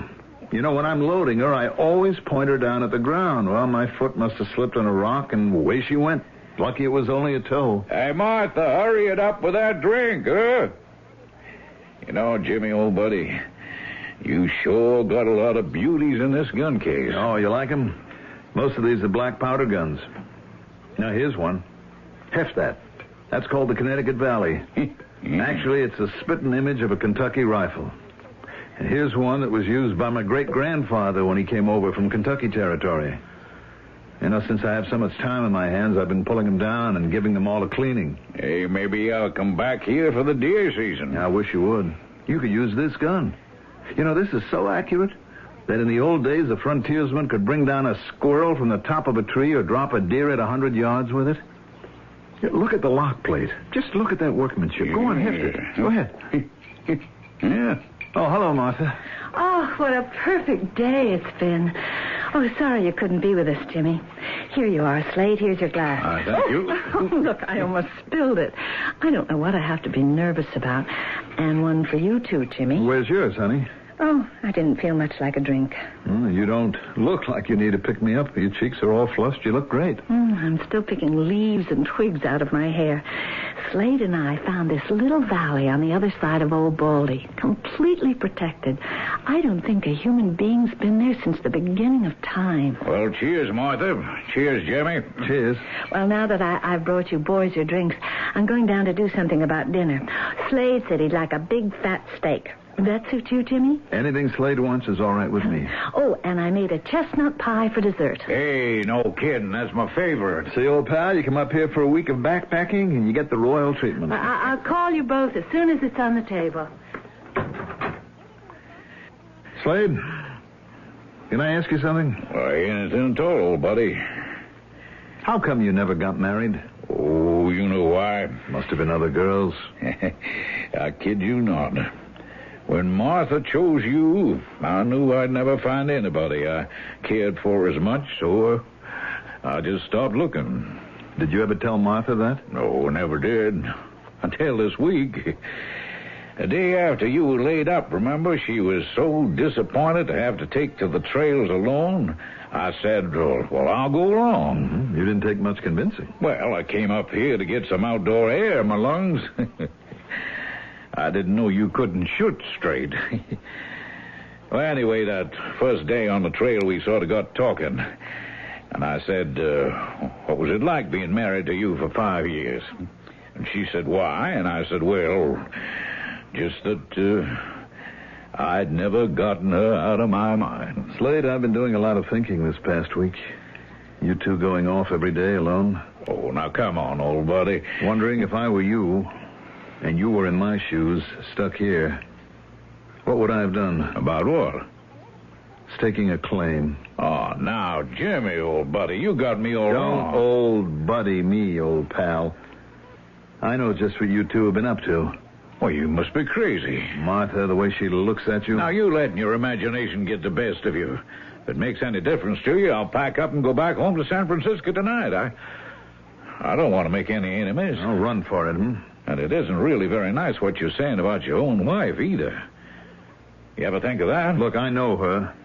It's taken me 5 years, but I know her. Jimmy? Jimmy, I can't find the corkscrew for the wine. Jimmy. Hey, what is it with you two? Nothing. We were just talking. Here, let me have that rifle back, Slade. I'll return it to the case. Okay. Careful how you hand it to me. Why, is it loaded? Some of them are. I'm not quite sure which ones. Well, let go of it, Slade. Will you give me the gun back? Oh, you coward. Slade, what's the matter? You gun-happy coward. Will you give me that gun? He's been telling me that you and I have been enjoying ourselves up in the forest while he's been here. What do you mean? Sure we have. That's not what he meant, Martha. I told Jimmy what I told you a couple of days ago, the way I've always felt. Oh, Slade, why did you? What was the point of that? When Jimmy asked me. Yes, if you want to know I love her, that's the truth. And how do you feel about Slade, Martha? Slade, please put that gun down. Oh, it's an antique. It's not loaded. Martha, I asked you a question. How do you feel about Slade? Oh, tell him, Martha. I'm not saying anything until that gun is back in the case where it belongs. Okay, old buddy, take the darn thing. All right, now you, Jimmy. All right, I've put it away. Look, we're just friends, like the two of you. Is that the truth?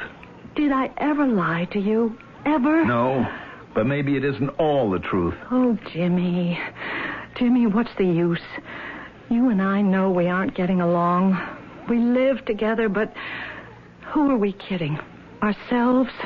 You disgust me. Hey, now, wait a minute, That's Jimmy. the word, Martha. I think I fell out of love with you, Jimmy, when I found out that without guns and hunting and all this campfire kind of a life, you weren't much of anybody. You made me believe you liked it. I had to make myself believe that. So do you. I'm nobody. I'm sorry, Jimmy.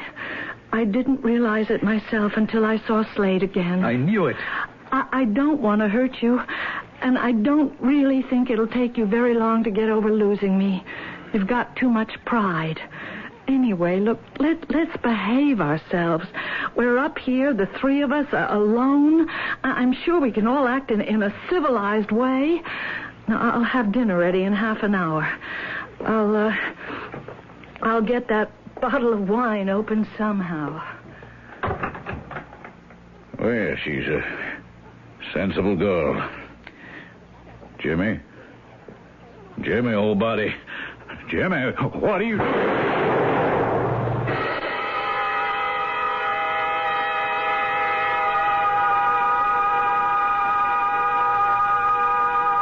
Mr. Conroy? Yeah, I'm Jeffrey Conroy. I came as soon as I got your call. You know Mr. James Burns? Well, I'm his lawyer. He was just paroled from prison. Yes, I know. I'm Sheriff Clark, County Homicide. That's some haul up this mountain. What is it with Mr. Burns? Is he up here at Crow's Nest? I'm afraid we have some sad news. Mr. Burns was found yesterday in one of these rooms here. Dead, sir. Oh, that's awful. He's been in prison for 30 years, and a few days after he gets out, he's dead? How did he die, Sheriff? That's heart failure, according to the coroner. Heart failure? Well, at least he made it up here. lodge was the only home he ever had. Yes, we've been checking our files about this place since there's a murder here about 30 years ago. Yes, that's right. Jimmy's best friend was shot here. I brought some old file photographs with me. They're in the room where we found the body. If you'll follow me, Mr. Conroy. Oh, sure. Oh, how I know this place. Jimmy used to keep his guns here, his silver cups and trophies. He called it his trophy room. Yes, now take a look at this photograph, if you will. This was taken 30 years ago of a bullet hole above that mantelpiece. Where did they find Jimmy's body? Right there on the floor, in front of the fireplace. Just take a look at this photograph here. See the bullet hole? No, I don't have to. I was right here 30 years ago. I don't have to look at your file photo. The hole is right there in the middle of that panel. And just take a closer look, Mr. Conroy. Oh, my Lord. Is that a... Yes. A second bullet hole. The same size, right next to it. That's why we wanted you to come up here. Now, is this old photograph accurate? Was there only one bullet hole at that time? Why, I don't understand the second one at all. It looks new. Yeah, neither do we. There's no rifle, no gun of any kind found on the premises. House is absolutely empty. Dust 3 inches deep in the hall, in the rooms, and only one set of footprints in the outside all the way to this room. They were Mr. Burns. Sheriff, what do you make of it? Yeah, there is something else. We made inquiries down in Trudeau. We learned that Mr. Burns' wife was living in some rented rooms and had been there for years under an assumed name. She called herself Miss Mantle. Martha. I lost track of her so long ago. She just disappeared. I better get back to town and break the news to her. I'm afraid it's too late for that, sir. Last night, we went along to where she was staying. She was dead. She's dead? Yes. A seizure. Also heart. That's uncanny. That's not the half of it, sir. What's most peculiar of all, the coroner ascertained the exact hour at which Mr. Burns died up here. Mrs. Burns, down there in town, apparently died exactly at the same time.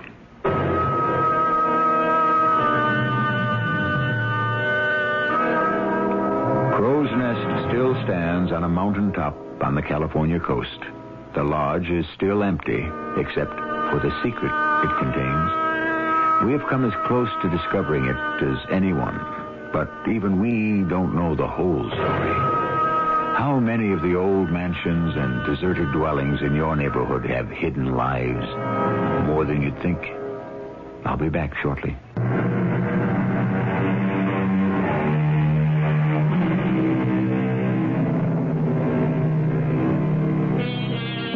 Back to our old friend Chris Marlowe, who reminds us it lies not in our power to love or hate, for will in us is overruled by fate. Chris's old drinking companion, Will Shakespeare, saw fate a little differently. The fault, he said, lies not in our stars, but in ourselves. Somewhere between ourselves and our fates probably lies the truth. Our cast included Mandel Kramer, Carol Teitel, and Ian Martin. The entire production was under the direction of Hyman Brown. And now, a preview of our next tale. Oh, come on. All I'm saying is there could be a secret room. All right. And inside is a lady that's playing the piano. Well, I ain't too far off. Old J.J. Cartwright, he had a daughter. She was going to be a piano player. Uh-huh. She was going to give concerts. But in them days, you didn't have this women's lib. So ladies didn't do things in public, you know what I mean? You're off again. You should have been a writer. Anyhow, this daughter of his, she was murdered. Yeah? By who? Well, I don't know by who. She was found murdered in her room. I figure maybe some prowler did it. I figure something else. Maybe it was a boyfriend. It don't matter now, does it? I'm only bringing the whole thing up to prove that there could have been a secret room. This is E.G. Marshall inviting you to return to our Mystery Theater for another adventure in the macabre. Until next time, pleasant dreams.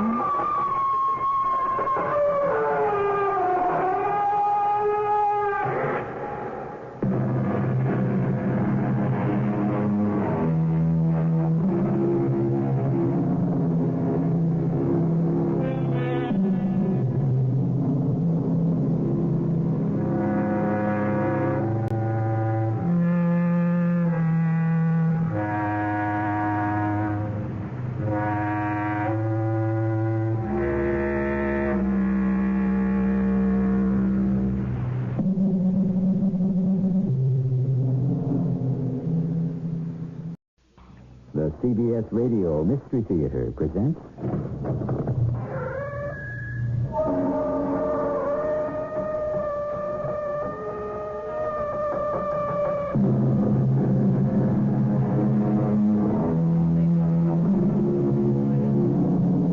Come in. Welcome. I'm E.G. Marshall. There is a land of the living and a land of the dead, and the bridge is love. Love is the only survival, the only meaning. Yes, in the end, only love remains. Only love can prove and validate our existence. Therefore, we can say, where there was love, there was no death. Okay, Mr. Brooks, what's the beef? Listen. To what? To the piano. What piano? She keeps playing that piano next door without any rest. What piano are you talking about? Are you trying to tell me you don't hear the piano? That's right. I don't hear no piano.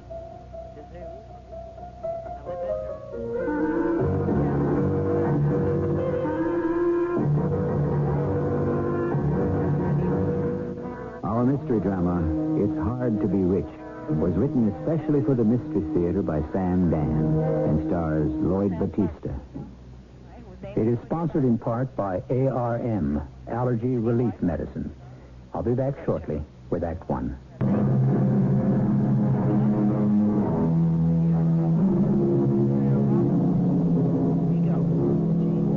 It's a seedy, sagging, down-at-the-heels building. It even looks tired. Well, it should. It's at least 100 years old. It was built originally as a mammoth showplace, as the sumptuous, luxurious townhouse of a self-made, freshly minted millionaire. But all that was part of a distant past, in another world, during a different incarnation. It has long since been converted into apartments. I suppose flats would be a more descriptive term. There is no longer even the slightest hint of style or grace. And obviously, the people who live there cannot afford anything better.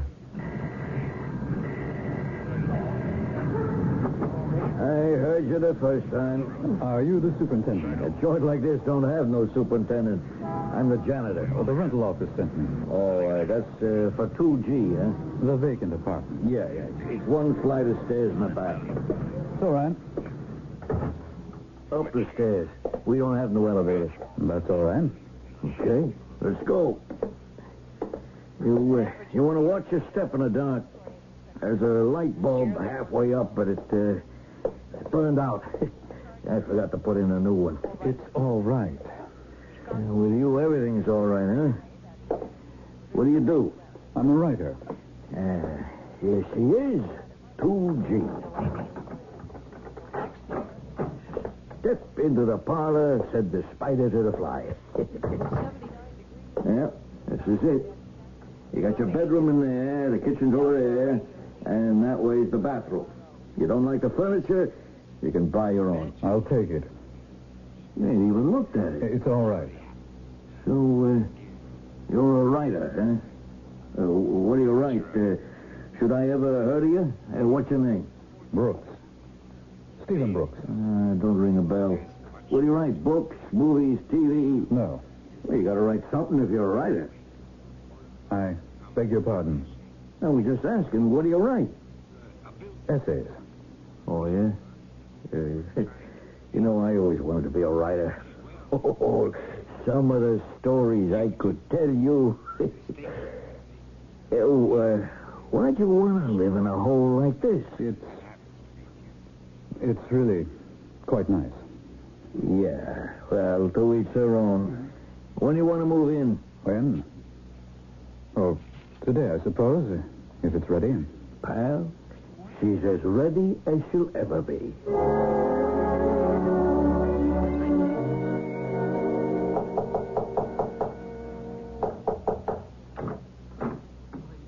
Yes?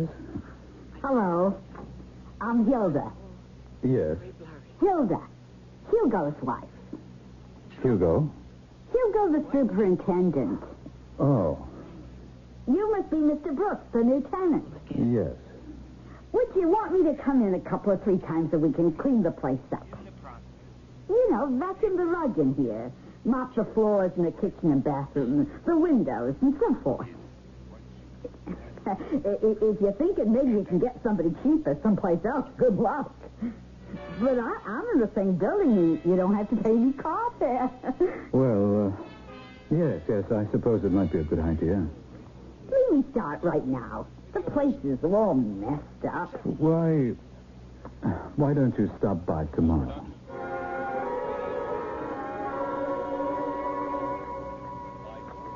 Funny duck. Who? Upstairs in 2G. Oh, him. Something's wrong there. Pass me some more of that spaghetti. That's what packs the lard on you. Then why do you make it? Because a sensible person eats a sensible amount. Why do you think 2G's a funny duck, huh? You're changing the subject. Well, you brought it up. What's he doing here? What do you mean, what's he doing here? He's living here. But why here? Why in a place like this? The price is right. Come on, Hugo. This is a guy with dough. No. Who told you? He told me. Well, what'd he tell you? This is a guy that went to one of them big Ivy League colleges. Yeah. A guy that spends a fortune on clothes. What'd you do? Ask him? I never said a word. And what made him volunteer this kind of information? He didn't know he was telling it to me. Yeah? What was he doing? Talking in his sleep? I ring the bell. He opens the door. He says, yes. That's all he says. Just yes. And right off, I had him cold. Yeah. I heard that yes before. Where? Where I used to work, upstairs made at the Pembertons. They're the old money, the real old money. They've been millionaires for hundreds of years. All the people that would come there, they were all cut out of the same cloth. That's how they'd all say yes, with that little whistle at the end. You know what'd be great with this spaghetti? Wine. And the way they say, oh, as if they're chewing on it and don't want to ever let go. Hey, Hilda, what are you building here? And they never, ever give you a direct order. Like they won't say, come here tomorrow. They say, why don't you stop by tomorrow? Yeah, well, that's great. Now leave us have some red wine. This guy is loaded, Hugo. How do you know? Did you count his money? The suit he's wearing. You know what it goes for? That wool's imported from Scotland. Of course. You've seen the price tag. What we got for dessert? The shoes. Did you see the shoes? Always look at the shoes. That's the tip-off. I've seen shoes. I polish shoes like them at Pemberton's. They're referred to as boots. They come from England. What happened to that cake I bought last night? So just by looking at this guy without saying one single word, I can vouch for the fact he's rich. How'd you know he didn't steal the clothes? He's rich, Hugo. Did you look at his hands? Those are the kind of soft, white hands that never done a day's work. This is a society guy. If the cake's gone, I'll take ice cream. This is real society. Old line, old-time society. You know what I mean? Okay. So what? You're not curious? Listen, maybe you got some pie? And he's wearing a watch. Yeah, I seen the watch. How much do you think that watch is worth? Oh, $50,000. Not 50, but I've seen watches like that before, and they go $2-3 grand. Yeah, very good. It's just like you said, the guy's loaded. Hugo, Why would a man in his position want to live here? Well, it's a free country, ain't it? But what's here? I can see there ain't going to be no dessert. Well, at least we're going to have some coffee. Why in this crummy neighborhood? The neighborhood ain't that bad. For him. And why does he want that dark, dingy little apartment? Look, so long as he pays the rent and behaves himself, who cares? Now, who's that right in the middle of dinner? Well, why don't you answer it? Yeah. Oh, it's Mr. Brooks. Good evening, Mr. Brooks. Won't you please come in? I don't wish to disturb anyone. That's what we're here for, Mr. Brooks, to be disturbed. Ain't that so, Hugo? Yeah, I guess you could say that. Could I offer you a cup of coffee, Mr. Brooks?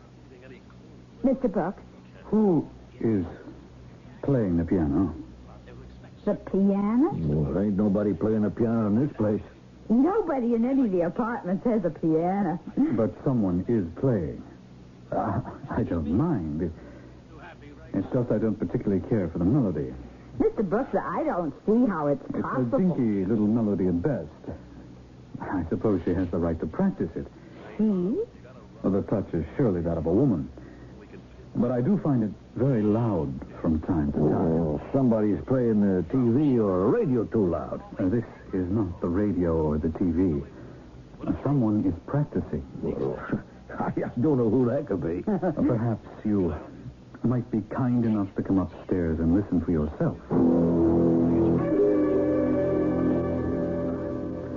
Right here in this room. It's very loud and quite clear. You hear something, Hilda? No. Me neither. She's evidently stopped. Well, she does that from time to time for several minutes. And then she resumes. Well, it can't be coming from in the house. Maybe somebody was down in the street and they was playing a radio very loud. I'm sorry I disturbed you. It's okay. Let us hope this is the end of it. It happens to be my most unfavorite melody. Good night, Mr. Brooks. Yeah, good night. There it goes again. What's that, Mr. Brooks? The music. The music? What music? Well, listen. There, don't you recognize it? That's for release. Are you sure? I don't hear anything. How can you not hear anything? Hugo, do you hear? Just a second. How can you not hear? Well, it's certainly clear enough. Loud enough. Hugo, did you hear? Obviously, someone next door is practicing. But there isn't anybody next door who could... Listen. You hear it, don't you, Hugo? Well, yeah, sure, I hear it. Hugo. And don't you think it's rather loud? Yeah, I guess it is. Well, I don't wish to be unreasonable. Yeah, but... sure. Well, Mr. Brooks, I understand. I can take care of it right away. You want to come on, Hilda? Yeah, I'd better. Thank you, Hugo. Oh, it was my pleasure. Let's go, Hilda. Good night, Mr. Brooks. Hey, Hugo. Don't say nothing. There was no music. Okay. What do you mean, okay? You're right. There was no music. He's standing there. He says, you hear the music, Hugo? And you say, yeah, I hear it. I tell the truth, and so I'm the one that looks like a nut. Who asked you to tell the truth? But there's no music. Nobody's playing the piano. But he hears it. How can he hear it? He thinks he hears it. Then he has to be crazy. Hugo, you gotta do something. What do you want me to do? I don't know. But I'm scared. Scared of what? I don't know that either. Oh, look, honey, it takes all kinds. And he looks harmless. And so we have, we might say, an eccentric gentleman who hears music that is not audible to anybody else. Does that mean a weakness in his sense of perception or theirs? Of course, we all hear a different drummer. Yes, a different drum. But we didn't say anything about a different piano. We shall have a great deal more to say when Act Two arrives shortly.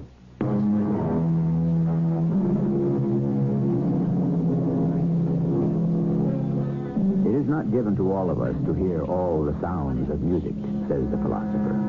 Some are deaf to the melody of the wind, the song of the rain, the ballad of the ocean, the rhythm of the rippling seas of grain. True. But what about a piano in the next apartment? Yes? It's me, Hilda. You said to come back and clean today. Oh, well, It won't take long. I'll get this place ship-shape in no time. Look, you want me to do some shopping for you? Shopping? Well, lots of times men don't like to shop for food, you know. Oh. Unless you want to eat all your meals out. Although that could be expensive, you know what I mean? Well, I better get started. Do the writing here first. Wait. What's that? Would you like to turn that off, please? Is something the matter? There she goes again. There, who goes again? Where is it coming from? Did your husband speak to her? He should.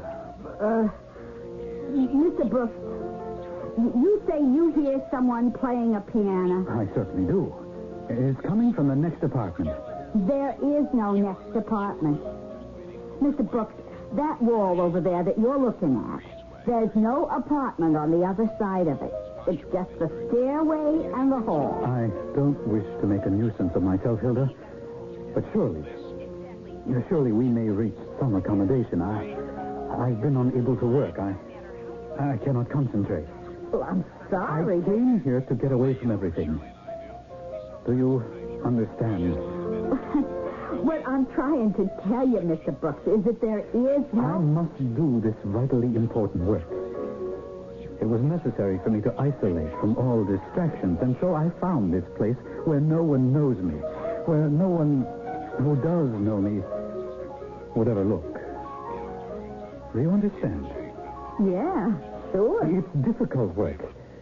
It will affect the entire course of my future life. But every time I sit down and begin to work, there's that music again. Music? If someone chooses to practice an hour a day, or even 2, perhaps 3, but to play continuously... Mr. Brooks, all I'm trying to tell you is that there's no place that music could be coming My from. dear lady, it is coming from the next apartment. If you want to look for yourself, you'll see that it's like I told you. There's no apartment on that side. And the only other 2 apartments on the floor here, they don't have pianos. And now we have a brief respite. And so I shall sit down to my work again. But just as I immerse myself, she will begin again. Hilda, I'm afraid I must insist. Sure. Okay. I'll talk to Hugo about it. Could you do that right now, please? Yeah. I'll be back right away.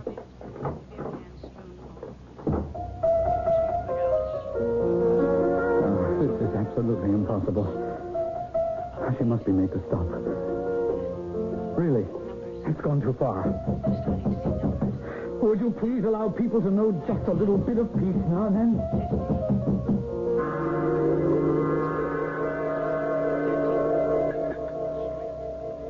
He's hearing that thing again. Yeah? You better go up there, Hugo. After supper. I don't think it can wait. What's the difference when I go up? What am I going to do about it? I don't know. It bothers me, Hugo. Some people see things, and then you got some people that hear things. What's the big deal? Hugo, I'm scared. That guy's harmless. Would you please go up there? If he hears music, he don't need me. He needs them guys in a white coat.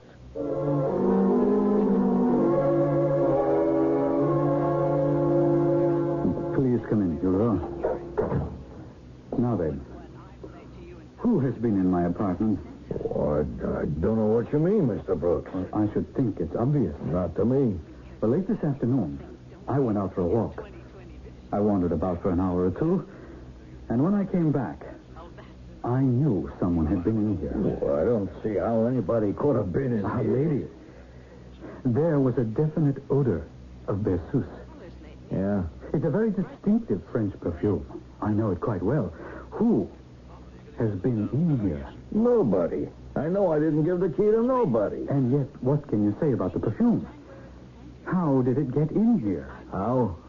Do you dismiss the evidence of your own nose? Surely you will admit that Berceuse has a most unique aroma. Well, yeah, if you say so. Oh, Hugo, I simply must be allowed to do my work in peace. Now, what with some woman playing a piano next door? But I don't... And with some other woman making free to enter my apartment and leave behind her the distracting fragrance of Berceuse. Mr. Brooks, you know, it could be... maybe you ain't feeling well. What are you saying, Hugo? Oh, don't get me wrong. It's just... you could be under the weather. No. This impossible woman. There she goes again. Hugo, put an end to it now. I'll do my best. You say it's coming from the other side of that wall? Well, it's obvious. You want to step this way just a second? What for? Well, I got to show you something. It won't take a second. Yes? Well, if you just come out here. Well? We've been trying, me and Hilda, to convince you that past this wall here is nothing. No other apartment. You can see now. Well, then where is that coming from? Where is what coming from? Very well, Hugo. That will be all. I shall take the matter to the building management office. Oh, now, you don't want to know nothing like that, Mr. Brooks. Well, you leave me no alternative. I make a legitimate complaint. And you react by casting doubt on my sanity. Oh, look, Mr. Brooks, if you say you hear a piano and I don't, well, I'm the one who could be crazy as far as that goes. Well, there must be a room. A hidden room. A secret room. Yeah, sure. That makes sense. Well, there's no other possibility. You're saying there's a dame in a secret hidden room and she's playing a piano? Obviously. Okay. So that's your answer. I guess we solved that one, huh? Yeah, but what do you intend to do about it? Yeah. All right. Here's what's going to happen. I'll write up a report to the manager, you know. I'll give him the full details, and then he's got the ball, and he'll have to run with it. But meanwhile, that woman is driving me mad. We've got to admit, Mr. Brooks, we're doing the best we can. All right. Why don't you go inside and relax? Take it from me. Everything's going to be okay. Good night. Good night. Oh, stop it. Stop it. You really south. Oh, I'm sorry. My nerves are What? had a very difficult time. So have I. But Who are you? I'm Jenny. What are you doing here? I live here. Oh, but... I may ask, who are you? And what are you doing in my suite? Your suite? Oh, yes. Daddy actually has him build a suite for each of the children. I have a bedroom, a sitting room, and a music studio. Do you like it? I don't see... Now, how did you get in here? Berceuse. You're wearing Berceuse. Do you like it? It's the very latest perfume from Paris. Very expensive. That's why Daddy bought it. I must be... No, I am. I'm dreaming. You must tell me how you managed to get in here. Are you a thief? Well, no, I just rented the apartment. I can't follow a word you say. But you have very nice brown eyes. What would Daddy say if he knew there was a man up here? He'd probably have Higgins thrash you within an inch of your life. Higgins? Oh, Higgins is a mountain of a man. He fought in the ring. Yes. He lost to John L. Sullivan. But surely there's no disgrace in that. Your father employed a man who fought against John L. Sullivan? Of course. Oh, that's impossible. Why? Well, because that would be every bit of... 100 years ago. Oh, my goodness. What are you saying? It was last Christmas. Who are you? I told you, I'm Jenny. Jenny Cartwright, J.J.'s daughter. J.J. Cartwright? J.J. Cartwright? You've never heard of J.J. Cartwright? J.J. Cartwright? That name is familiar. It should be. Daddy owns half of New York. Ah, Cartwright. He was one of those millionaires who were made by the Civil War. He sold goods to both sides. Well, as Daddy always says, business is business. And he built a magnificent mansion on... Wait. Downtown. Everybody knows that. This is the old Cartwright mansion. Oh, no. This is the new Cartwright mansion. I like you. You say the most extravagant things. Oh, you better go now. Go? I think I hear Daddy coming. But... Besides, I should be practicing.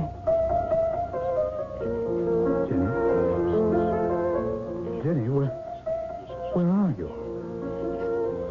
Where did you go?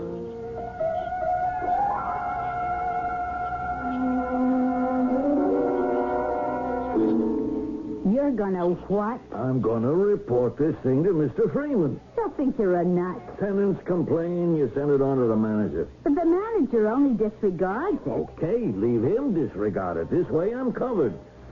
So he claims there's a secret room. Yeah. So, what more do you need to prove he's a nut? Well, there could be a secret room. Wait a minute. What'd you say? I said there could be a secret room. Oh, we could have another nut growing here. Well, you know what this place was first. Yeah, I know what it was. The old Cartwright mansion. So, there's all kind of walls and passageways. Where? Well, it's all been bricked up, sealed off. Yeah. Who knows what this place must have looked like? How it's been changed around. There could be a secret room. It's my fault. I put you on this diet. It's good for your heart, but it's bad for your head. Oh, come on. All I'm saying is there could be a secret room. All right. And inside is a lady that's playing the piano. Well, I ain't too far off. Old J.J. Cartwright, he had a daughter. She was going to be a piano player. Uh-huh. She was going to give concerts. But in them days, you didn't have this women's lib. So ladies didn't do things in public, you know what I mean? You're off again. You should have been a writer, Anyhow, this daughter of his, she was murdered. Yeah? By who? Well, I don't know by who. She was found murdered in her room. They figure maybe some prowler did it. I figure something else. Maybe it was a boyfriend. It don't matter now, does it? I'm only bringing the whole thing up to prove that there could have been a secret room. And inside is a lady who's been dead maybe 80, 90 years, and she's playing the piano. No, I didn't say that. This Mr. Brooks, I told you before, he scares me. And I told you he's just a harmless nut. Well, if I didn't tell you before, Hugo, I should have. There's no such thing as a harmless nut. Oh, Hilda. You never know. Hey, where you going? Hugo, I'm going to settle this thing once and for all. And when a woman gets that certain tone in her voice, respect it and believe her. Our friend Hilda is one of those smart, no-nonsense ladies who always manages to move right into the heart of the matter. Yet what is there she can say to Mr. Stephen Brooks? We know he's a hard man to convince. But wait, who said she's going to see Mr. Brooks? For further developments, we await Act 3.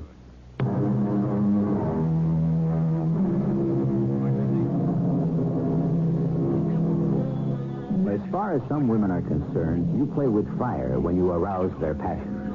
With others, you handle dynamite when you pique their curiosity. In either case, your meddling may be fatal. For didn't the Roman philosopher say, a woman walks through life on two legs?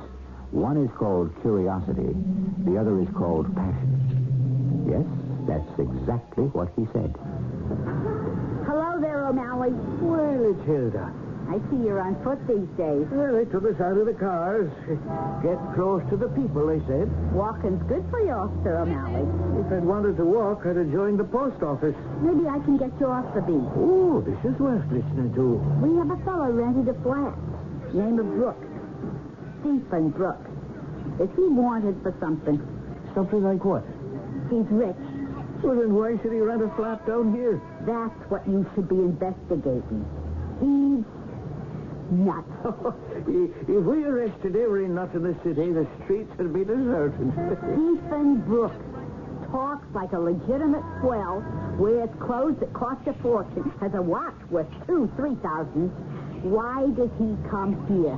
Is he hiding, running away? From what? If I were pounding a beat and wanted to make detective, I'd look around and ask around. Maybe find out. Stephen Brooks, you say his name is, huh? Mm-hmm. Well, perhaps this does bear a little looking into. Here, wrapped up in this handkerchief. What is it? I swiped it from the kitchen. It's a glass with his fingerprints on it. Well, now. So, do you want to get started, or do you expect me to do all your work for you? I meant to ask.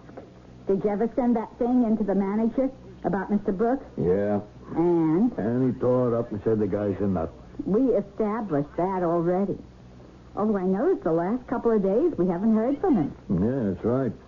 No complaints either. You been up there to clean? I rang the bell a couple of times. He won't let me in. Why not? He says he's too busy. I knock on the door, and while I'm waiting, I listen. He seems to be talking to somebody. Yeah, to himself. No, to somebody. To a woman. I think her name is Jenny. What does he say?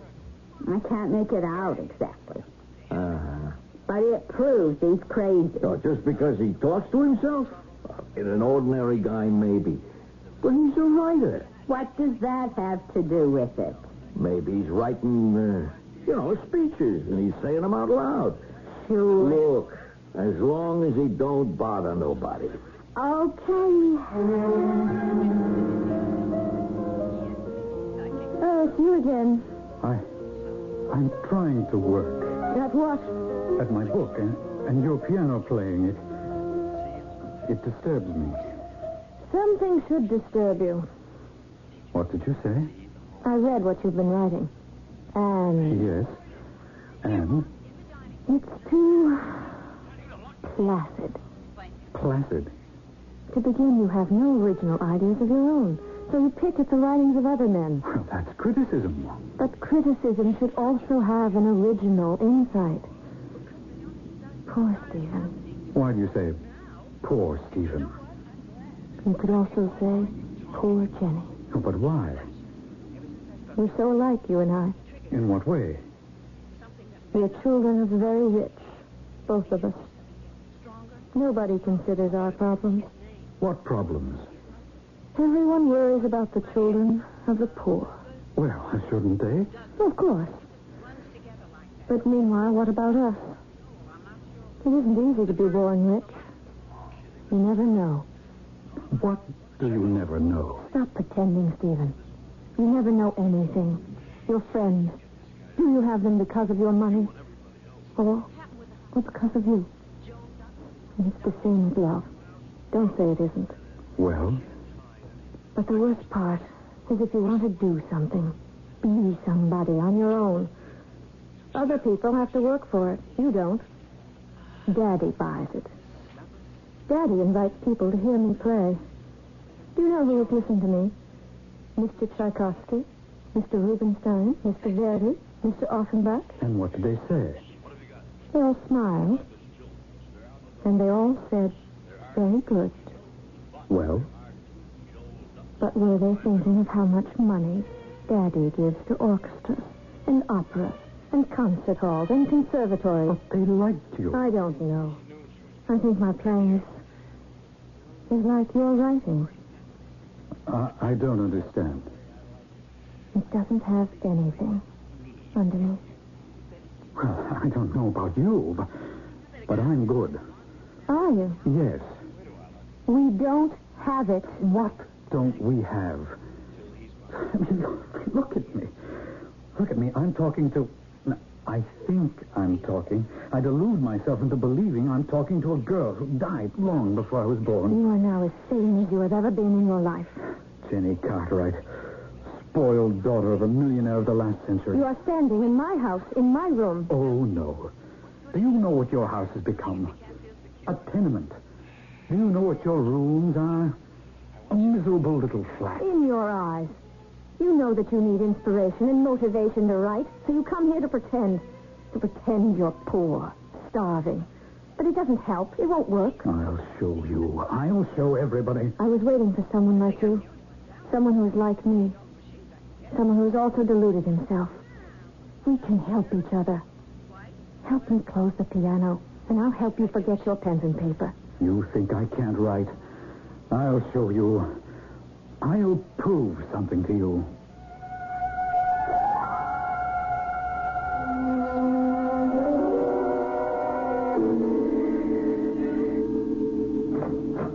Well, come in, Officer O'Malley. Hey, thank you.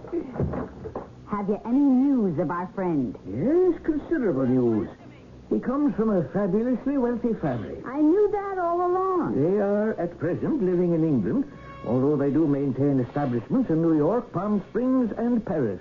Rome, too, I believe. Carry on, Officer O'Malley. He was married, was your Mr. Brooks. Ah.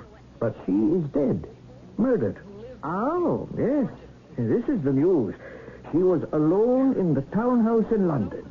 Jenny, her name was. Beautiful girl. Scarcely 30. How was she murdered? She was beaten. Oh. By whom? Well, that's not known. Suspicion falls upon her husband. Stephen? Why? Well, they've been known to be arguing, very serious arguments, too. About what? According to the servants, about his writing. What kind of arguments could they have been? Well, according to the testimony, arguments about the quality of his work. Quality? It seems she didn't think much of it. Ah. And that's why he killed her? We must not say he killed her. But if everyone thinks... You still need evidence. Besides, the man had an alibi. All these murderers always have alibis. Now, Hilda, all murderers do not always have alibis. And a man is innocent until he's proven guilty.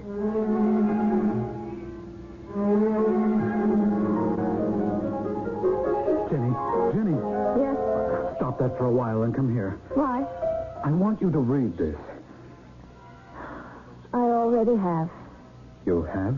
Yes. And? It isn't really good. There's nothing to it. You can't say that it isn't any good. It has a certain charm. Well? And one or two ideas. So?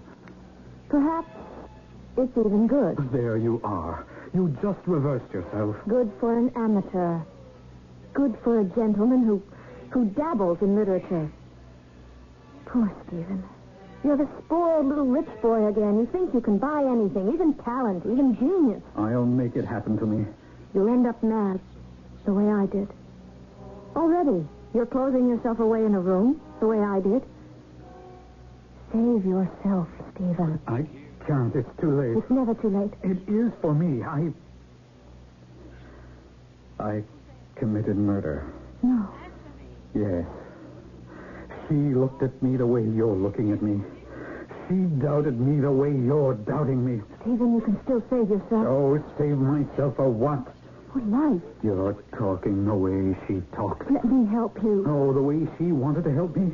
To smother me with kindness, to drown me in pity. Oh, keep away from me. Why, there's so much that's sweet, that's wonderful. Not for me. Stephen. That's enough. Listen. I said be quiet. I won't let you throw away your... I'll make you shut up. Oh, Stephen. I said shut up. Open up. Open up in there. Mr. Brooks. Mr. Brooks, are you okay? Sounds like they fought the battle of the bulge in there. Come on now, open up. What's going on in here? Mr. Brooks, what was all that noise for? I killed her. Killed who? Can't you see? I don't see anything. Hold it. Who did you kill, Mr. Brooks? Jenny. I killed Jenny. Yeah? You did? But I don't see him. I killed Jenny because she foolishly destroyed the last shreds of my illusions. What's that mean? You were saying, Mr. Brooks. I've written it all down. I was too weak, too cowardly, too spoiled to face the truth. Why did I have to? Why did she not allow me to pursue my delusions to the end? Why did she insist on my facing the truth? I killed her. I killed her because she unloosed the terrible rage I have inside me. I guess I'll have to ask you to come down to the station house. But listen. She isn't dead. She isn't? I guess you'll want to notify the cops in London. Don't you hear? Can't you hear? Either you can hear or you can't. These old houses that have undergone so many metamorphoses, yet something always remains. We never completely leave a place where we have lived and loved. A part of us will always remain. A memory, a spirit, an essence. And I'm not leaving you for long either. I shall return shortly.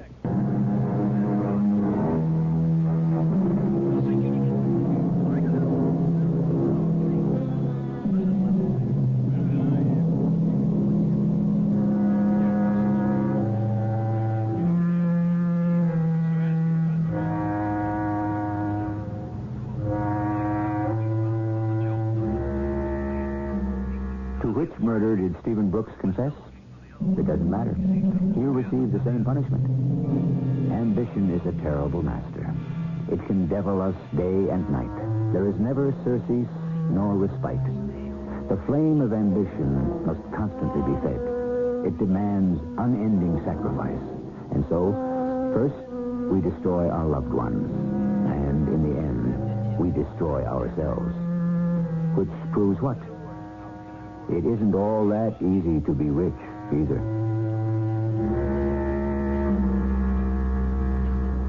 Our cast included Lloyd Batista, Martha Greenhouse, Jada Rowland, and William Griffiths. The entire production was under the direction of Hyman Brown. And now, a preview of our next tale. Something new, something innovative, something daring. What? Tell me what? Something that will require all my skill, all my wits, all my concentration. I intend to think of nothing else for weeks ahead of time. What is it you're going to do? Before I tell you, before I even whisper in your tiny little ear what it is I propose to do, I must be absolutely certain, beyond the peradventure of a doubt, that you trust me. I do, Doctor. Now, think about it, dear lady, before you answer. I do. I do trust you, absolutely. Now tell me, please. I propose to remove your head. This is E.G. Marshall inviting you to return to our Mystery Theater for another adventure in the macabre. Until next time, pleasant dreams.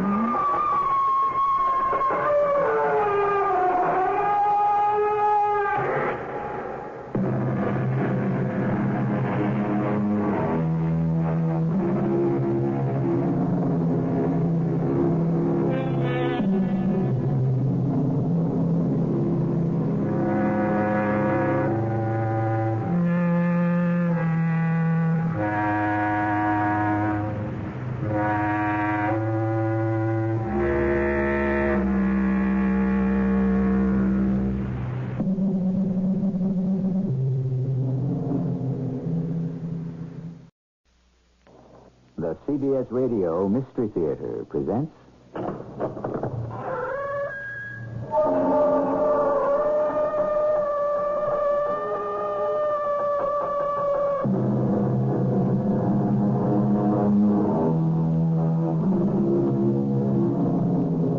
Come in. I'm E.G. Marshall. There are more things in heaven and earth, Horatio, than are dreamt of in your philosophy. Oh, yes, Lord Hamlet, or in yours, or mine, or anyone. Even that of the man who made you out of his own talent, the sweet, the adored Will Shakespeare. And the story that follows will try to tell of one such thing, and even attempt, however feebly, to explain it. Do you trust me? I think I do, Doctor. Well, that's not enough. I do. I do trust you. Completely? Utterly? In mind, in soul, in heart? You think about it. For this is serious business.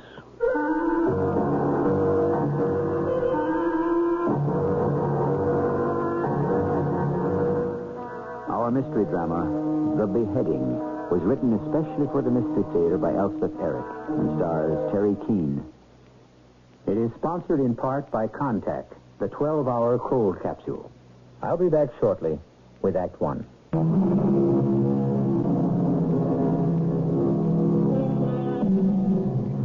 Let me quote you a few lines from the same play as before, by the same imperishable playwright. I could a tale unfold whose lightest word would harrow up thy soul, freeze thy young blood, make thy two eyes like stars start from their spheres. Something resembling such a tale we bring you now in the story called The Beheading. The minute I laid eyes on him, there was something about him that... Are you sure you don't mind listening to all this? I don't mind in the least. It's so absolutely marvelous to have someone to tell it to. You've no idea. I think I have some idea. I never thought I'd be able to tell it to anyone. It's such a relief. Well, you still haven't told me. Well, it's not as though I know you very well. This isn't the first time we've met. No, but those other times, they were so, I don't know, so casual, so trivial, so nothing. Did you think so? Well, didn't you? No, not entirely trivial or casual. But go on with what you started to tell me. Oh, about him. The remarkable him. Yes, him. Do you want to know something absolutely astounding? What's that? I can't remember his name. You can't? No, I can't. I'm sure he had one. I mean, of course he had one, but I can't think what it was. Well, what did he look like? Well, he wasn't staggeringly handsome. Lord, no. He was bald. Really, yes, not completely bald. He had a little ring of hair that ran around the base of his skull, but bald on top with freckles. You know how some men get. Yes, I know. And pale blue eyes. Quite pale blue, actually. Actually, they were too pale. But with a twinkle, a sparkle, like sunlight on water, and white skin like paper. Really, it was that thin, that white, except where the veins showed through. Am I making him sound terribly unattractive? No. Because he wasn't, you know. He wasn't at all. He stood there looking at me in the sweetest way. He had such sweetness, such dearness, such lovableness. Dear Lord, I'm crying. Oh, that's all right. I'm such a fool. You're not a fool at all. But why should I be crying? I mean, it's not as though there's anything to cry about. Yes. Why are you crying? I haven't the slightest idea. It's just so stupid. You must have some idea, Joyce. Joyce? You called me Joyce. Well, it's your name. Yes, but you never did before. Do you mind? No. It's just that we don't know each other very well, and... Well, look, would it be awful if I called you Hester? Oh, not awful at all. Well, then, I will. Fine. Now, tell me why you were crying. Oh, I think it was because when I was talking about him, describing him, you know, how he looked, the skin, the hair, the lack of it, and the light-colored eyes. That's sort of what my father looked like. Oh, really? Well, no, not really, but sort of. And, the other part, the sweetness, the dearness. That's what set me off, I guess. My father was very sweet and dear. Very. Yes? He was never what you'd call a big success, my father. For that matter, he wasn't even a small success. Actually, he was very close to being a failure. Oh, what the heck? He was a failure, this being a truth-telling time. If it hadn't been for my mother... What about your mother?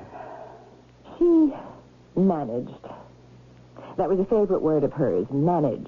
When friends of hers would marvel at the way she ran the house and all of that with so little money coming in, she'd heave a big sigh and say, I managed somehow. And she did. I will give her that. But she managed in other ways, too. Managed her parents, managed my brother, managed my father. She was a champion manager of all time. If she was alive today, she'd be president of something big. But she never managed me. How did that happen? I bided my time till that fateful day when I told her what I meant to do with my life. What I wanted to be. An actress? You don't mean that. I do mean it, and I'm going to. A floozy. That's what you'll be. No, I won't. A tart, a tramp. Oh, I've read about those women. Floozies, every one of them. That doesn't mean I'll be. What have I brought you up for? Fed you, clothed you, taught you manners, sent you to school, so you could throw your life away. Is that why I did it? I don't know why you did it. So you could marry a decent, intelligent, hard-working man. That's why I did it. And live in style. That's why. Not like me. No, Mother. Having to sprint and save and go without year after year. So you could have the nice things in life. Security and respectability. And being able to hold your head up. That's why I did all that I did for you.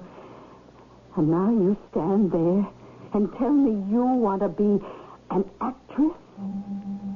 And you did become an actress. Yes, I did. And I managed to stay respectable, too. I'm sure you did. And had more security than I'd ever dreamed of. First in television, then in the movies. Made quite a lot of money. What about him? The remarkable him, who appears not to have a name. Oh, yes. Well, there he was in this big room with pots of flowers at all the windows and the sun streaming in. And there he stood in his rumpled gray slacks and his short-sleeved shirt, just looking at me with his pale blue eyes through his rimless glasses. Did I tell you he wore eyeglasses without any rims? No, you didn't. They gave him an old-fashioned look.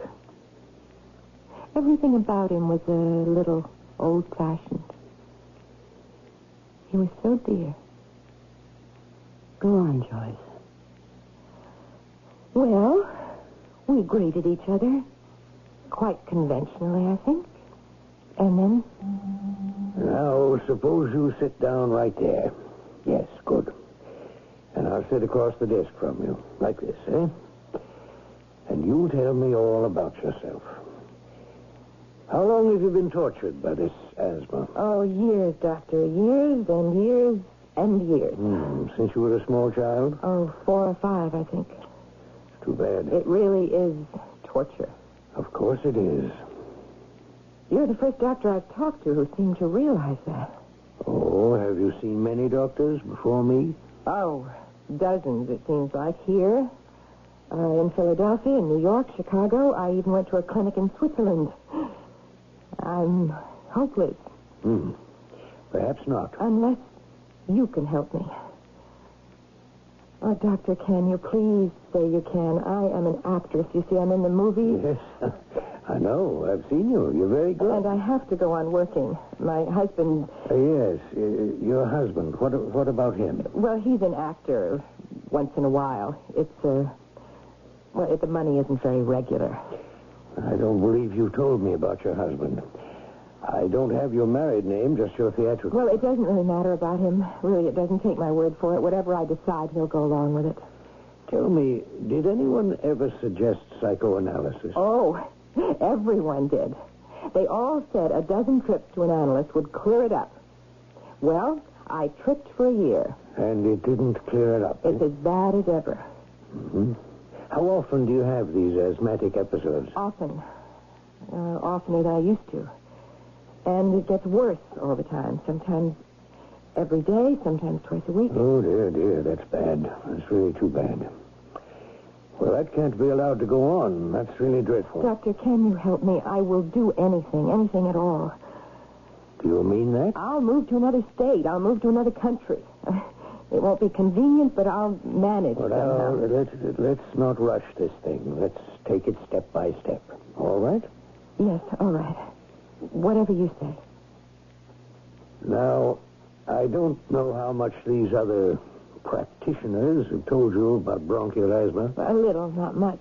I don't even know how much they know. Well, neither do I. But what can be done about it? I mean, there's got to be something that can be done. Well, there is. Dear lady, there is. If you will but trust me. Of course I trust you. Now, this is our first encounter, after all. We must proceed slowly and with deliberation. You sit back in your chair. Relax. I'll try. I am a bit of a, shall we say, a conquistador. You know what that is, a conquistador? No, I don't. Well, it's what they called the leaders of the Spanish conquest of Mexico and Peru in the 16th century. It's possible that I have some of their blood in my veins. I don't know for certain. At any rate, dear lady, a conquistador is a conqueror, a vanquisher, one who intrudes upon new territories and subdues them. Do you understand, dear lady, what I'm saying? I think so. You're saying to yourself, but what does this have to do with me? A poor actress who's racked with torment of asthma. Is that what you're thinking? Yes, it is. Well, then I shall tell you what I propose to do in your case. Oh, please tell me. Something new, something innovative, something daring. What? Tell me what? Something that will require all my skill, all my wits, all my concentration. I intend to think of nothing else for weeks ahead of time. What is it you're going to do?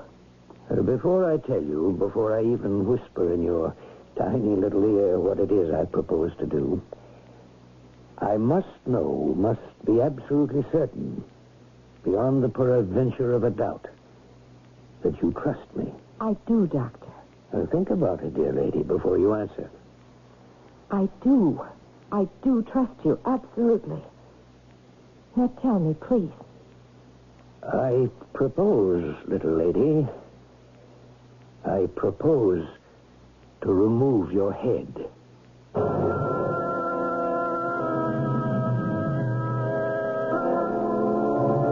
It's not for no reason that our television screens are jam-packed with doctors and nurses and patients and nervous friends and relatives, with operating rooms and respirators and machines that carry little jigging lines and go beep. The horrid fascination of life versus death compels our interest, and like it or not, we can hardly wait to see how the story comes out.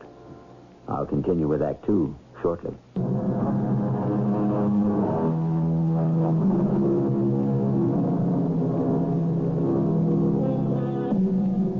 Doctors don't always tell you to take 2 aspirins and call them in the morning. They don't always prescribe plenty of bed rest and advise you to give up smoking. Nor do they invariably suggest a minor operation whose scar won't show and you'll be back home in a week to 10 days. No. If we are to believe what has transpired so far in this little tale, at least one doctor has recommended decapitation. Would you mind repeating that, Joyce? Repeat what? What the remarkable doctor said. Oh, he said, I propose to remove your head. Just like that. I propose to remove your head. Well, what other way was there to say it? Oh, None, I suppose. You see, that was what was wonderful about him. He didn't beat about the bush. He just came right out with it. How did it make you feel when he came right out with it? Oh, I felt wonderful. I mean, it was so simple. It was so obvious. It would be the end of all my troubles. I wondered why nobody else had thought of it. I wondered why I didn't think of it myself. And when you've had asthma for years and years, as far back as you can remember... Oh, yes, I can imagine. Well, I don't know if you can, if anybody can. All you want is to be free of it. Taking off your head seems good, right, the absolutely correct thing to do. You didn't feel any fright at all? Oh, no, none at all. No fright. None whatsoever. Well, not even a little anxiety? No, because I believed every word he said. He was so kind, so benign, so loving. Well, maybe loving. Though I've told you he wasn't handsome or anything like that, and he was a lot older than me. I didn't want him to make love to me. It wasn't anything like that. What did you want?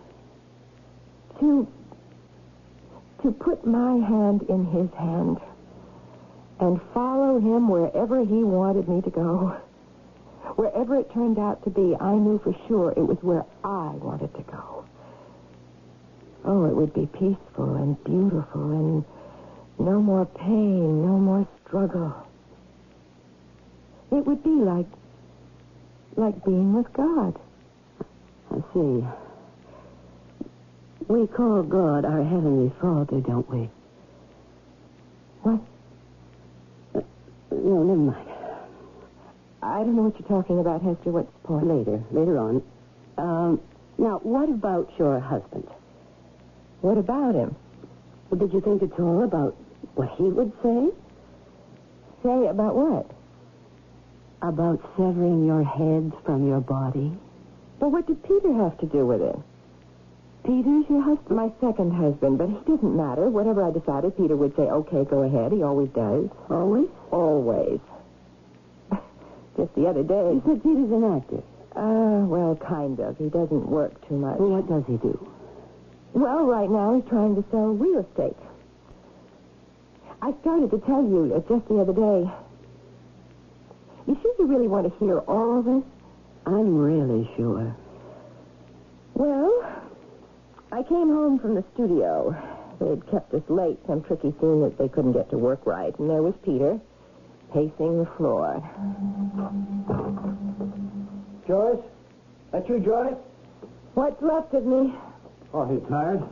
Yeah, that's one word for it. What's with you? Oh, look. You know the Johnson house? The mansion on Alameda Drive? Yeah, asking price $195,000. That's the one. Well, this sheik of Araby, oil coming out his ears, offers $175,000. And Johnson just came down to $190. Are you listening? Just taking off my shoes. Oh, your feet hurt?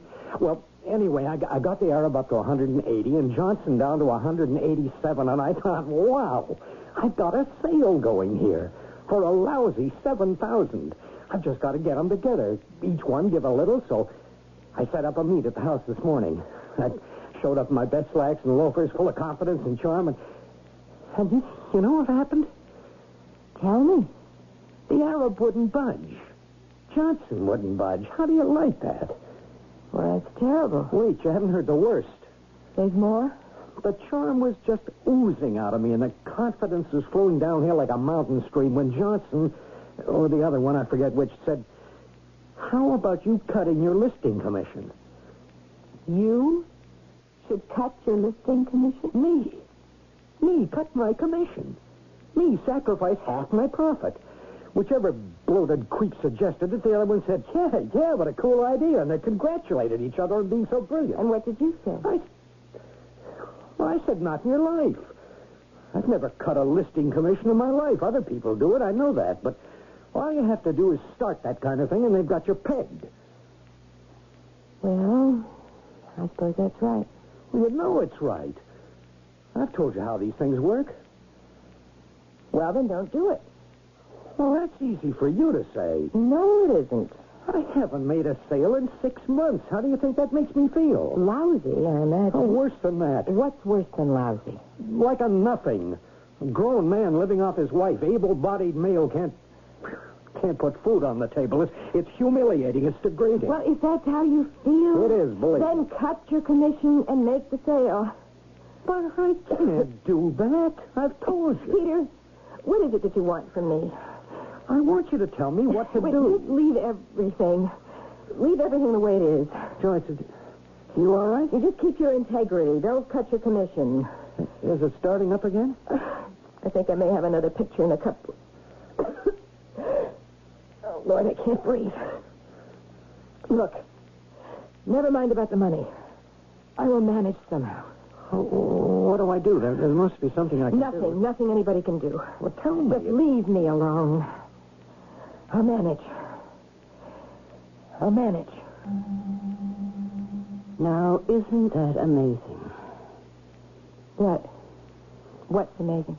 You're saying, I'll manage, even when you felt an attack coming on. Oh, that. Whose words were they? I'll manage somehow. I'll manage. They're mine. Where did you hear them? I don't know. Yes, you do. Who said them first? Who? Oh, all right, my mother. Yes.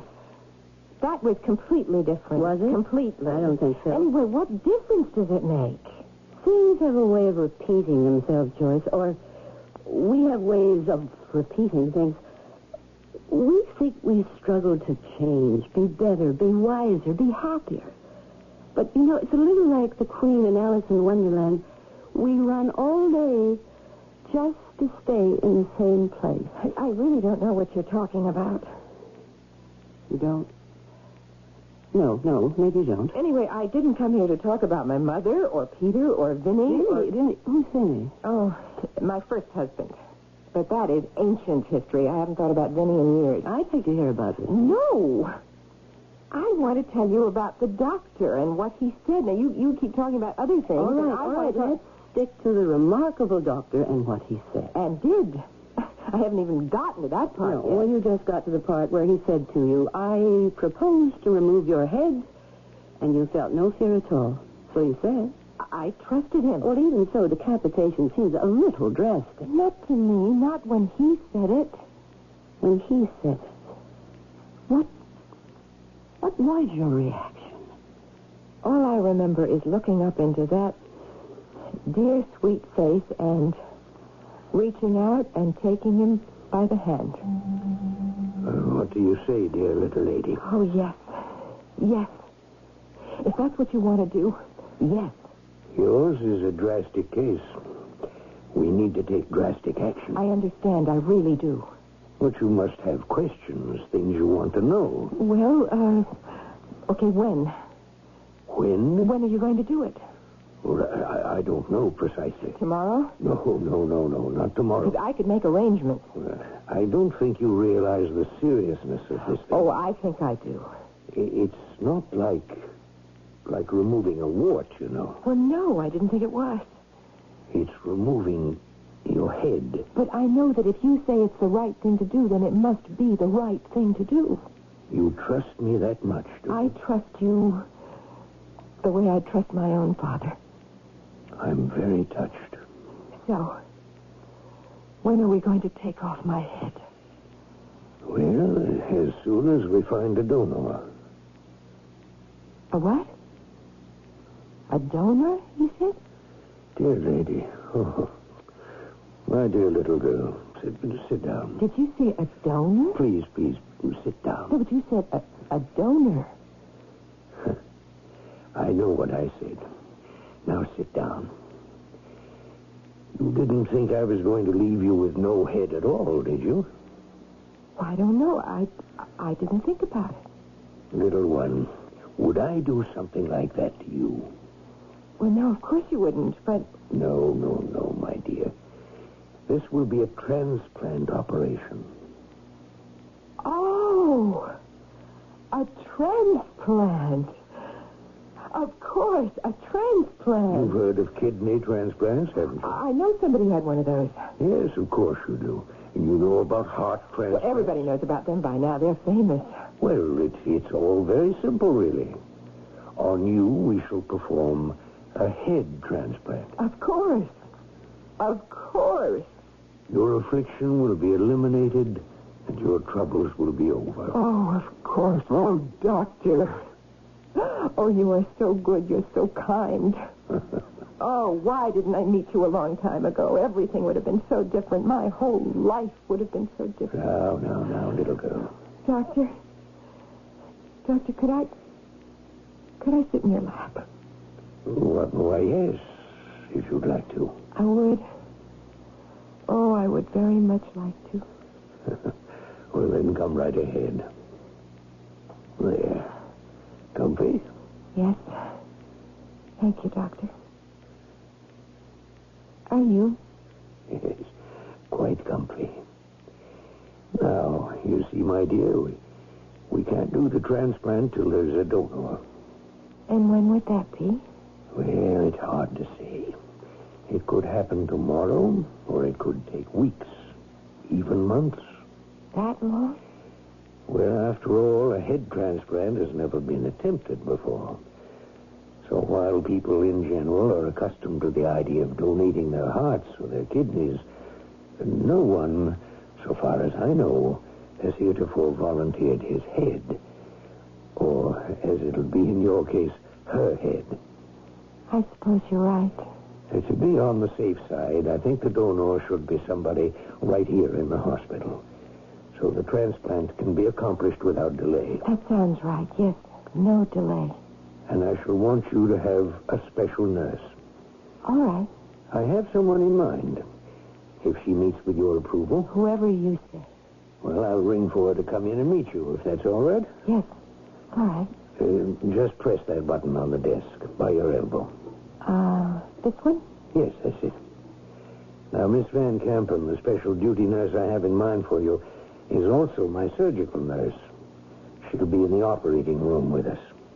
And then with you in recovery, and so on. Yes, Doctor. Well, come in, Miss Van Kampen. No, don't move, little lady. I just want you and Miss Van Kampen to get acquainted. Well, how are you, my dear? All right. Miss Van Kampen, we have found our first candidate for a head transplant. Oh, that's wonderful, Doctor. You'll assist me in a while. Oh, thank you, Doctor. Well, not at all, Miss Van Kampen. You've earned the honor.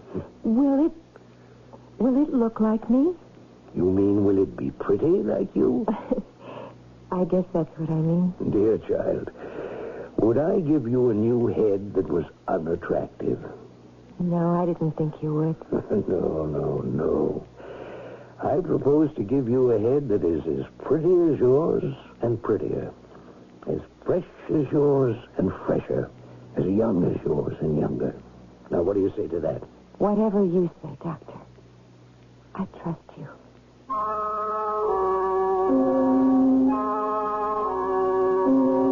Would you like to change heads? If you could, and I make no promises, you understand, what sort of head would you like?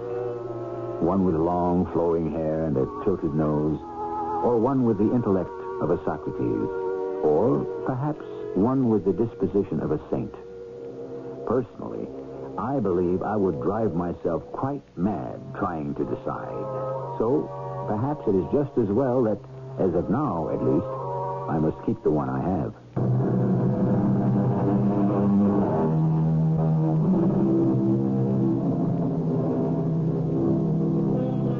Do you know the story of the trouble tree?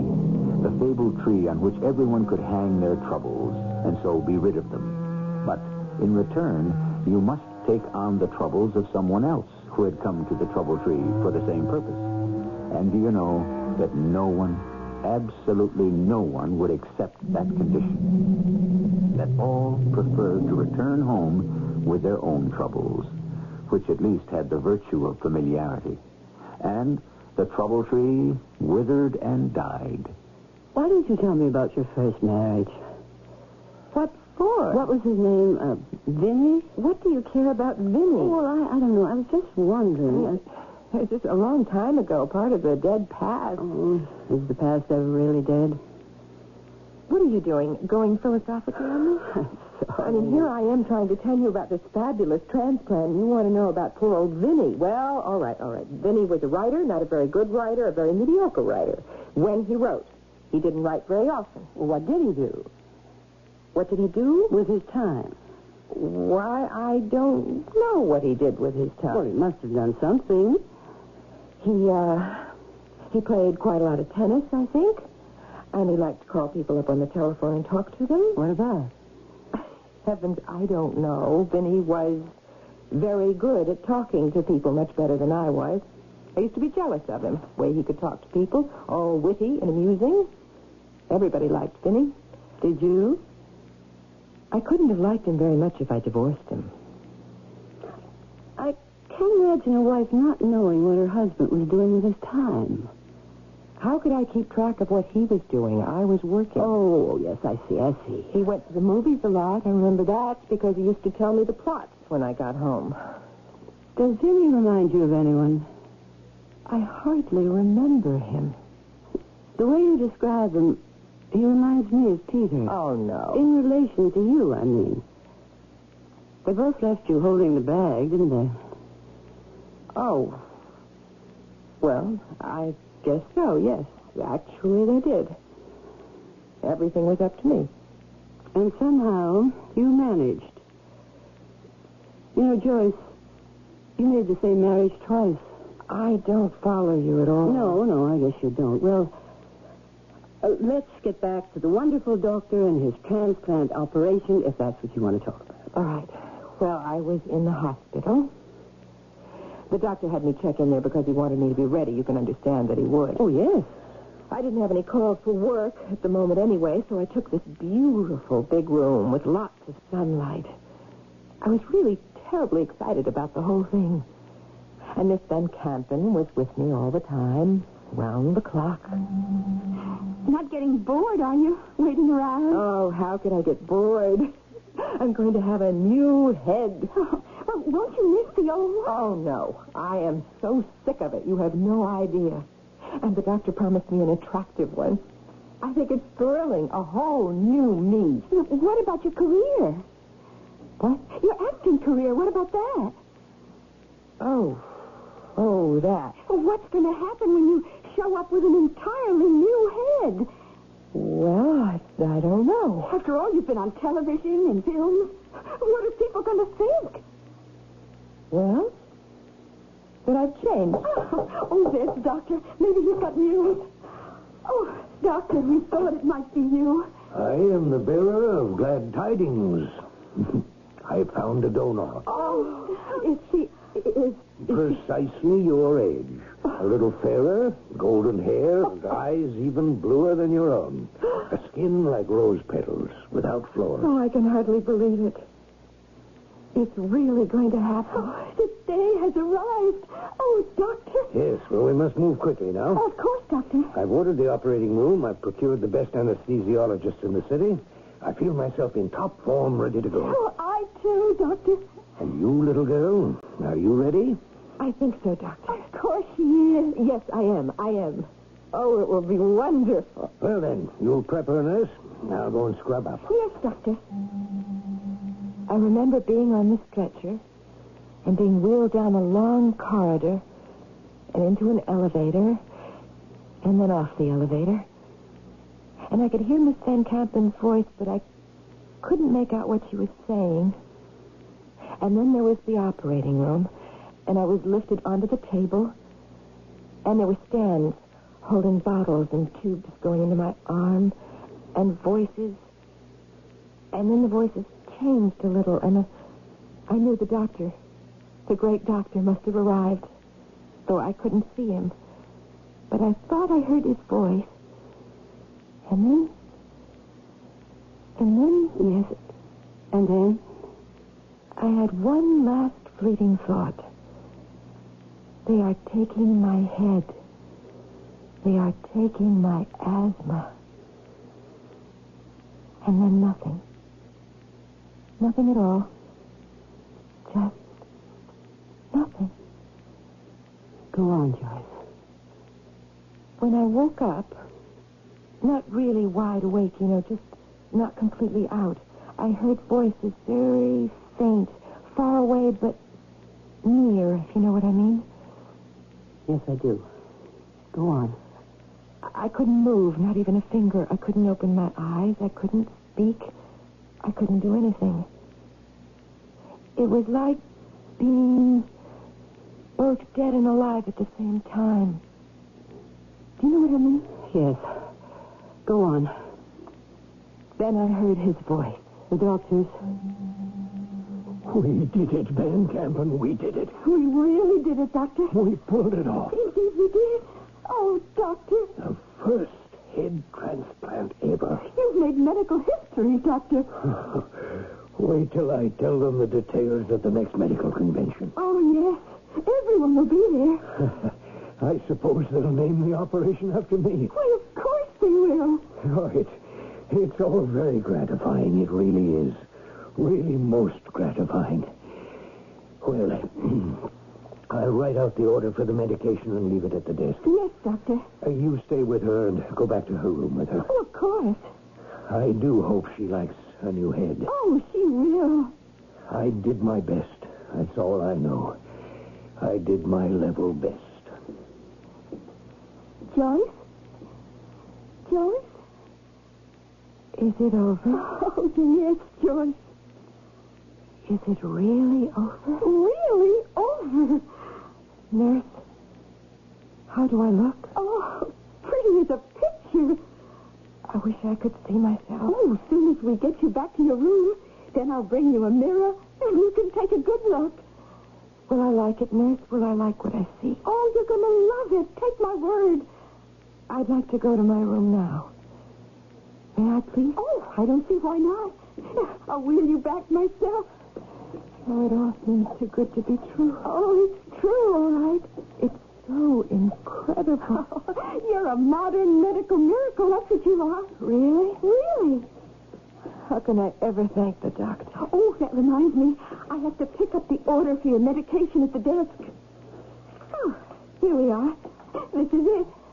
It's so hard to believe. Oh, you'll believe it all right once you see yourself. Oh, hold the elevator. Thank you. Please. Thank you.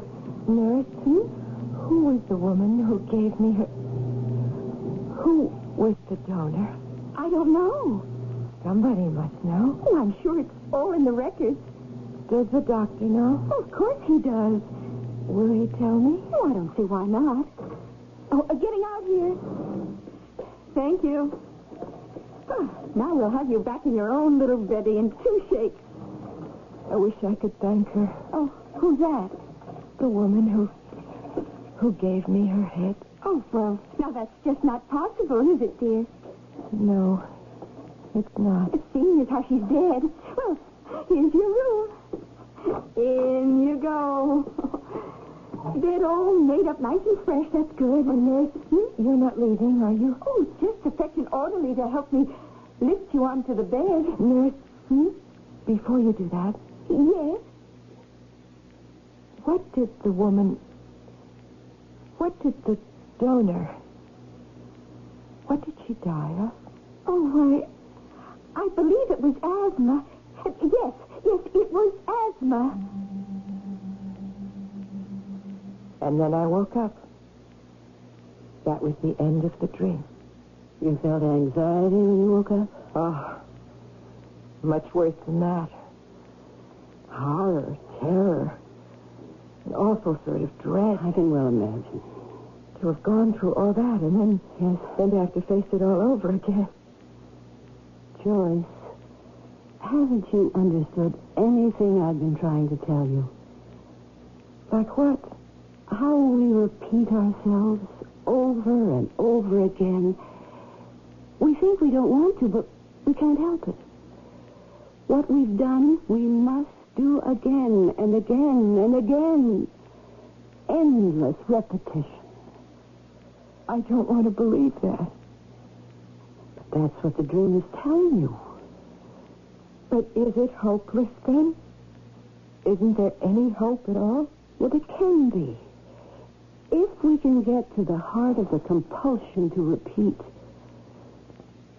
That's what you and I are trying to do here. If we can do that, I might even get over my asthma. Mightn't I? It's entirely possible. See you tomorrow, same time.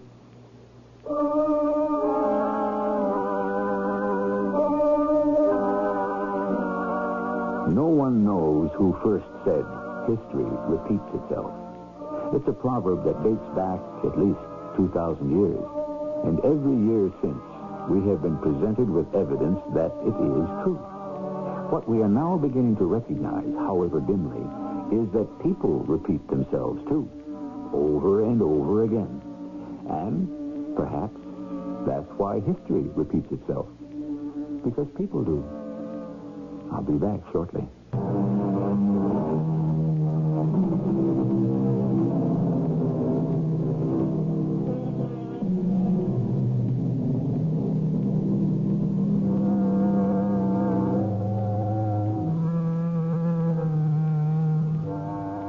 Would you like to live your life all over again? You would? But hold on there. Think. It is your life you must live over. And you must live it over exactly as you did the first time. Leaving out nothing, changing nothing, adding nothing. Now, I ask you again. Would you like to live your life, your own particular life? Would you like to live it for the second time? Think before you answer. Our cast included Terry Keane, Grace Matthews, Court Benson, and Bryna Rayburn. The entire production was under the direction of Hyman Brown.